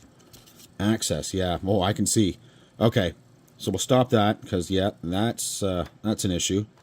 I'm going to say that does not load a game. I'm going to say that does not play everything. Not to any kind of satisfactory, anyways. So let me stop this, and we'll move on to Jesus. We'll move on to the next one here. Okay, let me stop you, and I'll load up the other one. Okay, now this one's got an elastic around it. So I'll just... Ooh, this is soft, too. This is... Oh, maybe that's why? Maybe that's why he's got the elastic on it? Let's see what this one said. Oh, shit. Ooh, right off the bat, I can see dead. Almost like Walking Dead. Don't open. Dead inside. Dead. Maybe one he opened. Because somebody's already been in these. And the repairs didn't go well. Obviously, I have them. So, let's see what the hell we got going on here. So, Dad is in, like, no power? Yep, he ain't lying. We got a goofy-ass power cable here. Nah, she dead. That is actually pretty tight back there, so I don't think that's it. Well, I'm not even going to bother stopping this one. We'll just continue on with the next one. And put that back in there. That back in there. Take this off. We'll put the elastic back around it. We might start with this one, because this one seems to be rough. So we might start with that one. Let me put that one off to the side. And let's move on to number 4 here. What does this one say before we get it hooked up? What does this one say? Power doesn't always work. It may after plugging in and trying again. When it does, video goes black, but no CD or cart. Ooh, we got another rough one here, eh? Okay. First of all, I'm just going to plug power in. Oh, well. Hello. Right off the bat, you guys are probably not going to be able to see that. But that should almost be an indication that you can't see it. That should be silver, not gray like that. Did we, not we, but did somebody leave batteries in here? And, oh, of course. Yep, that's a good indication right off the bat, isn't it? Look at that. Right off the bat. Right off the bat. I can bet that is just, oh yeah. I bet that is just corroded beyond belief in there. That's going to be a tough one too. Let's just see if we get anything out of it. See if it'll start at all. I almost don't even want to put my power cord into it, but no big deal. Turn that light off. We'll just back you out here. We'll just focus on this for a second. Is that loose? Oh, that is a little loose. Power? Nope. We'll move this around a little bit. Oh, that is so fucking loose. Oh. Did you see it come up for a second? Yeah, we got an issue here with this one too. Oh, yep. So that's what it is. Look how delicate. Yep, I gotta... Oh, as soon as you move it. Okay. Let me get it hooked up here, and I'll get it in... I'll get it in line here so that we can actually test it. Okay, this one might not be too bad. Although it doesn't play anything, so... Well, it might not play anything because the cart slot itself being so close to where the batteries are, it's probably corroded all in here too. Shit, I almost don't even want to put the multi-card in it, because I can almost guarantee that's the issue. Well, I'm power that off for a second.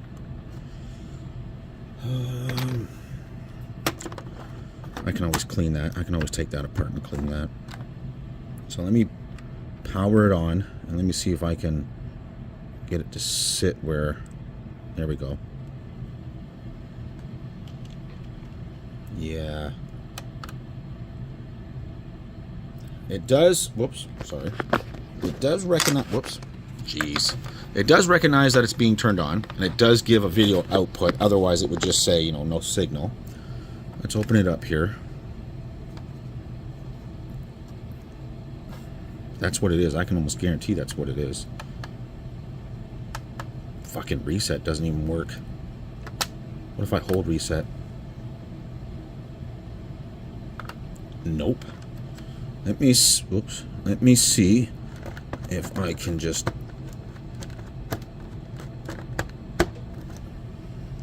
Come on, baby. Give me something.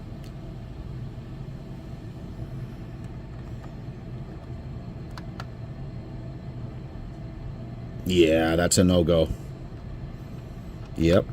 Okay, so we are going to start with these two that are really, really bad, and then we can move on to the other ones that are somewhat functional.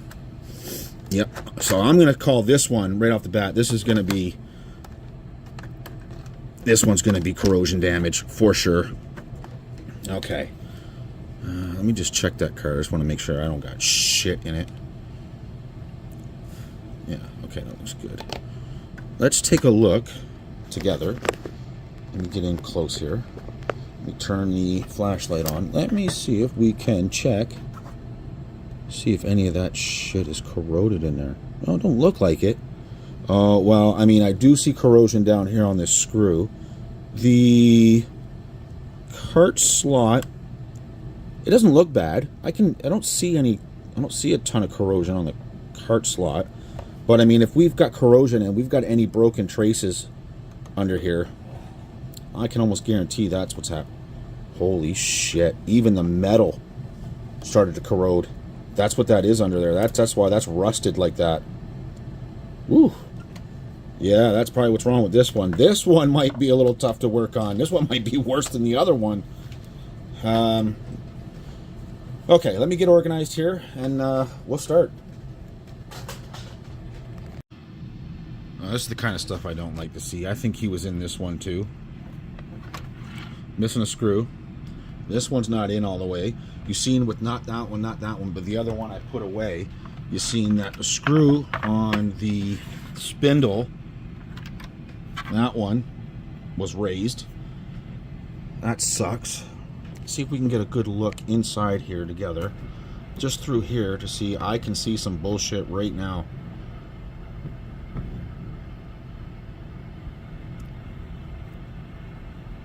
Yeah. Okay. I think we'll start with this one.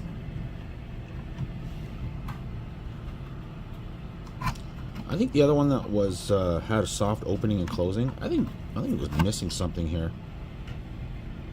So, okay. So what I'm going to do is shut that off. Bring this back. I think we're going to start with this one. I'll start taking it apart. And we'll just see just how bad this one actually is. Okay, so we've run into our first problem here. Now, sure, I got it apart, right? But this back screw right here, it's stripped. And I know why it's stripped is because whoever tried to get into this didn't realize that because it's so corroded, I can almost guarantee that that right there is corroded into the metal on here. So obviously it's not going to come loose. So I'm going to have to think here. I mean, this screw is going to get ruined. It already is. It already is. And I don't want to get it, I don't want to be any worse than what it is. You can see how, compared to one of the ones that I already pulled near the volume pot and the AV out, they're fine. But this one, uh-oh. And I mean, if you take a look at where, you can see the corrosion here. This is just how bad it is. Somebody left batteries in here, right? I might have no choice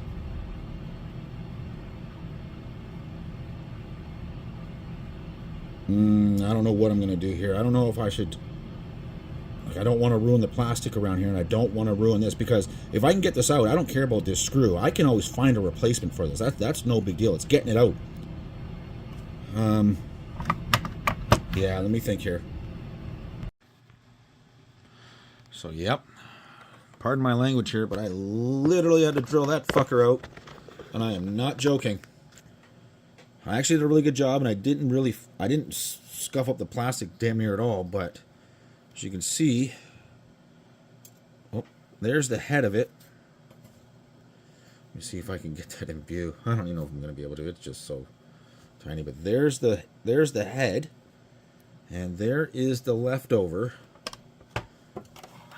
left inside there, and you can see why it wasn't going anywhere. Look at the state of this. Look at the corrosion going on here. This is why this machine doesn't work. And I'm glad we started on this one, because he does realize that in order to get all these up and working, there may need to be some cannibalism involved. Meaning some might need parts from others just to get as many up and running as possible. Which I commend him for, you know, even recognizing that before I had to say anything. So big shout out to that. You know, I like a customer that realizes, hey, listen, not everything is... you know, rose tinted, you know. So yeah, I mean, look at the state of that. Look at this. And this is definitely battery damage. 100%. That is absolutely 100% battery damage. Oh God, so those screws are going to be fucked as well. That one doesn't seem too bad. I'll probably get that one out. But this one, too? Oh, geez.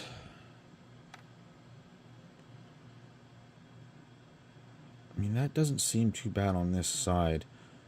Do you think maybe a lot of it got caught up in this shielding and stopped it from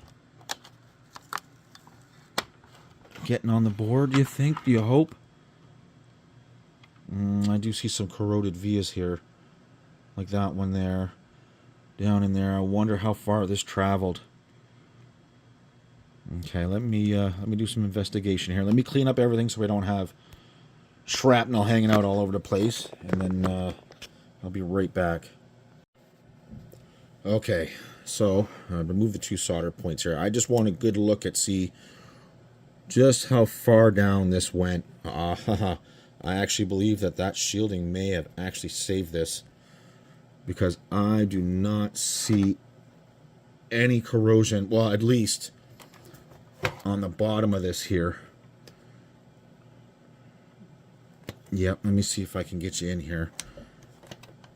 There's still one little solder spot I missed here. Let me bring this one up here. There we go. Yep, I believe this may have just saved this. I don't know exactly. Oh yeah, but it is. Okay. Hold on here. Let me get this bent out of the way so that doesn't... so I can film this here. This one may end up being a parts one, but we'll fucking find out here. Where does that even belong to? Oh, I'm going to pull the shielding right out. Okay. There we go. Yep, so everything looks okay. I mean, besides this, but this is what I was afraid of, that it may have crept up into the cart slot, but it hasn't, which leads me to believe that if we're not even getting cart to work, there may be some damage somewhere else. Now, I do see that it may have crept its way up this way. Yeah, that's, uh-oh. Let me see here. How are we going to handle this? Man, it looks to me like it's even crept its way up this way. Like, that's a lot different than the other screws here. It may have crept its way up. Oh, this one's missing a... is that missing a screw? Or is that... oh, this one's stripped out too. Oh, for fuck's sakes. Man, I really don't want this to be a parts board. I'd like to get every single one of these up and running. I don't want to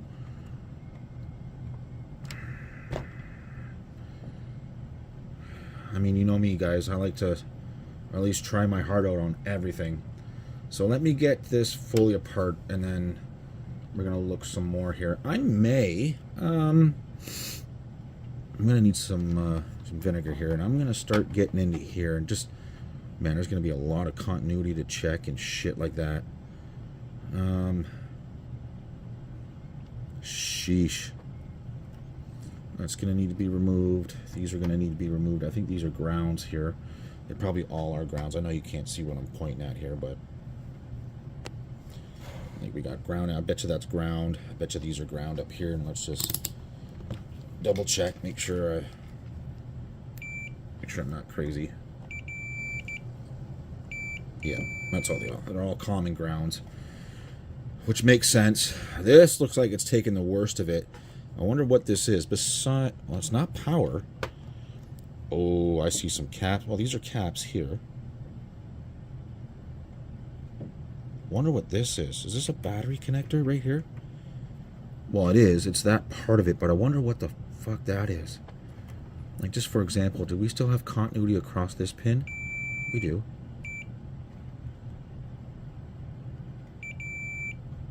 Wow, I'm actually fucking shocked here. That Game Boy one, that old Game Boy repair video I put up a little while ago. Ooh, that VIA is ooh-wee. I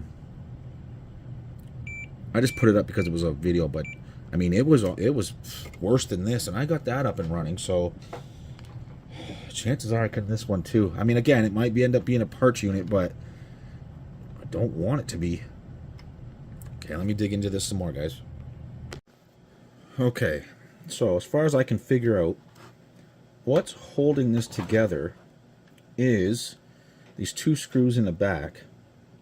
I'm going to tell you right now, this one's got me shit in my pants, because this one is bad. So that's not good. And I believe right here, let me move this out of the way. I believe right here, I can't tell how many pin it is. It doesn't say. I believe we have an interconnect.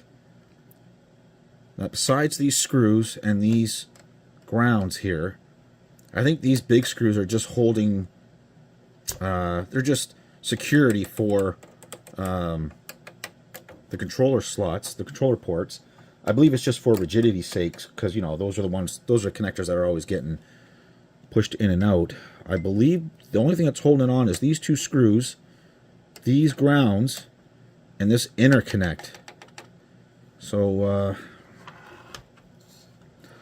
I'm actually going to start with this one. I don't know how well this is going to work. Oh, I can already tell this is going to be trouble.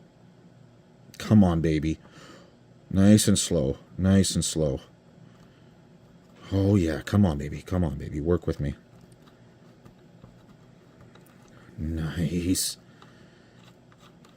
Okay. So that one did come out. Thank goodness. This one here, this should come out no problem. Yeah, that's going to come out no problem. Okay. Whew. That's going to come across no problem. Okay. That should alleviate this part of the board, and it does. Okay. Now, as for these grounds, just let me really quickly remove these grounds here. Okay. And like I said, I can tell that those screws are only through the controller port. These big ones here, so these might not even need to be removed.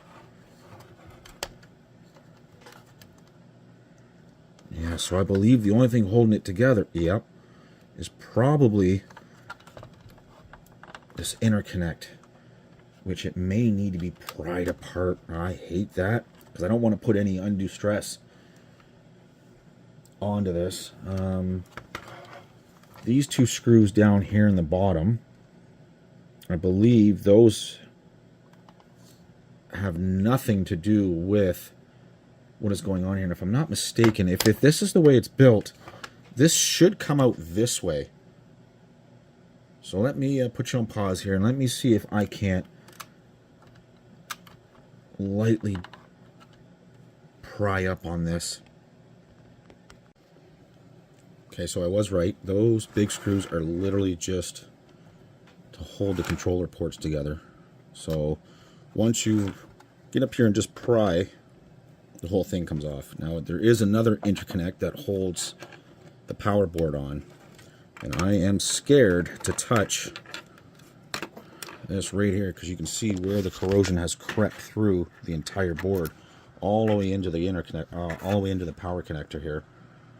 So I know those are going to fall off as soon as I touch them. I know it. The power board's probably okay, but this is toast. This is going to need to be cleaned immediately.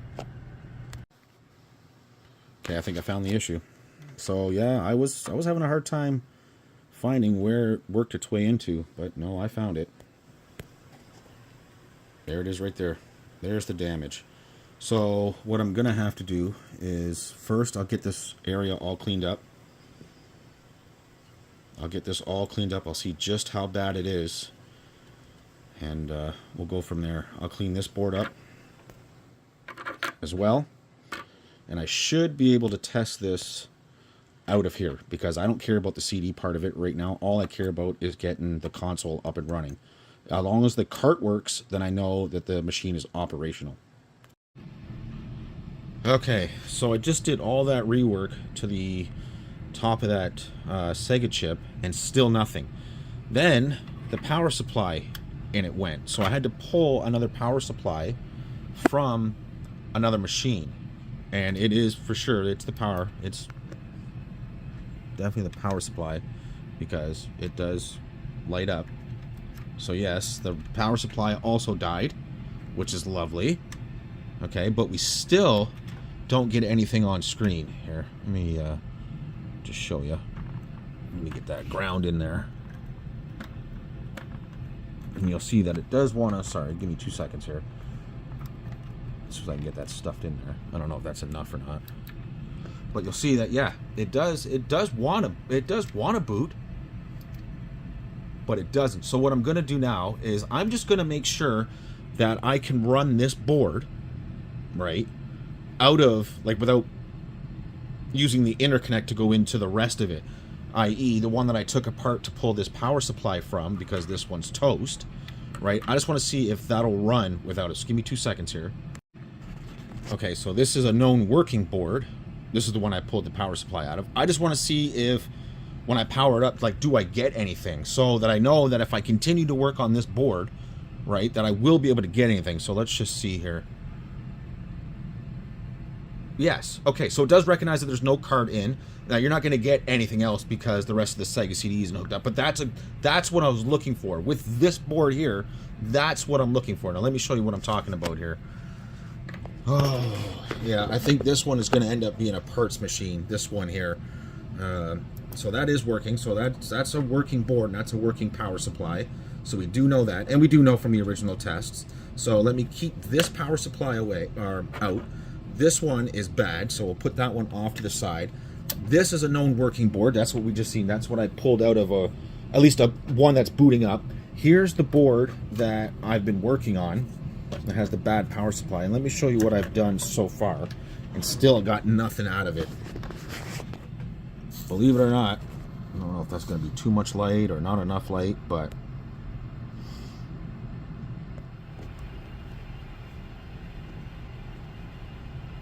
and I still get nothing out of it. So that makes me think, and let me see, I don't know if I can keep this in focus or not here, but there is nothing shorted, nothing touched. I triple checked, quadruple checked. Everything seems to be working. So that leads me to believe that there's probably pads or traces underneath this chip that are bad because I'm still getting nothing. Let me show you here. Let me get you put off to the side here. Let's get it hooked up with a working power supply. Chances are I can get the other power supply to work. When I do voltage checks, I get voltage at Let me back you way out here. I get voltage here, but anything after that is just toast. So let me get, and I can tell somebody's been in this one as well, but I don't exactly know what the extent of the damage is yet on the other one there. I just had to pull out a working power supply because I knew after doing all that work, I'm like, I should at least get something. Why am I getting nothing now? But that power supply is just absolutely freaking toast. Let me get this hooked up here. And you'll see that, yeah, it does give me a signal. Like, there's a signal there. But nothing. Absolutely nothing. So that does lead me to believe that there's still issues happening here. Because I should get, well, just like we did with that board, we should get Sega CD. And if I'm not mistaken, like if I pull that board and put that board back together and put Dune in, I'm sure that Dune will run because it recognizes that a cart's in, right? I'm getting nothing out of this. Absolutely freaking nothing. Sorry for this being in your way, but you'll see here, like, yeah, I'm getting nothing out of this. So either we've got more traces that are bad and I just haven't seen them yet. See, it is getting warm. Like it is trying to do something, but what, I don't know. And I don't see any other damage anywhere. And I believe that even if the cart connector was bad, like, you'd still get the Sega CD load up. So there is still something funky happening here, and I don't exactly know what.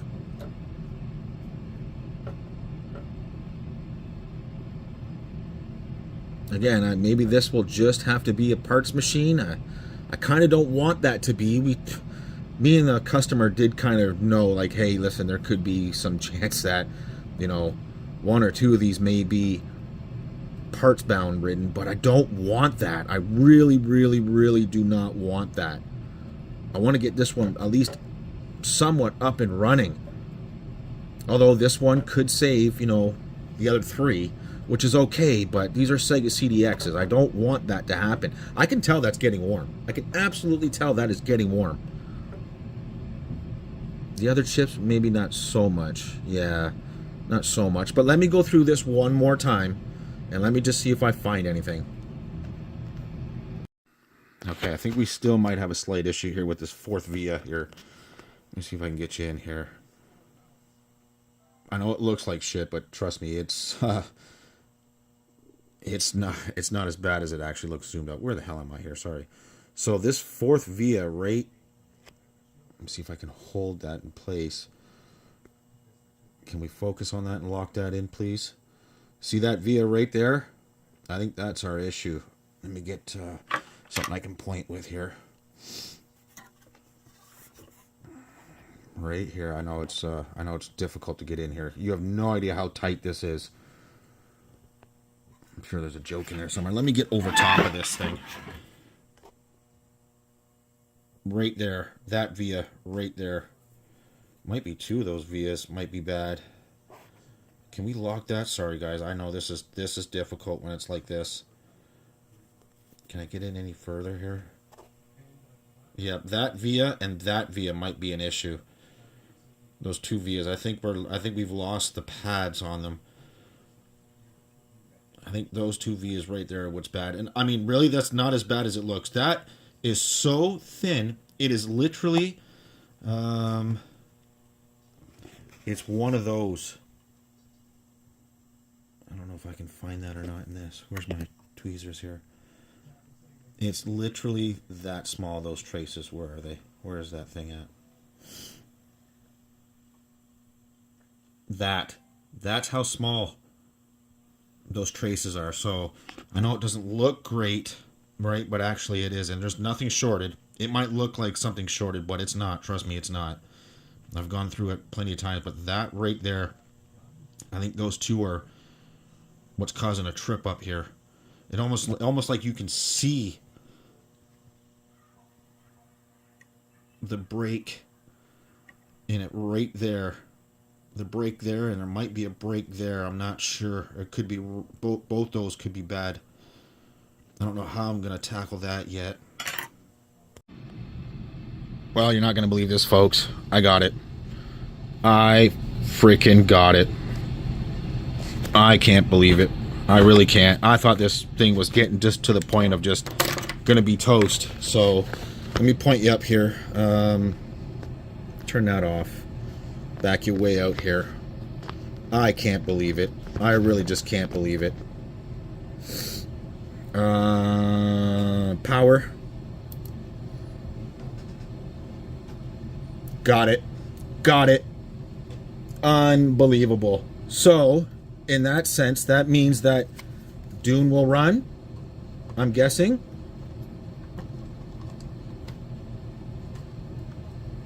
It's just a guess, but Dune will run.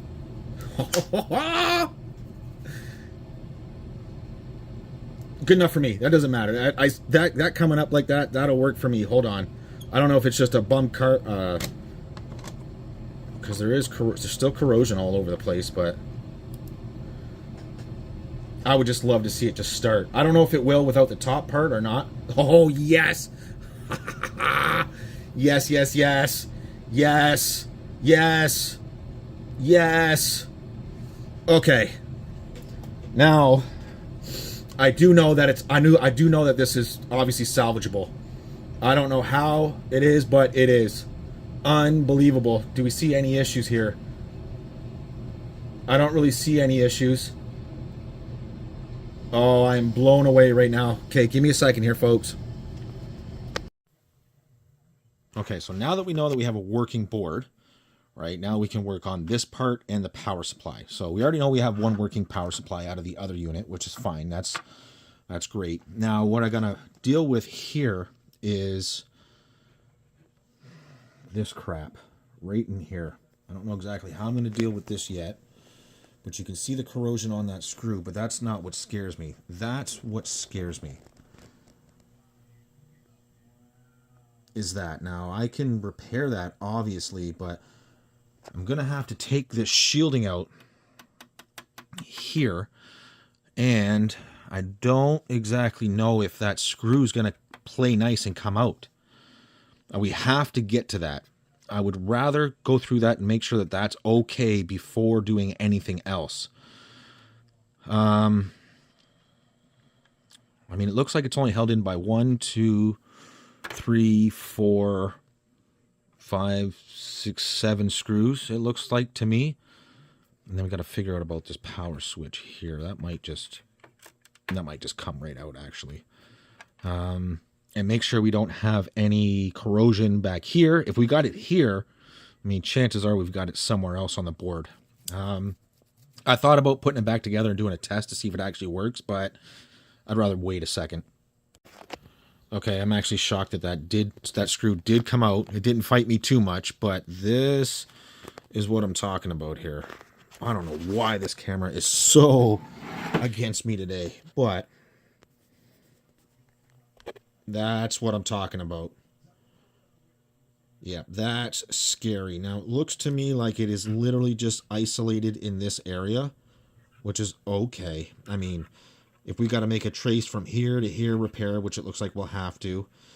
If we got to make a trace repair from here to here, that's okay. These vias, scary. From here to here, that's probably okay. I mean, it probably looks worse than what it actually is, but it's still a little scary. I'm not exactly sure. Like, yeah, we know for 100 that can't still be good. There's no way. There's no way. I may have to look at another board too to verify what we got going on here. That's probably going to need to be replaced. That trace there. I mean, if worse comes to worse, I probably do have some parts. And I don't mean from Sega CD X. I just mean from like other machines and stuff that I could replace these if they're bad. But we're going to have to figure out where that trace goes and this trace, like where this via goes and everything, because that is trashed. Look at that.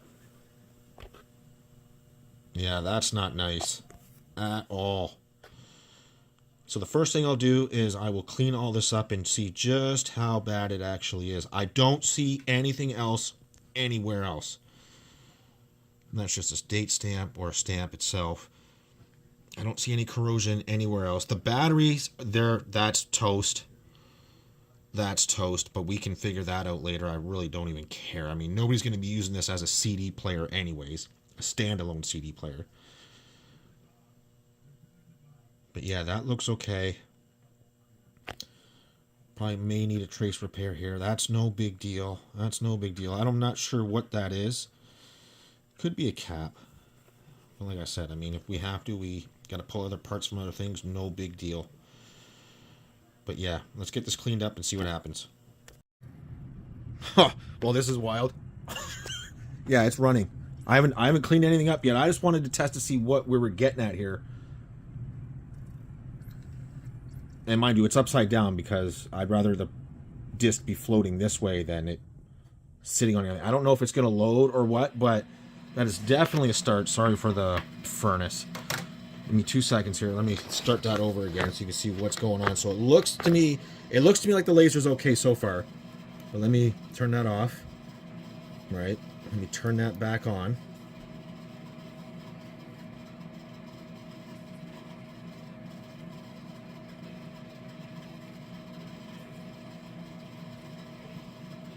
That looks okay to me.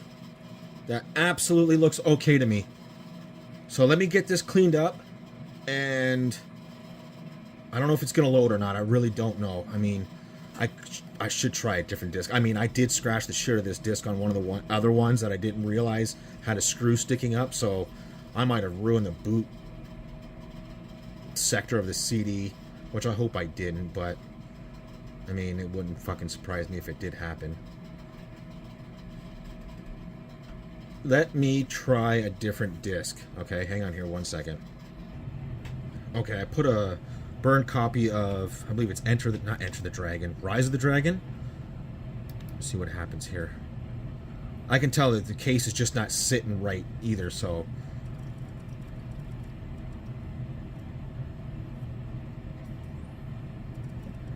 It could have a lot to do with that as well, so let's just keep that in consideration. There's no shielding on, there's no nothing, so, I mean, there could be interference every. Oh, here we go. Come on, just start. That's all I want to see is it start and load up. There's no oh, shit. Well, I don't have a... Fuck. Shit, I didn't see that coming. So I'm taking the batteries okay because it says there's no space further. Okay, let me get a controller hooked up here. Give me 2 seconds. Okay, let's do this again. I got a controller plugged in. You gotta remember, I'm doing this like wide open. I know you can't tell. Oh, shit. Okay, take two. The board wasn't sitting right. I know it's hard to see what I'm doing down here, but this is what matters, right? Right now, anyways. That is definitely because it's not... I can tell it's just... Everything's not sitting flush. I wish that furnace would shut up, but... I can tell everything's just not sitting right, so the disc is a little... Whoop-diddy-whoop. I think that's a proper term, right? Whoop-diddy-whoop. I just want to see if we get anything here. Okay. What do we have in memory here? We got a bunch of... Oh, it's... Oh, I didn't realize they had a... I know you probably can't see it, but they actually have a... What do you call it? Sega CD X as the memory thing. That's neat. See that up there? That's neat. That's probably going to fall, so... Like I said, the point of this is just to... Let me back way out here. Stupid. There we go. Sorry about that. So yeah, you can see I got everything just willy-nilly just floating here. I don't want to format it. I'd like to know what's on it, but can we not just play? We need memory. I mean, it makes sense that you do need memory, but see, the disc sounds better now that I sat the board on it and everything properly. But I do get a feeling that that other one ruined my fucking Final Fight CD. That sucks. Yeah, I don't think I can play without clearing the memory.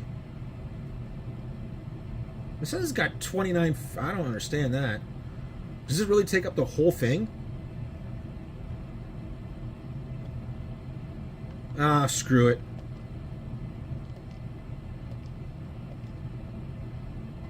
Screw it, right? See what happens.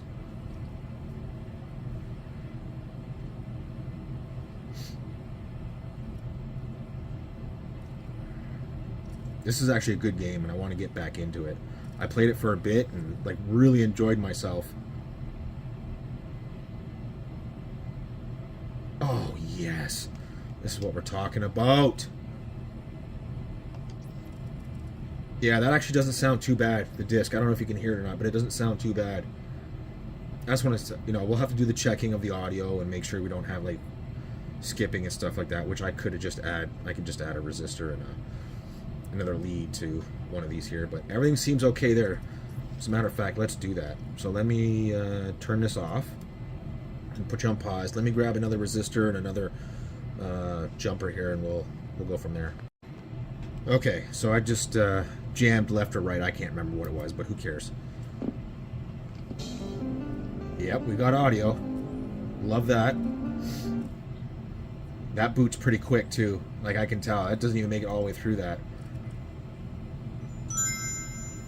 So it looks like I had it in right. No big deal. No big deal. I just want to make sure we don't have any skipping when the audio tracks are playing. Like this. This is what I want to make sure. Good stuff.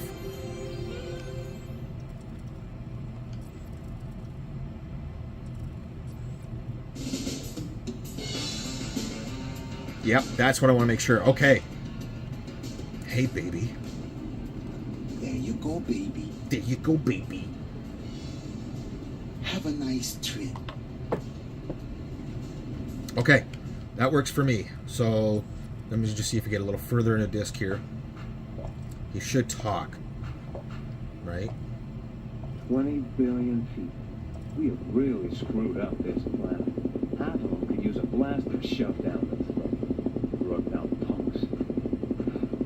Disgusting place. I hate Los Angeles. Perfect. Okay, I'll stop it right there. I'm going to get that spot cleaned up, get all those little traces and everything cleaned up just as much as I can, and then we'll do some testing, and then if all is good, we'll put it back together and we'll move on. Okay, so here's where we are now. This power supply here, this is just, it's toast. So much so that even after replacing the fuse, which did blow, then we blew this transistor right here. I had to take that out. That went up in a big puff of smoke. It's almost the same as that one. We'll have to figure out what to do with that. But for the video's sake, what I'm going to do is I'm going to use this power supply to end the video with, get it up and running, put it all back together. And then for the next one, when we move on, right, I'm just going to use this power supply, obviously, right? I'll take it out of this one, just knowing that everything is working on this machine except for the power supply, right? So the next thing that we're going to get into is this battery bay, which I just tore out of here, which is fun getting this door off. I didn't getting off of this here. Yeah, that's not fun, but I did. So what we're going to, you can see how it's falling apart. It is just, woo. Yeah, that's fun, right?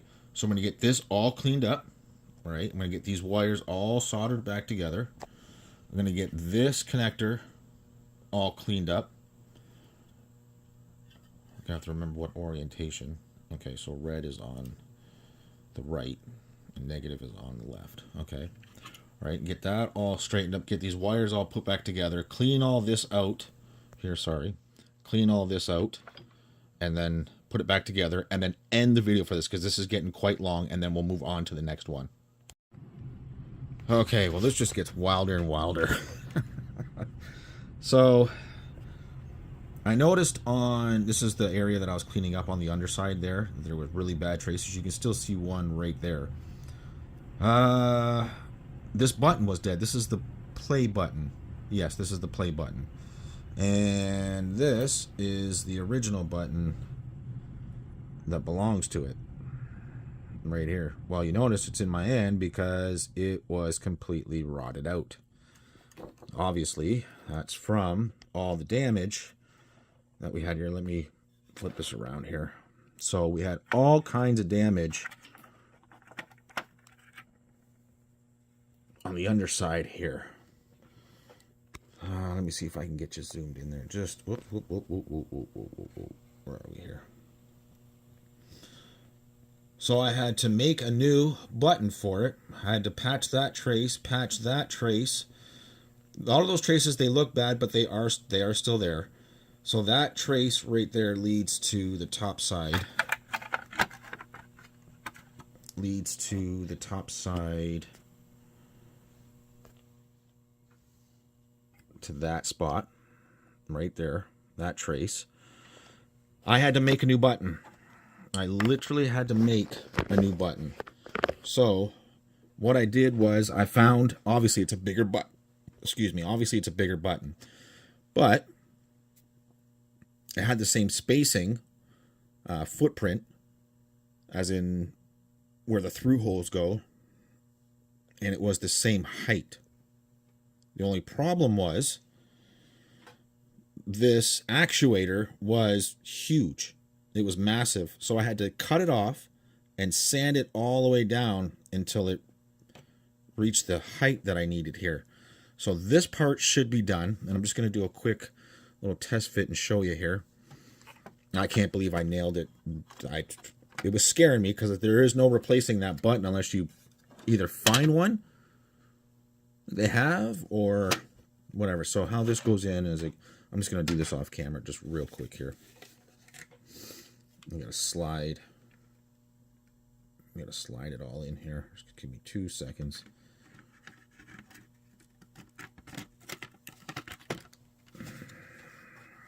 There we go. So that's in. That's sitting right. That's sitting right. That's sitting right. Let me zoom you way out here. And so that's all sitting right. So you'll notice that if I flip it over while holding it together, there's the play button there. And so there's the off. And there's the play button. It is a little more bouncy, or not bouncy. What's the word I'm looking for here?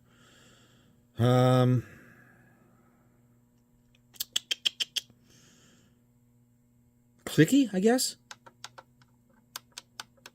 You can hear the difference in clicking, but I mean, for not having a proper button and having to make it, I'm okay with that. As long as it works, and it does, I'm okay with that. So we'll move that off to the side. We've got that taken care of. This is the worst one. I hope to God this is the worst one. I hope the other ones aren't as bad. As for the power pack here, or the battery pack here, I've gone ahead and I've cleaned it all up.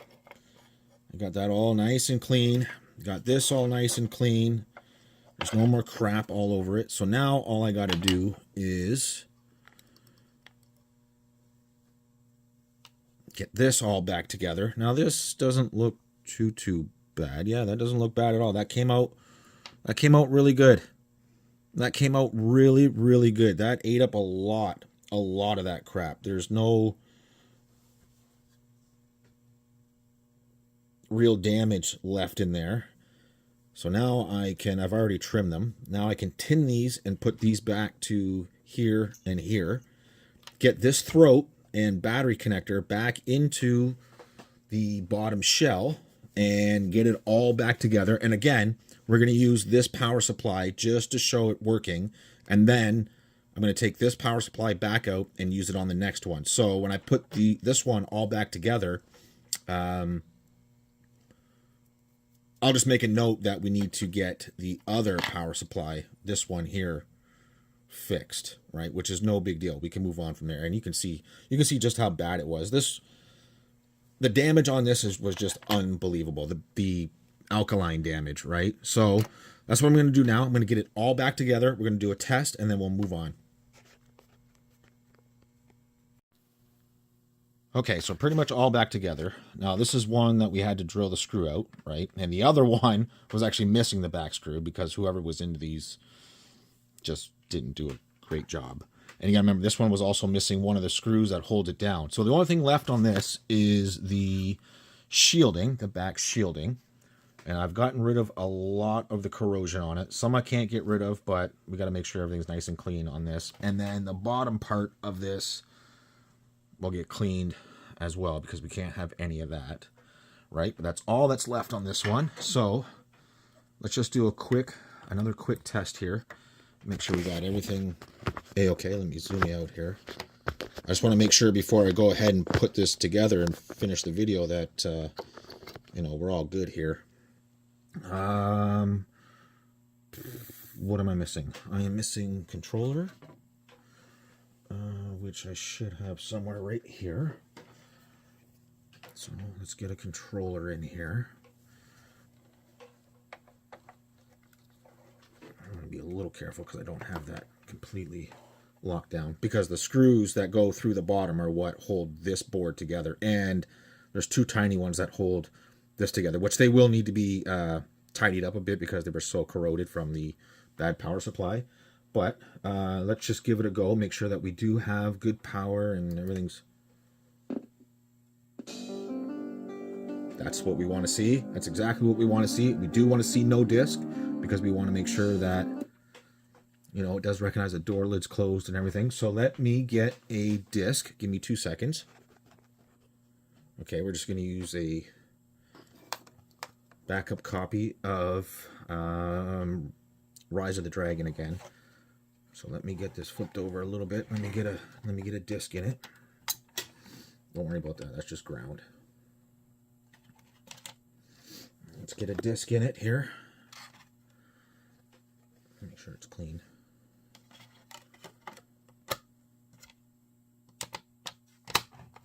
Okay. Let's get that flipped back over. Let's get our ground in here. Right, now let's make sure. You gotta remember, this will be pressed down as well, right? So let's make sure we're okay.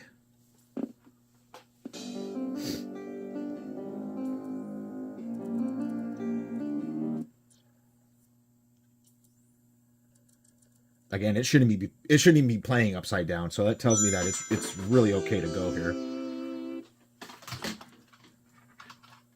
I don't have any left audio, so it might sound odd, but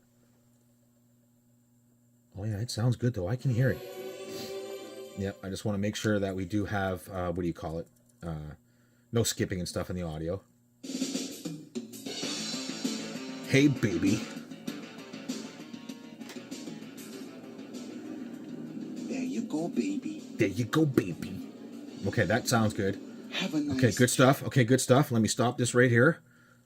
Let me stop that right there. Now I'm going to get that bottom shielding cleaned up more, the bottom plate, and then get these two soldered to the shielding, and then the shielding soldered here, and that should be it. We'll move on to the next one. I probably said that about 7 times now. Okay, that actually didn't turn out too bad. That actually didn't turn out too bad. Now it's stained and all, but that is nice. There's nothing flaking off. You know, everything's nice and flat. There's no crap anywhere, like literally anywhere. There's nothing. It's all flat. That's just all stained, right? But it is nice and flat. So we got that back on. Let me get you set up here. Just zoomed out.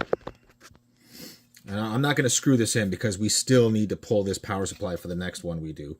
So we're just going to go ahead and get this on here like it's supposed to be, which is like what?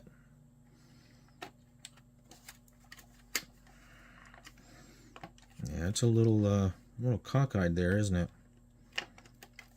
Yes, it is. I wonder what that is. Is that the power supply? Yeah, it's probably the battery wires that are stopping that from going in. Give me 2 seconds here.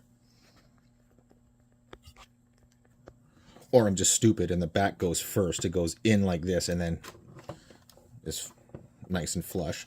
So let's turn that over. We should have a disc in it already. We do. Door cover's fine. Button, there's the one I repaired. That's beautiful.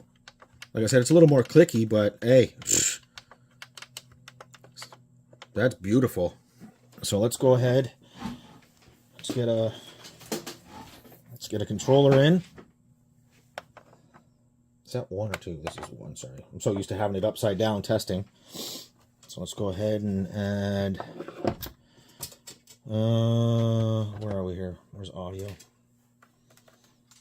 Let's go ahead and add, oh shit, we're on this side, aren't we? I forgot all about that. No big deal. No big deal. I can't wait to get this all cleaned up for the next one. Just to be dirty again. Okay, that's off. That's power. That is video. Audio, because we don't care what left or right. We don't give a shit. And ground. We'll just shove ground in there somewhere. And we'll fire it up. And let me get you. Let me just set up like that. Fire it up.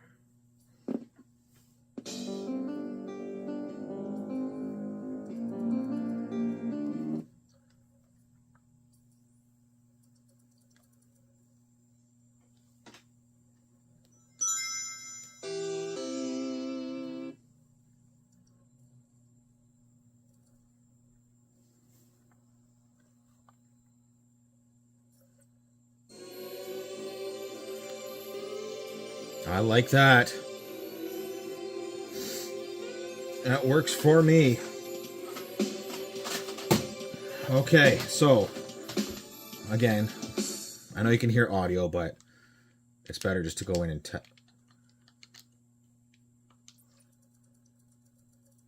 okay, that does sound a little rough, but I think that's just because it's not. I was just checking the display, and it does say game. There you go, baby. Okay.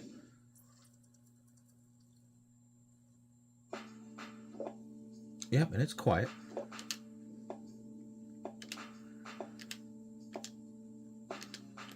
How do we go back? Okay. I just want to hear it say something. I just want to see it access and save something. There we go. 20 billion people. We have really screwed up this planet. Half of them could use a blaster shoved down the throat. Perfect. I am absolutely perfect with that. You know what? Let me do one more game. Let me do NHL 94, just so I can do the audio part and scroll all the way to the end of the track list to see, to see if we have everything's okay there. So let me grab that real quick as soon as I can hit pause here. Okay, NHL 94 acquired. I probably should clean the laser too. It's probably never been forever since it's been cleaned. I don't want to close the door. I want to get into. I don't want to do that. Wait a minute. How does it work on this machine? I just want into the menu. I know there's no disc.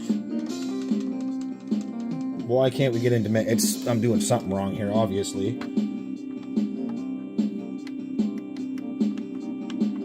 How do I get into the menu? That's odd. Well, now I'm real confused here. How does that work? Hang on here. Okay, so that's something I didn't know. I don't know if that's a revision change or if I'm just losing my mind, but you actually have to have a disc in to get into the menu. That, mind-blowing.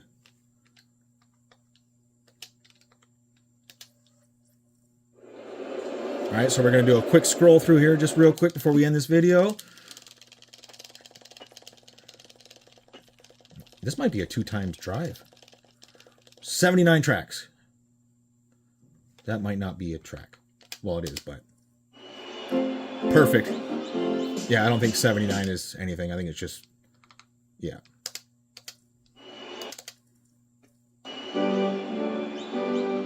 Beautiful. Perfect. I might get in trouble playing that. So anyways, okay. So we'll just go to CD-ROM here just real quick before we end it. I know this video is out of control long, but so are the other ones. I know they're going to be. And I got a Model 2 to do. I got 4 Model 1s to do besides 4 of these. So there's going to be some Sega stuff coming up here. EA Sports. It's in the game. I am happy with this.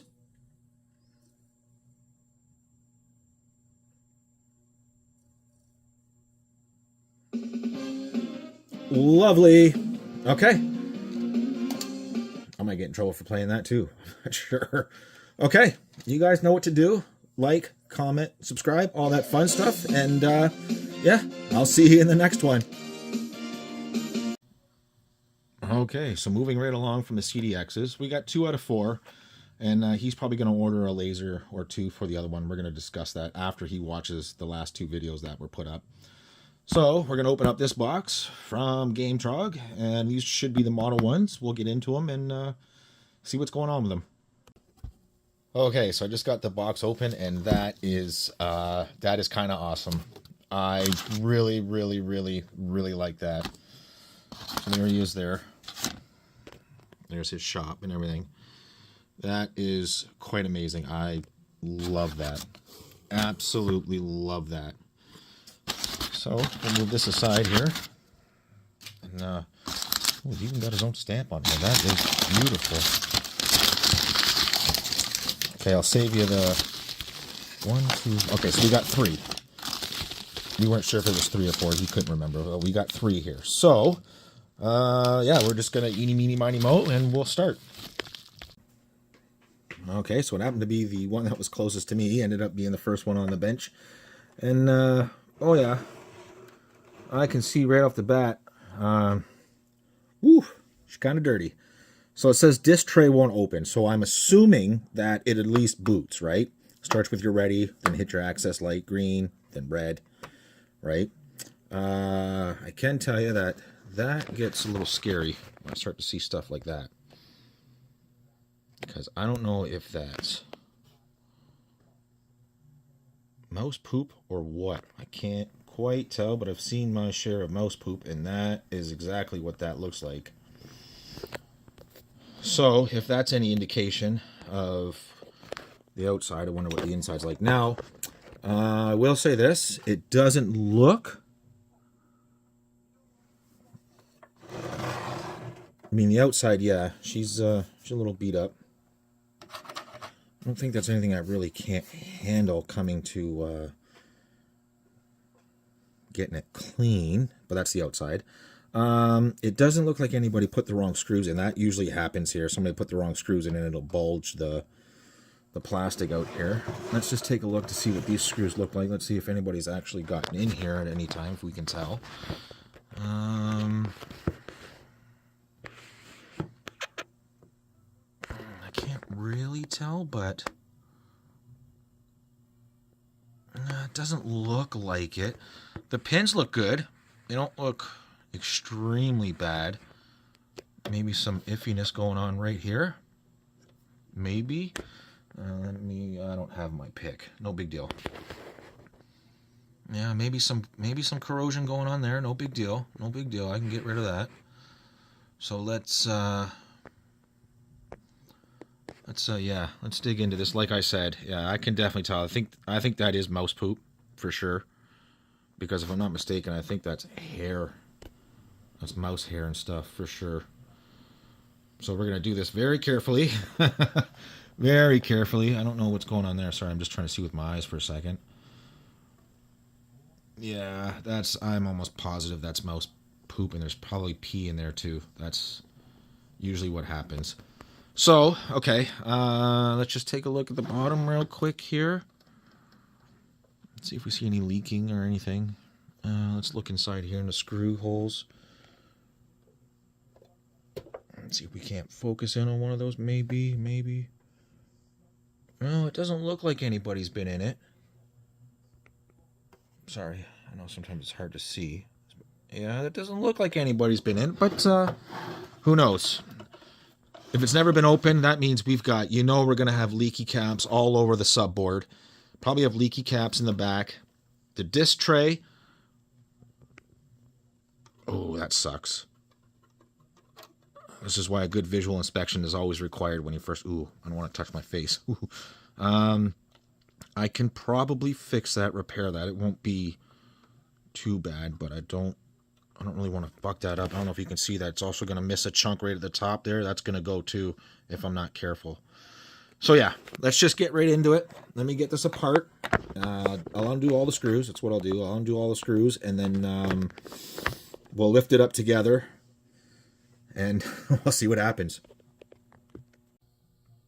Well, I thought I was recording there for a second, but I wasn't. I forgot to hit the record button. So yeah, I don't think anybody's been in this because I got a really good virgin snap out of these 4 here. Let's just see if I can replicate that real quick here. Boom. That to me sounds like a virgin snap, like it's never been opened. So that's a good thing. That's a very good thing. So he texted me and said, you know, he doesn't think anybody's been in it. And this one for sure, nobody's been in it. But when I tilted it over, oh yeah, listen to that virgin snap. When I flipped it over, I could hear some stuff rattling around in there. And that can get scary quickly when it comes to these because, well, if stuff's rattling around, that means stuff is inside it, as in... I mean, there's no... I don't see any real way a mouse can get into the... What the fuck is that on the back of there? I've never seen that before. But, yeah, I hope it's not what I think it is. Let's see if we can hear that real quick. Shh, you.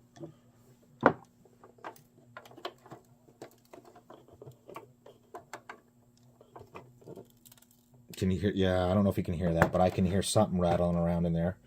So let's very carefully pop this bad boy off. Come on now.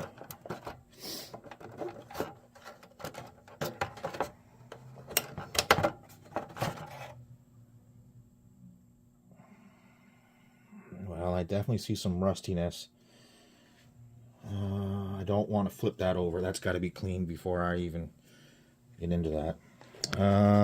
So yeah, I see some rustiness for sure. I wonder if we see anything on these pins here. Anything bad? Yep, right there. And I bet you that corresponds to these ones.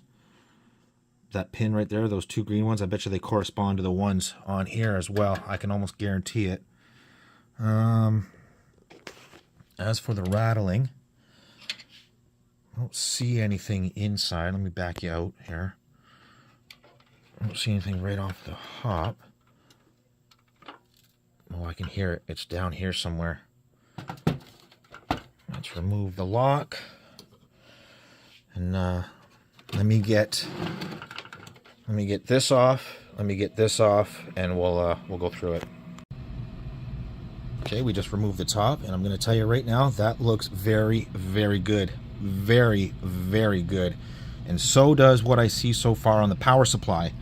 All those caps to me look fantastic. I don't see anything. I mean, once I take it off, I'll know. I'll figure it out. But yeah, I mean, that all looks really, really, really good. Might be a little corrosion going on right here on this DC jack. I know you probably can't see. Can you see it now? Right, which is no big deal. But if I look at these caps here, yeah, there's probably a little corrosion going on from wherever this was stored. But if you can see, these caps look good. They do look good. I will test them, but they do look good. That little bit of stuff you see on... Where's my... Give me something to poke at. Like, for example, you see this stuff here. That's just flux. That's not bad. I don't see anything bad there. That's all that is. That's just flux from when it was first done. Just like this. That's all that is. These look good so far. It's this that I'm worried about. So let me get this off, and we'll go from there. So I've never seen these before. I have never seen these little straps here holding these in place. I don't know if I've just never come across one that's never been opened, or if this is some like older model or newer model, or newer version, right, of this that has these. I I'm maybe just guessing. I've never had one that's never not been opened. So, yeah, we'll get that off and then get this shielding off. Yeah, because I've never seen that before. Okay, well, I am just in shock. I am just in shock. I don't see not one of these caps leaking. How can that be possible? Not one. Look at this. Not one of these caps is leaking. I don't exactly know what the frig is going on there. That's bad soldering from the factory. But yeah, not one of these caps is leaking. Sorry, let me just zoom you out just a little bit so I can pay attention to where I am. Not one of these caps is fucking leaking. How is that even possible? Look.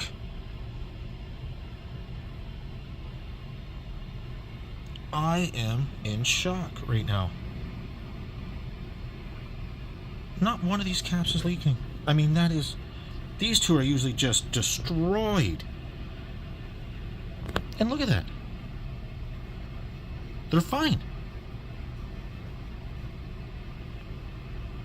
I mean, look at the RAM. You can tell, like, nothing's been corroded. Nothing. Look at that.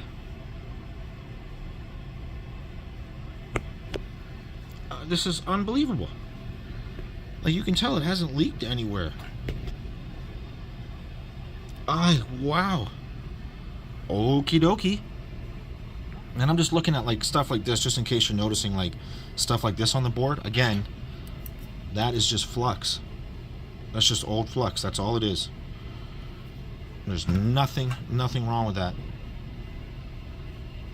Oh, this is wild. You don't see this very often. Okay, so, like he said, the tray just won't open, right? Well, if that's the case, let me get a Genesis 32X, get it all hooked up here. And let's see if we can't figure out exactly what's going on with the tray here. If it's anything, it's probably just a bad belt. And that would be fantastic. I don't know if he sent me any belts or whatever. Maybe it's stuck or something. Maybe that's what caused that. I'm not sure. Ooh, why is that ripped up? You see that down there? Nobody's been in this. It's apparent nobody's been in this. So is that like that from the factory? Focus down there, would ya? That could be from the factory like that. What about on this ribbon? Let me zoom you out.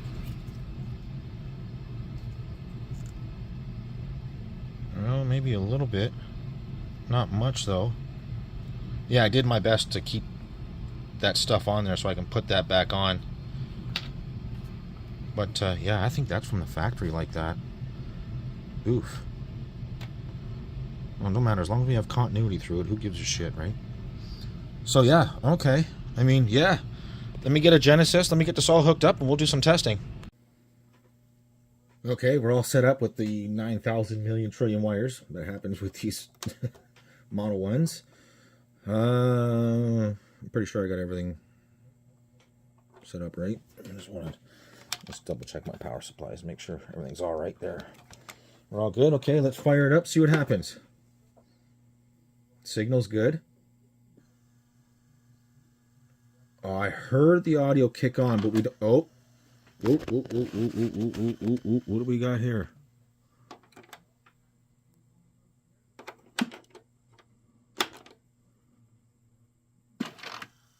Oh.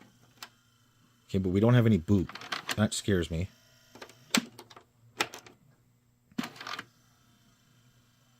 Yeah, we got something not right here. Yeah, something seems to be stuck there. The fact that we're not getting any boot kind of scares me. But the fact that that's happening is wild. Okay, this might get real interesting.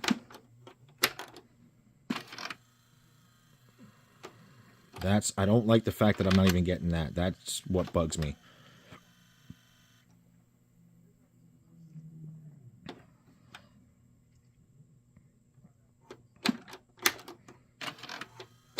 Okay, so let me figure some stuff out here.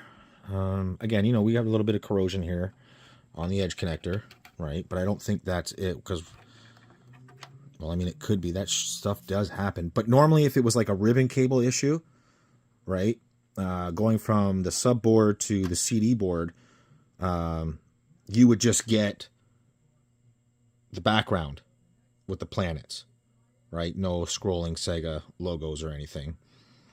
If there was no power, which is that secondary ribbon, the small ribbon from the power supply to the subboard, this wouldn't happen. So yeah, we've got something going on here. Give me 2 seconds here. So the first thing I just want to test is just to make sure this and this are okay. If I remove it from here, I won't have any ground because I'm using the audio grounds in the back as the actual ground for video out. But if I... How can I show you here? I sit you up like that just for half a second here. Right? If I turn it on... Oh, with a cartridge in. Oh, it should be fine. Boom. There it is. There's the... What do you call it? But see, this is still coming in and out. If the cartridge is engaged, right? This should not happen. This should definitely not be coming in and out.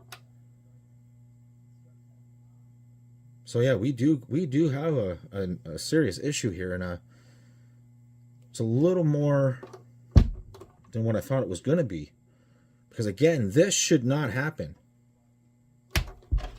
Oh, did you see the light flicker? Hold on.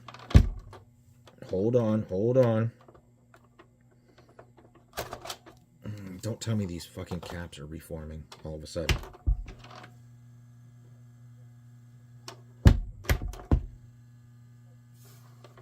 Is that what's happening here?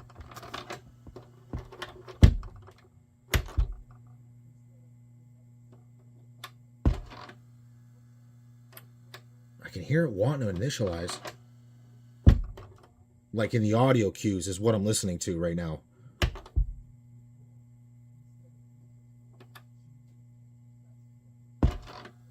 Oh, see? That pop lets me know that the reset line is happening. But for some reason, it's not booting. That's a reset.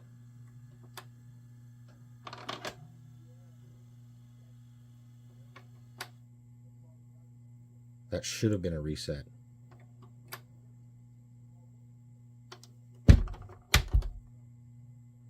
It did flick on for... Oh, you know what we can try?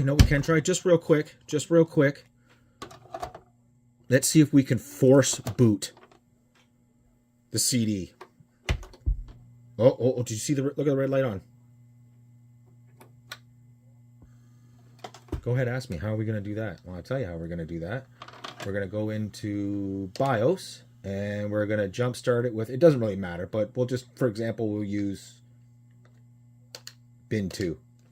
Sega CD model 2. Let's see if it boots. Let's see if it recognizes that there's a... Nope. I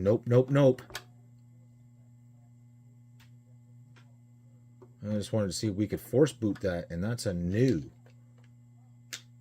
That's a new. And we'll try it one more time here. See if we can't force boot it. We'll use USA 2. Just see if we can force boot 2 again. Oh, I heard the reset line. So it is resetting. I can hear it in the speakers. I can hear the reset line in the CPU's resetting. So yeah, that is happening. But we've got something weird happening here. Okay. There. Did you? Oh, that's this. Sorry. But yeah, that I heard the reset line. 100%.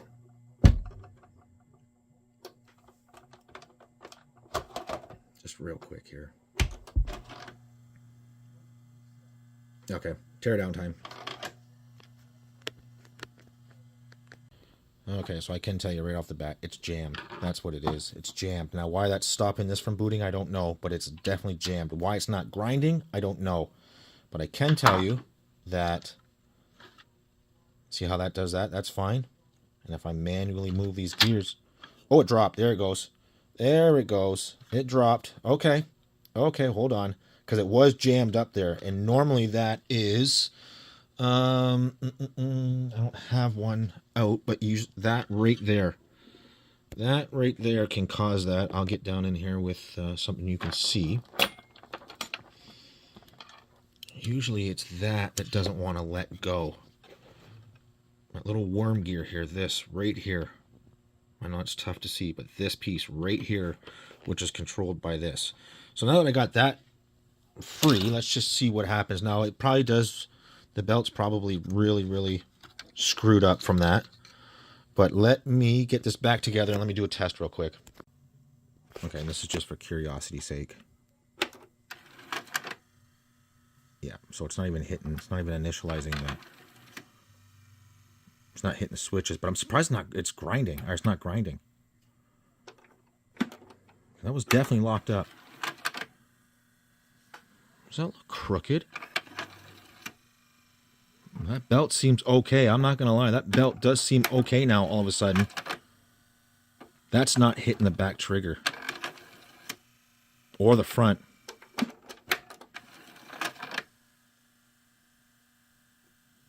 Well, if that's not happening, that means that that is not accept. It could be that it is hitting it and this is not accepting.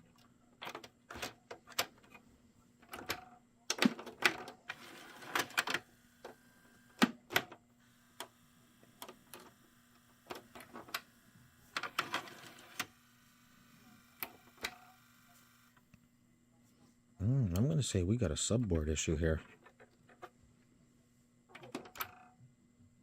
Yep, I'm almost gonna assume we got a subboard issue here. Okay. Actually, I want that out, actually. When you're working on these, it's best to have the tray out. Be careful, because you can bump the tray and fuck that right up. But it's best to have the tray out. That way you can see inside the drive and everything. Okay, whoops. I got you way zoomed in there.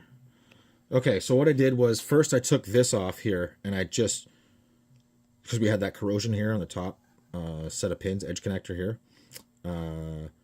clean the living shit out of it. I just want to see if it makes any difference whatsoever. So I just want to make sure we got video, audio, we got everything right. Okay. Oh. Oh, oh, oh, oh, oh, oh, oh, oh. Oh. We got audio. Hold the phone here. Okay, okay.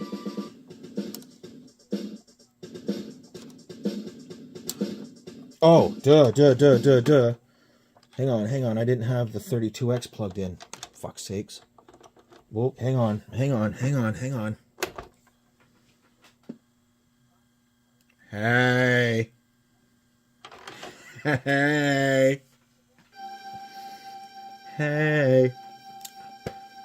Okay, that little bit of corrosion, I bet, was enough to fuck this over.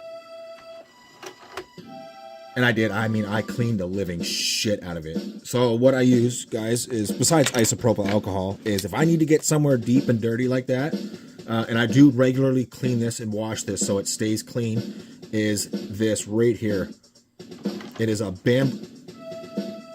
bamboo toothbrush. This little bad boy here has just done wonders for the stuff I do. Wonders. Okay, now it looks like we got to take care of... Oh, shit. Did it accept the fact that it was closed? No, it didn't. Okay. I know you guys can see that right here. It just... She's willy-nilly up in here. She's just doing what she wants to do. I can almost guarantee you, even if I put a disc in, it won't.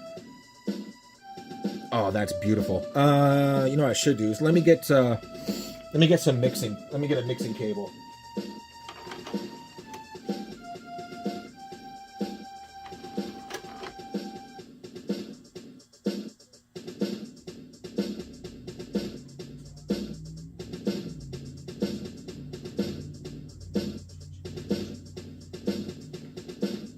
me grab a mixing cable here.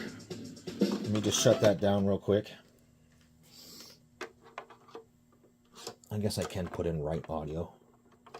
Doesn't matter, right? But I'll just get the mixing cable in here so it doesn't sound like complete trash. For some reason, that really bugs me when it sounds like shit. So we got no lock, so I'll just go ahead and just lift that up a little bit, keep that there so it doesn't get in the way.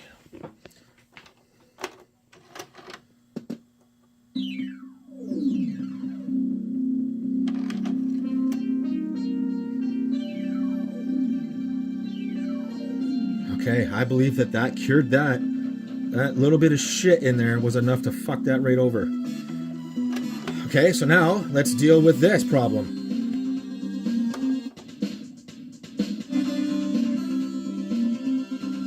Beautiful. So I guess I was mistaken about what version or model this is, because it does say 1.10, not 1.00. I don't know if you can see that up there. Oops. But yeah, so I don't know if it's just the Japanese versions that are 1.00 or if there are some American versions of it. I mean, we may have one here, but I think there are some American models that actually have the BIOS chips socketed. Don't quote me on that, but I'm almost positive. I think I might even have one in an earlier video of one that has that, so...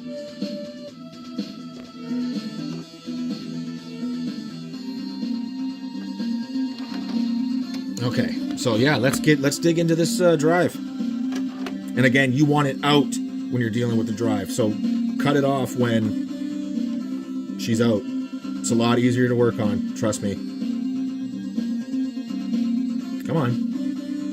I know you want to.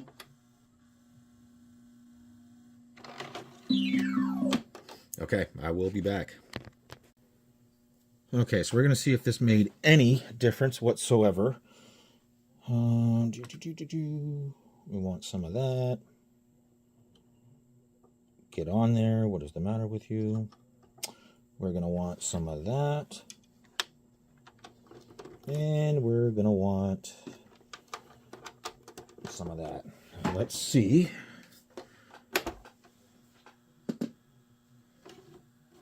Come on. That's way out of whack now, isn't it?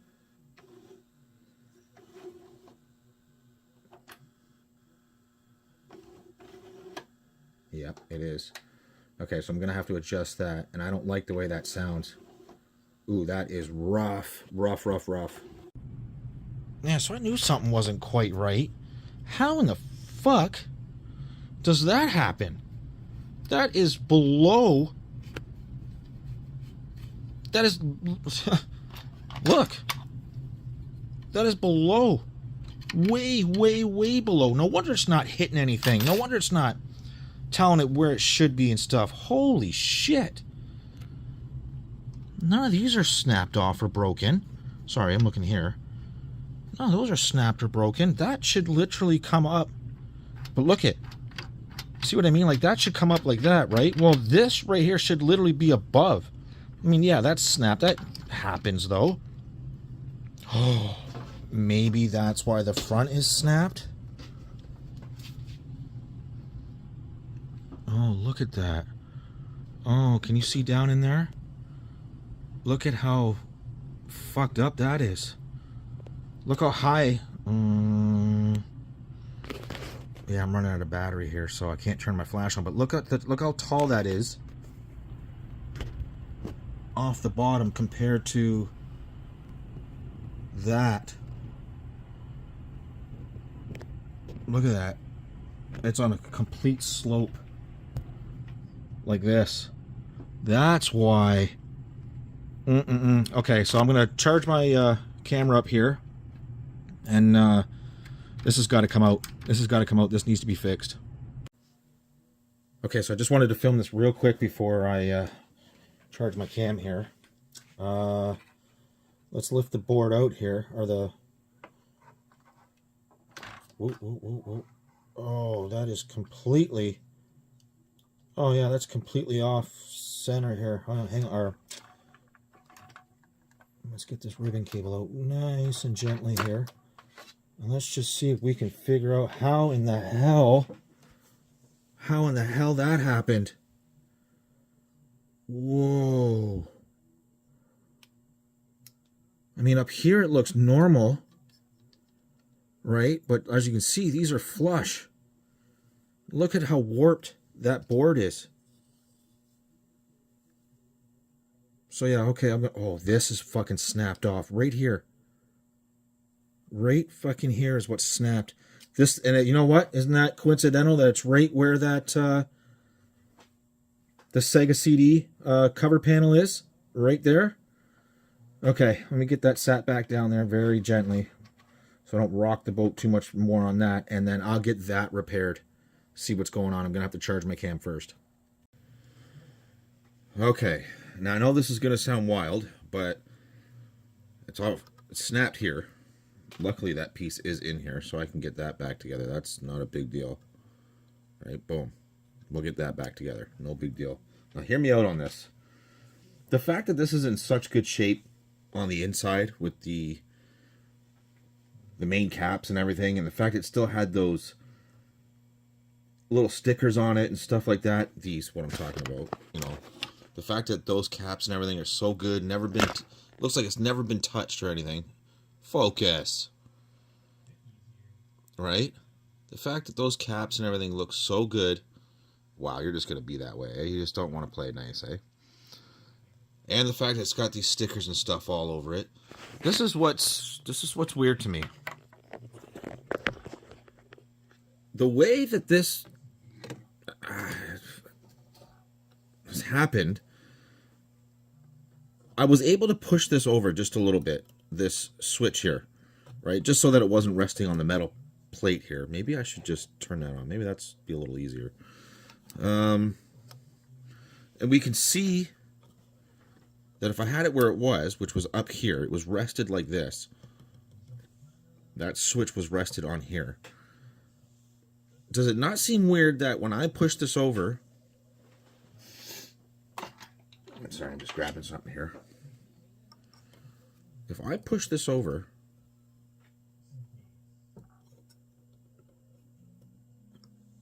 Why doesn't it fall flat?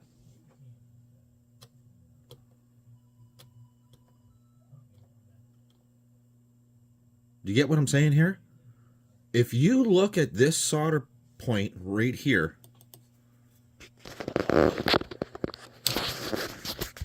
if you look at this solder point right here, look at the way this one is, and look at the way this one is. That's not a cold solder joint. It's not like this tab was pulled through the board. It was like this from the factory. Almost as if, because it was like that, it was under so much stress already on this angle that any slight movement would have caused that to just bust off. Almost as in, like, it was like this since the beginning? Because that just does not make any sense to me. So what I'm going to do is I'm going to desolder this here, the motor part here, and get this whole thing off and see if I can't figure out exactly what has happened here. Let me get the iron hot here, because that is so weird that I can push that down, yet it doesn't want to stay. There's no way. Like, this isn't broken or anything. It's not snapped here. See how tight that is?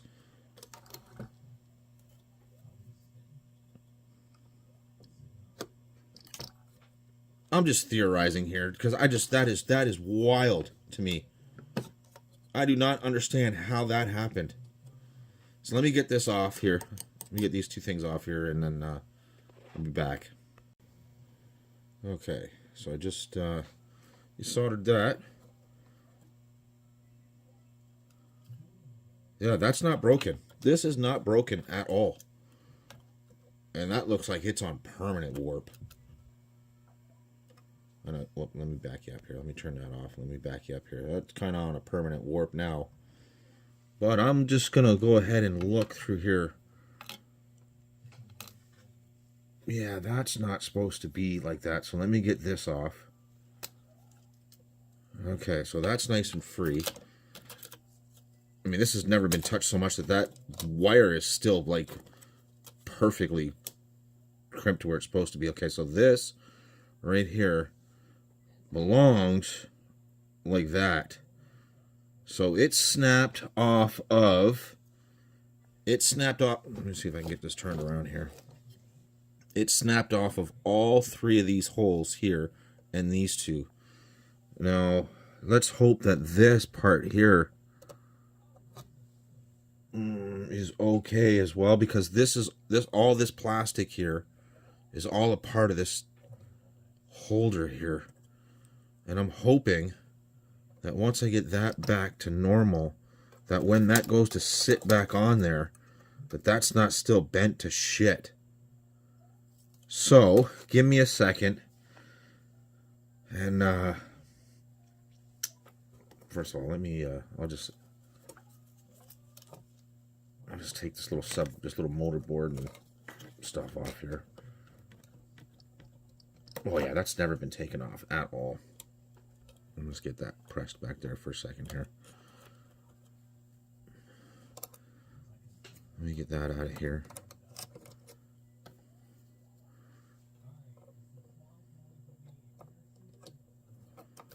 I just want to get that just kind of sat on there just to see how it...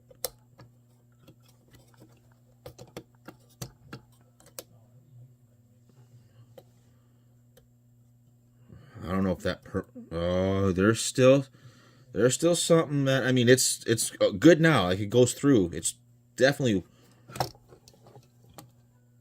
through like it's supposed to be here. Right? But that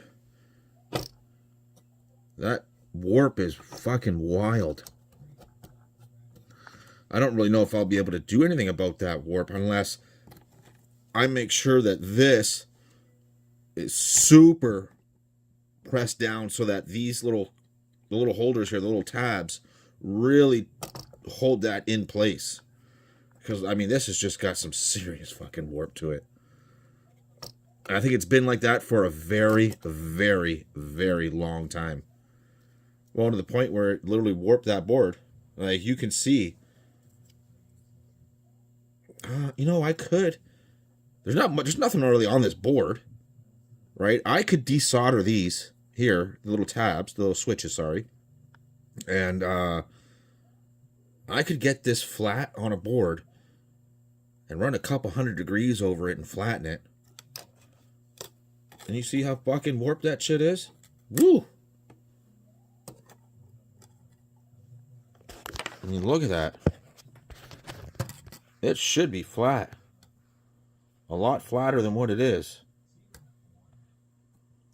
Huh. Wow. Okay, so the more I look at this, the crazier it gets. I actually got another drive here just to look at. And, yeah. So, right in here.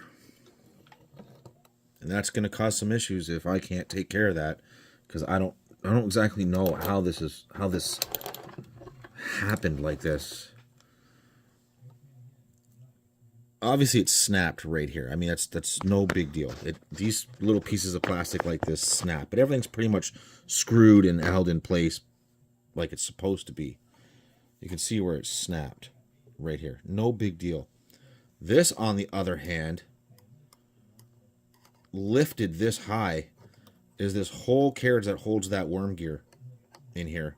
I don't know if you want to call it a worm gear, but it kind of is like a worm gear. Very short one, but still.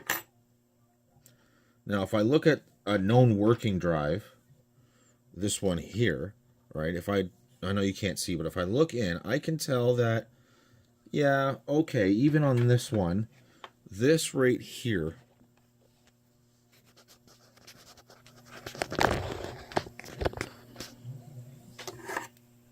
back here, this is elevated a bit just like on the other one and this side. But this, all this right here is not elevated like that. Like, I know it doesn't look like much, but it should be flush. It should be flush against the frame like this, not lifted like this. And this little snap here of this plastic is not going to cause this. And if I press down on this, like, it should be like that. You can see how the back does stay elevated.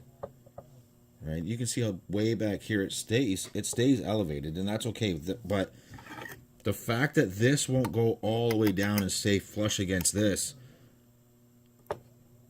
that is absolutely going to cause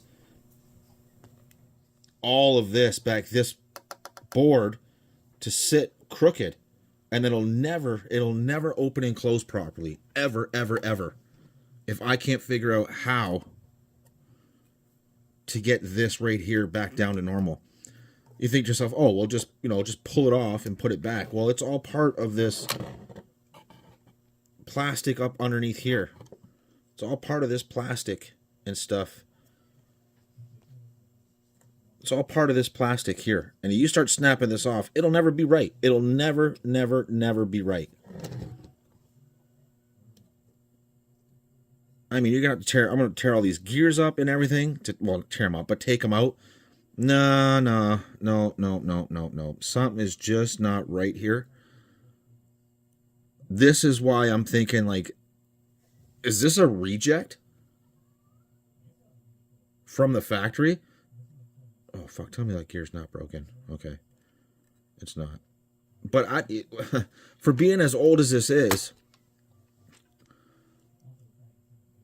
I don't see a bunch of shit in here like I normally do.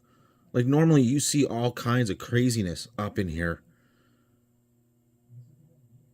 Again, I'm not relying on the fact that it's new, but it's almost like this was came out of the factory fucked up and maybe just didn't get a very useful life. It didn't get used very often, and it failed almost instantly, and it's just been sitting around forever.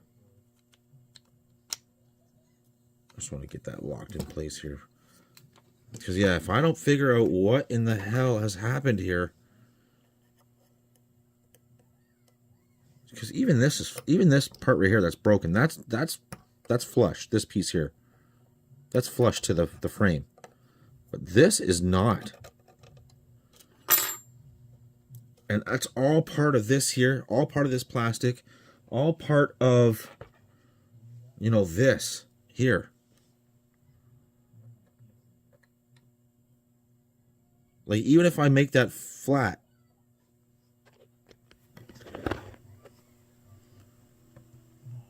like, that to me looks straight. But that is what's straight.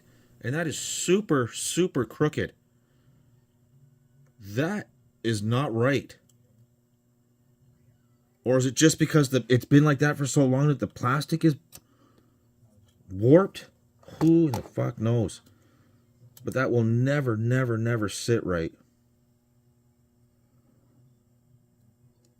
Yeah, that is super crooked. Sorry. I was just holding on to this and just looking at the angle of this piece here. I mean, sure, I can get it back like that, but the fact that there's a little tiny gap back here that I can get this under, like, I can move that, no problem. I seriously do not have to put any pressure on here just to lift that. I can get underneath it. And that's just not right. This could be tricky. Boys and girls, this could be tricky. This might be a tricky one to repair.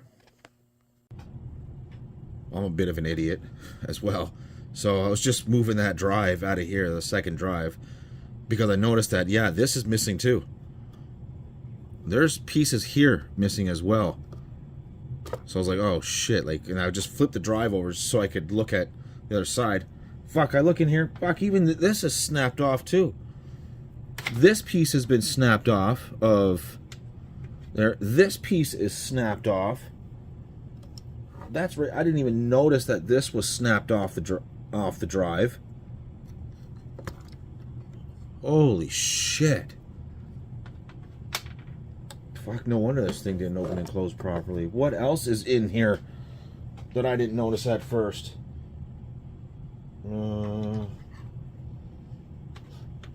I guess we know what was rattling. Fuck. So let me get this over here because I don't want to lose those pieces. I'm gonna need that. This one too. Let me get that over there. At least we have them. I just want to see, is there anything else rattling around in here that I need to know about?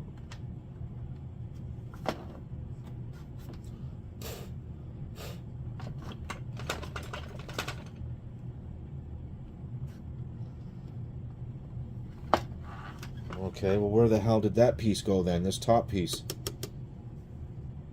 Everything else is in here except for that.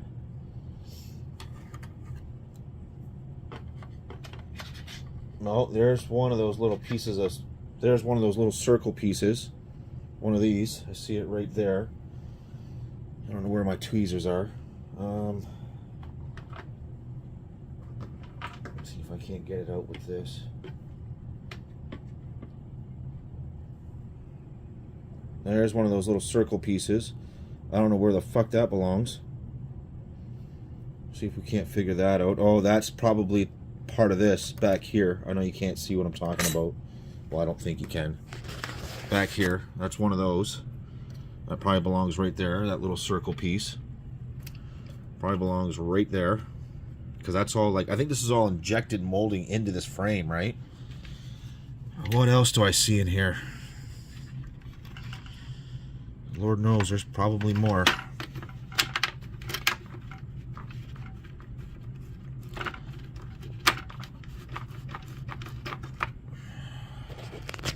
Give me a second here.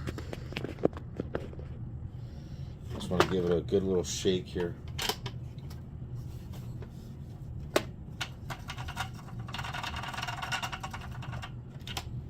Anything else want to come out and play? No.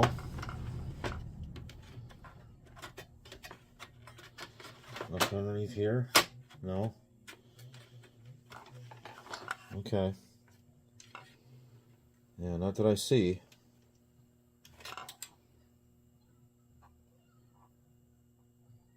What the fuck is that?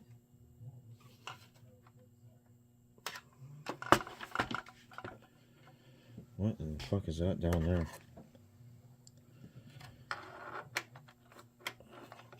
Big huge dead bug, like massive. Oh, I think that's a dead cockroach. Oh, it is. Gross.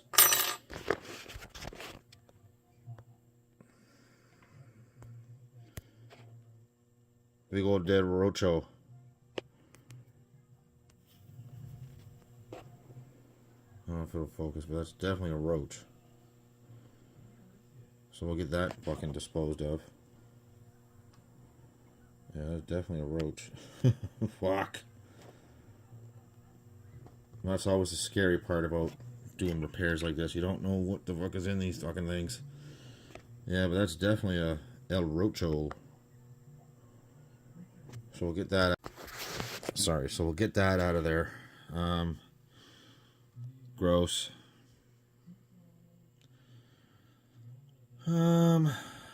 Yeah, again, okay, I don't see anything else.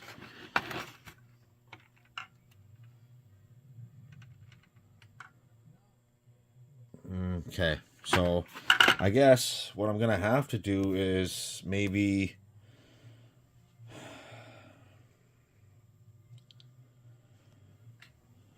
I don't want to pop this off because that's gonna cause some issues. This is all wrong now. Fuck. This is gonna be a pain in the ass. Pain in the ass. And again, just to reiterate what I'm saying here, if I can't get that back to where it's supposed to sit, I don't know if you can tell, but look at how crooked that gear sits. Can you really see what I'm talking about there? How that'll never sit right? Like, you shouldn't be able to do that. You should not be able to do that. That should be way, way, way more secure than that. Should never be able to push that down and could do all that. No effing way. Okay, so it's the next day here, and back to this. I swear this gets worse and worse the more I look at it. Not only is this like crooked, whatever, but it's also not just busted here, it's actually busted there as well. I don't know if you can see in there. It's also busted off of here and here.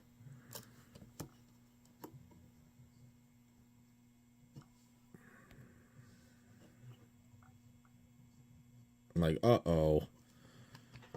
So, I don't exactly know how in the hell I'm going to remedy this, because this has just taken such a beating. Oh, yeah, you can really see it with the light on, right? Just how off that is. I mean, it is... it just doesn't want to sit right at all. It's not like, you know, it's loose, right? It's loose and busted up, and if you press down on it, something's stopping it from going back to its normal position. Like, for example,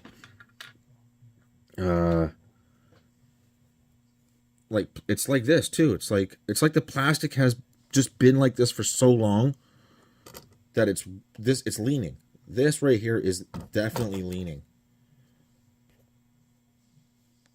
It's like the plastic has been warped for so long that it's stuck like that. It's got memory, right, from being bent like that.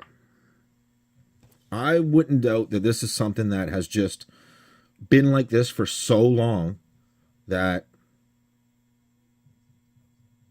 this is going to be, I really don't know what to do, because if I go ahead and start putting all this back together, if it's not sitting right, it'll never work right. It'll never, ever, ever work right. Yep, so this is just through the lens here, and this just gets worse and worse. It's cracked all over here, all across here, all across here. It might be better without it though. You can see where it's cracked. Not only is it cracked there, something quite strange is going on here. There's the other crack, right? When I flip this over,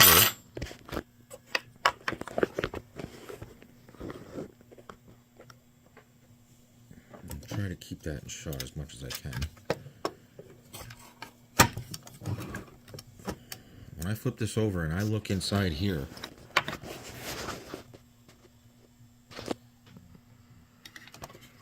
let me get it turned around here. You can see just how much of this is just broken away. Let me get the light on here. Now you would think, one would think, that if you just pressed up on the bottom of it, right? Let's see if I can do that while in shot. There, my finger's on it. Press up on it, it would just fall back into place where it snapped, right? But it won't go back into its original position. This... Where's my little thing in here? Give me a second, guys. Give me a second. There it is. One would think that these pegs right here were obviously attached to this, and they were. They absolutely were. But if I lift that, right, there's definitely room for that to go up in it. That peg right there to go up inside that hole, but it won't. It will not. And it's not that it's not hitting the right spot, or, you know, it's like, you can see my fingers through that hole there. That's just not this hole down here, not this one down here, but up through here. Like, that's just how far off it is. I don't understand why that will not go back into place like it's supposed to. It is so bad, and you know that's the worm gear, right? And if that's not sitting right, you're done. You're screwed. And there's no replacing that because it's all attached to all this plastic. on here, especially this, which is where that big gear, wherever the hell I put that, just for example, that right there gets screwed onto. So you can't just take this all out and put it all back together. It does not work that way. It almost feels like,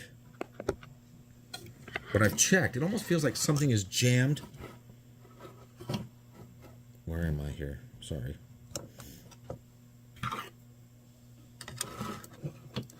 It almost feels like something is jammed up underneath here, but I don't see anything. Like something is stopping that right there from going back to where it should. Like it will not.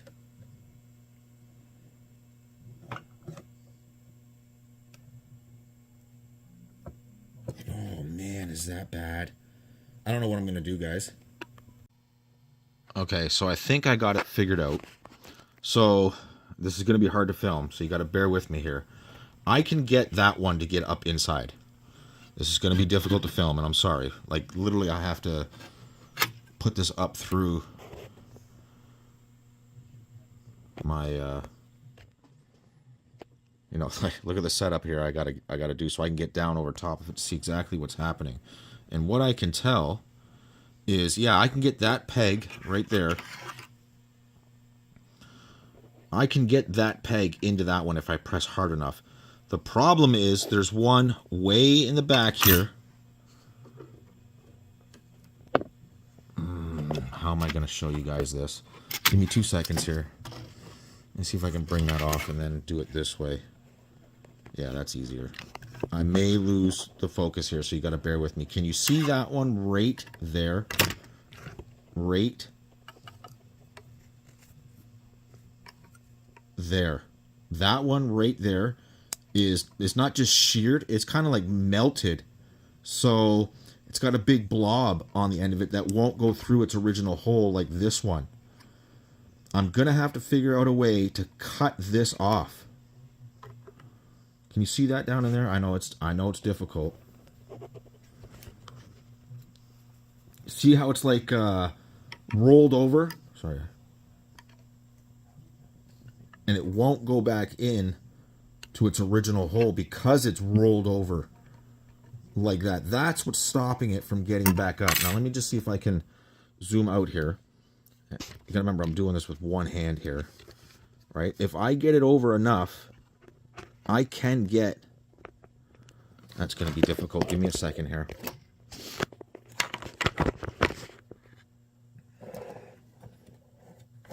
Let's get that to stay focused right there. I can get that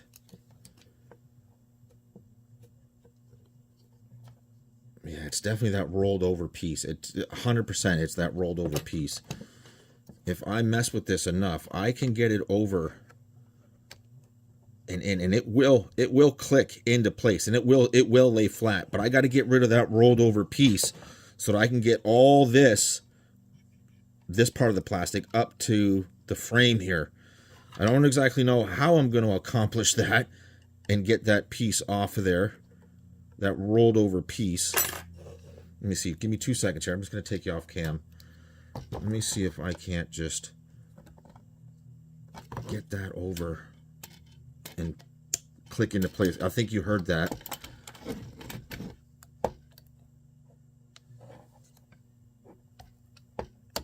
Boom. That is in place. I know that's difficult to see. See if I can't focus in. That is definitely in place, but you can see that it's still split wide open and not sitting flush enough because that piece is just so fucking rolled over. I may have to like literally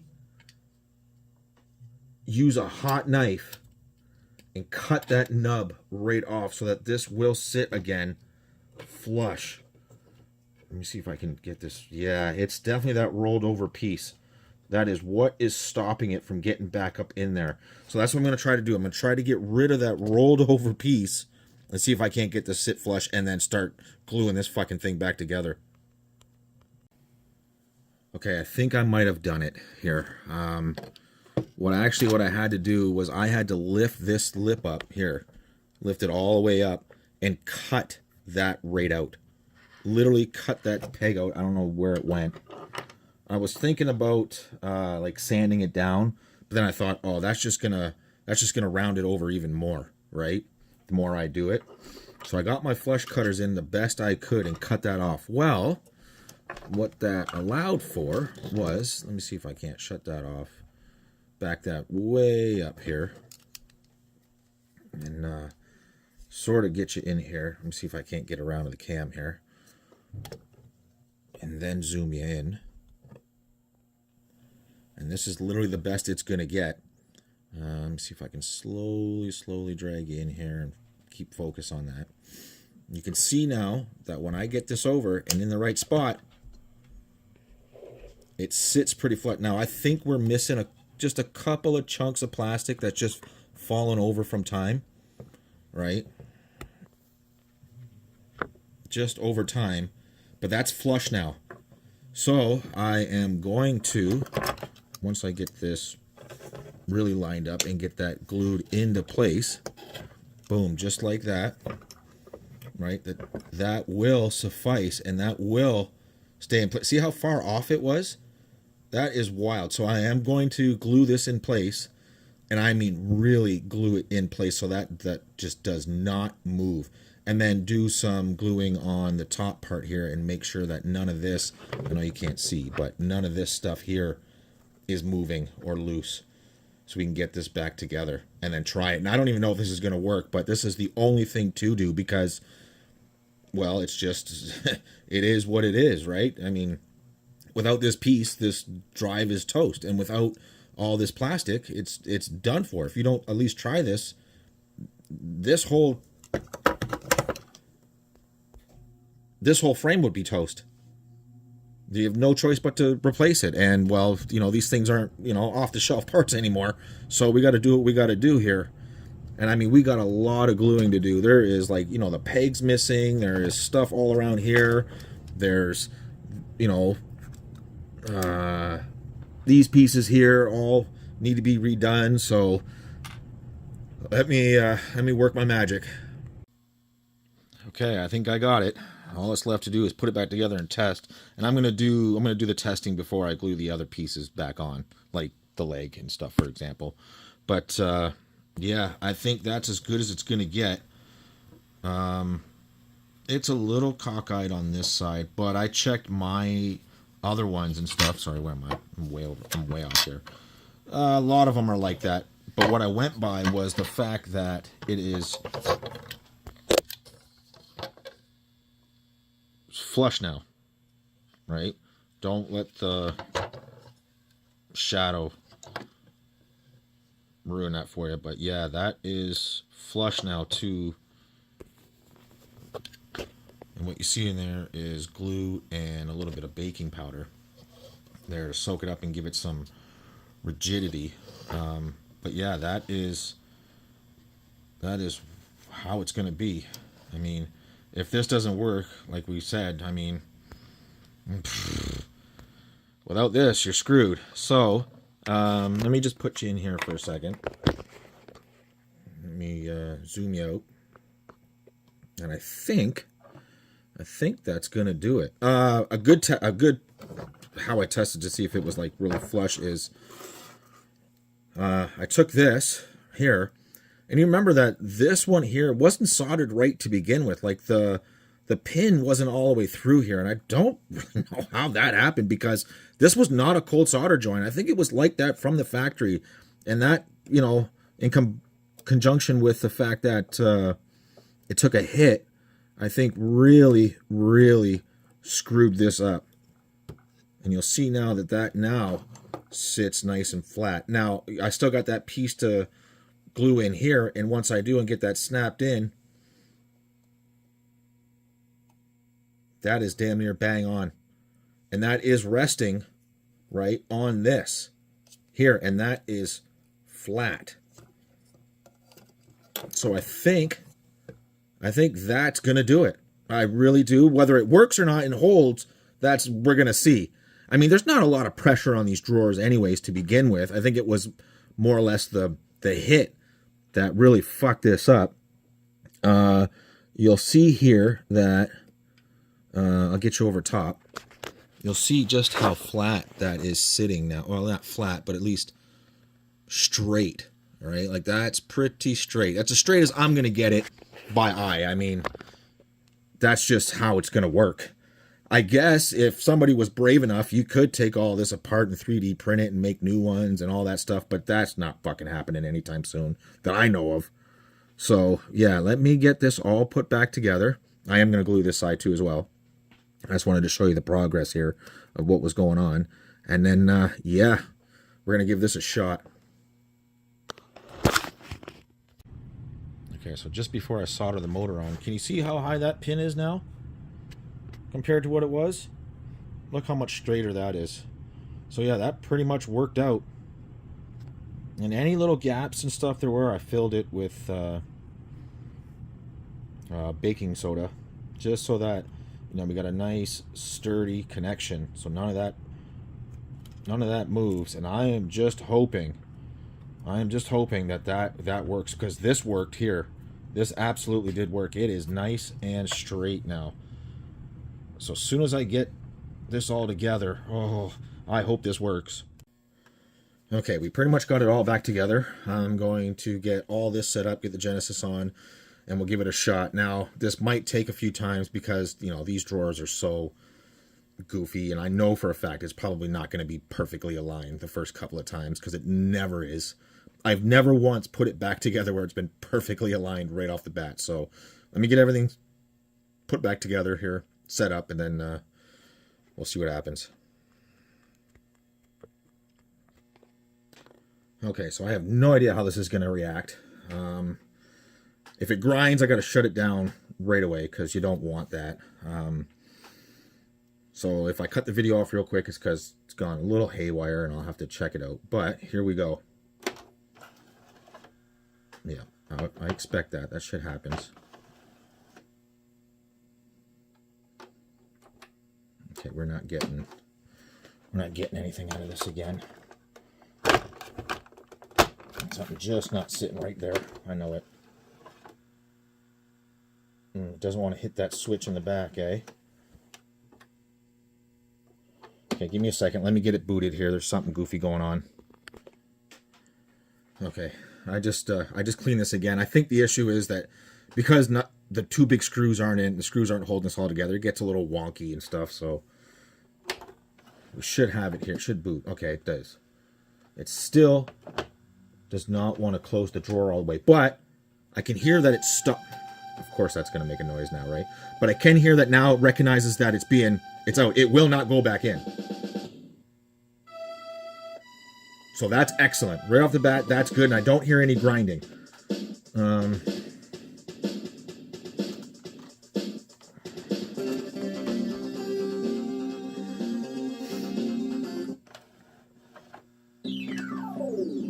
So it's just not recognizing that the first switch is being hit. That's all that is, which is okay. I'm okay with that. That's not a bad start here.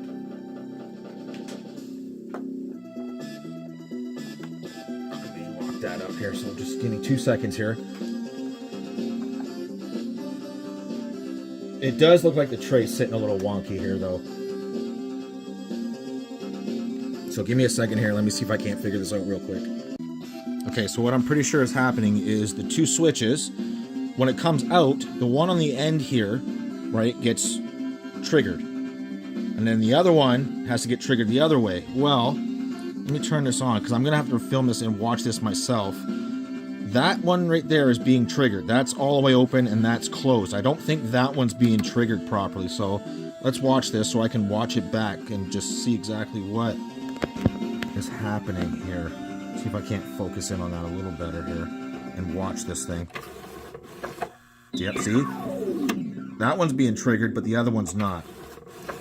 And that's what's stopping it. It's exactly what it is. Because I can probably flick that switch.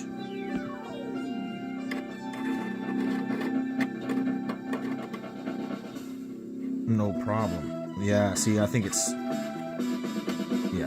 stuck against something there.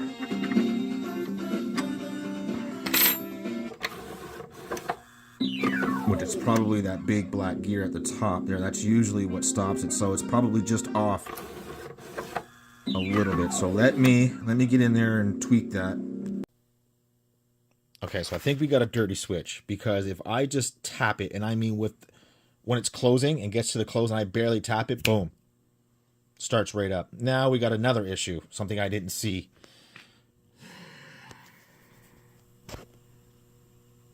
Jesus. There's no fixing that.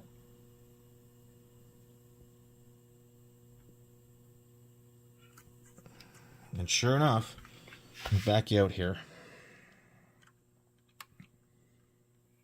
I can feel it skip.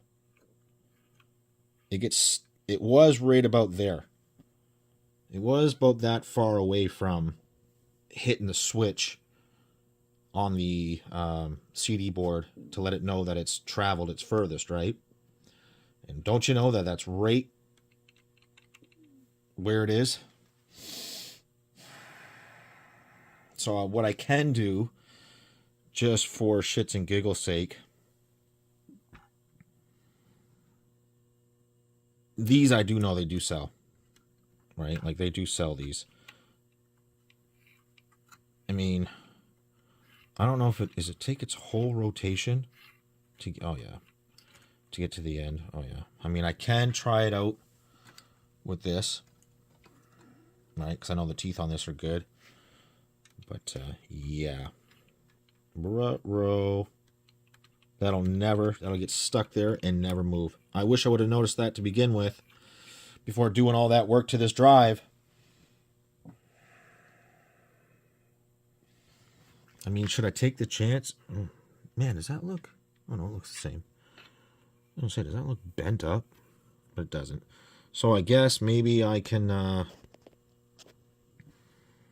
There's no building that back. I'll never be able to make that perfect. Not an effing chance.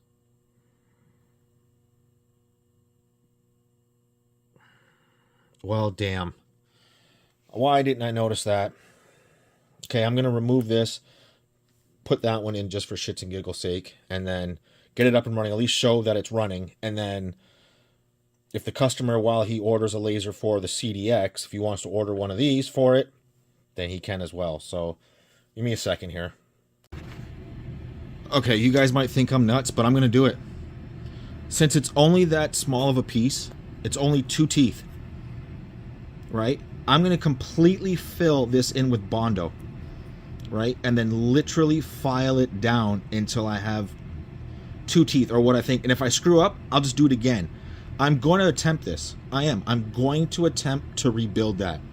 I don't know if it's going to work or not. I mean, if you got the hardener, right? I mean, it's definitely going to be stronger than these little teeth.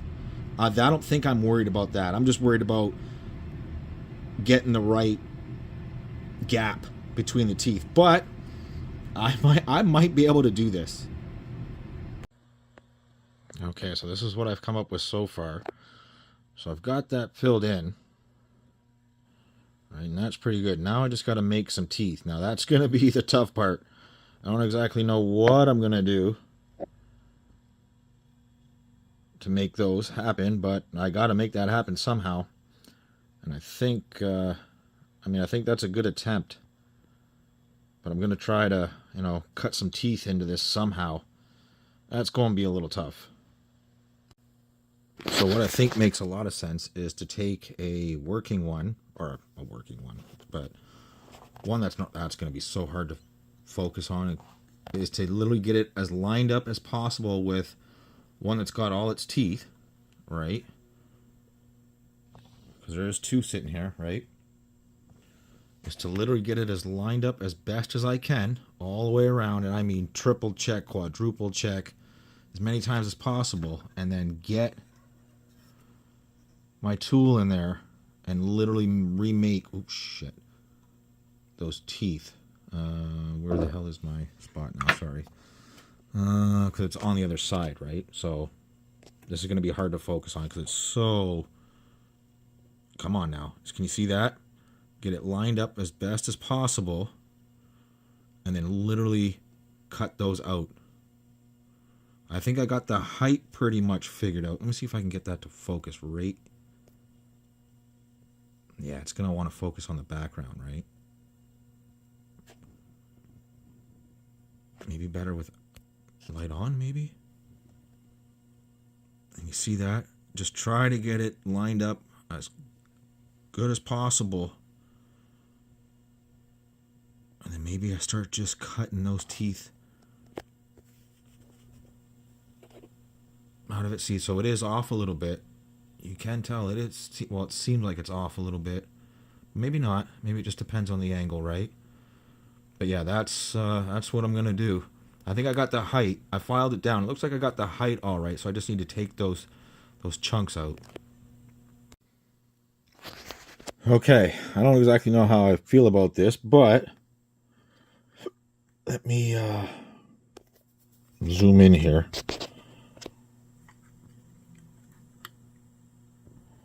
Yeah, this is going to be a little tough to see, but it looks to me like I've remade those gears.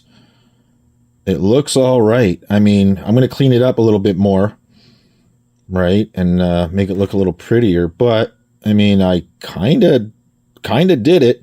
That one's got to go a little deeper, right? But I did remake those teeth. Again, that one there's got to be a little deeper, but I mean,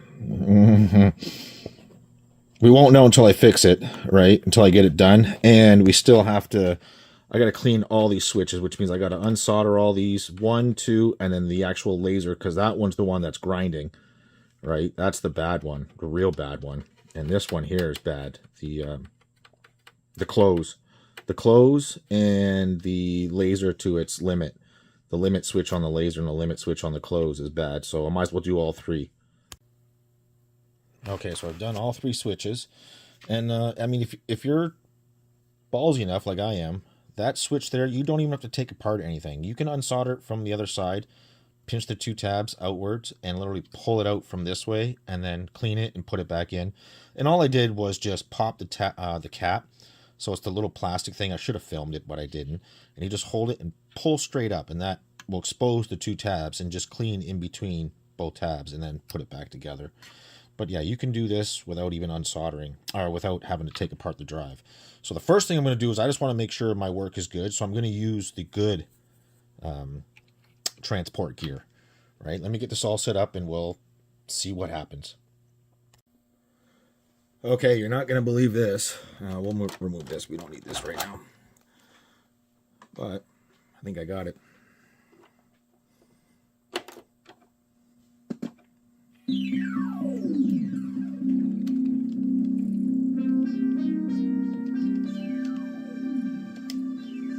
Whoops, whoa, shit. I didn't even mean to do that. Well, guess that kind of gave it away, eh?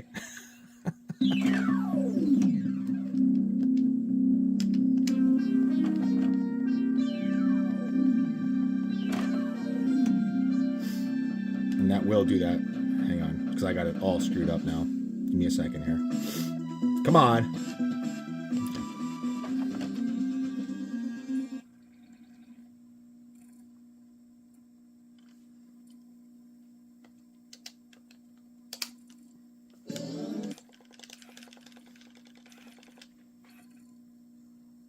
Oh yeah. So let me break down what's going on here. Now I am not 100% about a few things here. I mean, do I trust this machine right now? Not really. Not really. But I will say, as soon as I get this shut off here, let me show you exactly what's going on.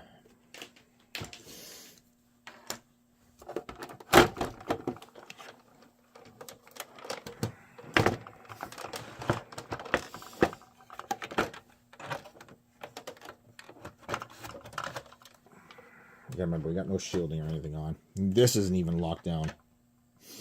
So, what I did was, where we left off was those gears, right? You can see it was on those gears right now. That's great. I wanted to see that. That looks all right to me. Again, do I trust it? Not yet. Not yet. But it does seem to be okay. It does seem to be okay. The belt it's done. That belt is done. It's beyond done. Let me zoom out for you here. It is crusty. That is done. It just will stay egg-shaped no matter what. If I boil it down and try to make it better, it's not. It just does not work. It is way too loose. So what I did, just to see, like, am I sure that I have everything lined up, right? I went ahead and used, oops, one of those little girl, what do you call it? You know when, like, little girls, they put their little ponytails in those really tight, oh, I'll show you. Those really small elastic bands, right? Which I don't suggest you use elastic bands, but I just had to see if, you know, if I was having that issue or not. Let me see. Let me put this back. Put this back. Let me put this back real quick. I can't even believe this thing's working after what we seen this thing and the shape it was in, and I mean, unbelievable. So what I did was I used one of these little tiny ones right here. And I mean, it is small. And the reason I went so small was, well, look at compared to, look at the difference in size. The reason I went so small is because I wanted to make sure I had good tension on it. Now I did go ahead and get one a little pretty much the same size. I think I have another couple here that are a little bigger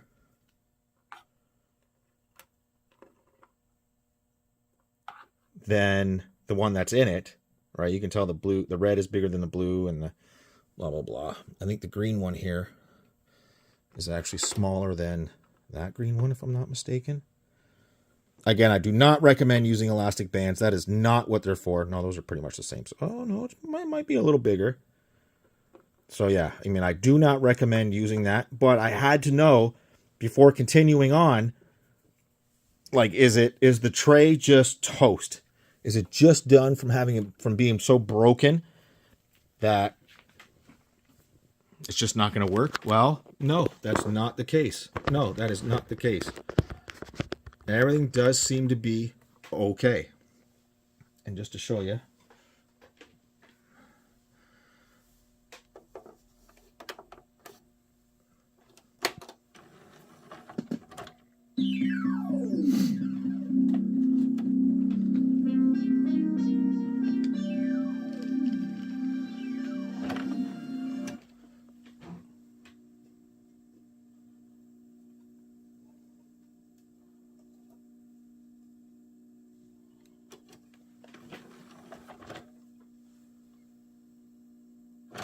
no, see, I still think that's the elastic band thing. There it goes. See, because that time it pulled it up. So I do think it's the elastic band. But again, it is enough to get it up and running. So that is what is going on here. Is now it's just down to a belt thing. How I made that gear work, I have no idea. Warning. This disc is for use with a Sega CD system only. So, what I'm going to do is put this back together. Okay. CD-ROM data and is not for audio. It's enough of you. Again, once you get it moving,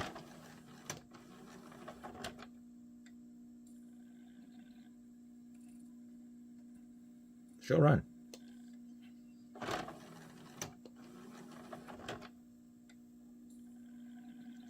I just think these elastics have they got too much stretch to them, right? So if it's not perfect, it's not perfect. It won't run properly. But yeah, that's what I need to know. Like, yes, this system is worth saving. I can glue all those pieces back together and, you know, make this a whole unit. So the customer's already going to send me a new laser for one of the CDXs, right? Might as well send a couple of belts while you're at it, because, yeah, I mean, can you hear that? That just is hard as rock. And I think that's just what it is. That egg shape is just so bad that it's beyond. But like I said, it does seem to be fully functional. I can't believe that gear's working. That's fucking blowing my mind. That's probably blowing a few people's minds right now. Do I ever want to do that again? Nope.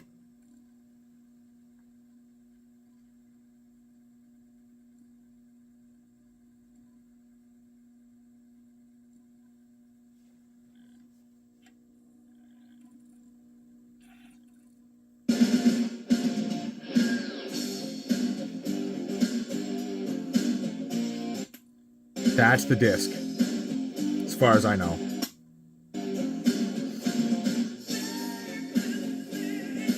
It could be the gear too. I'm not saying it's not, but I think that's the disc.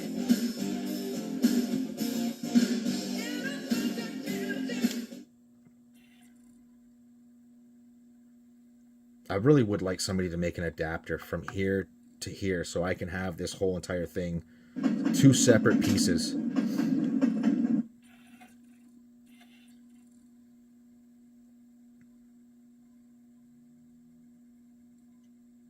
I mean, I probably could make those gears a little sharper, but I don't think it needs it.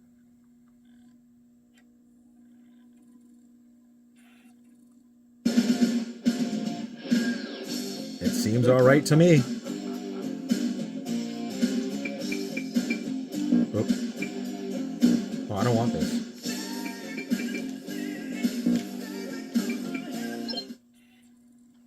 I mean, it's got to be playing it right now, and it goes through this. It has to be. I think this is fine. I absolutely think this is fine. I mean, should you throw new gear in it? Probably. I think you can get them for like $10 US or something like that. But it is running. It is absolutely running. Now I know this disc is bad. Like I know it skips and stuff. That's for sure. So I should break out the NHL 94, but I really don't want to hear that shit again.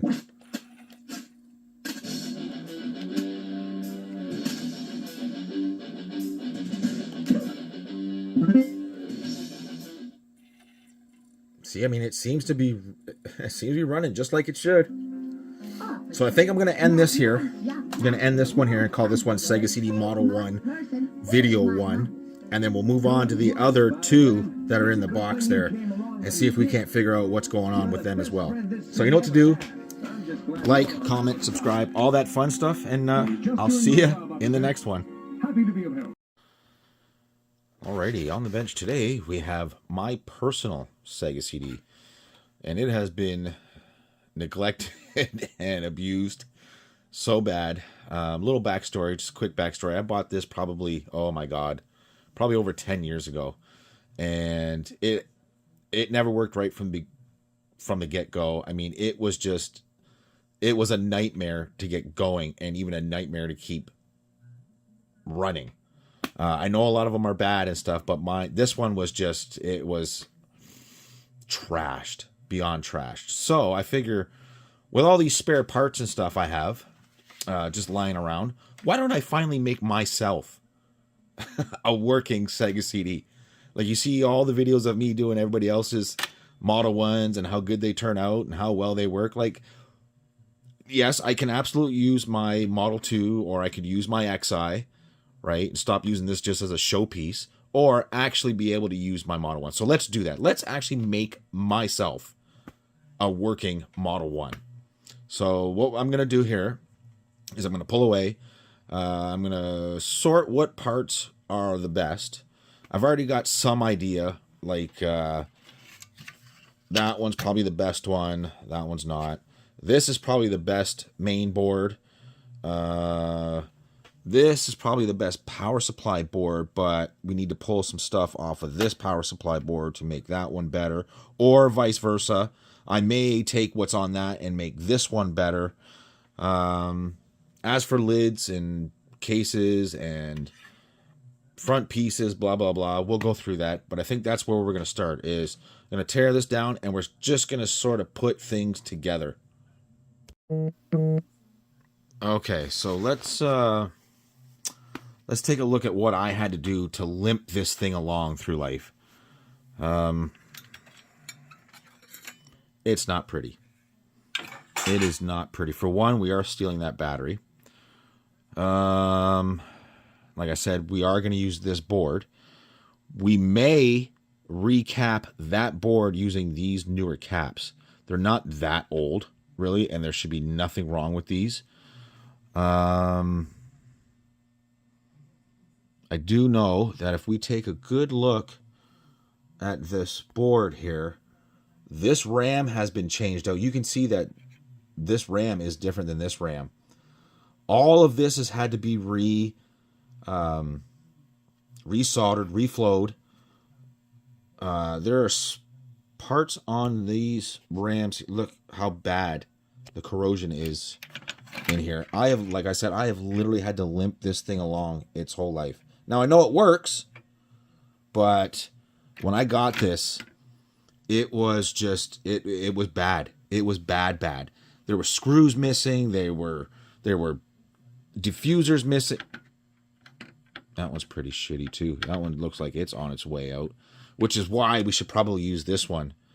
I mean, it's all good. I do see that there are some caps on there that do need to go. Just for example, I can tell like that cap right there. I'll zoom in for you. You can see that that is starting to get a little crusty there. And I don't doubt that there's a lot on here that are starting to get a little crusty. Right, so we should take care of that. What else here? What else? The ribbon cable, the original ribbon cable that was on this was absolutely chewed to shit. Whoever was in this to begin with, they chewed that up. As a matter of fact, sometimes I don't even think it makes proper continuity between the pins here. Yeah, I mean, sometimes I think that acts up. Like I said, we'll use this one here. It does have a sticker on it, but we can get rid of that. Whoever had this before me, they made the mistake of putting the wrong screws in and pushed that shit out, like a lot of people do. That's my drive, so that's my spare, let me look to make sure everything's okay drive. So we're still going to use this drive. We'll probably use the screws out of here, though, for the real screws that belong here. And again, as for the power board, this is the Japanese one out of my son's Mega CD, Japanese Mega CD. That transistor's dead, right? So I may take this transistor from here, sorry, where am I here? From here, right, and put it over here and make sure that this is all good so that, you know, if I ever want to swap them back to where they're supposed to be, I can. It'd be easy. I don't think that anything on there needs to be taken care of that I know of.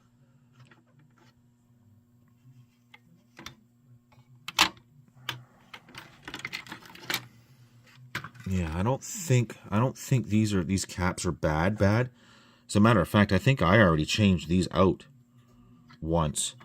So I don't think there's a problem here. I think I already changed those out. I think the 5-volt regulator was dead too, and I had to change the 5-volt regulator. That's not the appropriate 5-volt regulator. I can almost guarantee that. Yeah, we'll have to decide what we're gonna do with this. Like, do I just... Yeah, we'll figure that out. Yeah, I would say let's get all this emptied here. Let's get all this shit emptied, and we'll go from there. Let's get this out.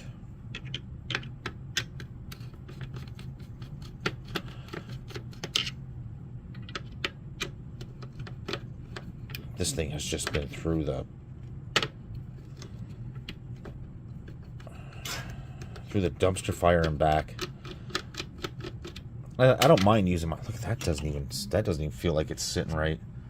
Do I not have the other big screwdriver sitting around here? What the hell did I do with that?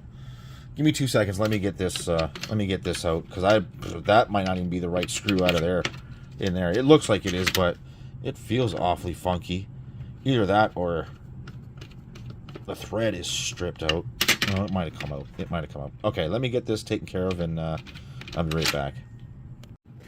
Yeah, you can tell those screws I just pulled out, they're not even the same screws. They're completely different. That's why it was having such a hard time coming out of here. It was stripping the shit out of the original thread. Lovely. Okay, so I think the best course of action here is actually to make the Japanese Model 1 power supply work. That way, I know I have the working one for my sons, right? And this one can just be a parts one. Now, we should be okay on everything here.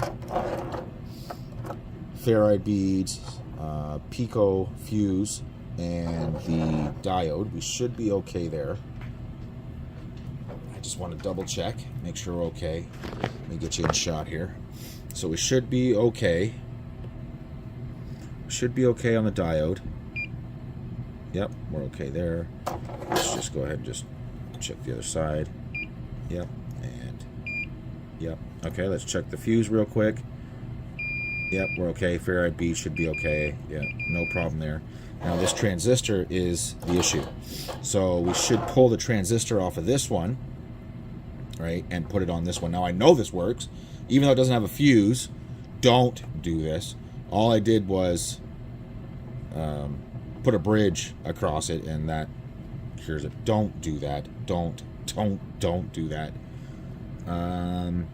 And we should take the original 5-volt regulator from here and put it in here, and then I can change out this goofy ass cap that I put in here, because I think these were pretty much bulged out when I first got them. This was bad. And this was a temporary solution that I put in, and it's a massive cap. This I don't really care about the size, because I mean it's so away from everything, but the original cap is so much smaller than that.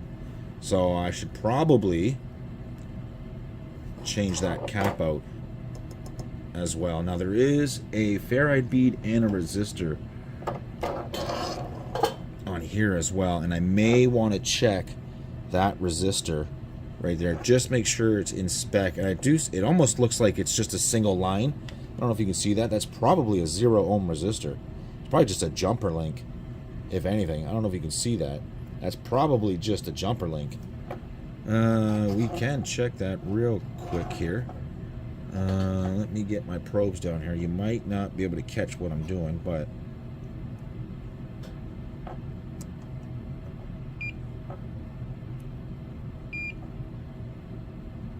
come on, sit right. Yeah, I can almost guarantee that's a 0 ohm resistor, like a jumper link.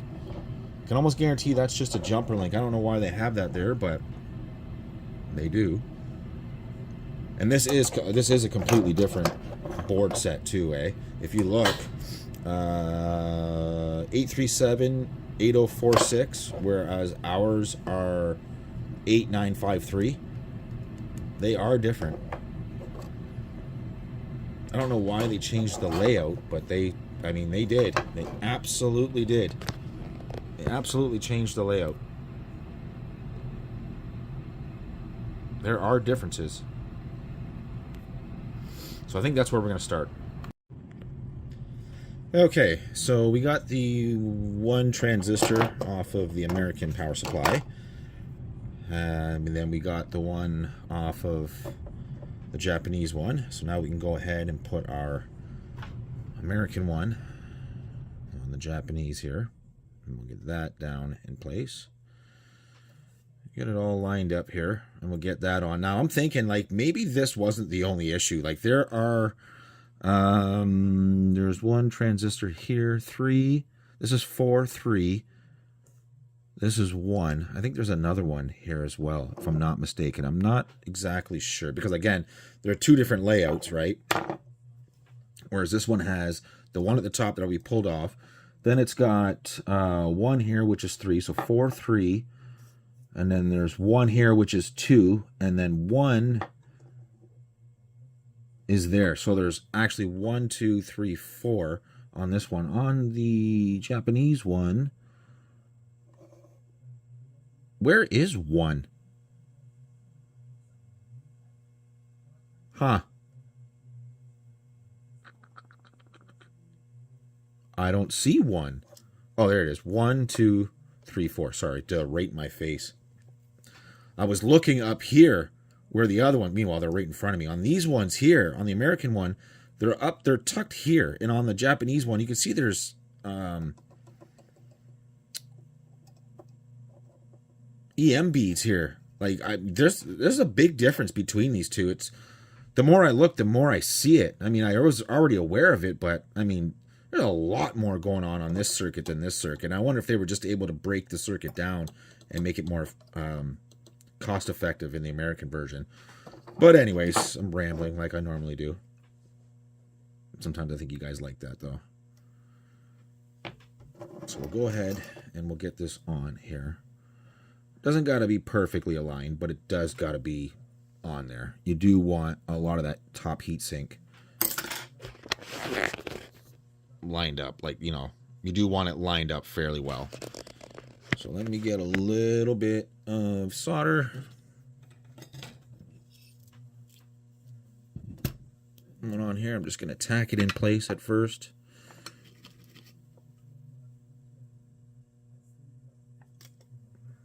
I may get out of shot here just for a second as I line this up and hold this in place.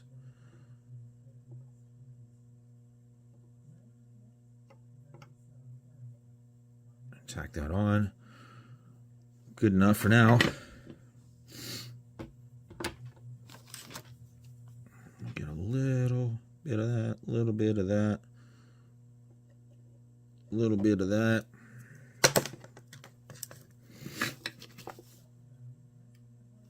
And then we'll definitely get this tacked on here the way it should be. I'm trying to do this over top of the camera, so you'll have to bear with me here. And we'll get that flowed nicely, just like that. Just like that, and just like that. Looks good to me. Let's get you zoomed in a little, turn the light on. Just zoomed in here, we'll get that all cleaned up. That looks good. That's not going anywhere. Again, what I was rambling on about before is that might not be the only transistor that's bad. I mean, it could be one of these as well. It's something in this power section that is bad. And I was just assuming it was this because I was shorting ground to here and it would, you know, turn on. If that's not the case, we will come back to this and we will replace these transistors here with the ones off the American board. But I'm fairly certain that that was the issue, but I could be wrong. I could be wrong. So we'll get that out of the way. We'll get that out of the way. Now that should be the power board. As for the regulator, let's get that the fuck out of here. Let's get this funky one out of here. Oh, jeez. Who put that in? Me, obviously, but good Lord. So we'll get that out of there. I will go ahead and remove this regulator and this cap, and I'll replace it with an appropriate size cap, not value size, as in like physical size rating, and the regulator off of here. So let me go ahead and do that, and I'll be right back. Okay, so we got that cap replaced. And we got the regulator on. So we took the regulator from the American one, put it on here, and then replaced that giant cap that I had in there. I don't even know where it went. Right here. Like, the size difference is ridiculous. Right? Yeah, this was a 100 microfarad 50 volt. And it's only supposed to be 100 microfarad 6.3. What did I put in there? 100 microfarad what? 16 volt, I think? Oh no, 6.3. So, wait a minute. Is that even right? What's the original one in here? Wait a sec. Oh, 6.3, yeah. It was right. Sorry. One of them's a higher value. Which one is that?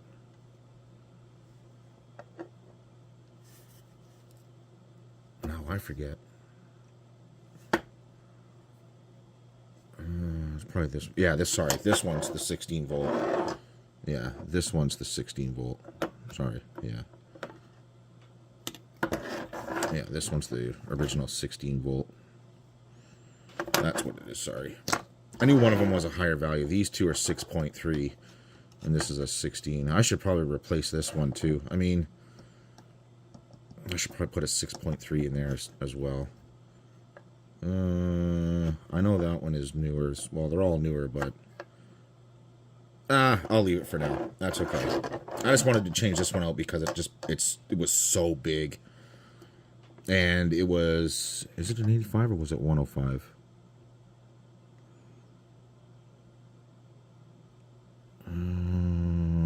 Oh, it was a 105 as well, but... Yeah, okay, so this part's done. We'll get that out of the way here. What we should do now is probably bring in... let's bring in the new main board that we're going to use. We're going to use this main board in mine. And we should probably figure out if any of these are bad. So that one's bad. This cap is bad. I don't know if you can see that or not. You probably can't. Let me get you down here a little bit more. And you can see that cap getting pretty toasty right there. And you can see part of that leg there on the BIOS chip is going. Let me get you locked in there. You can see that part of that BIOS chip is starting to get leaked over. So that one's bad. The RAM on this isn't too bad. I mean, that would be very little cleaning involved. It looks like this one's going, this one's going. It looks like this one's going. It looks like this one's going. It looks like all of these are going. Fucker. Yeah, it pretty much looks like all these are going. And what are these all? 16 volt. Oh, sorry, yeah, 16 volt 10, 16 volt 10, 16 volt 10, 16 volt 10 microfarad, 10 microfarad, 16 volt, 10 microfarad, 16 volt, 10 microfarad, 16 volt. Looks like they're all the same. They're all 10 microfarad, 16 volt. You know what? Give me a second here and let me see what I got in the pile of caps. Let me zoom out here. And let me see what I got here for this because, yeah, we can't have that. I should test this. I should test this and the power supply as well. I should put it all back together and just do a quick test to make sure this is working and this is working properly before doing anything. That way I know, like, this is working, right? If this is working and it boots, right, then I know, like, okay, this is fine. And then if I move to this and something goes wrong, then I know it's, you know, it's on this. If you start doing multiple things at once, you won't know where the issue lies. So let me do that. Let me get everything set up and then we'll go from there. Okay, so I just kind of just loosely put it together. Nothing screwed in, nothing is down. So we got the power board that we repaired, the main board that we're going to switch to. Let me get a lid.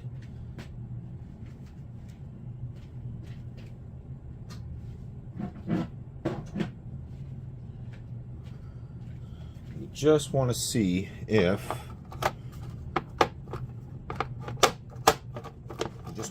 we're somewhat leading in the right direction here.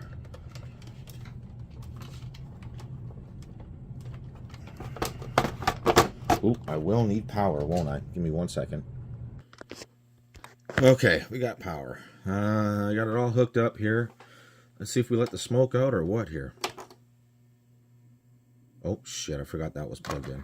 No big deal. Yeah, let's remove that. We don't want that right now. We don't need that. That was for my son's Mega CD. We don't need that. We just want to see if we got proper power here. Now that could be a few different things here. Just want to make sure we got good power there, good power there. Make sure we're okay there.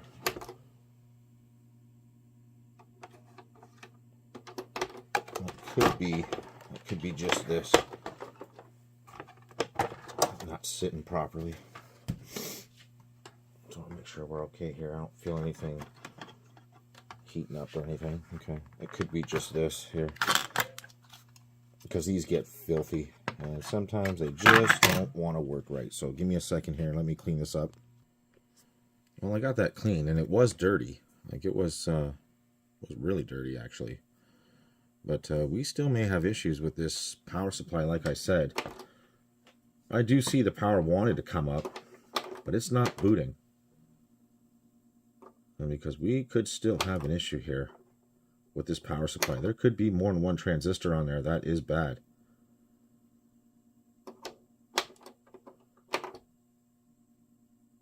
Yeah, we could still have a fucking issue here.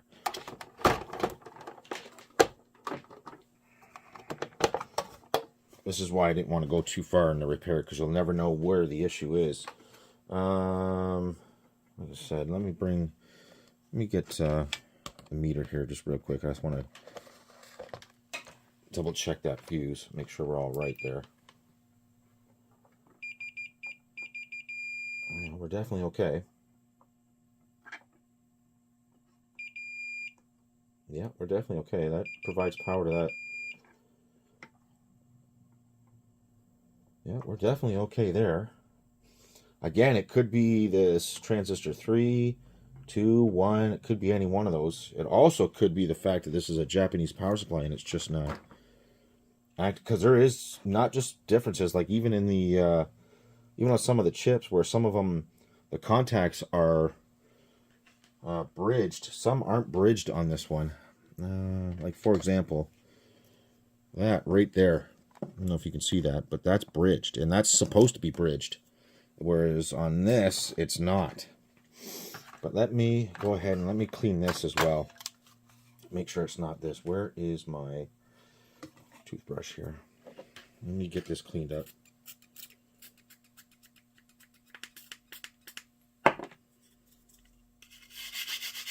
I just want to make sure that everything is clean. I just want to eliminate all issues.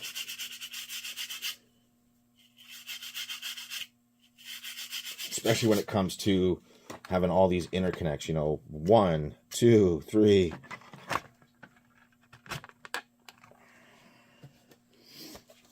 Interconnects, edge connectors. In this case, it should be edge connector, you're saying, but whatever. Like I said, I've always had an issue with this machine. It is worse than anything I've ever dealt with when it comes to these. Nope, it's still, I can hear too. I can hear something coming on. Like, something does sound weird.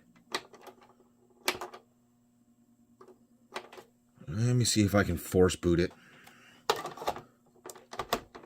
I shouldn't have to do it like this, but US 1. I just want to see if it'll force boot.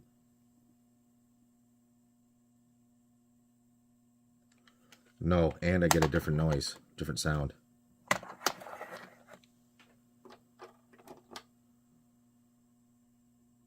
Nope, nope, nope. There's something wild going on here. You know what? I mean, if it was the ribbon cable from the main board to the CD-ROM, it would still come up. It would still boot. It just wouldn't have all the nice rolling graphics. The only thing that's the same here is this power ribbon here, which I do have another one. I wonder if we got an issue here as well. I do have another one, do I not? Give me 2 seconds here.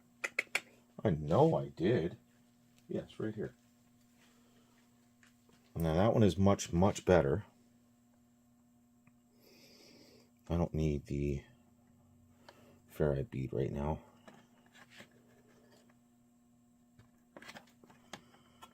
Just so I know everything is okay connection-wise.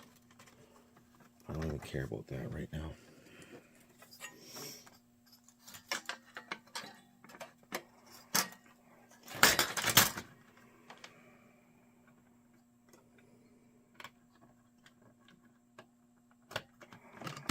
If it's not this, if this doesn't cure this, I might have to go back and take a look at this power supply. Something else is funky here.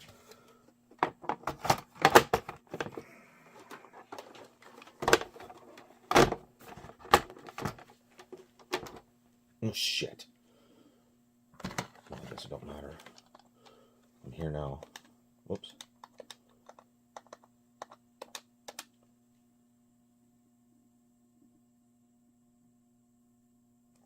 Not a damn thing.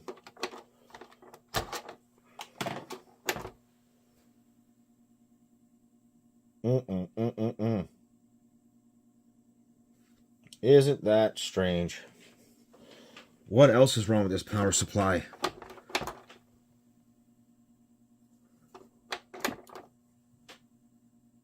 Yeah, there's something ain't right here. Definitely something ain't right here.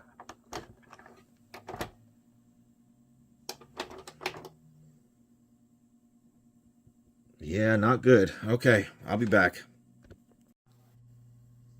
Okay, this is kind of blowing me away with this power supply.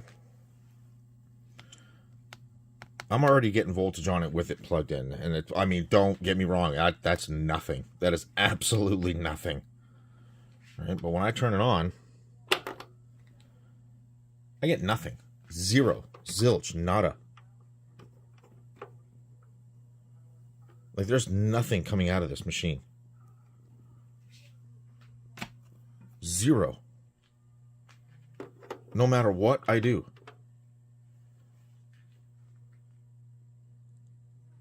Like, there's not really much that can go wrong on these boards. I mean, besides the transistors and the fuse. So you got one transistor. Let me zoom in here. You got one transistor, two transistors, the fuse. These two here, which I don't think there's anything wrong with the ones on the other board. I mean, you got some quad op amps. You've got a couple of sound DACs and, you know, PCM sound and stuff like that. Other than that, there's nothing on this board. Now, we know this one is working because, well, it was working before I stole the 7805 and the transistors, but I mean, there is something real funky happening here, and I'm not exactly sure what. Like I said, there's not much to this. There really isn't. I get, you know, with it turned off, I get 14 volts and stuff through here from the power supply. I get voltage through here to a certain spot without it actually like turning on, right? Without it actually being turned on. What happens if I, just on camera here, just remove the power? That's probably a cap holding some sort of voltage, or it could be coming from this actually.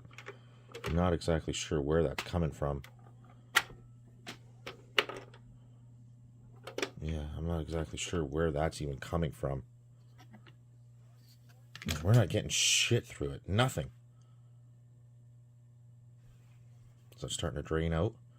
Let me hook this up to the other pin. These here.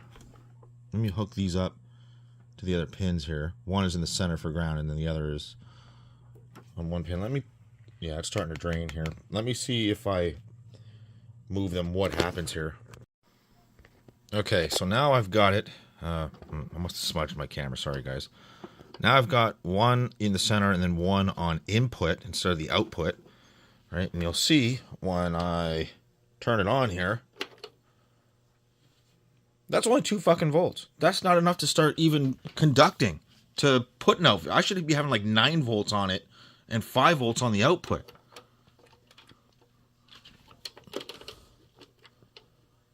That's reset. Reset. Reset. Reset. See, so I'm getting something, but not, like, I'm not even getting proper voltage to it. That's why I'm not getting shit here. Well, jeepers. There's something fucking funky happening here. 100%. And it's not the input. Just to, you know, I can just prove that just by just swapping this for a second here and then turning that on. You'll see the Genesis turns on, no problem. Oh, that might even be phantom voltage. Look at that. That's coming in through. I don't even have that plugged in right now. What is happening here? I'm going to lose my mind because I can't figure out exactly what is happening with this power supply. I am 2 seconds away from taking both these transistors back off and the 7805. Well, it's actually a 2405 on this one. And putting it back on this other power supply here and saying this is toast. But like I said, there's not much that can go wrong here. There really isn't. There's not much that can go wrong here. Like, I kid you not, there's not much that can go wrong here. 2 ferrite beads, a fuse, a diode. The diode's good. That transistor, and these two, but I don't even think these two would have an issue. There's got to be something going on here. Let me pull this off here. Hang on 1 second. Let me get you sat down here. Let me show you what I'm talking about. There's got to be something happening.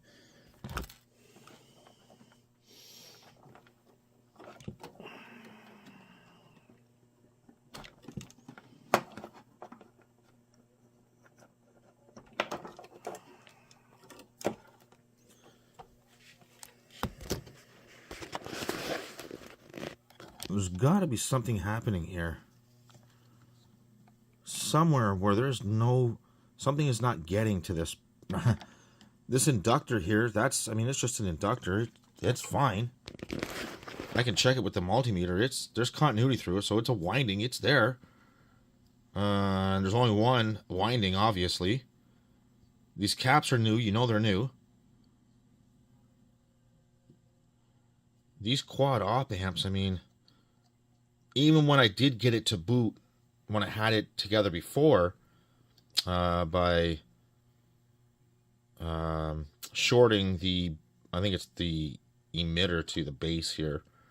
You got proper sound and stuff, so the quad amps are working. All the sound is working. This is blowing me away. Okay, not very often do I repair them like this, wide open like this, but I had no choice but to actually use the other power supply, put everything back, new fuse, which I pulled off a Model 2. Not very often will you see this kind of stuff where I'm repairing them wide open, but again, this is mine, right? Yeah, there was something seriously wrong with this power supply here. Seriously wrong. Let me stop that right now before I get a strike on that. So yeah, actually, is there a way? You know what? I'm just gonna turn that off for a second. So yeah, I don't know what it was or what it is about this particular power supply.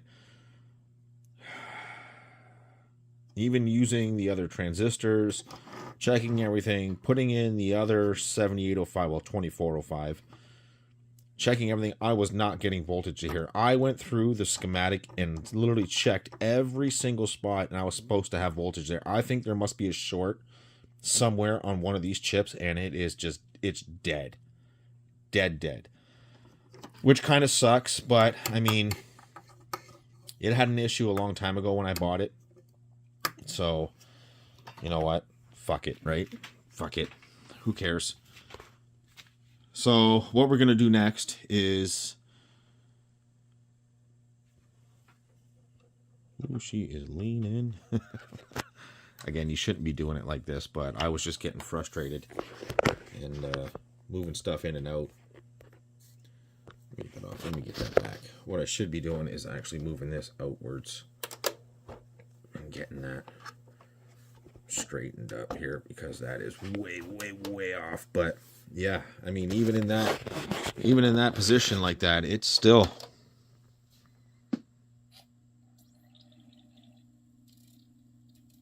It's fine. It is absolutely fine. It does have a little bit of a, I don't know, it's quite, I don't know what word I'm looking for. It's not sluggish or anything when it plays. It's quite rough though. How do I put that? Hang on here. For example, like if I go to CD-ROM, if I go to play,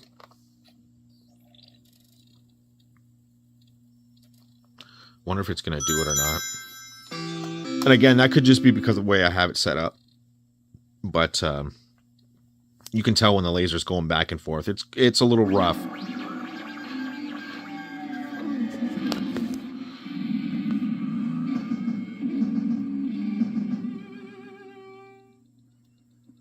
It's a little, I can hear it ticking, as a matter of fact.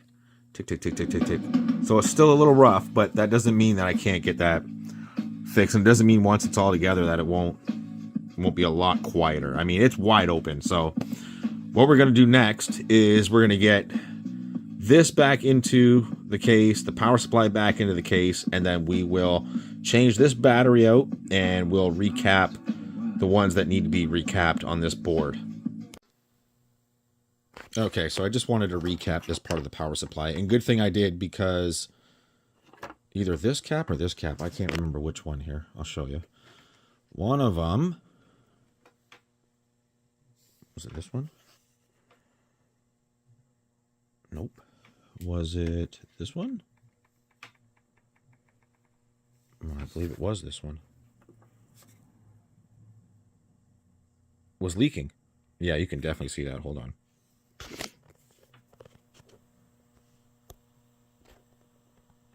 Yep, that was leaking. Which one's that one? Sorry.